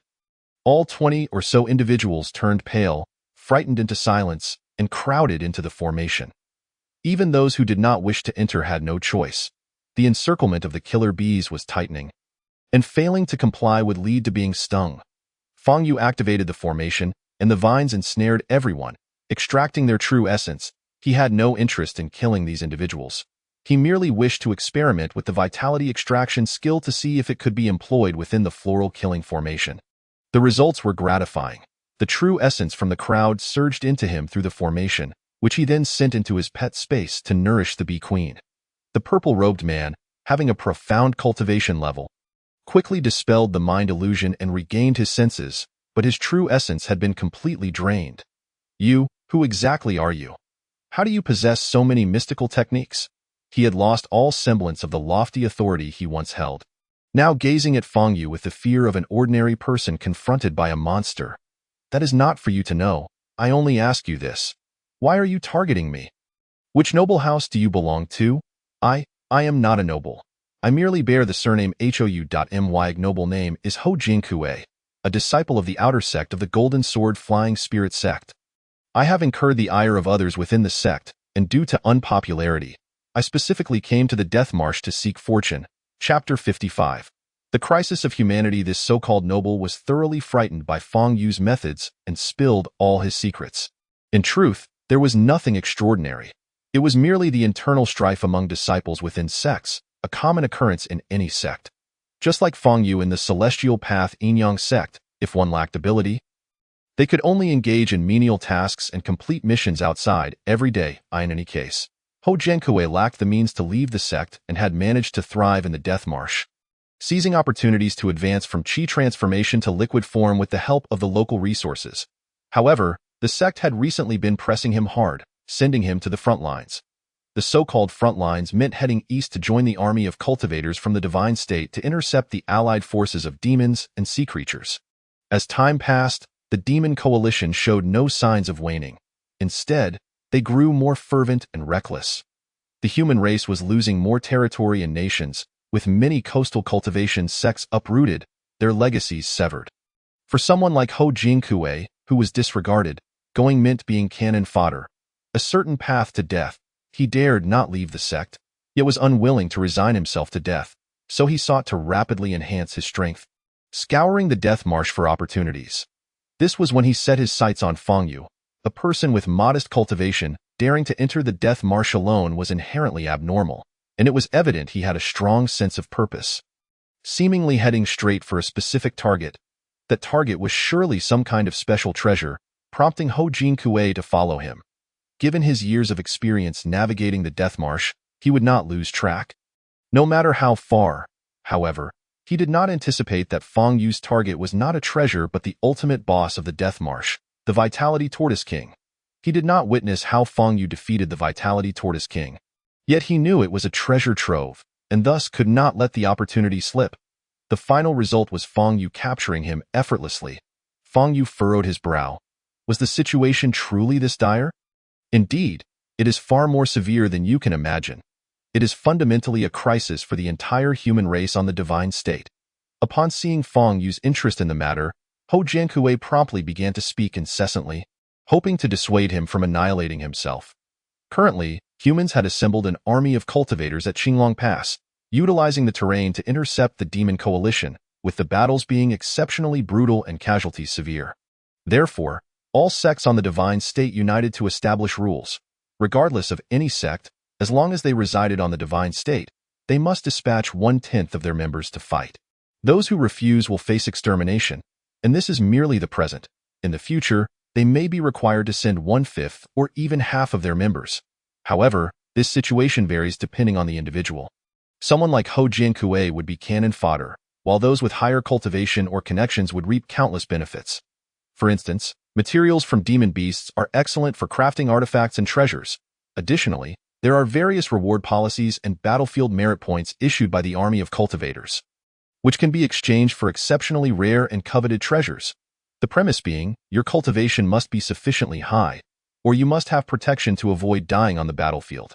After hearing this, Feng Yu fell into deep contemplation. He began to understand why Jiang Yunfei was so eager to enhance his cultivation. It was likely to seek fortune on the front lines, with this inner core containing vast amounts of vitality. Even if he could not attain the Golden Dan stage, it was akin to possessing an infinite supply of ultra-premium spirit stones, significantly increasing his chances of survival. Seeking fortune on the front lines? He felt a stir of interest. Although his cultivation was not particularly high, the surrounding demon beasts were average, certainly not as formidable as those on the front lines. Having gained so many benefits from the Vitality Tortoise King, what if he could hunt more high-tier demon beasts? He licked his lips. You all may leave. Regardless of who it is, do not set your sights on the Vitality Tortoise King again. This thing is not mine. It is reserved for the Golden Dan Real person of the Artifact Dao sect. Though you wish to face the pursuit of the entire Artifact Dao sect, the crowd, seeing that he was willing to spare them, immediately bowed in gratitude, just as he had said at the beginning. He truly did not regard them highly. Once everyone departed, Feng Yu stroked his chin, pondering why the law enforcement hall of the Celestial Path Yin-Yang sect had not pursued him. Could it be for this reason? Were they too preoccupied with their own affairs? With a growing suspicion in his heart, whether accurate or not, his urgency to enhance his strength intensified. He must retrieve the Rising Sun Divine Bao without delay. After the seven-colored Qingyuan Wing advanced to the third tier, he returned to Beidai Dock in just one day. The black-robed young man, Xue Qingming, was still waiting for him, yet there was no sign of the Rising Sun Divine Bao. Fang Yu's heart sank as he clasped his fists and bowed. "Senior brother Xue, I have returned. I appreciate your patience." Xue Qingming snorted. "If it weren't for the Vitality Tortoise King's inner core, who would be willing to wait for you here? Where is the item?"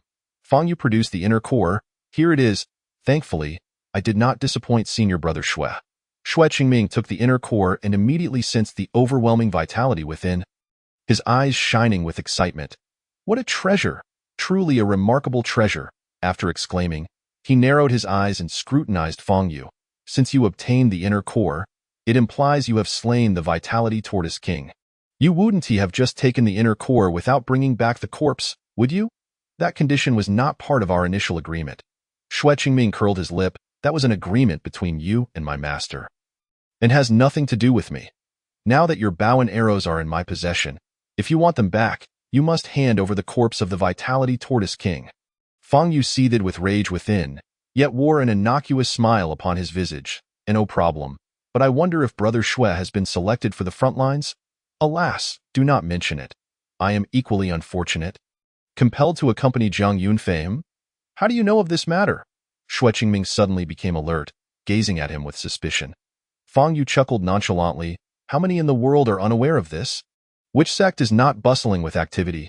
Is not your master and Zhang Yunfei preparing to return to the sect as well?" Xue Qingming sighed.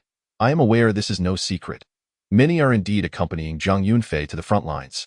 With the corpse of the Vitality Turtle King, refining several protective treasures has increased my chances of survival." "Very well, let us exchange," Fang Yu declared, raising a hand. With a thunderous crash, the massive corpse of the Vitality Turtle King was thrust into the courtyard, sending clouds of dust swirling. "What a colossal Vitality Turtle King!" Xue Qingming exclaimed, tossing the Shiri Divine Bow and arrows crafted from Eanwood onto the ground. Fang Yu felt an immediate surge of blood kinship, recognizing the true Shiri Divine Bow. How can these individuals still dare to claim they are the greatest artifact-refining sect in the world, unable to discern such a thing? It is utterly shameful. He retrieved the Shiri Divine Bow and arrows, while Xue Qingming collected the corpse of the Vitality Turtle King, his perception of Fang Yu improving somewhat. You demonstrate a degree of understanding, refraining from attacking me.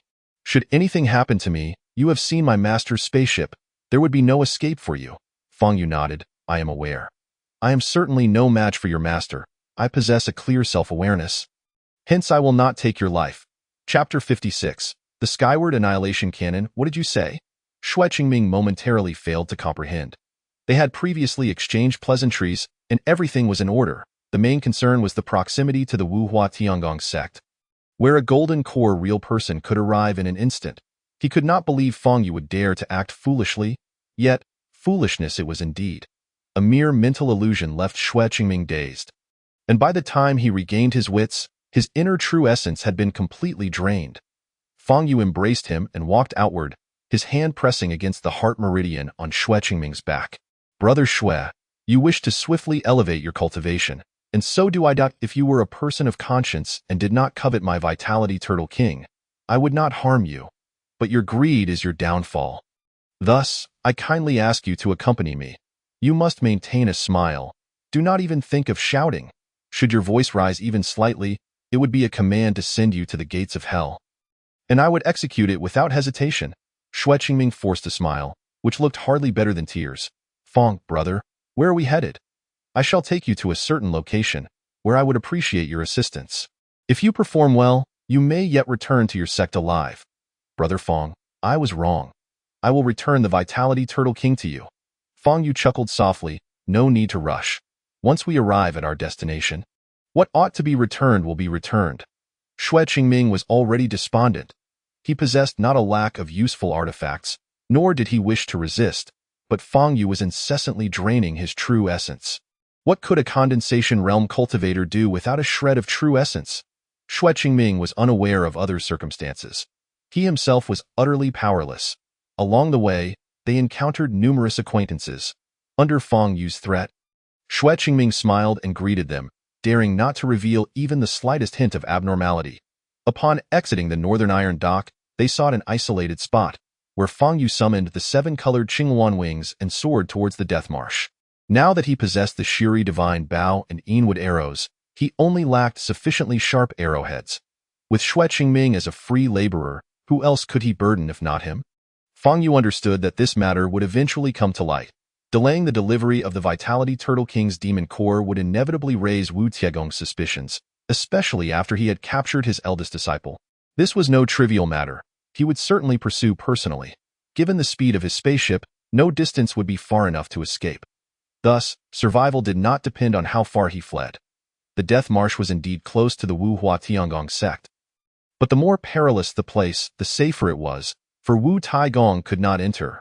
With his cultivation, he would reign supreme within the Death Marsh, effortlessly sweeping through the entirety of it. Fang Yu's plan was naturally meticulous and rigorous. Even if there was only a 1% chance of survival, he would amplify that solitary opportunity infinitely. One day later, the Death Marsh loomed in the distance, while Xue Qingming wept without tears. He had pleaded with Fang Yu countless times along the journey, but to no avail.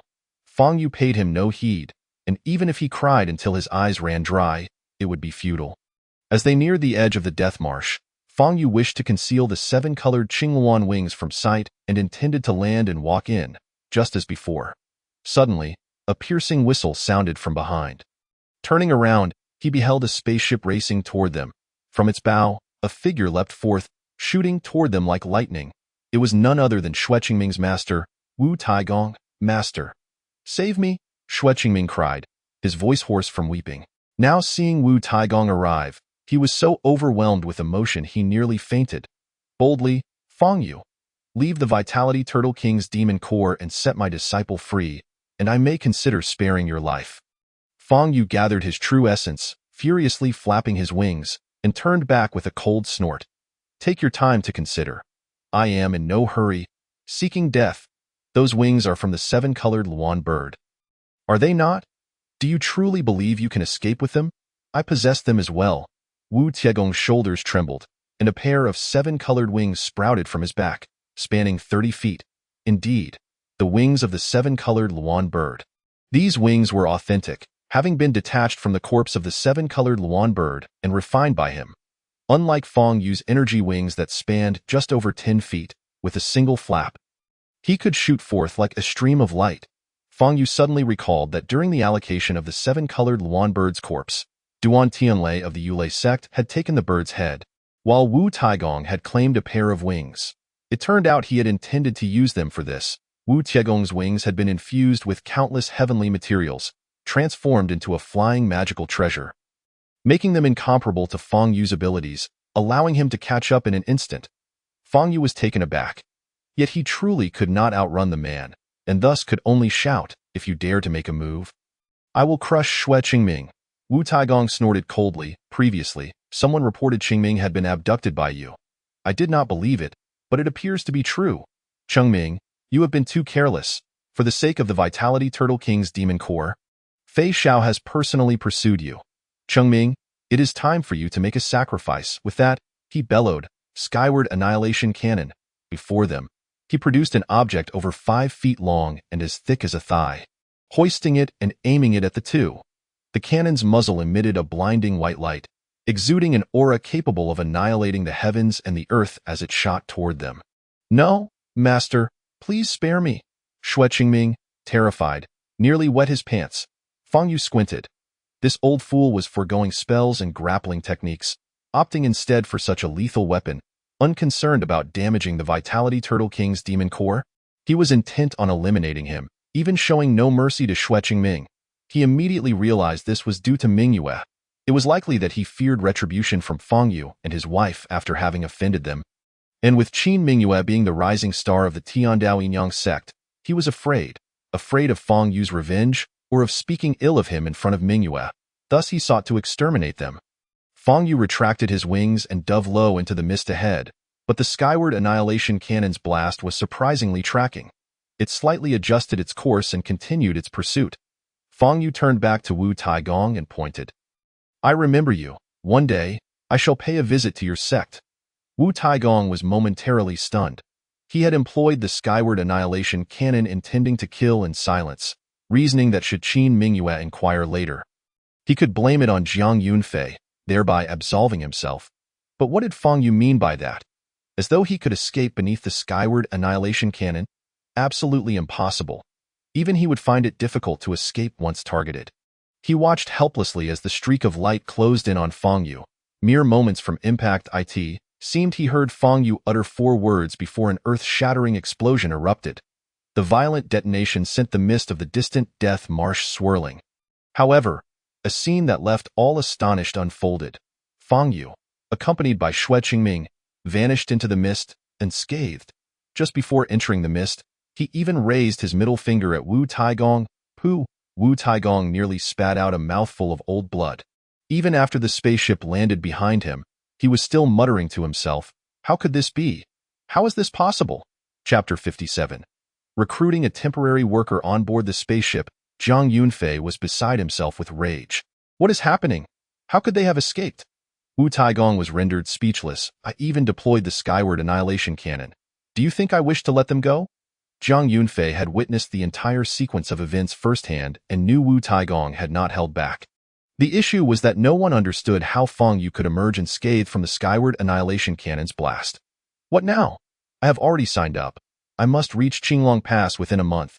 If I do not obtain the Vitality Turtle King's Demon Core, how can I form my Golden Core? Jiang Yunfei's face was a mask of frustration, and he expressed deep dissatisfaction with Wu Tiegong's performance. "Do not fret. The Death Marsh spans merely 3,000 miles. We shall encircle this area, ensuring not a single fly can escape, and then send in a large contingent to swiftly capture them." Jiang Yunfei waved his hand impatiently. "Their lives or deaths are of no concern to me. I only require the Demon Core. Rest assured, I shall promptly contact the sect to send someone over." Outside, the crowd is bustling with activity, while within the Death Marsh, Fang Yu, accompanied by Xue Qingming, flies straight to the heart of the swamp. This time, he is as familiar with the route as if it were second nature. Heading directly to the lair of the Vitality Tortoise King. The Vitality Tortoise King was once the formidable boss of the Death Marsh, a territory that ordinary beasts dared not approach. Merely 2 days have passed, and it remains the safest place. Previously, beyond the mist, when he encountered the assault of the Skyward Annihilation Cannon, the 4 words he uttered undoubtedly referred to absolute defense. Only in the moment of absolute defense, when one is invincible for a fleeting second, can one hope for salvation. The days and shock waves are inconsequential, and changing the direction of retreat proves futile. Thus, he is able to scold Wu Tieguang amidst peril, showing no concern for his own safety. The Skyward Annihilation Cannon cannot harm him. Instead, he harnesses the force of the explosion to enter the mist. Xue Qingming, grasped in his hold, is left utterly astounded. He has witnessed the power of the Skyward Annihilation Cannon, capable of effortlessly obliterating a mountain. Upon seeing his master wield such a devastating weapon, he realizes that his master is willing to sacrifice himself to eliminate Fang Yu. Their enmity irreconcilable. He laments his fate. Not only has he been dispatched by his master to serve as a bodyguard for Jiang Yunfei, but now he faces the prospect of dying alongside Fang Yu, leaving not a trace behind. Little did he expect that Fang Yu could not only withstand the bombardment of the Skyward Annihilation Cannon, but also shield himself, a true miracle. Presently, even without a shred of true essence within him, he dares not entertain thoughts of rebellion. Upon reaching the territory of the Vitality Tortoise King and landing before the vast pit that marks its demise, Fang Yu releases Xue Qingming. "You've done well.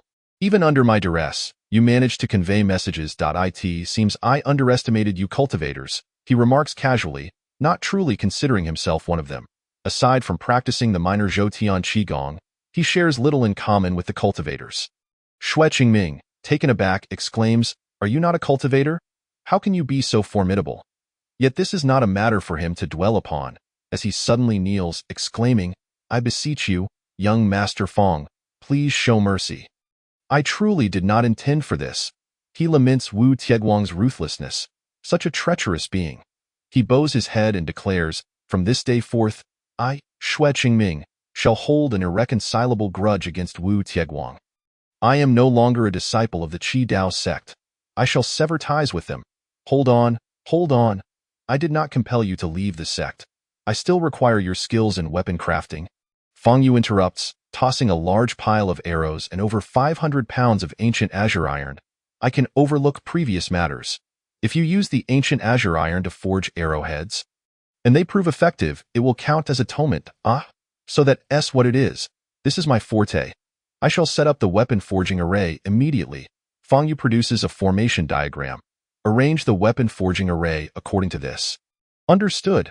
Xue Qingming, unsure of what the diagram entails, can only comply. With formidable foes looming, Fang Yu does not trust Wu Tieguang and his cohorts to spare him. He must equip the Sun God Bao, as powerful arrows are of utmost urgency.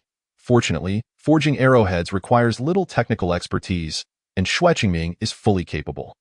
Once the arrowheads are fused with the shadowy wood shafts, completion is expected within 2 to 3 days. However, to ensure Xue Qingming works diligently, Fang Yu must replenish his true essence. Unfazed by the potential for treachery, he leaves 500 second-tier killer wasps to oversee him. Xue Qingming finally realizes that Fang Yu possesses genuine confidence. While he might contend with a few second-tier killer wasps, 500 is an entirely different matter, leaving no chance of escape. Fang Yu departs the area, refraining from hunting any beasts, instead opting to survey the surroundings. The situation is dire. The area is now tightly encircled. Not to mention, there are at least 3 Golden Core true practitioners present. Fang Yu swiftly returns. Should the Golden Core practitioners dare enter the Death Marsh? They would face unfortunate fates. If they do not dare, then it is best to bide their time. He is unconcerned. His cultivation is advancing rapidly, and it is indeed time to focus on refining his skills. The onlookers outside are undoubtedly growing impatient. The pressure from Qinglong Pass is mounting, and it is unreasonable to expect so many to remain engaged in this game of hide and seek.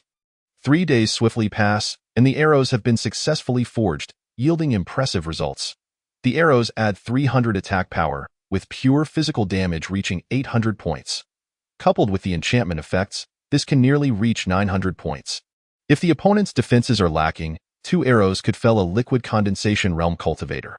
Against tougher foes, a few more arrows would suffice. It is not feasible to expect to slay every foe in a single strike. And Fang Yu feels quite satisfied. Next, he assigns Xue Qingming the task of forging a shield from the shell of the Vitality Tortoise King. This shell is both hard and resilient, offering formidable defense. Even with Fang Yu's absolute defense skill, possessing a magical artifact is always beneficial. Even if he does not utilize it himself, it could be gifted or sold in the future. Xue Qingming, being Wu Tieguang's eldest disciple, proves to be a capable craftsman, diligently working as a competent temporary laborer. Leaving him to toil alongside the 500 second-tier killer wasps, Fang Yu departs the lake with the Sun God Bao. As anticipated, many teams are hunting second-tier beasts in the vicinity, most of whom are from the Qi Dao sect. The first-tier beasts have mostly been eradicated. Fang Yu nods inwardly. In just 3 days, such progress has been made, all thanks to the gaseous realm cultivators. It is no small feat. He understands that the liquid condensation realm cultivators will not venture in until they encounter second-tier beast territories or discover his whereabouts, at which point they will swarm to eliminate him. Now, entering the Death Marsh would deplete the cultivation of liquid condensation realm practitioners. Just like Xue Qingming, whose cultivation has significantly diminished since entering the marsh, he too must resign himself to fate. Fang Yu is reluctant to harm gaseous realm cultivators. They offer little reward. However, in order to intimidate his enemies and allow the Sun God Bao to taste blood, he must use them as targets. He licks his lips and raises the Sun God Bao. Chapter 58, Fusion of Skills. With over 1,000 first-tier and 500 second-tier killer wasps at his disposal, sweeping through the Death Marsh poses no challenge. The use of arrows is merely to test the might of the Sun God Bao. Currently in a pure energy state, once he integrates other higher-tier metals in the future, its power will vastly increase. Coupled with the vitality extraction skill, he cannot help but reminisce about the Amazon warrior from Diablo. It fills him with nostalgia. Whoosh! An arrow is released, striking down 3 swamp giant crocodiles, who are being besieged by the crowd. In an instant, the crowd erupts in cheers. Who is it? Such incredible archery skills. Indeed, why didn't you act sooner? Where were you hiding? From where did that arrow come? Fang Yu slowly reveals himself from behind a tree. No need to search. I am right here. Allow me to introduce myself. I am Fang Yu, the target you have been desperately seeking within the Death Marsh. What? Fang Yu? Attack? Capture him. The crowd surges forward. We must not let him escape. Yes, capture him. There's a reward of 100,000 spirit stones. Even death would suffice, as long as we bring back the Vitality Tortoise King's demon core. There's still a reward of 100,000 spirit stones. The crowd closes in. Fang Yu lets out a faint sigh. Under the lure of great rewards, there will always be brave souls. Though I hold no animosity towards you, our fates now intertwine in life and death. Such is the cruel reality, yet it is not my fault. He gazes at the crowd. The reason I reveal myself is not out of fear, but rather to hunt you down. I now offer you a chance. Retreat, and you may live. Those who dare to strike at me shall face my wrath without mercy. His expression is not fierce, nor is his tone cold, yet it emanates an overwhelming chill. At least half of those present exchange glances, paralyzed by fear. They are not fools. If capturing Fang Yu were easy, such a high bounty would not have been placed upon him. Some regain their senses, yet many, blinded by greed, rush forward. Fang Yu draws his bow, entering rapid-fire mode. Although he lacks a rapid-fire skill, his extensive experience with bows enables him to knock arrows at an astonishing speed. Each shot a multiple arrow that autonomously seeks its target, rarely missing. This is truly terrifying. Those rushing forward seek to be the first to claim merit, not realizing they may be the first to perish. In their haste, they offer no defense. With the Sun God bow, paired with the newly forged arrows and enchantments, facing gaseous realm cultivators results in instant kills. In just 5 shots, 15 individuals from the opposing side lie lifeless. Their eyes wide open in shock. Over 3,000 true essence points flow into Fang Yu through the Sun God bow, with each victim contributing more than 200 points. Fang Yu is elated. Swiftly transferring these true essence points into his pet space. Of course, there are other gains in terms of points and life energy, but they pale in comparison to the true essence. The gaseous realm cultivators are horrified. 30 or more have fallen in the blink of an eye. Who could withstand such a blow? A collective cry erupts, and they scatter in panic. Fang Yu coldly snorts, "Let this serve as a message. Tomorrow afternoon, I shall cleanse this area. Any who reappear within the Death Marsh shall be met with no mercy." He merely sought to test the might of the Radiant Sun bow, harboring no intentions of total annihilation. Furthermore, one cannot guarantee that there are no rogue cultivators hunting demonic beasts within the Death Marsh. An accidental kill would be unfortunate. His intent to spread the word was simply to notify all. Of course, he was not a man of mercy. By the afternoon of the next day, all those who entered the Death Marsh, save for Xue Qingming, must perish. Returning to the central lake, he observed Xue Qingming busily engaged in tasks, while he settled down in a meditative posture to refine his skills and methods. After several days of continuously channeling true essence, nearly 500 first-tier killer bees had fallen into slumber, poised to advance to the second tier. To his astonishment, the queen bee was also ready to ascend. He understood that only when the queen bee reached the third tier could the other killer bees elevate their ranks. Otherwise, they would remain forever at the second tier. He had not anticipated such swift progress from the queen, a delightful surprise indeed. Additionally, there was the 100 Flowers killing formation skill, which could be combined with the vitality extraction skill to yield commendable effects. As it stood, aside from the mind illusion, his offensive capabilities were limited to archery and the skills of the fiery fireball and thunderous might, which was somewhat lacking. However, he possessed a wealth of auxiliary skills, all of which were quite practical. Regrettably, only the enchantment and vitality extraction skills could be amalgamated with his offensive techniques. He pondered if other skills could be fused with archery. With this thought in mind, he took action without hesitation. He drew his bow and aimed at a large tree, opting not to employ the multi-arrow skill. Instead, he chanted the fiery fireball silently as he released the arrow. Bang! The arrow struck the tree with precision, followed by a resounding pop as a fireball erupted. Fang Yu, filled with excitement, tightened his grip on the Radiant Sun bow. If his calculations were correct, the attack power of the fiery fireball should be around 500. Assuming the target possessed no fire resistance or other physical defenses, enduring the strike unprotected. Coupled with the attack power of the Radiant Sun bow, it should approach 1,500. He closed his eyes in contemplation, gradually raising his bow to merge the multi-arrows with the fiery fireball. After repeated failures, it became evident that the multi-arrow skill and the fiery fireball skill could not be combined. Only the standard archery method could assimilate the fiery fireball. And even the thunderous might skill could be fused, but skill-to-skill fusion remained impossible. Fang Yu, seemingly possessed by an inexplicable urge, persisted in merging the two skills, firing arrow after arrow until his true essence was depleted. Resorting to extracting vitality from the Vitality Turtle King's core, he trained late into the night, releasing an indeterminate number of arrows, his shoulder nearly dislocating. Suddenly, a resonant sound echoed within him. The skill fusion was successful. Fang Yu exhaled deeply, collapsing onto the ground. He was not madly pursuing the seemingly impossible, but rather driven by an intense conviction that skills could indeed be fused. Indeed, upon the merging of the multi-arrows and fiery fireball skills, a new skill fusion section appeared in his character panel. Currently, only the multi-arrows, fiery fireball, and thunderous might could be fused, but that was sufficient. What he sought was not merely powerful archery skills but the ability to fuse skills. As he acquired more skills, the potential combinations would undoubtedly yield unexpected results, empowering him further, allowing him to thrive in the ruthless realm of cultivation. This was not a spur-of-the-moment decision. In his previous life, he had encountered such a feature in a game. He aimed not to discover this function after shooting thousands of arrows, but to seize it through his own efforts and advance. In reality, retaining the Vitality Turtle King's core could rapidly nurture a terrifying swarm of killer bees. Yet that was ultimately not his strength, nor the power he sought. He desired to grow strong independently, capable of sweeping the world even without a pet. The following day at noon, Xue Qingming pleaded with tears, lamenting his significantly diminished cultivation and expressing his inability to linger in the death marsh any longer. Begging for his release, Fang Yu sighed heavily, patting his shoulder. "It is not that I wish to keep you. Your actions here have sufficiently warranted your life's redemption.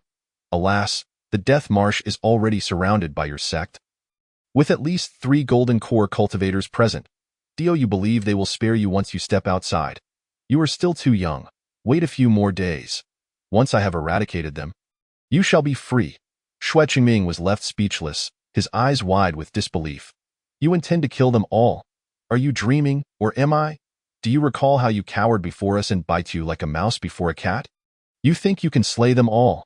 If not for your grip on me, I would mock you without mercy." Fang Yu, perceiving his expression, recognized his skepticism. He said no more, pulling him along. Outside, it was not that there were no people, but rather throngs of them. Dozens of liquid condensation realm cultivators led hundreds of Qi transformation disciples in a surging assault, having just dispatched the last few second-tier demonic beasts. This was fortuitous. Fang Yu did not conceal his form, charging directly towards the crowd. Xue Qingming, trailing behind, was left in shock. Liquid condensation realm cultivators could fly on swords. The sight of dozens soaring through the air was terrifying. Coupled with hundreds of Qi transformation disciples, it resembled an army on the battlefield, a veritable swarm of locusts descending upon them. Fang Yu had lost his mind, rushing headlong into such a multitude of experts. He was reckless, but he still wished to survive. Were it not for the killer bees guarding him, he would have long since run forward, shouting for his compatriots to cease fire. Fang Yu was not seeking death. From 100 paces away, he drew his bow and released arrows. With a tangible and intangible strike, 3 sharp arrows whistled toward the foremost assailant. The crowd had already received reports from those who fled the previous day, aware of his archery prowess, and raised heavy shields in defense. With a tremendous crash, the physical arrows were blocked by the heavy shields, followed by a surge of electricity coursing over the shields, causing the wielder to shriek in agony as he dropped the shield and collapsed, frothing at the mouth. This was Fang Yu's multi-arrows skill fused with thunderous might. The other 2 energy arrows pierced through the heavy shield, striking the wielder directly and instantly slaying him. Each of Fang Yu's arrows was a fusion of multi-arrows with either the fiery fireball or thunderous might skills, consuming 30 points of true essence per shot. With over 2,000 points of true essence, he could release only 70 arrows. Yet, with each successful hit, he could reclaim approximately 20 points of true essence from the Radiant Sun Bow, leading to an exceedingly slow depletion of his mana. In an instant, he felled over a dozen foes, sending the crowd into a frenzy, halting their advance. No one wished to be the next target. Fang Yu's arrows had become the Grim Reaper's scythe. The dozens of liquid condensation realm cultivators exchanged glances and took to the air, flying toward him. They did not necessarily wish to drive the Qi transformation disciples to their doom. A multitude of liquid condensation realm cultivators targeting a single individual could not fail. Primarily, Wu Tieguang and Jiang Yunfei awaited news outside. If too many perished, they would lose face. Fang Yu did not retreat an inch, continuing to draw his bow and launch arrows. It was not that he underestimated the liquid condensation realm cultivators. Rather, under normal circumstances, their sword attacks could not reach 100 paces, while his archery could. Long-range attacks favored archery. The liquid condensation realm cultivators employed their various techniques to counter his multi-arrows. The first 3 rounds were successfully intercepted. Liquid condensation realm cultivators indeed possessed profound strength, far surpassing Qi transformation disciples, and their defensive artifacts were formidable as well. However, from the 4th arrow onward, a scream pierced the air as one fell from the sky. It was not that they could not defend against it, but rather that after so many rounds of fire, the multi-arrows had suddenly leveled up.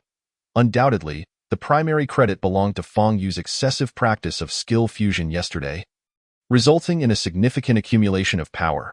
The upgraded multi-arrows not only boasted greater power and longer range, but also doubled in number, transforming from 3 arrows to 6. Initially, everyone had grown accustomed to seeing him shoot 3 arrows at a time, leading them to lower their guard.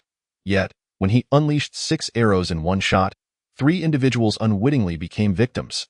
The multi-arrows, now fused with skills, could not instantly slay liquid condensation realm cultivators, but they terrified the crowd into retreating frantically. Fang Yu paid no heed to the scattered Qi transformation disciples. Unfurling his 7-colored phoenix wings, he pursued the airborne liquid condensation realm cultivators. The Qi transformation disciples below, terrified, fled in all directions without needing direction. No matter how many Qi transformation disciples there were, to Fang Yu, they were mere ants. Slaying liquid condensation realm cultivators was far more rewarding. Thus he pursued them relentlessly.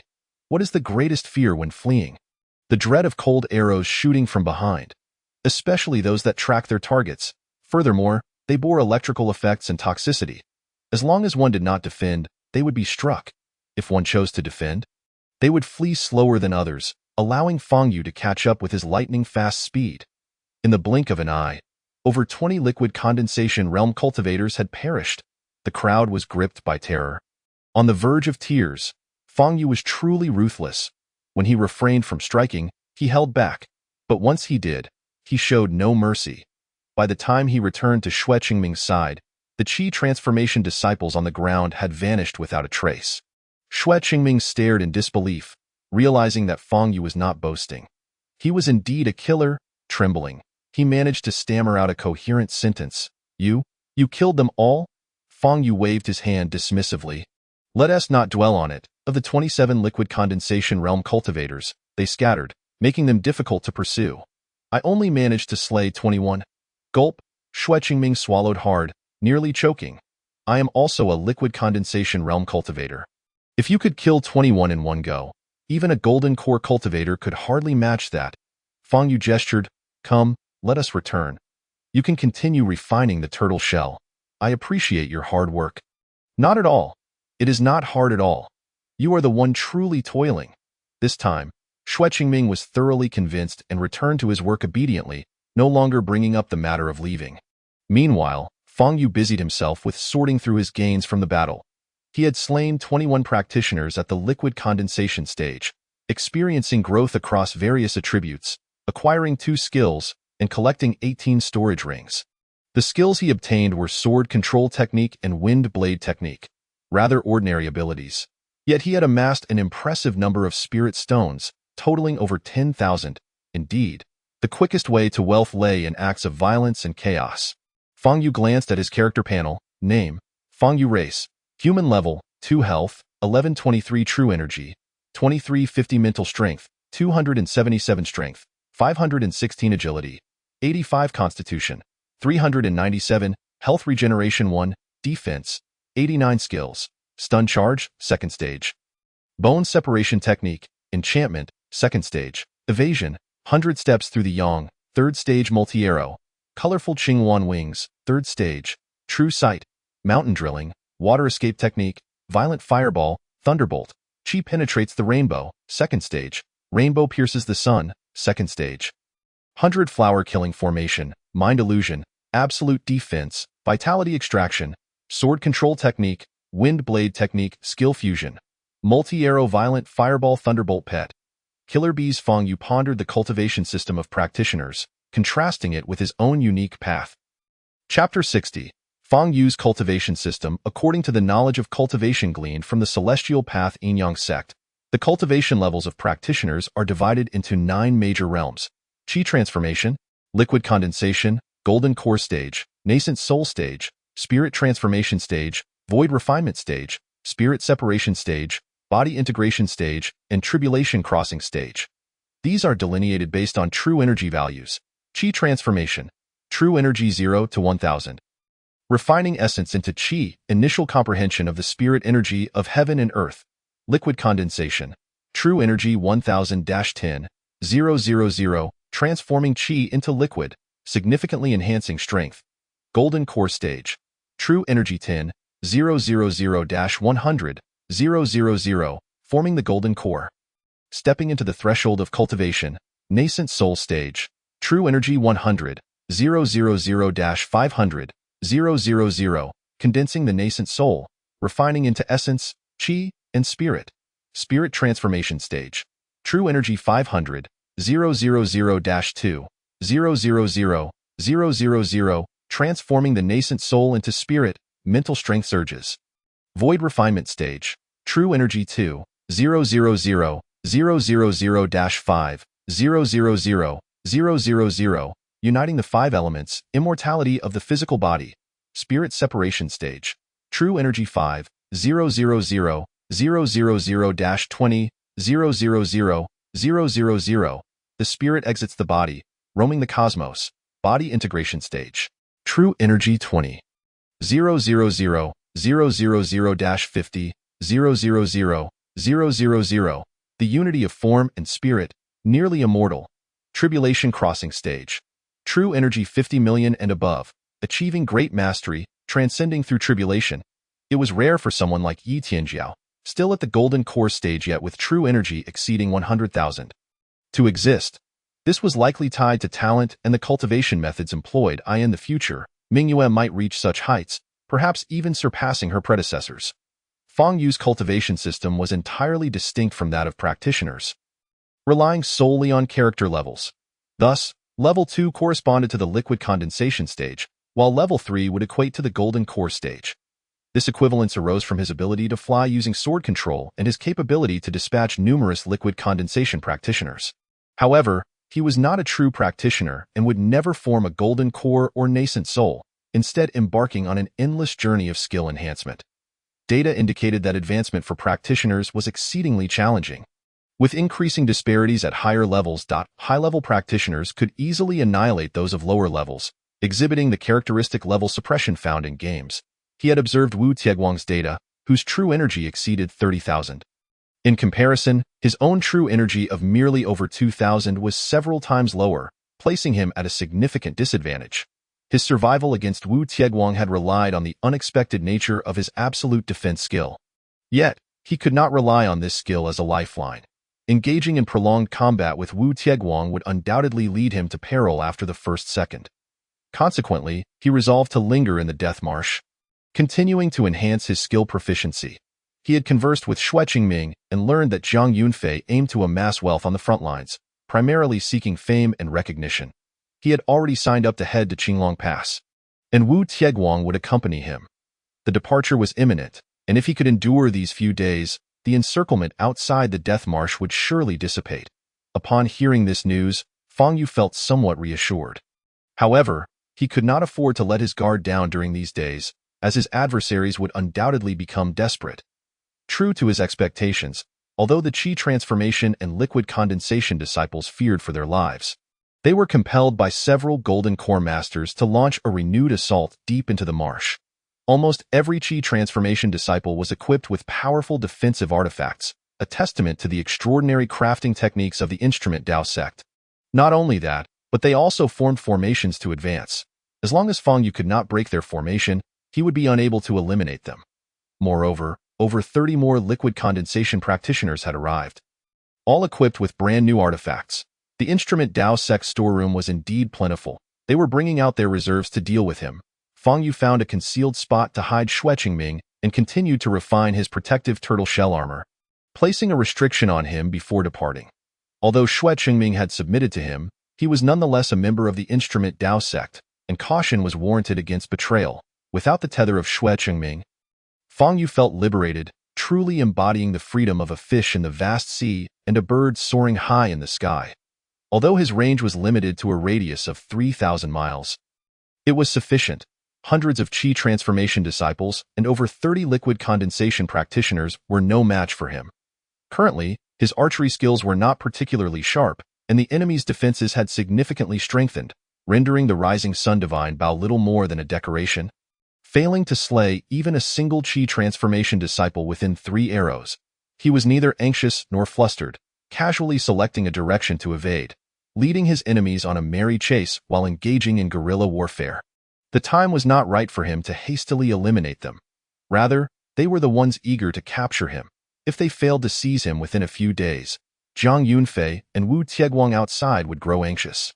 As with those liquid condensation practitioners, their cultivation weakening with the passage of time. Xue Qingming was a living example. Any liquid condensation practitioner could not escape such a fate. However, Fang Yu was unaffected due to the nature of his cultivation system. Even if the Death Marsh contained natural formations that devoured cultivation and true energy, he possessed the Vitality Turtle King's demon core, allowing him to replenish his energy at any time.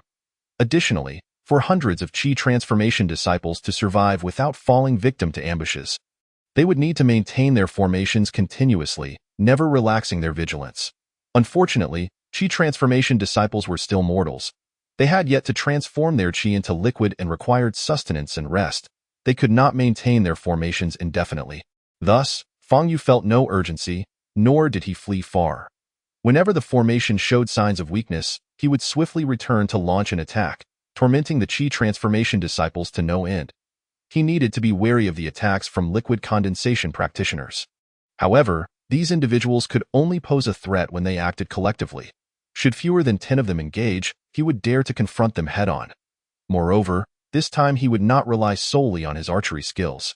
He would employ various techniques in succession, not necessarily to inflict harm, but to enhance his proficiency. His primary strategy was to prolong the confrontation, ensuring he never placed himself in jeopardy. After all, he could afford to wait, while they could not sustain their efforts. This dragged them into a miserable state. In the span of 3 days, he had not killed a single foe. Instead, he was simply toying with them. Yet, his offensive capabilities grew stronger, becoming an increasingly significant threat. The 3-day mark had reached the limit for the Qi transformation disciples. They had been provided with pills from their sect to maintain their true energy and stamina. But sustaining a formation for 3 days was untenable. Even if they abstained from eating, drinking, or sleeping, they could not endure. The formation collapsed spectacularly, with everyone either collapsing to the ground to rest or addressing personal matters. Fang Yu awaited this opportunity, immediately returning to launch his attack. Over 30 liquid condensation practitioners, aware he would take this approach, surged forward to block his path, buying time for the Qi transformation disciples to recuperate. This time, however, Fang Yu did not retreat. Instead, he burst into laughter. Did they truly believe he was helpless against them? He was merely toying with them. Indeed, he had been having fun. Over the past few days, all his offensive skills had leveled up, including the sword control technique and wind blade technique, which he now wielded with considerable competence. Only the multi-arrow skill had just reached the 3rd stage and had yet to advance further. He was uncertain how many more arrows would be needed. He was not powerless against these foes. They were merely his practice dummies. Now that he had sufficiently honed his skills, he no longer required them. And whether they lived or died depended on their luck. With a wave of his hand, Fang Yu summoned the killer bees.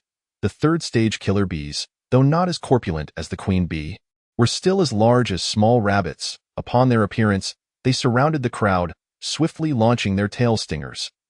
This was a new ability they had acquired upon reaching the third stage, allowing them to shoot stingers from their rear, without any detriment to their bodies.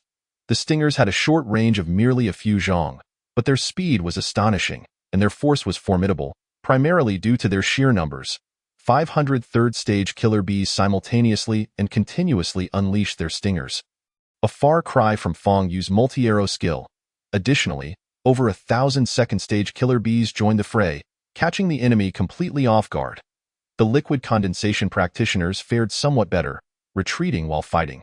However, the Qi transformation disciples were utterly doomed. At most, they could defend against a dozen strikes, but the onslaught of killer bees' attacks fell like rain, rendering defense nearly impossible. Naturally, Fang Yu would not let this golden opportunity slip by, unleashing wave after wave of multi-arrows targeted solely at the liquid condensation practitioners. Considering the Qi transformation disciples entirely unworthy of his arrows, the ruthless slaughter recommenced. He commanded the third-stage killer bees to encircle all liquid condensation practitioners, ensuring none would escape. Fighting alone, a third-tier killer bee would undoubtedly be no match for a liquid realm cultivator. The third tier of insect monsters is certainly not as formidable as that of beast monsters. However, the sheer number of them is overwhelming. 500 against 30, and the outcome is all too clear. Especially with Fang Yu intervening. The disciples of the transformation realm are in utter chaos, crying out for their parents as they flee desperately from over 1,000 second-tier killer bees, lamenting the absence of 2 extra legs. The liquid realm cultivators in the sky fare no better. Already encircled by the third-tier killer bees, their available space for survival rapidly diminishing. While the crowd manages to maintain a defensive formation for a while, the inevitable conclusion is already sealed. Ino1 realizes that after days of combat, Fang Yu still possesses such a terrifying trump card, one he has kept hidden, clearly not regarding the others as a threat. Now, with all his cards laid bare, it is time to net his prey. Some, unable to withstand the pressure, completely break down psychologically, reasoning that further resistance amounts to certain death, and thus, why persist? Others dart away, using the bodies of their fellow transformation realm disciples to conceal their escape. Once the first fled, a second quickly followed, and the once formidable defensive circle crumbled in an instant. The killer bees immediately breached the defenses. Entering a slaughter mode, Fang Yu, with a flap of his wings, pursued the fleeing individuals, his divine bow targeting only those with the highest statistics, disdainful of the transformation realm disciples in his path. From the moment the transformation realm disciples formation collapsed to the full rout of their forces, scarcely a cup of tea's worth of time elapsed. Soon, it would be one against all. The escaping liquid realm cultivators desperately scrambled toward the death marsh, yet ultimately fell victim to his interception before the mist. As for the transformation realm disciples passing nearby, he paid them no heed. Just as he was reveling in the carnage, a sudden, chilling howl echoed from behind him.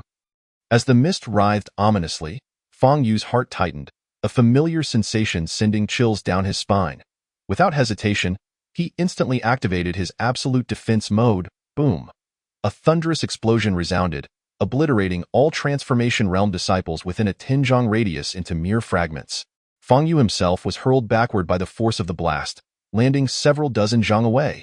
He spun around, only to find himself facing Jiang Yunfei, who was brandishing the sky-extinguishing cannon. This fellow had actually borrowed the sky-extinguishing cannon from Wu Tieguang to launch a surprise attack against him. Fang Yu raised an eyebrow, greeting Jiang Gongzi with a smirk. You must know this contraption is ineffective against me. Why engage in futile efforts? Impossible, Jiang Yunfei retorted with a cold laugh. Even Golden Core realists would tread carefully in the presence of this weapon. It cannot be ineffective against you. I don't know how you managed to withstand my previous strikes, but I refuse to believe you can evade a second or third. As he spoke, the cannon's muzzle glimmered ominously once more. Fang Yu was taken aback. He had not anticipated this weapon could be fired in rapid succession while in Jiang Yunfei's hands. To be cautious, he had his absolute defense shield activated, rendering it impossible to enter a second's worth of invulnerability. With a powerful flap of his wings, he soared skyward. He never imagined Jiang Yunfei could unleash multiple shots from the sky-extinguishing cannon. It was well known that this projectile, like his multi-arrow technique, possessed tracking capabilities. With no time to activate his absolute defense skill again, He could only hope his speed would surpass that of the sky-extinguishing cannon. Anxiety gnawed at him, but fortunately, his flight was not reliant on wing beats. Rather, it was a skill that allowed him to traverse 1,000 zhong in just 3 breaths, exceeding the speed of sound, whether flying horizontally or vertically. The mist above the Death Marsh was not as high as 1,000 zhong. Once he escaped its confines, he would enter another realm. Due to the natural barrier's isolation, the sky-extinguishing cannon should be unable to lock onto him. This was the strategy he devised in the face of crisis.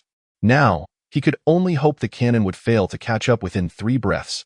As Jiang Yunfei's sky-extinguishing cannon locked onto its target, it suddenly realized the target had vanished, shooting skyward at an astonishing speed. Jiang Yunfei instinctively raised the cannon's muzzle, firing a shot as if swatting a mosquito. This instinctive action delayed the entire firing process by a breath. Fang Yu exploited this moment of hesitation. Had Jiang Yunfei fired without a second thought, he might have found it impossible to evade the tracking projectile. However, with just a moment's pause, Fang Yu seized the opportunity to evade this lethal blow. He was right. As he burst through the mist above him within 3 breaths, the projectile from the sky-extinguishing cannon lost its lock, detonating violently beneath the mist, nearly dispersing it entirely. So close, just a hair's breadth away from catching him. While Fang Yu felt a lingering dread, he swiftly retracted his absolute defense skill, pivoting to plunge back into the mist. He could not believe Jiang Yunfei would manage to fire again. Even if he could, he had already experienced a moment of invulnerability, allowing him to approach Jiang Yunfei for close combat without issue. He had little faith that without the sky-extinguishing cannon, Jiang Yunfei could best him.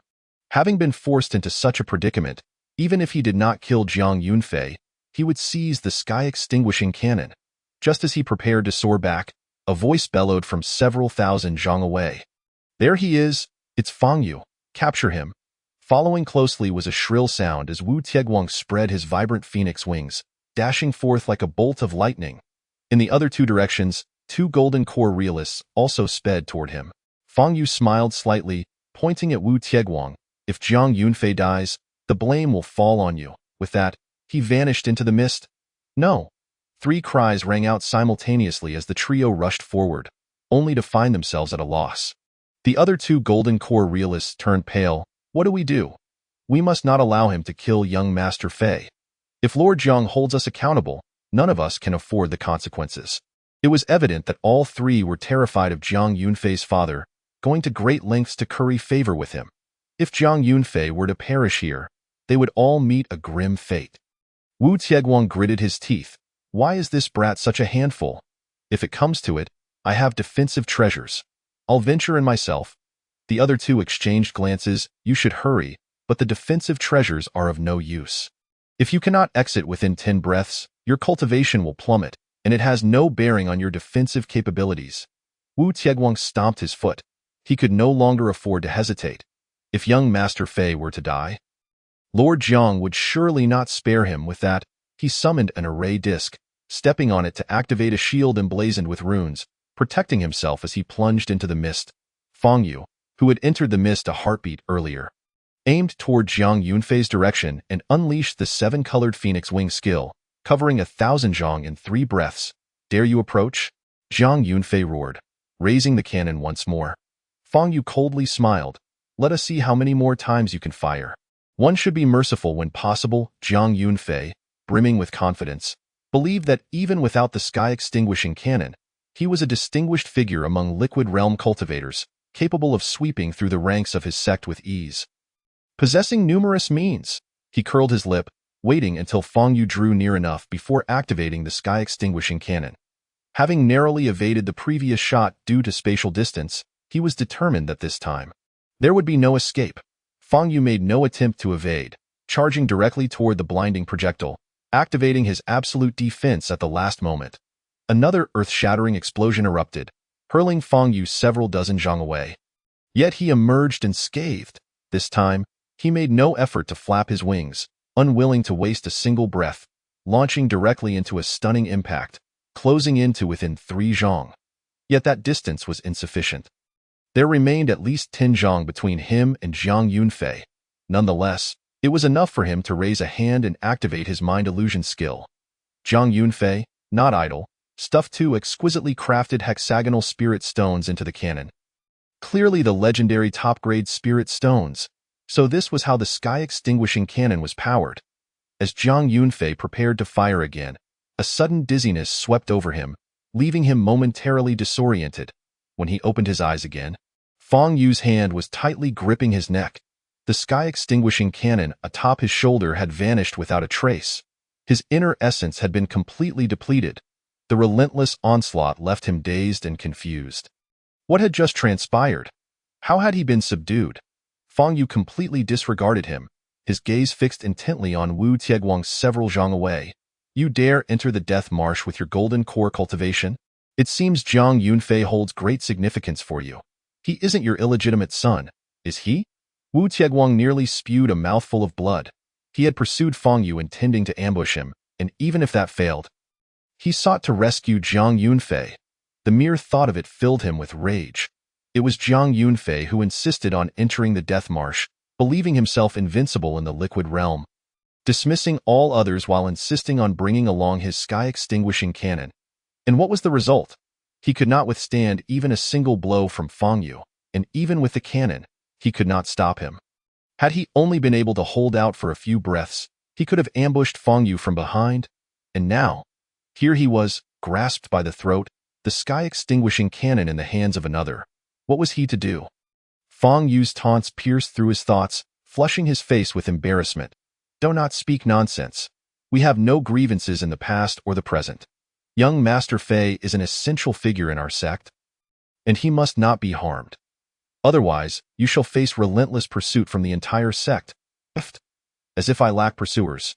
You won't make a difference. Fang Yu remained indifferent, yet he understood that if it were not for the pressing situation at the front lines, the esteemed sect of Wu Hua Tianbao Qi Dao would not have dispatched merely a handful of individuals to confront him. The enforcers of the Tiandao Yinyang sect should have long since caught up to him. He was acutely aware that he was no match for Wu Tieguang, but with Zhang Yunfei in his grasp, the latter would certainly refrain from making any reckless moves. Moreover, it was evident that Golden Core realms could not enter the Death Marsh, indicating that Wu Tieguang was risking his life for Zhang Yunfei. Unperturbed, he let out a soft huff, stating, I have not wronged you in the slightest. It is merely because I accidentally bumped into this young Master Fei that you have pursued me relentlessly, confiscating the artifacts I rightfully purchased in the market and compelling me to hunt the Yuanqi Turtle King for you. After speaking, he felt the length of his statement had drained his breath, and he gasped for air. I killed the Yuanqi Turtle King, return with the demon core to exchange for artifacts, and your disciple Xue Qingming further complicates matters for me. Was this all part of your scheme? Before Wu Tieguang could respond, he continued, Xue Qingming seeks to kill me. What choice do I have but to resist? Forced back into the Death Marsh, is this not excessive on your part? Now, how do you propose we resolve this matter? I have nothing to lose. If it comes to it, I shall simply crush Zhang Yunfei, and we can part ways. As he spoke, an inexplicable smile surfaced on his face. One would think that after being bullied to such a state, there would be nothing to smile about. Yet, he was genuinely pleased, for through his true sight, he observed Wu Tieguang's cultivation diminishing at an alarming rate. Not only was his true essence depleting, but all attributes were in decline. Fang Yu was certain that even his lifespan was being curtailed. In reality, more than 10 breaths had already passed. Had it not been for Zhang Yunfei's life and the sky-devouring cannon, Wu Tieguang would have fled long ago. He too was in a precarious situation, as every second wasted cost him dearly. Brother Fang, it was my fault before, and I apologize. I promise not to trouble you any further. Please spare young Master Fei and return the sky-devouring cannon. It is a precious treasure of my Wu Huatanbao Qi Dao. Fang Yu nodded. I can return this young Master Fei to you. If I were to kill him, I doubt his father would let me off easily. However, as for the sky-devouring cannon, do you truly think it appropriate to request it back from me? Of course, if you wish to keep the secrets of the sky-devouring cannon, which is a result of your sect's research, I can return it for a mere 10,000 spirit stones. 10,000 spirit stones? Very well, I shall provide them. Wu Tieguang exclaimed with delight, tossing over a storage bag containing no less than 70 to 80,000 spirit stones. Fang Yu accepted the storage bag and produced a hexagonal spirit stone. My apologies. You seem to have misunderstood. I meant 10,000 of these spirit stones. What? Top-tier spirit stones, 10,000? Wu Tieguang nearly bit his tongue in shock. No, I truly do not possess that many. My entire sect combined does not have such a quantity of top-tier spirit stones. Then how many do you have? I am not unreasonable. Let us negotiate amicably. Avoiding conflict, Fang Yu's smile grew wider, while Wu Tieguang's expression darkened. His true essence had already plummeted to 11,000 from 38,000. If this continued, he would soon be no match for Fang Yu. This fractional display was a first for Fang Yu, indicating how Wu Tieguang's former prowess had diminished. I no longer want it. Return young Master Fei to me. Initially skeptical that Fang Yu could perceive his cultivation's decline, Wu Tieguang felt a chill run down his spine upon seeing the malevolent smile on Fang Yu's face. Sensing something was amiss, regardless of whether Fang Yu could discern his situation, it was becoming increasingly dire. If he did not leave soon, he would not survive. He was compelled to abandon the sky-devouring cannon. Fang Yu laughed heartily, pushing Zhang Yunfei back towards Wu Tieguang, casually snatching his storage ring as well. I am quite accommodating. You asked for it, and I delivered. Quite generous of me, wouldn't you say? Wu Tieguang dared not linger for another moment. Seizing the frail Zhang Yunfei and fleeing, Fang Yu had considered keeping both of them, but he was wary of a desperate counterattack from the Golden Core realm. Furthermore, he truly could not bring himself to kill Zhang Yunfei. Given the attitude of the Golden Core realms towards him, how influential must his father be? He was no match for such power and thus opted for mercy. Cunning Wu Tieguang. Watching the two exit the death marsh, Fang Yu finally exhaled a sigh of relief. Being trapped in the death marsh had been a forced situation. It was not an entirely secure refuge. With the resources of Wu Hua Tian Baoqi Dao, breaking the natural barriers of the death marsh was not beyond possibility. They merely deemed it unworthy of their efforts. If he were to acquire too many treasures or truly kill Zhang Yunfei, the situation might shift from unworthy to worthy. Even if he dug 300 feet underground, he could not escape their pursuit. Fang Yu was self-aware enough to recognize that having gained so much, it was time to make his exit. He was uncertain when the Qi Dao sect would send personnel to the front lines. After all, Xue Qingming had yet to finish refining the Yuanqi Turtle King's shell. Lingering a bit longer was of little concern. While waiting for Xue Qingming to complete his forging, he took out the sky-devouring cannon to study it thoroughly. The material was unknown, adorned with intricate formations and runes. At the back was a fist-sized cap that could be opened to insert spirit stones. Inside were two hexagonal slots, clearly designed to be powered by top-tier spirit stones, with two such stones allowing for the firing of 3 shells. How exorbitant! He certainly could not afford such an item. But wait. Once outside, could he guarantee no one would ambush him? Was his life more important than spirit stones?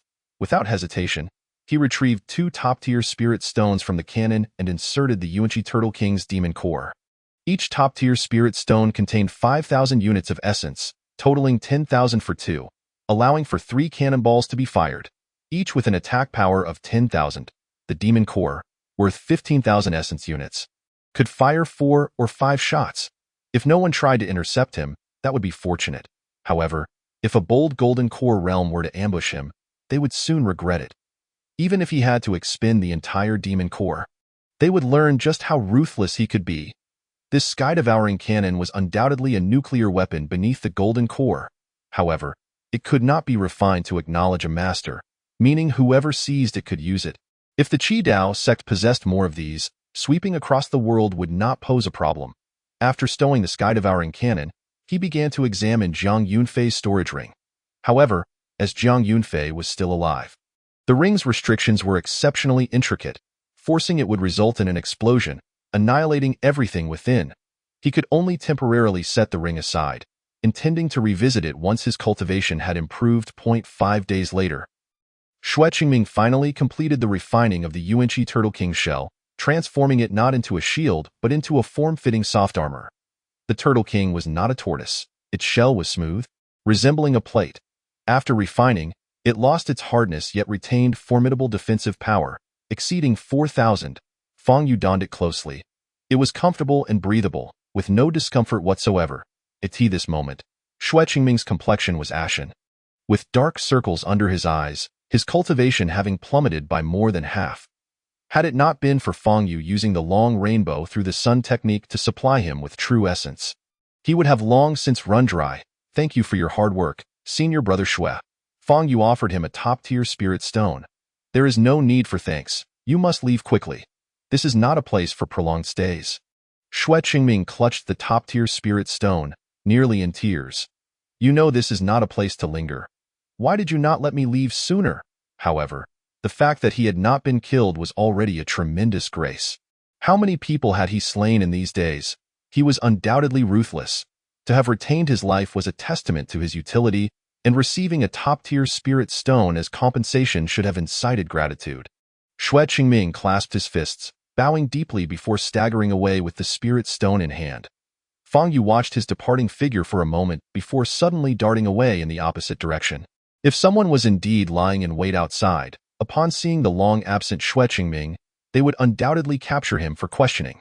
By exiting in this direction, the chances of encountering an ambush would be considerably diminished.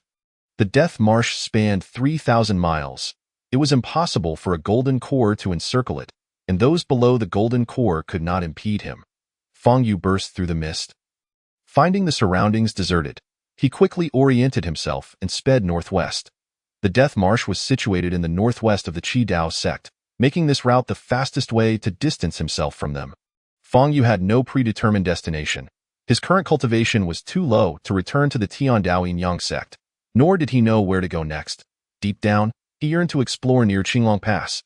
Curious about the appearance of the demon race from the wild continent and how they differed from the local demon kin, he had encountered a demon from the wild continent before, the unfortunate seven-colored Luan bird.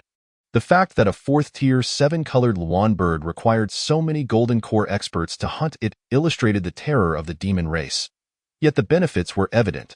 Everyone had gained something from it, including himself. Recalling the surprises the Yuanqi Turtle King had brought him, Fang Yu felt a surge of anticipation. If a second-tier Yuanqi Turtle King had bestowed upon him two remarkable skills, what might third- and fourth-tier beasts offer? As he flew onward, a familiar shriek suddenly echoed from behind. Turning to look, he saw Wu Tieguang, wings of the seven-colored Luan bird unfurled, pursuing him like a streak of light. You brat! At last, I've caught you. Now that you have exited the Death Marsh, I wonder where you think you can run. Fang Yu laughed heartily. You are quite cunning, waiting here for me. It seems your cultivation has recovered swiftly in just a few days. Why have you not gone to the front lines? Being a deserter is quite shameful. Nonsense. Who is the deserter? I never left. I was ordered to come and capture you. Capture. Do you possess such capabilities? Allow me to present you with a gift. Upon finishing his words, Fang Yu summoned the Celestial Annihilation Cannon, redirecting its muzzle and launching an attack. Wu Tieguang let out a cold snort, declaring, I fear the swamp of death, yet I do not fear the Celestial Annihilation Cannon.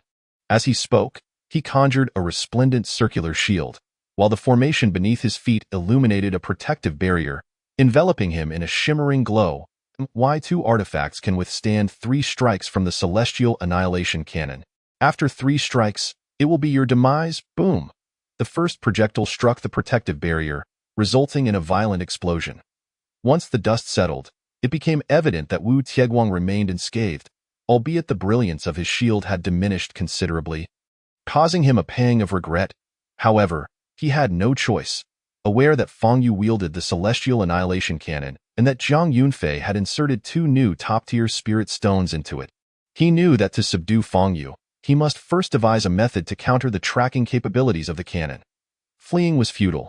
He could only brace himself, unwilling to forfeit his defensive artifact. The second projectile followed closely behind. After the explosion, Wu Tieguang's shield shattered completely. As the third projectile approached, he summoned a true essence barrier to withstand it. Not only he, but even the true essence shield of a nascent soul true monarch might not endure the assault of the Celestial Annihilation Cannon. He relied on the power of the formation beneath his feet, which could redirect attacks an infinite number of times. Though the final explosion would ultimately bear down upon him, the force of the blast was distributed into countless minor impacts, making it bearable for a golden core true person. Surprisingly, he managed to withstand the third strike. Fang Yu gave a thumbs up, exclaiming, impressive. Wu Tieguang burst into laughter. I warned you. After 3 strikes, it will be your end. Prepare to meet your fate. As he plunged back into the fog, Wu Tieguang summoned a colossal handprint, over 10 feet long, which roared as it reached for him. Fang Yu chuckled. I have not yet finished presenting you with your gift. Why the haste? What? There's more? Wu Tieguang was taken aback. The gift Fang Yu referred to was, of course, the projectiles of the Celestial Annihilation Cannon. Having already unleashed 3 shots, the 2 top-tier spirit stones should have been expended, and he had not seen Fang Yu replace them. What other gift could there be? Before he could finish his thought, the cannon's barrel glowed once more. Not good, Wu Tieguang exclaimed, regardless of how Fang Yu managed it. The bright muzzle indicated an imminent launch. Could he withstand another strike? He longed to inquire how Fang Yu had enabled the cannon to fire 4 consecutive shots. Since the cannon's inception by the sect, it had never fired 4 times in succession. Did he possess spirit stones even more superior than the top-tier ones? Could such a thing exist in this world? His confusion was understandable, as in his frantic state. He had overlooked the fact that Fang Yu possessed the essence of the Chi Turtle King, which could facilitate this very function. Yet, regardless of the reason, he knew he was unlikely to endure this 4th shot. He immediately let out a desperate howl. Senior brothers, save me. Fang Yu was equally startled. How could there be 2 senior brothers? Were they among the other 2 Golden Core true persons who had been lying in ambush on the periphery of the Swamp of Death? Regardless, upon firing the 4th shot, he turned and fled. Indeed, 2 streaks of fleeing light pursued him, and 2 defensive artifacts simultaneously struck before Wu Tieguang, shielding him from the 4th strike of the Celestial Annihilation Cannon. With no time to ascertain whether Wu Tieguang had survived, Fang Yu desperately sped away. After a while, the 3 pursuers drew near, and Wu Tieguang's furious voice echoed, "He must die today, in the Swamp of Death. He nearly caused my cultivation to regress, and now he has destroyed my most cherished Qinkuan translocation formation. I will not rest until I have torn him to shreds." Upon hearing this, Fang Yu silently nodded. Indeed, that formation was remarkable, possessing the ability to distort and redirect attacks, aptly named the Qinkuan translocation formation. Aware that he could not outrun the 3 Golden Core true persons, he turned back with a hearty laugh. Esteemed seniors, the Celestial Annihilation Cannon bestowed upon me by Wu Tieguang is his painstakingly crafted invention. It can fire infinitely. Would you like to give it a try? You speak nonsense. Am I related to you? Why would I bestow such a magnificent item upon you? Wu Tieguang trembled with rage, his already tattered clothing trembling like waves. Had it not been for his true essence shielding him, he would have been blown away. In his fury, he had lost his composure, but Fang Yu seized the opportunity to strike a nerve. "Ha ha, you admit it. You truly have developed the capability for the Celestial Annihilation Cannon to fire infinitely." "Bah, I have not." Wu Tieguang, witnessing the skepticism in the eyes of his 2 senior brothers, immediately swore an oath. "If I possessed such ability, may heaven and earth smite me." Before his words had faded, Fang Yu unleashed another projectile from the Celestial Annihilation Cannon. The 3 of them scrambled to defend, yet another defensive artifact was destroyed. However, another shot immediately followed. The trio was utterly horrified. This marked the 6th consecutive shot. Was it not infinite firing? The 2 men exchanged terrified glances at Wu Tieguang. "You can't be serious. Did you really give him the infinitely firing Celestial Annihilation Cannon?" "By heaven's conscience, I truly did not." Wu Tieguang's eyes reddened with anxiety, yet he found himself powerless against Fang Yu. "You must believe me. Let us retreat to a distance of 2,000 feet. That is the limit of the Celestial Annihilation Cannon." With no other choice, the 3 retreated to a distance of 2,000 feet, trailing him from afar. At this moment, Fang Yu found temporary respite, as he would not be immediately besieged by the 3 Golden Core true persons. Though 2,000 feet was neither too far nor too close, the formidable techniques of the Golden Core true persons could not reach him. However, he also understood that the outlook was grim. The 3 Golden Core true persons had abandoned the front lines to pursue Jiang Yunfei, remaining here to corner him. They would not leave until they captured him. Curious, he inquired, "Esteemed seniors, it is evident that you from the sect of treasures and artifacts initiated this conflict. And though I gained some advantage, I can comprehend your discontent. Yet, neglecting your young master and relentlessly pursuing me seems rather petty, does it not? I have not slain your young master, after all. This is hardly the demeanor befitting a top-tier sect. And it brings me to look down upon you." Currently, the 3 pursued him, yet dared not approach too closely. Though they were determined to chase him to the ends of the earth, they did not dare to act against him in the short term. Wu Tieguang snorted coldly. We may forego the essence of the Chi Turtle King, but you must surrender young Master Fei's storage ring. Oh? What treasures lie within that would compel you to be so relentless? Imph! You lack the ability to unlock that storage ring, do you not? I advise you against harboring any nefarious intentions. The items within are not for you to covet. Fang Yu's heart stirred. It appeared that Jiang Yunfei's storage ring contained something truly extraordinary, making him a veritable prodigal. He smirked. I have spared his life as an act of mercy. He nearly used the celestial annihilation cannon to obliterate me. Shouldn't he compensate me for my mental anguish? Nonsense. What mental anguish? If you dare to tamper with the items inside, you will become the mortal enemy of my sect of treasures and artifacts, hunted for all eternity. Here we go again. I have already told you that there are many factions pursuing me. You are not the only ones. You will have to wait in line. As he spoke, he turned around a nearby hill and suddenly smiled back at them. Senior Wu, must you be in such a rage? I invite you to a lovely place to cool off. What? What do you mean by cool off? Wu Tieguang was taken aback. This fellow, facing imminent peril, still prattled nonsensically.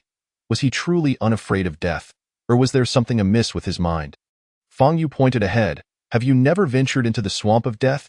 You shall accompany me for another visit. The three Golden Core true persons were momentarily stunned. They had long since left the swamp of death far behind. How could there be another one, moreover? They were intimately familiar with the surrounding terrain, having traversed it countless times. This valley appeared quite ordinary. Where could there be another swamp of death, however, upon rounding the bend? They indeed saw a vast expanse of mist. This mist differed from the pure white of the swamp of death. It was a shade of green. Without hesitation, Fang Yu dashed into the green mist. Disappearing from their view, the three exchanged glances, feeling a chill of trepidation. Wu Tieguang gritted his teeth. How could there be so many swamps of death? Even if this truly is a swamp of death, I could remain inside for the duration of an incense stick and emerge to find my cultivation restored. You must not entertain any notions of retreat. Simply be cautious of his celestial annihilation cannon. This mist is surely a deception. The other two shared a glance and nodded in agreement. We must execute Lord Zhang's orders. The Tai Divine Iron must be retrieved. Let us enter together. The world's most formidable trapping formation. As Fang Yu stepped into the green mist, it indeed resembled his experience in the swamp of death. After traversing several paces, the mist dissipated, revealing a resplendent world filled with birdsong and fragrant flowers. At the entrance of the valley stood a massive stone inscribed with 6 large characters. World's most formidable trapping formation. Fang Yu felt somewhat baffled. Why does this resemble entering a park with a maze? Is there an admission fee? With a title like World's most formidable trapping formation, only a fool would enter. Just as he found it amusing, the mist behind him began to churn, and the 3 Golden Core true persons had already charged in. He was left speechless, thinking to himself, I truly am that fool. In a swift motion, he darted past the stone, and in mere feet, he vanished into thin air before the trio. How could there possibly be a world's most formidable trapping formation? It is utterly nonsensical. Wu Tieguang snorted lightly. What kind of riffraff sets up a formation and dares to call it the world's best? My sect's disciples are not afraid of formations, 2 senior brothers. Unleash your formidable skills. Let us venture inside together. This formation could not have been set up in advance by Fang Yu. He too must be ensnared within. We shall seize the opportunity, trapping him like a turtle in a jar. The other 2 nodded in agreement. Their arrival here was merely serendipitous. Fang Yu lacked the capability to establish the formation beforehand. The trio retrieved their respective treasures and approached the massive stone from either side. As they passed the stone, the 3 individuals vanished without a trace. In truth, Fang Yu need not have entered this uncertain formation. He could have continued to lead the 3 in circles without immediate peril. However, the celestial extinction cannon would eventually run out of ammunition, and the 3 Golden Core true masters had already maintained a safe distance. His ultimate fate would likely be less than desirable. Reluctantly, he resolved to venture inside. Should he encounter danger, the 3 Golden Core true masters would not fare any better. Upon entering the large stone, Fang Yu felt a sudden whirlwind, akin to being transported. When he regained his senses, he found himself enveloped in an expanse of nothingness. No heavens, no earth, no up, no down, only intersecting lines throughout the space. Is this the space of the formation? It felt as though he had been formatted. He dared not move, examining his surroundings for an extended period until he suddenly sensed something amiss. These lines felt oddly familiar. Activating his true sight, he scrutinized the lines again, a smile creeping onto his lips as he casually retrieved a book. Before he rebelled against the heavenly Dao Yin-Yang sect, I had invested the entirety of my meager 498 sect contribution points into this very item. Indeed, money well spent, for it has proven useful. It turned out that what he held was the diagram of the trapping formation. Back then, the reception disciple of the B-level treasury of the heavenly Dao Yin-Yang sect had fervently recommended this item to him. At that time, he was preparing to wander the world, and with his scant contribution points, he opted not for defensive artifacts or worthy techniques, but for this seemingly worthless tome. He certainly remembered this incident. The Yin-Yang Jade could indeed continue to evolve the diagram of the trapping formation, though he had chosen not to do so. In fact, even before entering this so-called world's #1 trapping formation, he had sensed it. He lacked the ability to break the formation, but the Yin-Yang Jade would undoubtedly succeed. He hoped the higher the level of this trapping formation, the more it would justify the title world's #1, thus effectively ensnaring the 3 Golden Core True Masters. After he broke the formation and departed, they could remain trapped here for 100 or 80 years. Upon opening the diagram of the trapping formation, the Yin-Yang Jade in his mind began to spin automatically. Within his true sight, the lines of the diagram gradually shifted. Only when the transformation ceased did he stow the diagram and focus on the lines in the surrounding space. Indeed, there were traces to follow. Though he was no expert on formations, the diagram in his true sight bore a remarkable resemblance, about 70%, to the lines in the surrounding space. He blinked, hoping to urge the Yin-Yang Jade within his mind to refine the diagram further. Since both were trapping formations, the foundational principles must be the same. Why then was the final disparity so vast? Which one was ultimately correct? Unfortunately, the Yin-Yang Jade showed no signs of responsiveness. What to do? While he might not trust anyone, he had to trust the Yin-Yang Jade. Without hesitation, Fang Yu proceeded along the lines delineated in his true sight. After a few steps, he noticed the scenery around him shifting. Nearly every 3 steps, the environment changed. Initially, he thought it all an illusion, but the flowers nearby could be plucked, and their fragrance wafted to him. The water in the small river could be scooped to dampen his garments. At times, he found himself amidst a volcanic cluster, where merely a few breaths would leave his hair curled from the heat, the soles of his shoes smoking. Other times, he would be thrust into a frigid landscape. And even his resilient constitution, accustomed to the cold depths of the pond, would tremble with cold. What an impressive formation! Fang Yu could not help but admire the creator of this formation. It truly was of a high caliber. He could perceive the lines of the formation, navigating the correct path to escape. Those unaware of the intricacies of the trapping formation would undoubtedly provoke natural phenomena in their vicinity, likely overwhelming even the Golden Core True Masters. Fang Yu moved swiftly, yet unease gnawed at him, for the final 30% of the diagram differed. If the evolution of the Yin-Yang Jade was flawed, he would meet his demise within this formation. When he reached the point where the diagram from his true sight diverged from the formation before him, the moment of truth, he found himself in a starry expanse. Fang Yu sighed softly. Should I follow my path or adhere to your formation? What is this world's #1 trapping formation? Clearly, there is an error. Before he could finish his thoughts, a light laugh echoed. Young man, what audacity! Suddenly, the space shifted, and Fang Yu found himself in an elegant courtyard. The courtyard was modest, yet it boasted pavilions, bridges, flowing water, and a pond where lotus leaves swayed and flowers bloomed, with several plump koi swimming gracefully, a delightful locale. Before a stone table sat an elder in a blue robe, his long beard flowing in 3 strands, his countenance strikingly refined. On the table rested a red clay teapot and 2 teacups. He gently poured the tea and pushed it forward. Youth, to reach this place within the time it takes for an incense stick to burn, you are the fastest person I have encountered to break a formation. You deserve a cup of tea, please. Fang Yu had already discerned the elder's cultivation level through his true sight. A staggering 4, 870, 240, 000. He was momentarily bewildered. Had it not been for Wu Tieguang's previously recorded essence value of 100,038,000 within the Death Marsh, he would have had no inkling of this being a sign of a significant decline in power. Now he understood. This elder was once a genuine nascent soul true monarch. The 240,000 essence value was the highest he had ever encountered, yet now, he was truly a liquid condensation realm cultivator. Regardless of the reasons behind his transformation from a nascent soul true monarch to a liquid condensation realm cultivator, he was deserving of respect. Approaching the table, he lifted the teacup in a gesture of respect. "Senior, please." After sipping the tea, the elder's demeanor seemed to soften. "Young man, please sit." Fang Yu took a seat opposite him. "I am Fang Yu, inadvertently intruding upon your formation. Please forgive me, senior.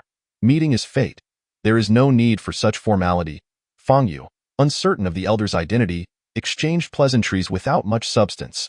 The elder appeared genuinely intrigued. "Given your age, entering my trapping formation does not seem overly difficult. Remarkably, you have not taken a misstep. That is quite rare. Have you studied formation since childhood, or is it a family tradition, the Xintian formation path sect?" Fang Yu replied, producing the diagram of the trapping formation. "I cannot claim to have conducted thorough research. I merely have a passing interest." The elder examined the diagram, nodding thoughtfully. "This is the universally circulated trapping formation diagram. However, with this diagram, you could only break through 30% of the formation. How did you manage to arrive here?" Fang Yu would naturally not divulge the secret of the Yin-Yang Jade to anyone.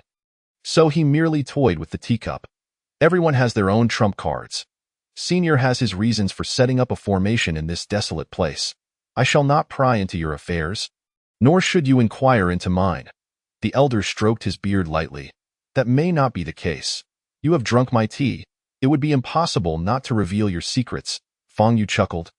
"If I feared poison, I would not casually drink from others' cups. Senior has not poisoned the tea. There is no need to intimidate me." The elder raised an eyebrow.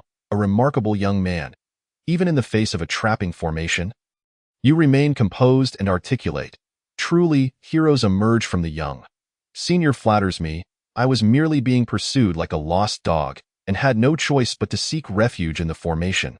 It was not an intrusion, but rather a means of evading misfortune." "What? You hold my formation in such disdain, treating it as a shield against calamity?"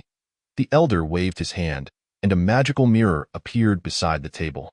In the mirror, 3 golden core true masters were spinning aimlessly like headless flies, yet they could not find a way to break free from the formation.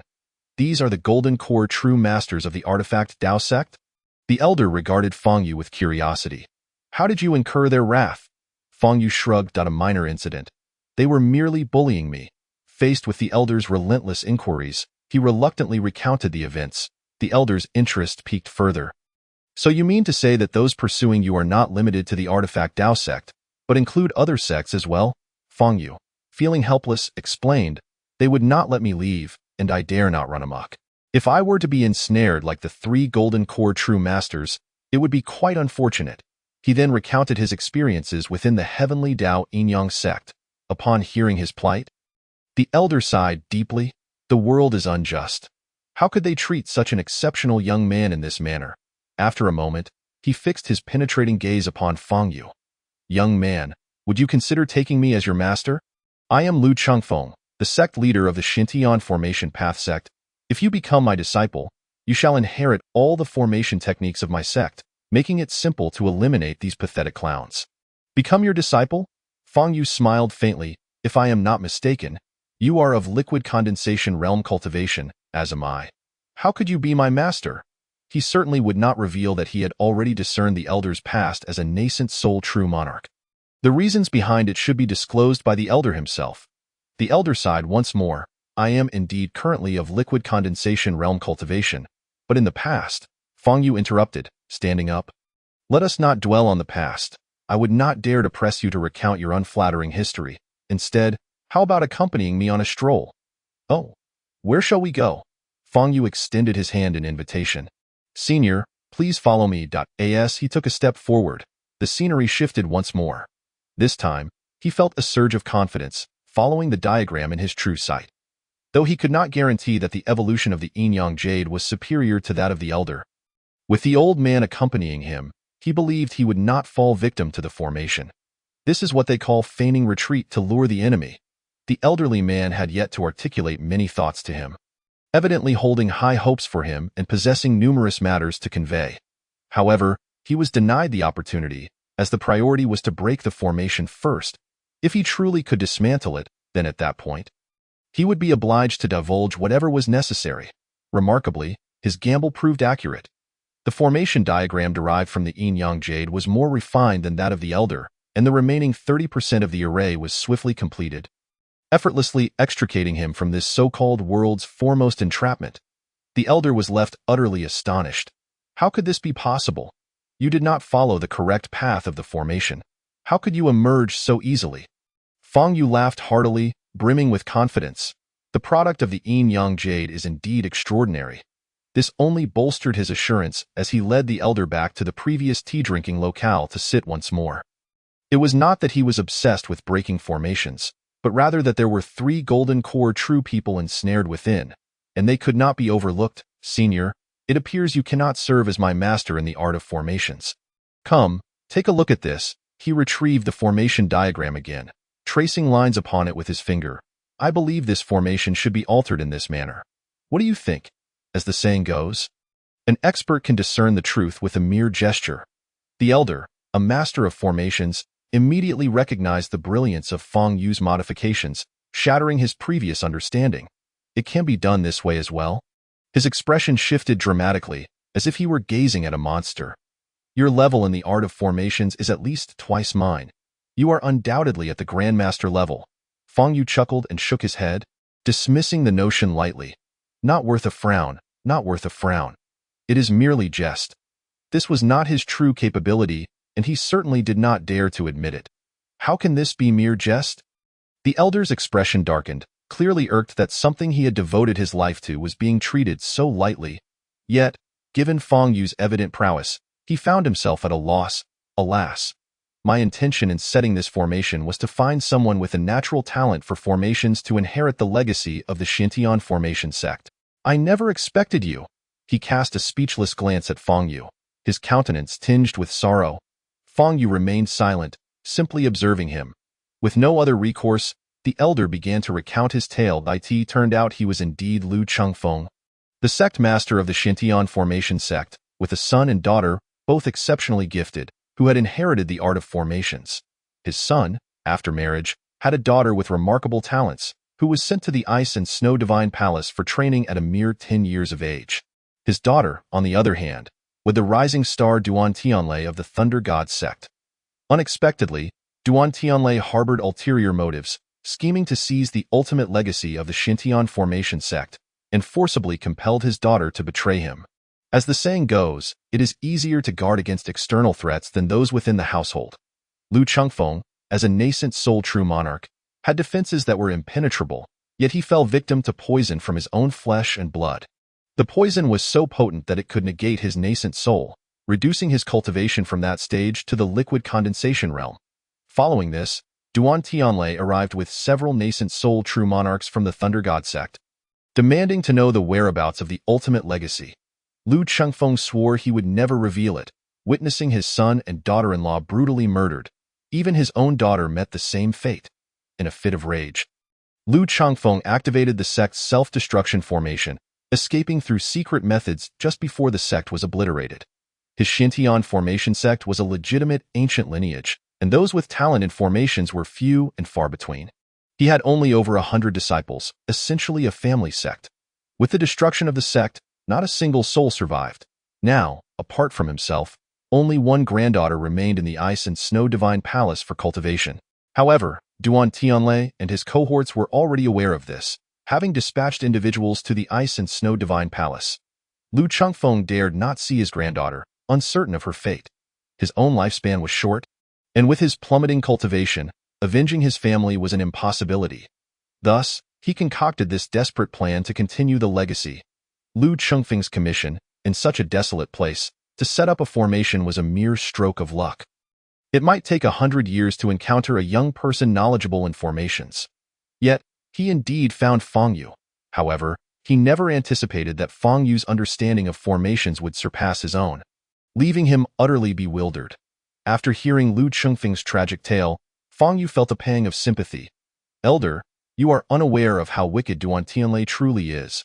The moment I laid eyes on him, I knew he was no good. What? You know Duan Tianlei? You have encountered him? Lu Chengfeng was taken aback, astonished that a casual mention of the name elicited recognition. Indeed, I have some grievances with him.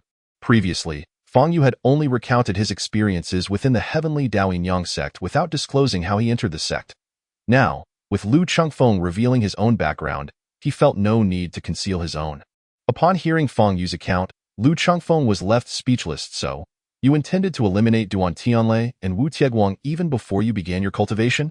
Fang Yu chuckled lightly that it's not that severe, but there are indeed some grudges. Did you not see how persistently Wu Tieguang pursued me? Lu Chengfeng ground his teeth. The road of cultivation was fraught with peril, and one should extinguish any adverse factors at their inception. Had I possessed your abilities, my sect would not have met such a demise. I am truly sorry to my ancestors. He gazed firmly at Fang Yu. Please, take me as your master. Although I may not possess the ability to impart formation knowledge to you, I can grant you the ultimate legacy of the Xintian formation sect. Why do you keep insisting? Fang Yu replied, somewhat helplessly. It's not that I do not respect you. I simply have no interest in your so-called ultimate legacy. You should seek out someone more capable. He raised his hand, interrupting Lu Chengfeng before he could continue. It is not that I disdain the world. My abilities are merely average, and I have much to learn. However, I am currently preoccupied with numerous matters and truly lack the time to study formations.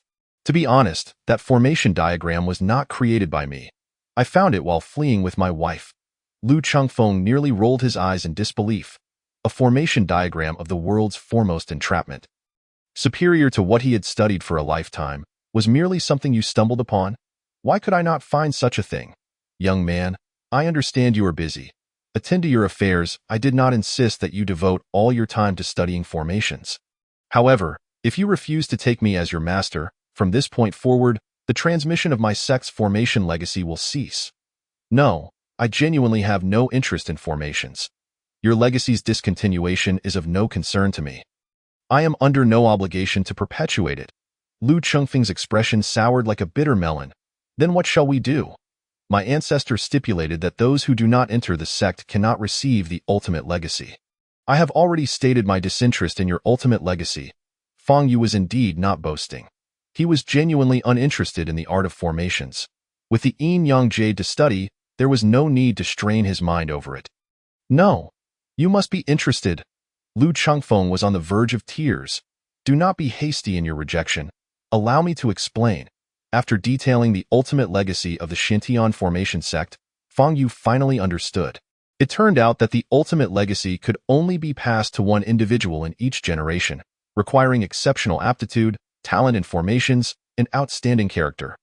This ultimate legacy would imprint a personal formation into the recipient's dantian, ensuring that whether they cultivated or cast any spell, they would embody the characteristics of that formation. The formation Lu Chengfeng imprinted in his dantian was a teleportation array. Thus, any spell he cast could traverse space and strike directly at the target, guaranteeing a hit.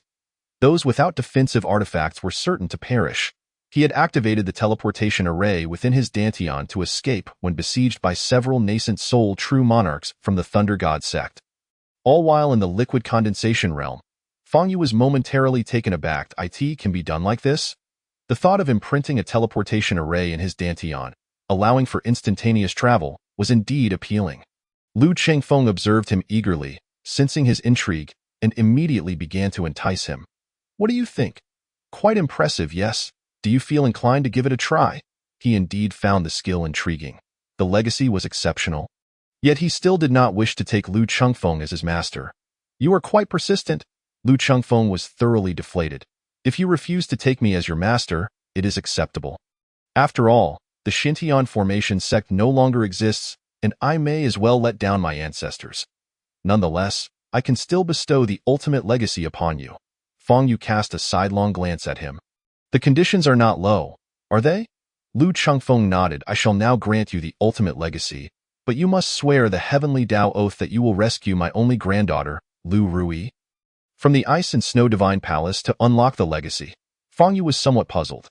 Your granddaughter possesses exceptional talents suited for the Ice and Snow Divine Palace's techniques. Is it not beneficial for her to remain there? Lu Changfeng shook his head. You know not the dangers of top sections if the Heavenly Treasure Sect aims to target you. Even with your immense talents, there is no escape. Likewise, if the Thunder God Sect demands the Ice and Snow Divine Palace surrender Rui, they would likely comply if sufficiently incentivized. The Ice and Snow Divine Palace frequently marries off outstanding disciples to other major sects every 3 years. I fear Rui may be sent to the Thunder God Sect. Should they leverage my only granddaughter against me, I would have no choice but to surrender the ultimate legacy. Fang Yu let out a faint sigh.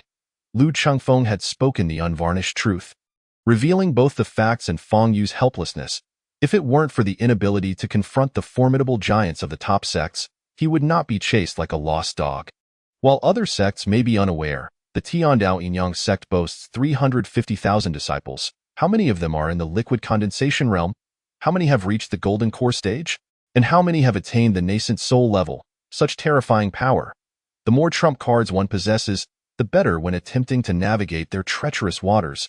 After pondering for a while, he took a deep breath. Very well, if you grant me the ultimate inheritance, I, Fang Yu, hereby vow. Only upon rescuing your granddaughter, Lu Rui, shall I unlock the inheritance. Upon witnessing his vow, Lu Changfeng felt a wave of relief wash over him. As if fearful of Fang Yu's potential change of heart, he promptly handed over a luminous jade orb to him. Excellent. The oath is established. The inheritance is yours. Fang Yu was acutely aware that fulfilling such a vow would not be an easy task. Yet for the sake of that mysterious ultimate inheritance, he had no choice but to make an effort. He chuckled. You seem even more anxious than I am. Where is the Ice and Snow Divine Palace? Please provide me with a route map. Lu Changfeng presented him with a jade slip, and after examining it, Fang Yu stored it away. It was quite a distance. He slowly rose to his feet, a glimmer of determination flashing in his eyes. With everything settled, it was time to pay a proper visit to those golden core true masters. Tai Divine Iron, Lu Changfeng hastily interjected, Brother Fang, if you heed my advice, it would be best not to kill them. Should the 3 golden core true masters perish, you will undoubtedly forge a deadly enmity with the material wealth and heavenly treasures sect, which is not worth it. Fang Yu nodded thoughtfully. Very well, I shall refrain from killing them, but I must administer a slight reprimand. By the way, if I manage to rescue your granddaughter, where shall I seek you? He was well aware of his own circumstances and would never drag along a burdensome companion. Find me? You won't be able to locate me. Lu Changfeng's expression turned sorrowful. Fang Yu's heart tightened. What?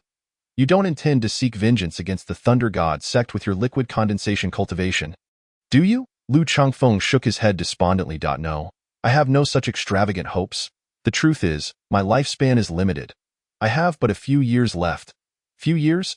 Fang Yu grimaced. If I fail to rescue your granddaughter within that time, I might as well end my own life. Oh? You are so confident? Lu Changfeng remarked. Of course I am confident. This is merely a trivial objective among my many side tasks. In truth, Fang Yu was merely speaking out of turn. He had no side tasks. However, he did have a main quest, to evade the pursuit of the 2 top sects and to rapidly enhance his cultivation in hopes of reuniting with his wife, Qin Mingyue, though these matters were not for outsiders to know. All right, young man, you truly possess remarkable abilities, Lu Changfeng continued. I have marked a red, on the map jade slip. If you rescue Rui, you shall find me there. However, that location also contains such a confining array. Fang Yu nodded. Very well, now I must have a serious discussion with Wu Tieguang. The two made their way through the array until they reached Wu Tieguang. This fellow was still spinning in circles, his clothes tattered, and all his defensive treasures shattered around him, leaving him to withstand the array's attacks. The assault of this confinement array was not particularly strong. As long as those within it remained still, they would not be attacked. However, as a golden core true master of the material wealth and heavenly treasures sect, Wu Tieguang had some knowledge of formations and could not afford to remain trapped forever.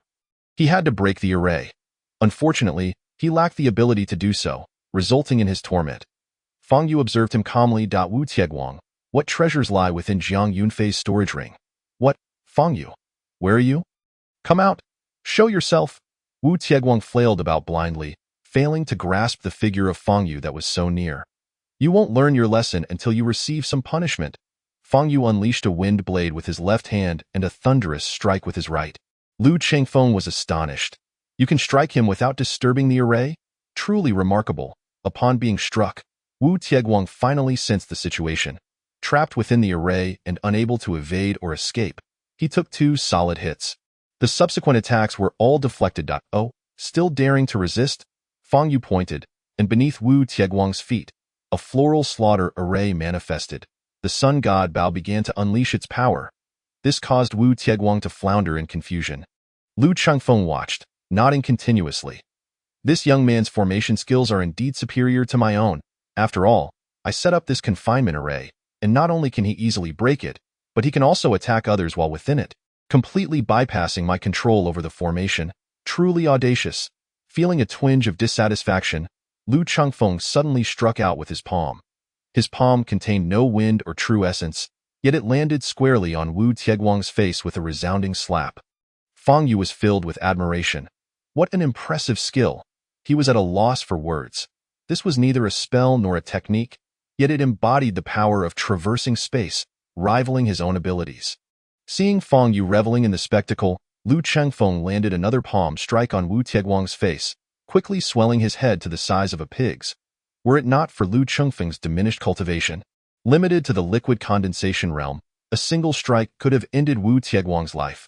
Even so, Wu Tieguang was left helpless, nearly brought to tears. The issue was that he could not defend himself. Even if he pressed his hands against his face, he could not block the slaps. What kind of bizarre skill is this, Fang Yu? You shouldn't hit the face. This is not fair. I yield to you. Please stop. Although he wished to retaliate, he simply could not reach Fang Yu in utter desperation. Knowing that within the array, Fang Yu possessed the ability to kill him, he had no choice but to lower his pride and plead for mercy. Heh. If you wish for me to spare you, answer my previous question. Wu Tieguang truly found himself at a loss, and could only let it all spill out. What is Tai Divine Iron? Fang Yu was unaware of the benefits of Tai Divine Iron, but Lu Chengfeng was taken aback and immediately pulled Fang Yu away. They returned to the stone table from earlier, where Lu Chengfeng urged him to sit down. Tai Divine Iron is a remarkable treasure, ranking 3rd among the metallic heavenly materials and earthly treasures. An exceptional item in the realm. Fang Yu's eyes gleamed. Oh? What are its characteristics? That item can be used infinitely. Well, not exactly infinitely. First, bring it out, and let me see its size. Fang Yu retrieved Jiang Yunfei's storage ring and handed it over.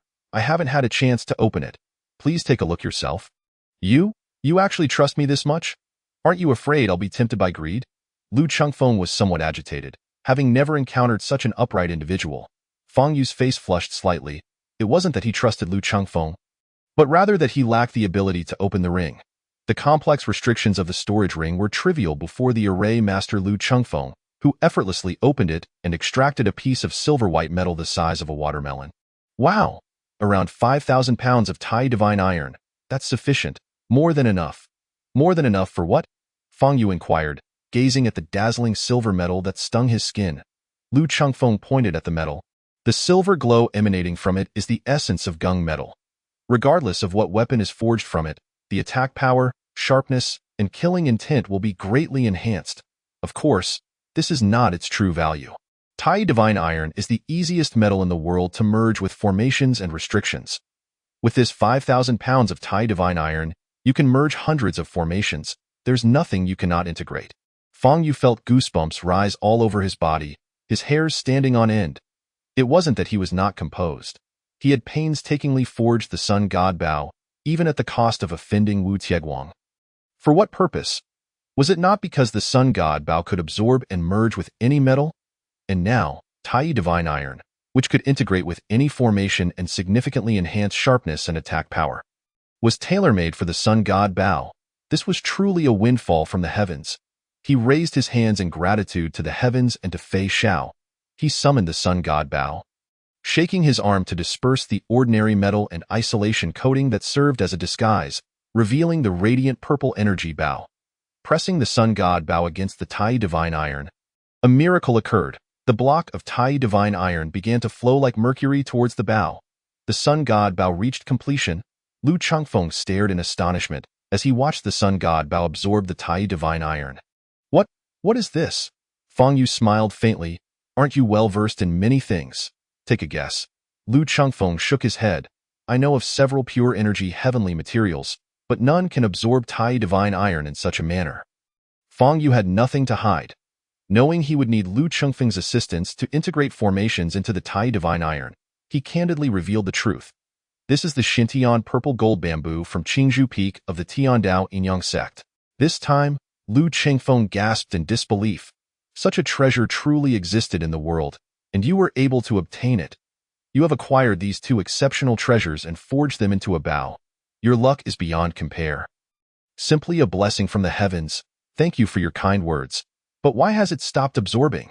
Upon seeing the Tai divine iron cease its movement, no matter how he stirred it with the sun god Bao, it remained still. Fang Yu found it puzzling. This is perfectly normal. Divine materials possess spirit.it has absorbed enough, precisely meeting its requirements. Any excess is of no use to it. Fang Yu raised his hand and handed the sun god Bao to Lu Changfeng. Could you please assist me in integrating some formations into it? Lu Changfeng, too, took the initiative. What formations do you desire? Fang Yu's lips curled into a smile. Your teleportation array is truly remarkable. If my arrows could be teleported directly onto the enemy, wouldn't that guarantee a perfect hit? No, it doesn't work that way, Lu Changfeng replied with a bitter shake of his head. I once thought the same, which led me to inscribe the teleportation array into my Dantian. Now, I regret that choice. While spells can strike true, arrows inevitably appear behind the target and pass through, ensuring a complete miss. What? Fang Yu's eyes widened in disbelief. A complete miss? Does that render my sun god Bao useless? So, you only possess magical attacks now, devoid of any physical strikes, correct? Lu Changfeng, unfamiliar with the concept of physical attacks but well-versed in magical ones, nodded. Indeed. Thus, even as a Yuanying true monarch, my offensive capability is rather feeble. I cannot wield magical treasures, which significantly diminishes my strength. I advise you to avoid treading this old path. Fang Yu felt a chill of apprehension. Thank goodness you informed me now.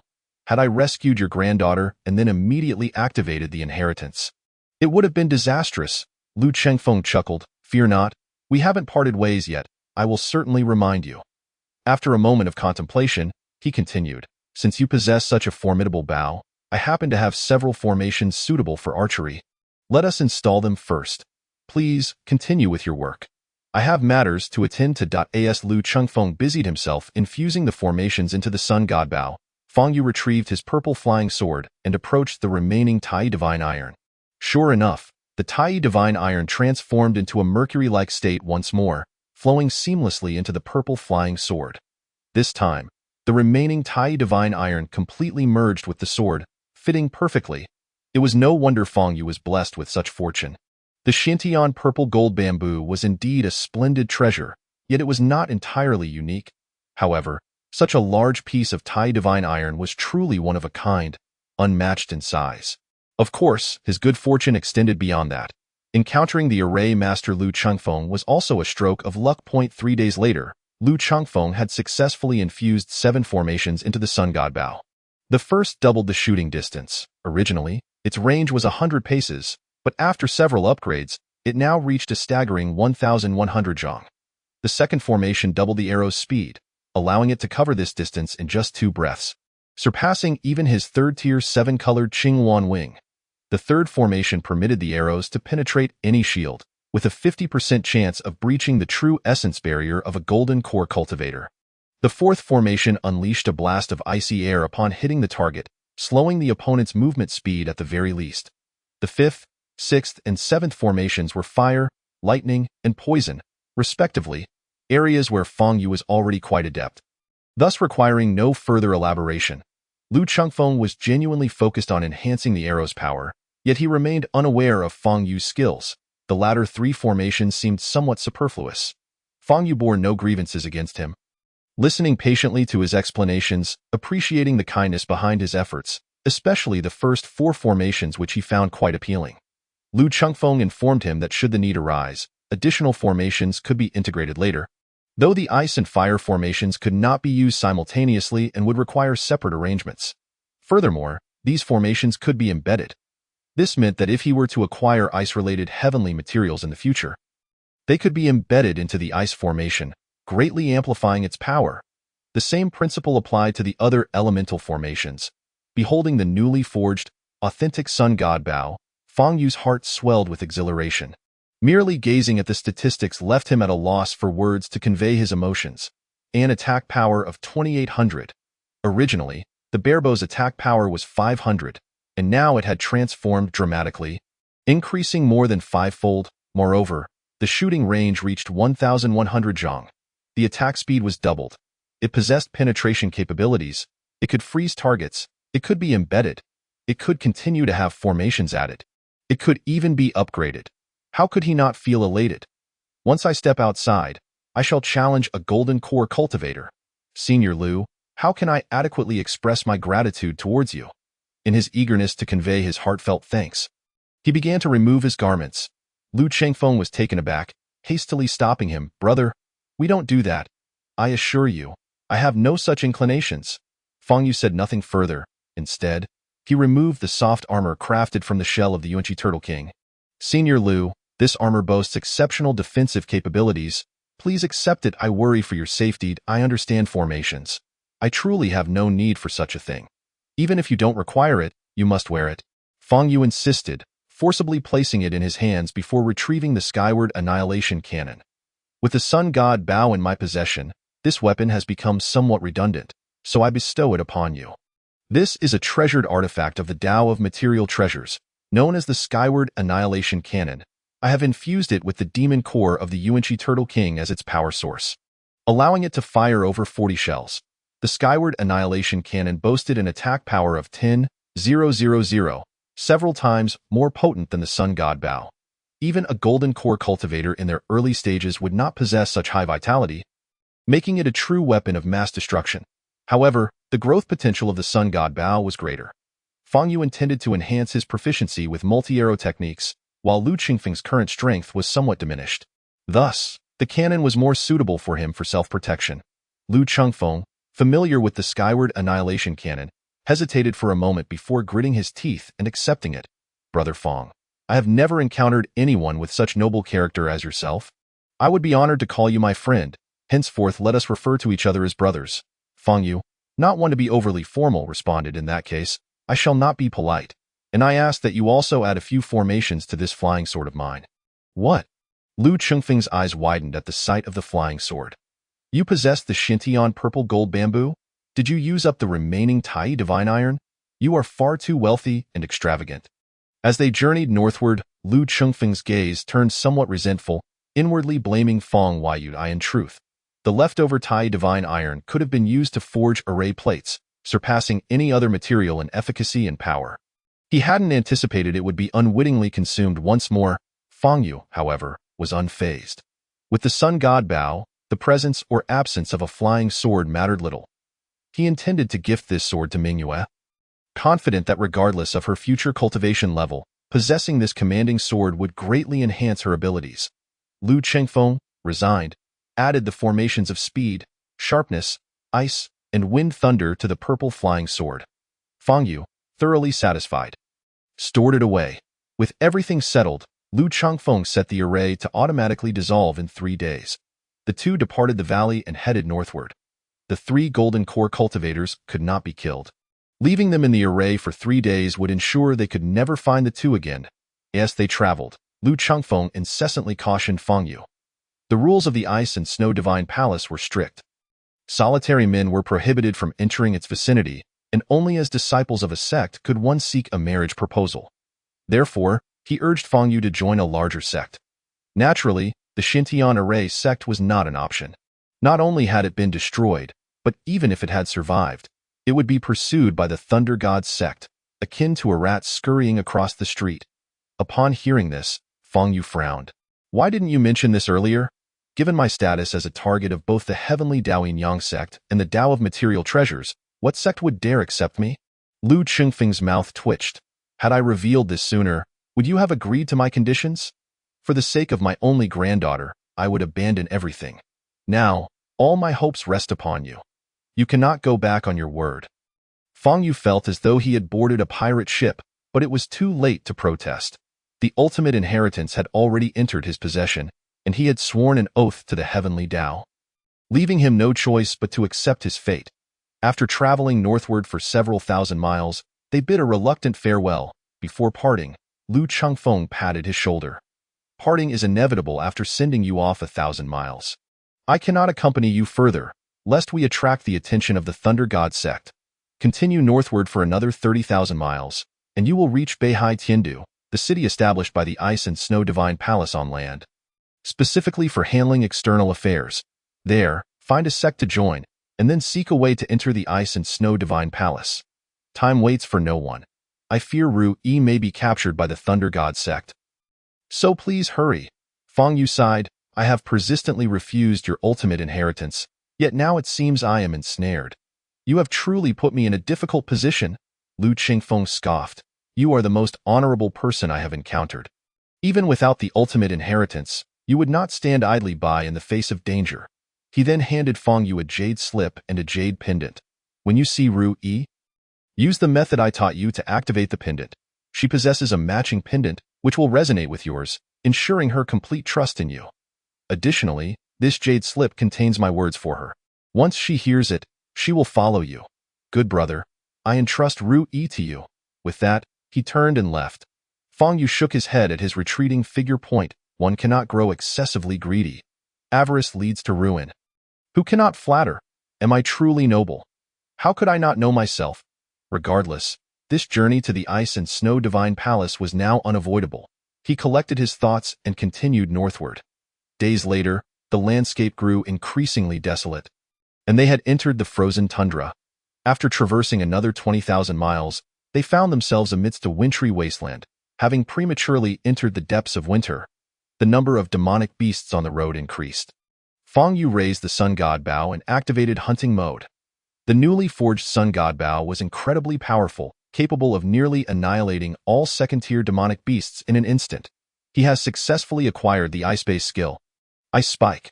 While this skill itself may not hold great significance, the true value lies in the ice-based formation of the multi-arrow technique, which has been further enhanced due to the stacking of ice skills.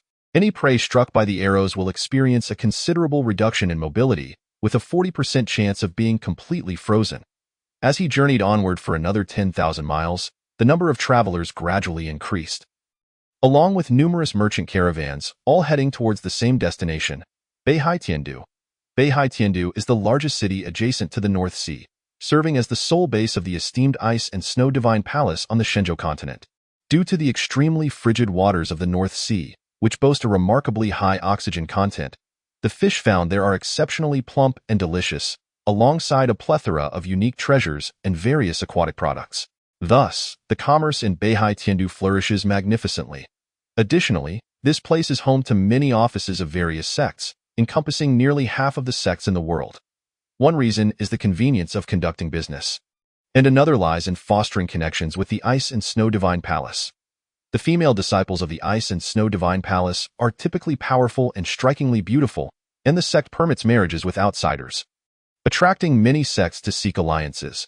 Being able to marry a disciple of the Ice and Snow Divine Palace is a lifelong source of pride, and it also benefits the sect, as they become family through marriage, naturally looking out for each other in times of trouble. For this reason, the esteemed status of the Ice and Snow Divine Palace has remained unshaken for millennia. Anyone who offends the Ice and Snow Divine Palace instantly becomes a target of hatred among all sects. Akin to a rat scurrying through the streets, the marriage alliances held here every 3 years are even more boisterous than the traditional martial arts competitions. Today, Beihai Tiandu is bustling with even more excitement than during the marriage events.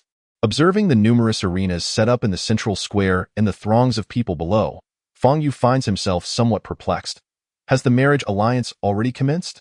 Inquiring with those nearby reveals that the marriage ceremony has yet to begin. Currently, it is the various sects in Beihai Tiandu recruiting disciples. The arenas in the center are where aspiring members engage in combat, and as long as they secure 3 consecutive victories, they can join the sect that set up that arena. Of course, there are many more sects in Beihai Tiandu than just these few, but only the relatively powerful ones have the privilege to set up arenas, while smaller sects lack the qualification to do so. This is a classic case of opportunity presenting itself. Fang Yu understands that even a Yuanying true monarch cannot enter the domain of the ice and snow divine palace alone to achieve his purpose. He must enter as a disciple of a sect. A mere letter from Lu Chengfeng would not suffice to meet Lu Rui. Which sect should he join? He begins to wander among the bustling crowds, contemplating whether to sign up for the arena battles. To be honest, he is reluctant to reveal his skills in front of a large audience. Unlike the spells of cultivators, his abilities are instantaneous and do not exhibit any fluctuations of spiritual energy, making it highly probable for keen-eyed cultivators to detect him, which could lead to unwanted attention.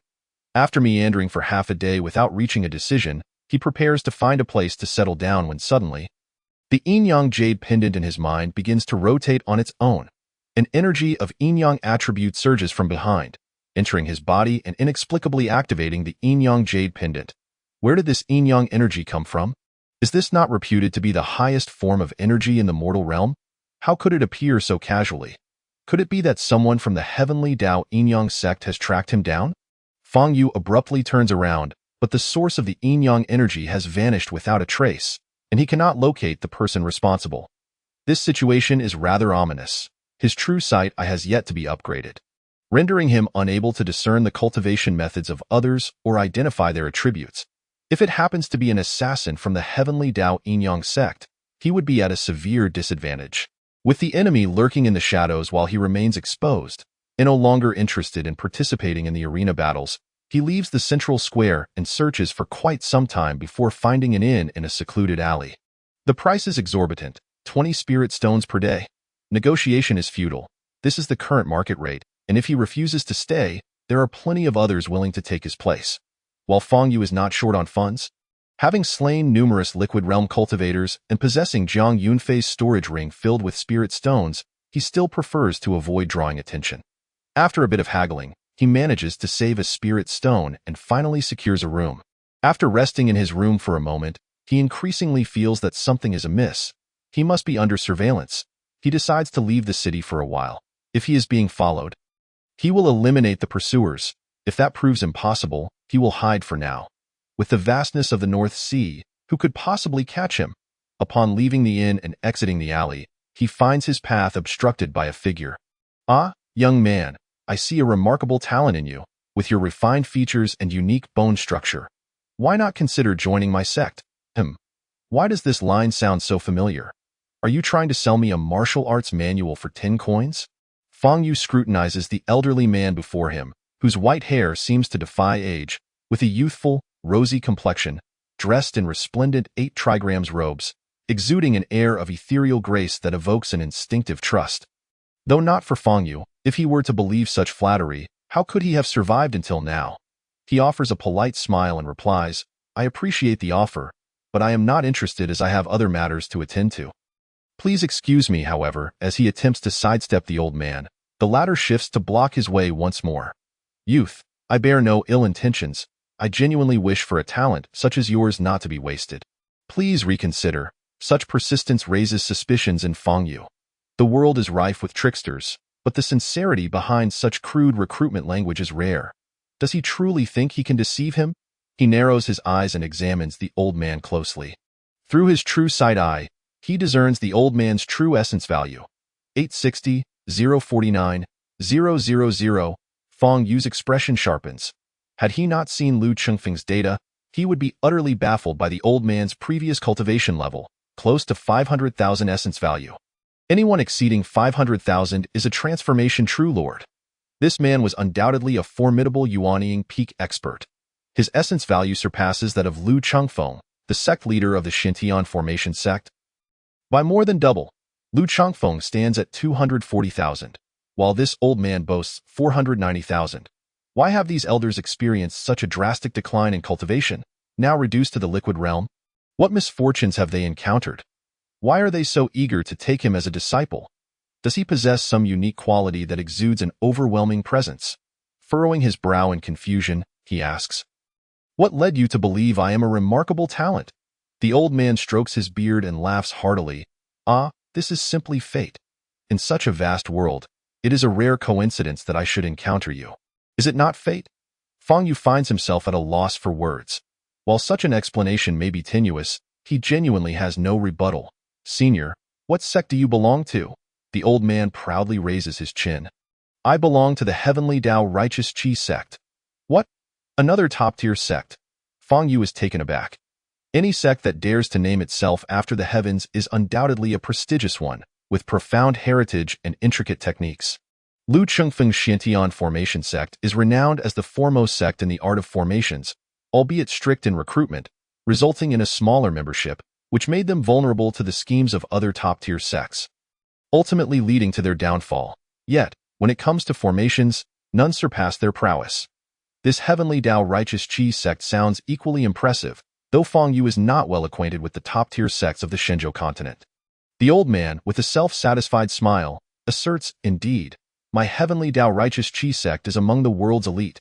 Fang Yu ponders thoughtfully. Regardless, he must join a sect. It matters not which one, as long as it provides proximity to the Ice and Snow Divine Palace. Senior, I am willing to join your sect, but I have one condition. Speak. I have come here for a particular person. She is a disciple of the Ice and Snow Divine Palace. If your sect is qualified to form a marriage alliance with the Ice and Snow Divine Palace, I will join. You are here for a woman? The old man smiles knowingly at him.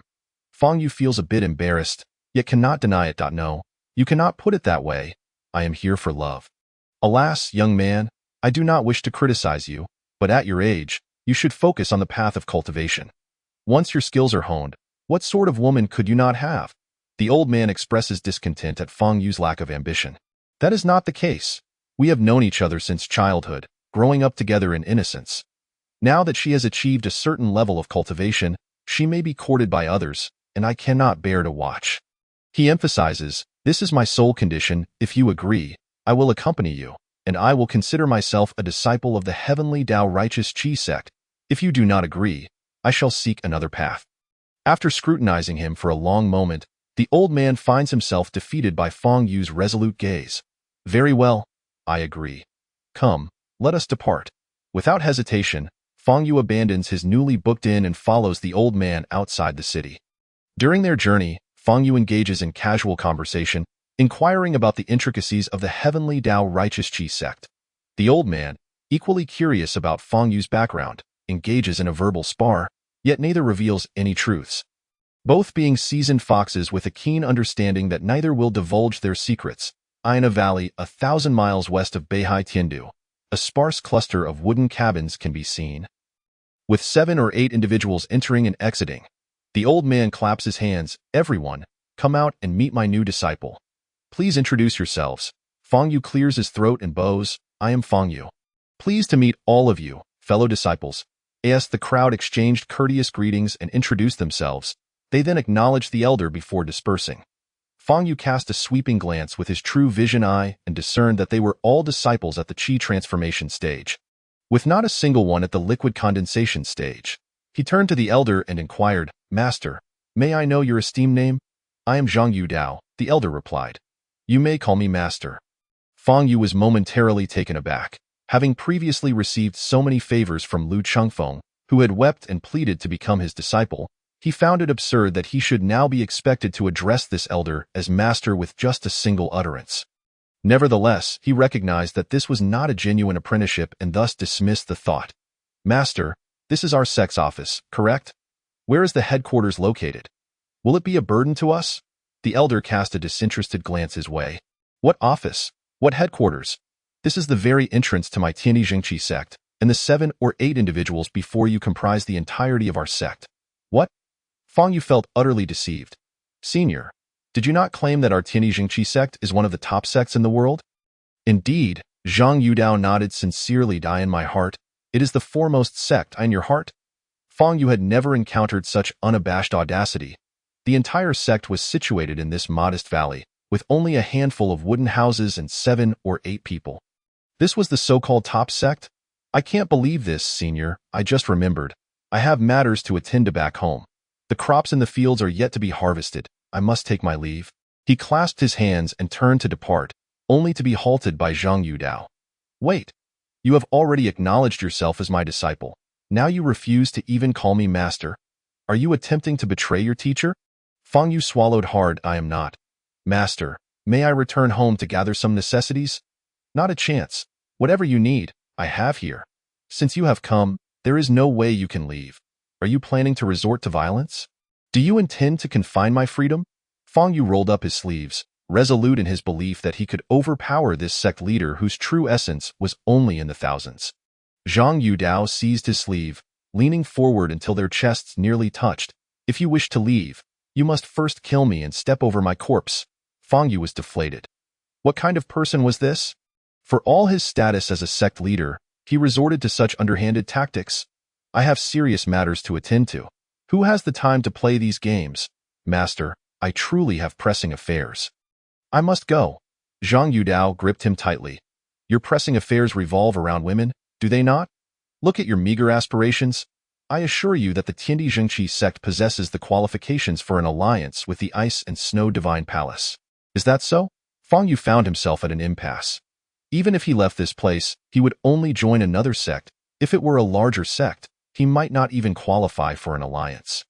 He blinked and cautioned, you must not deceive me again.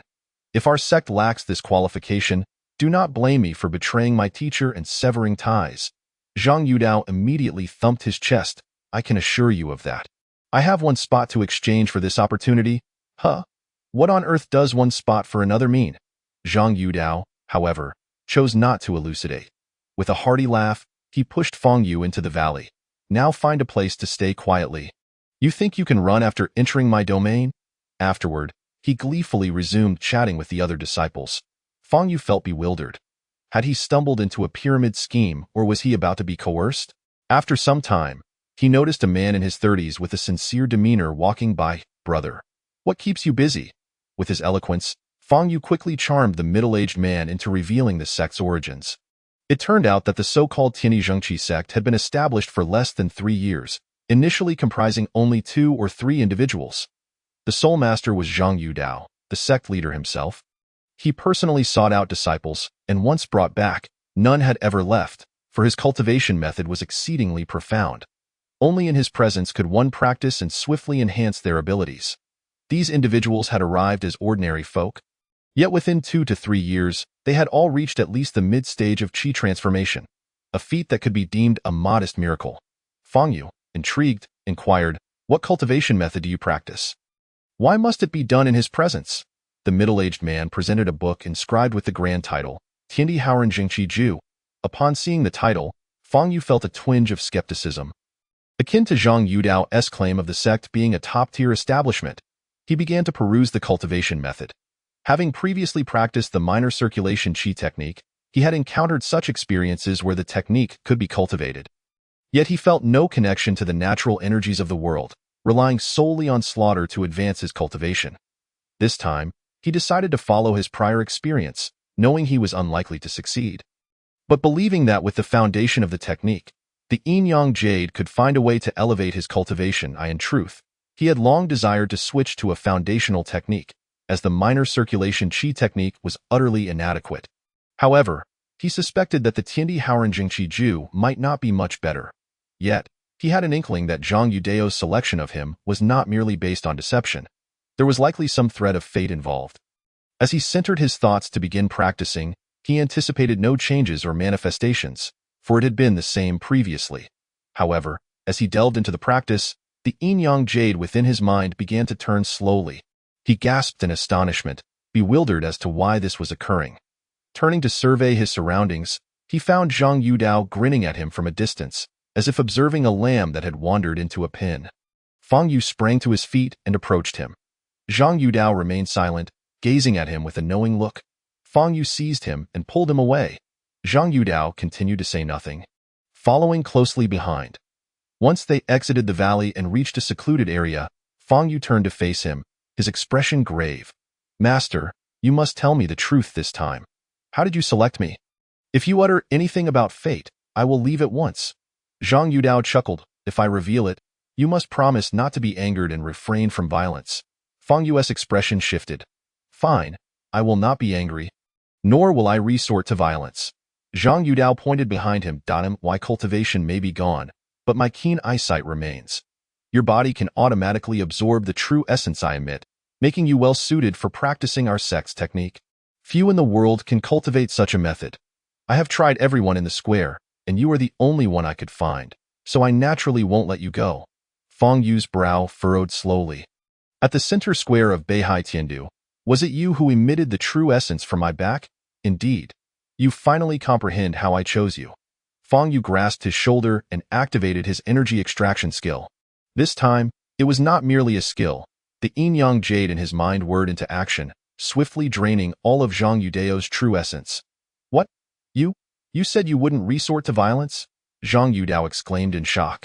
Fang Yu smirked. Did you believe my words? If you can deceive me, I can deceive you in turn. Zhang Yudao's expression shifted. Who are you? Really? You can't possibly be from there, can you? After draining Zhang Yudao's entire true essence, Fang Yu let out a cold chuckle. I still wish to ask you, possessing pure yin-yang true essence, are you not from the Tiandao yin-yang sect? Zhang Yudao trembled all over, his face paling. You truly know of the Tiandao yin-yang sect. What is your connection with them? The sect leader of the Tiandao yin-yang sect, Fang Yu retorted with a chilling smile.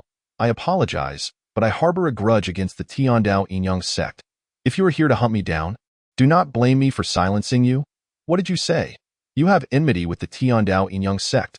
They are hunting you. Zhang Yudao's eyes widened in astonishment, a smile unexpectedly crossing his face. Fang Yu frowned. What is with that expression?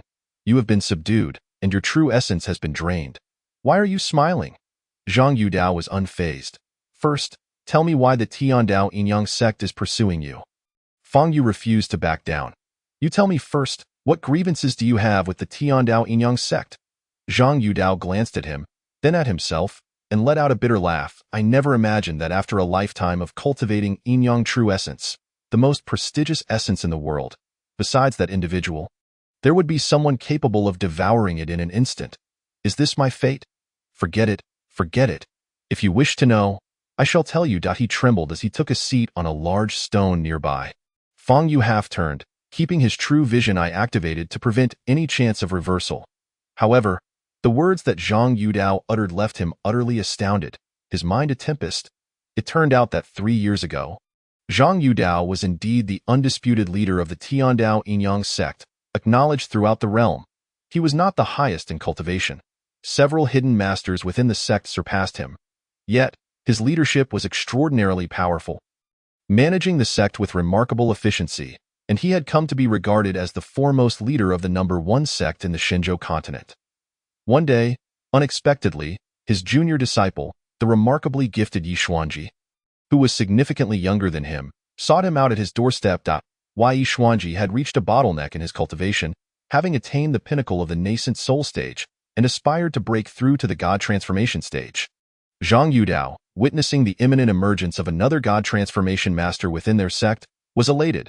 Believing it heralded their sect's ascendance to the foremost position among all sections, he readily consented and entered the secretive center of the sect's innate yin-yang formation alongside Yi Xuanji for cultivation.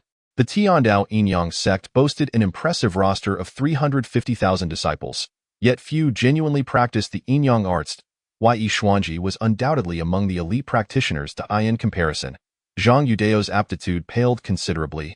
However, he never anticipated that Yi Xuanji had learned a nefarious method of devouring others' true essence from an unknown source. Utilizing the innate yin-yang formation to ensnare him, Yi Xuanji consumed all of Zhang Yudao's cultivation. Zhang Yudao, having reached the pinnacle of the nascent soul stage, was far from inept. Seizing the opportunity while Yi Xuanji was attempting to break through his training bottleneck, he activated a secret technique to escape the innate yin-yang formation and summoned 3 God transformation masters from the sect for judgment. A disciple of the sect daring to practice forbidden arts that harmed the sect leader warranted the harshest of penalties. Even death by 1,000 cuts would be considered lenient. Such a person, should they attain power, could spell disaster for the sect. To Zhang Yudao's astonishment, 2 of the 3 God transformation masters supported Yi Xuanji. It turned out that he had consulted them before taking such actions. It is well known that advancing from the nascent soul to the God transformation stage is exceedingly arduous. For the sake of the sect's future, the 2 God transformation masters unanimously decided to sacrifice Zhang Yudao. The remaining God transformation master, though pained by this decision, having acknowledged Zhang Yudao's lifelong contributions to the sect, ultimately acquiesced to their demands, albeit with the condition that they would not resort to murder to silence him. At that moment, Zhang Yudao's cultivation had plummeted to the liquid condensation stage. Though reluctant to let a tiger return to the mountain, the others had no choice. Presumably, he would never have the chance to seek vengeance. Thus, they compelled him to swear an oath before heaven, forbidding him from disclosing this matter to the public, and only then did they allow him to depart. Zhang Yudao, having spent his entire life within the Tiandao Yinyang sect, finally achieving the position of sect leader, could never have imagined that he would end up in such a dire predicament. As he vacantly left the sect, he realized that his fate rested entirely in Yi Xuanji's hands. If Yi Xuanji wished to kill him, even with a God Transformation Master obstructing him, it was only a matter of time before he would succeed. Though he yearned for revenge, his target could only be Yi Xuanji. Annihilating the entire sect was out of the question, for it was his home. Yet, even if he were to recover his cultivation, he would never be a match for Yi Xuanji, especially now that he had fallen so far. He felt utterly hopeless, contemplating the option of ending it all. Nevertheless, having cultivated to the pinnacle of the nascent soul stage, his resolve remained steadfast. He decided to start anew and establish a new Tiandao Yinyang sect. However, for the sake of concealment, he could not retain that name and thus changed it to the Zhengqi sect of heaven and earth. Moreover, he sought to distance himself from the Tiandao Yinyang sect as much as possible, choosing to settle near the northern Sea Tiandu, at the northernmost edge of the Shenzhou continent. All disciples of the new sect were personally chosen by him, possessing the aptitude for cultivating Yinyang attributes. Among them Feng Yu. The foundational technique of the sect, the Dao Haoren Qiju, was in fact the top-tier technique, the Yinyang Heart Sutra, of the Tiandao Yinyang sect. Without the Yinyang Heart Sutra, Feng Yu would not have been able to activate the Yinyang Jade pendant in his mind from the very beginning. So that was it. Feng Yu was utterly astounded upon hearing this. This narrative was even more melodramatic than Lu Chengfeng's ordeal.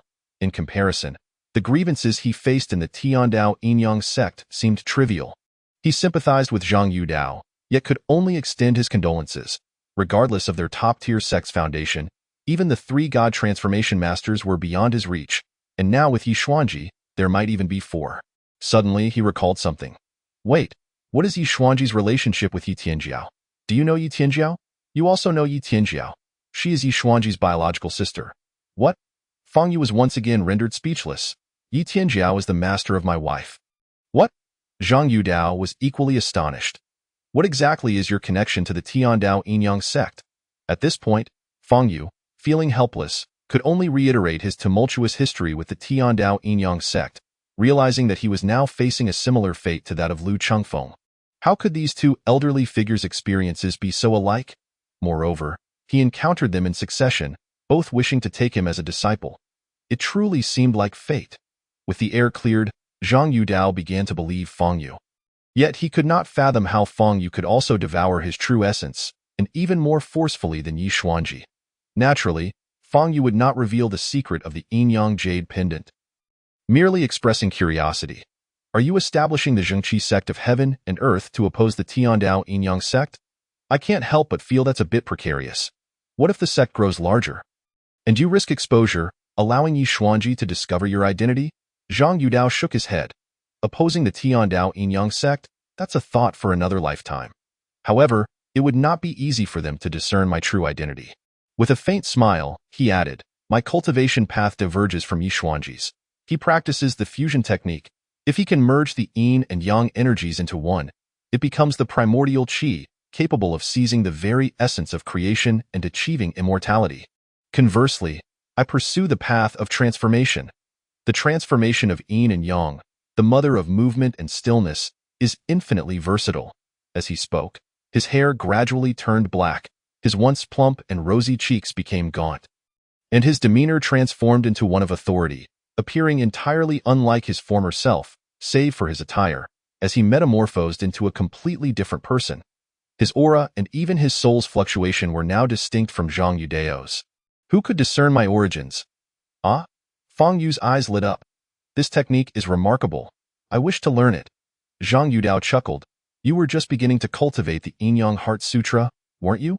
Once you master it, I shall gladly teach you the art of Yinyang transformation. Could you teach me now? Why wait until I've mastered it? Is it truly that difficult? Feng Yu was genuinely eager to learn this technique of transformation. Having been hunted by both the Tiandao Yinyang sect and the Wuhua Tiangong sect, he had endured humiliation and fled for his life, even passing up opportunities to eliminate Zhang Yunfei and the 3 Golden Core Masters. Fearing repercussions, if he possessed this ever-changing Yinyang transformation technique, avenging his grievances would not be a mere dream. What harm is there in killing? After all, with a change of appearance post-murder, he could stroll about the streets without being recognized. The benefits of slaughter are manifold, enhancing his cultivation and attributes while also acquiring practical skills. However, out of fear of trouble, he had let numerous opportunities slip by, causing him to lament the missed chances. Zhang Yudao snorted in dissatisfaction. Do you think the Yinyang Heart Sutra is so easily mastered? One cannot even approach the Yinyang transformation technique without reaching the liquid condensation stage. Focus on your training. Fang Yu pouted. What is so impressive about the liquid condensation stage? I just absorbed so much of your true essence. I could easily reach that stage. You could teach me directly. Only then did Zhang Yudao recall that he had depleted his own true essence. Regardless of how he had accomplished it, Fang Yu remained tight-lipped. All right, I will teach you, but you must promise me that once you have mastered your cultivation, you will eliminate Yi Xuanji to avenge me. Ah, is that condition a bit too harsh? Zhang Yudao lightly scoffed. I'm not asking you to do it right now. We can discuss it again once you reach the nascent soul pinnacle or the god transformation stage. Fang Yu understood that it was merely a casual remark. Who could guarantee they would certainly attain the pinnacle of the nascent soul stage? Even if they did, Zhang Yudao would likely be long gone by then. With a slight sigh, he conceded, all right, I promise. Zhang Yudao shot him a glance, knowing that even a promise held little weight. At present, I have no true essence left. We will continue our lessons tomorrow. Fang Yu clapped Zhang Yudao on the shoulder. Employing his long rainbow-piercing sun technique to transfer some Yinyang true essence back to him, Zhang Yudao was instantly left speechless. What kind of technique is this? You can't just casually exchange true essence like it's nothing. Do you think Yinyang true essence is akin to ordinary true essence? In his mind, Yinyang true essence was of the highest caliber, and apart from Yi Xuanji, no one else could manipulate it so freely. His assessment was not incorrect. Even if Yi Xuanji himself were present, he would likely agree.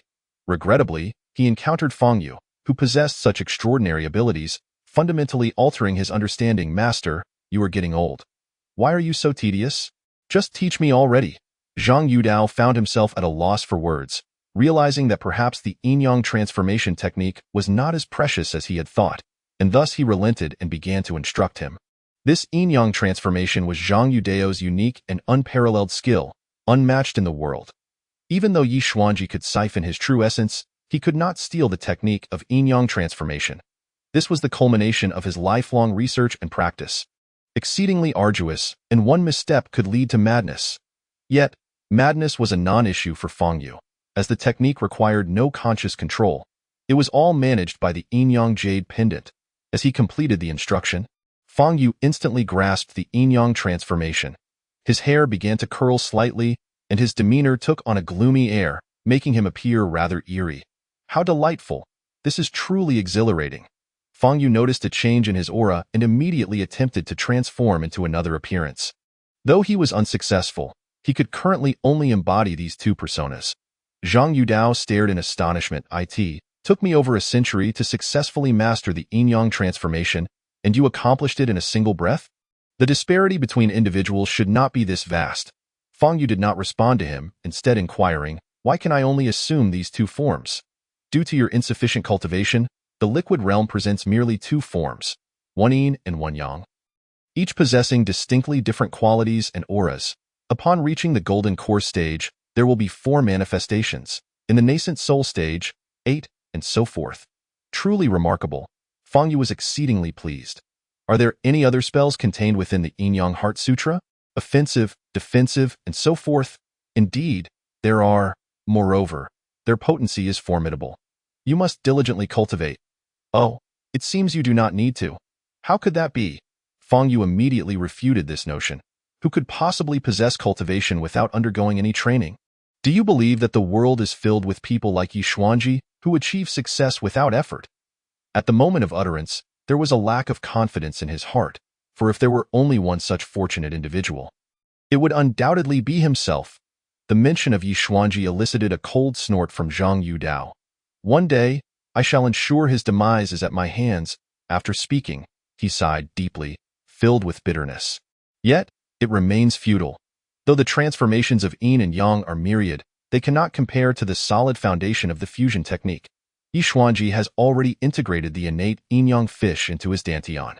You will never be his match, Feng Yu blinked, pondering the integration of the innate yin-yang fish into the dantian.is that a formation of sorts. Indeed, lacking the extraordinary abilities of Yi Xuanji, I cannot absorb the true essence of yin and yang from others, leaving me perpetually overshadowed by him. Feng Yu smiled faintly. Perhaps I could achieve it. Can you guess how I would devour the yin-yang true essence within you? In truth, Feng Yu was not referring to the devouring of the yin-yang jade, but rather, he believed he could inscribe the innate yin-yang fish formation into his dantian. However, he must first rescue Lu Rui to unlock the ultimate legacy of Lu Chengfeng's formation path. What? You? Zhang Yudao was taken aback, rendered speechless by the repeated shocks Feng Yu delivered, leaving him somewhat disoriented. Ultimately, he resolved to cease probing into his secrets, instead grasping Feng Yu's hand. Let us go. I shall immediately teach you the various spells of the Yin-Yang Heart Sutra. Those disciples in the Qi transformation stage could never learn such things. I have a feeling you will soon be able to confront Yi Xuanji head-on. Your intuition is misguided. You are far too eager.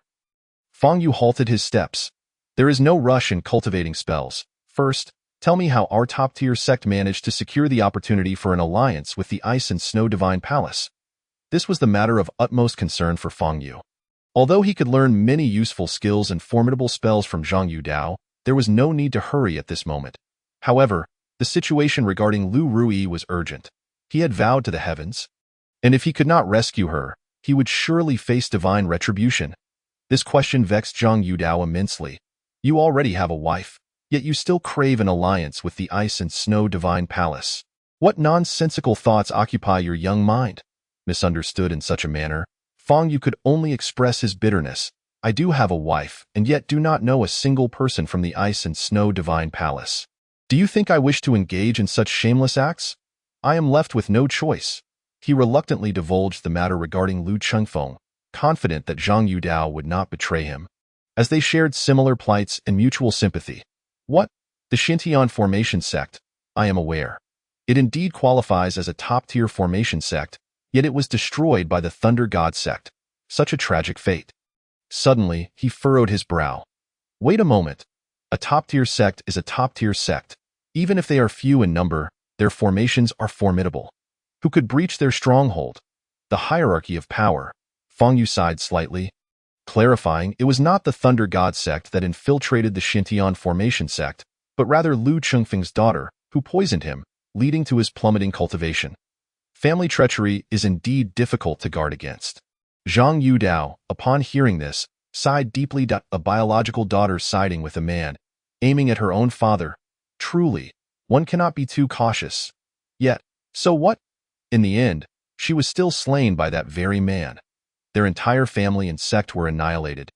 Far worse than my own isolated state. Feng Yu let out a bitter laugh.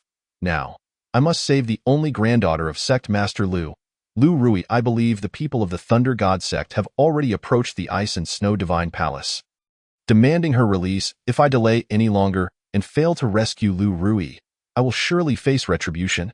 Zhang Yudao finally grasped his sentiments. I understand. I will do everything in my power to assist you.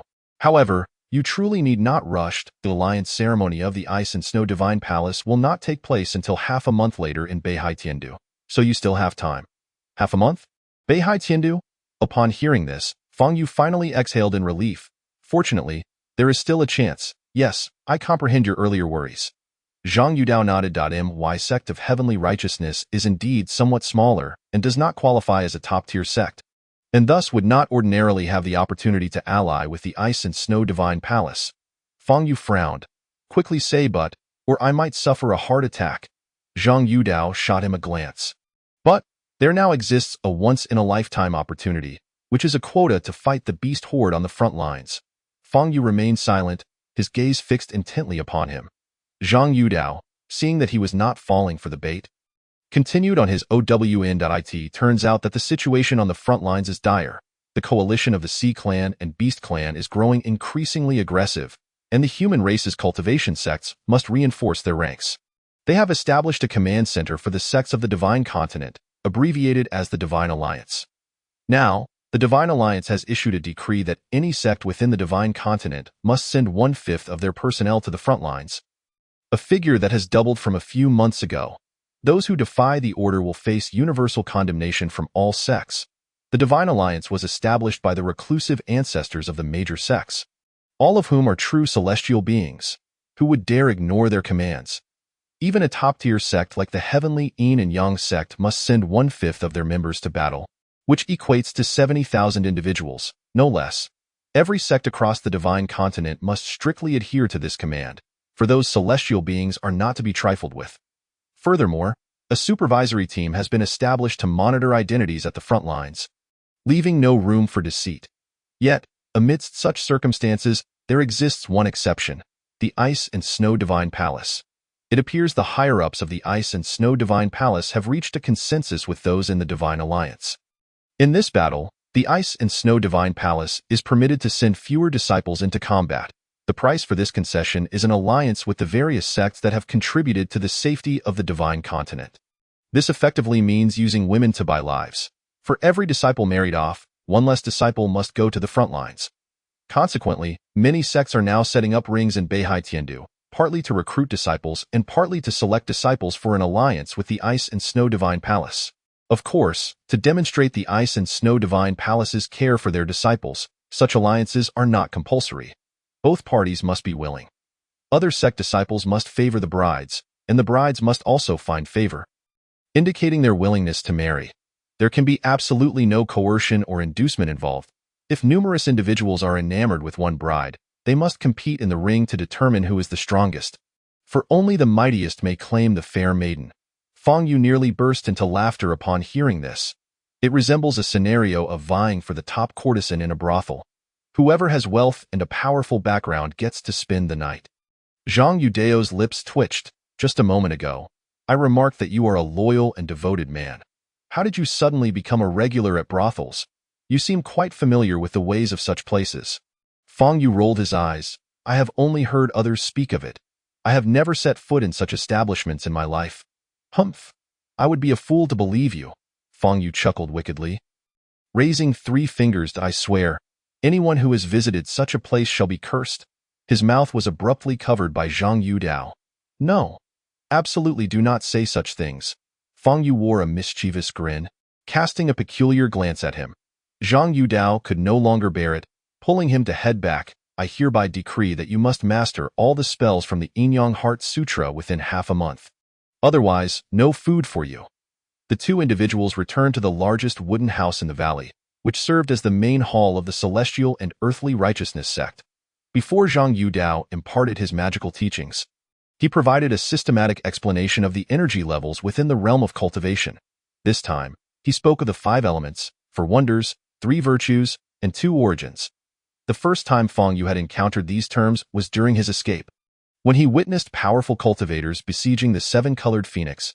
At that time, he lacked an understanding of cultivation and found little interest in such matters, having only a vague awareness of them. Zhang Yudao's explanation was thorough. Typically, the ordinary cultivation techniques practiced by cultivators are without attributes and ranked as the lowest level, akin to Fang Yu's lesser circulation chi technique. This type of practice has its advantages, as it allows the practitioner to utilize spells from all 5 elements, albeit with limited power. Moreover, cultivating such techniques does not yield significant advancements in one's cultivation level. Above the ordinary techniques lies the realm of attribute-based techniques, which enable rapid progress and wield formidable power. The primary category consists of the 5 elements, encompassing metal, wood, water, fire, and earth. Beyond the 5 elements are the 4 wonders, which include wind, ice, thunder, and poison, each exhibiting greater potency than the 5 elements. Surpassing the 4 wonders are the 3 virtues, time, space, and soul. These 3 forces are profoundly mysterious, often inaccessible to the average person. Above the 3 virtues is the realm of the 2 origins, representing the dual energies of yin and yang. While yin and yang may seem to be of a lower tier compared to time, space, and soul, this is misleading. They are the very essence of power in the universe. capable of absorbing and melding with energies of any level. Should the energies of yin and yang be harmonized, they give rise to the primordial qi, a state unattainable even by ordinary immortals, reserved solely for those at the pinnacle of cultivation.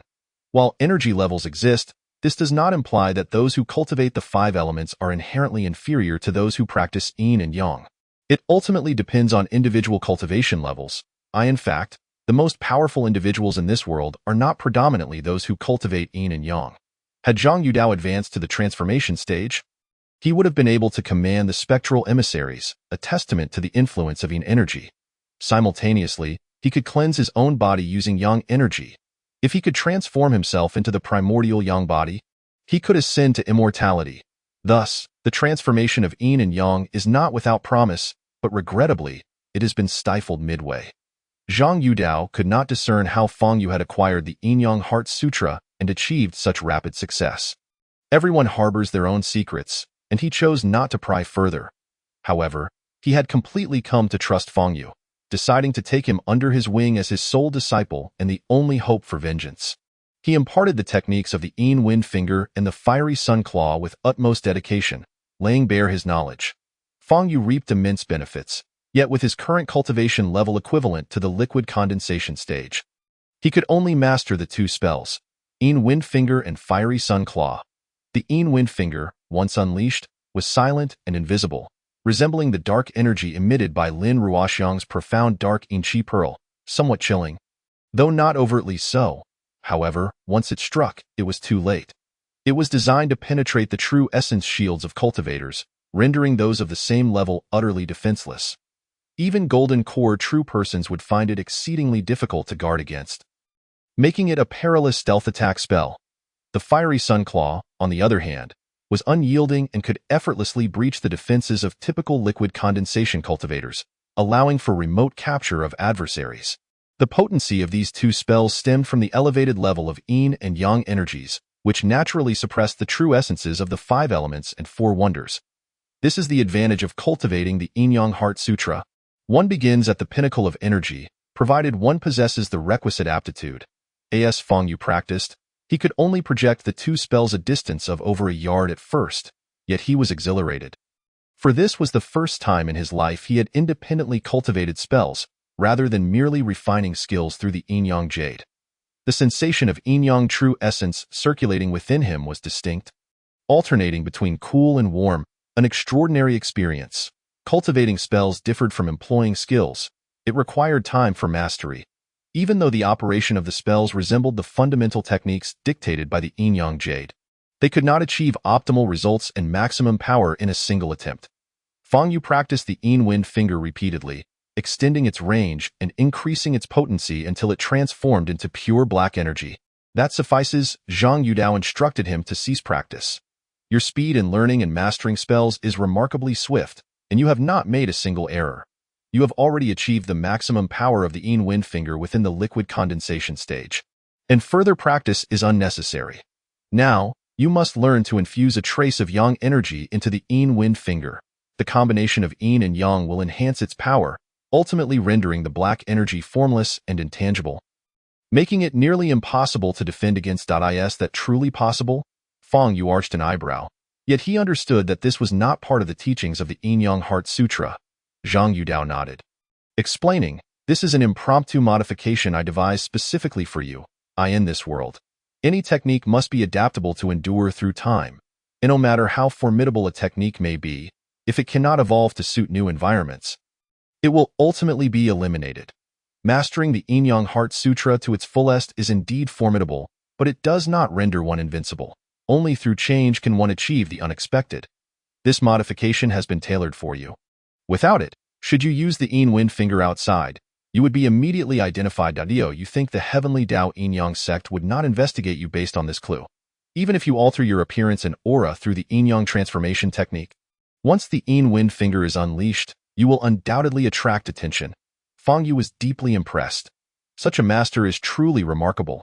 Even the supreme technique of the Yin-Yang Heart Sutra can be modified. This is truly extraordinary. Additionally, his foresight is commendable. This world is indeed in constant flux, and clinging to convention leads to no path forward. Such vision is what constitutes true sagacity. Of course, concealing the true nature of the Wind Finger is equally vital. Had he not provided this reminder, any careless use would surely invite unnecessary trouble. However, at present, the attack power of the Wind Finger and Fiery Sunclaw was only 1500, significantly inferior to the 2800 of the Rising Sun Divine Bow. He had no intention of employing these two spells for the time being.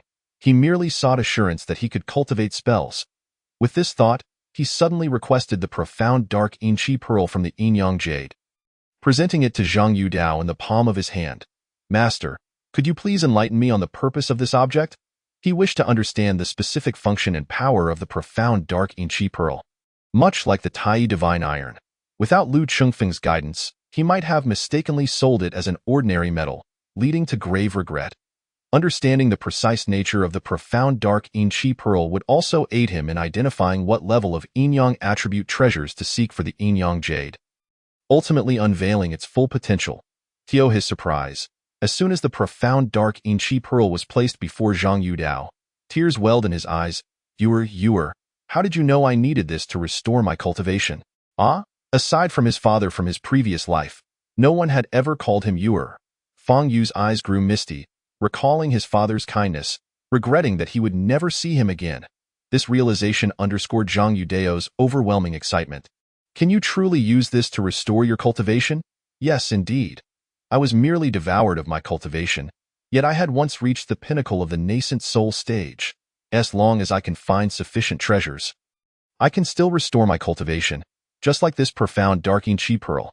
If I can find a corresponding young attribute treasure of the same level, I can restore my cultivation to the golden core stage. If I were to acquire a primordial level treasure, I could certainly return to my former peak." "Primordial? What does that mean?" Fang Yu nodded, a glimmer of understanding dawning upon him. "Are there not higher tiers, Tai? G and G?" Zhang Yudao was taken aback. "How do you know this? I haven't even mentioned it to you yet." Fang Yu smiled faintly. "Someone once told me it was naturally Lin Ruoxiang who, believing that she had the world in her grasp, had imparted this knowledge to him, even mentioning that Yi Tianjiao wished for Qin Mingyue to cultivate the Taiyin True Fire, a power that ordinary immortals would not dare approach. Yi Tianjiao and her brother Yi Xuanji were equally reckless, pursuing what should not belong to the mortal realm. Could such endeavors yield favorable outcomes? Yet, such matters are not absolute. Without pursuit and dreams, what differentiates a person from a salted fish? With so many cultivation techniques available to humanity, none simply fell from the heavens. Setting clear goals and pursuing them with fervor and determination is the prerequisite for the progress of humankind. He turned the profound dark Qi pearl in his hand and placed it back into Zhang Yudao's palm. "I am unfamiliar with this object. It serves no purpose for me now. Since it is of use to you, keep it. This is our shared fate. Do not shake your head or refuse. Once I rescue Lu Rui, I will find a way to procure the primordial Yangli fire pearl for you."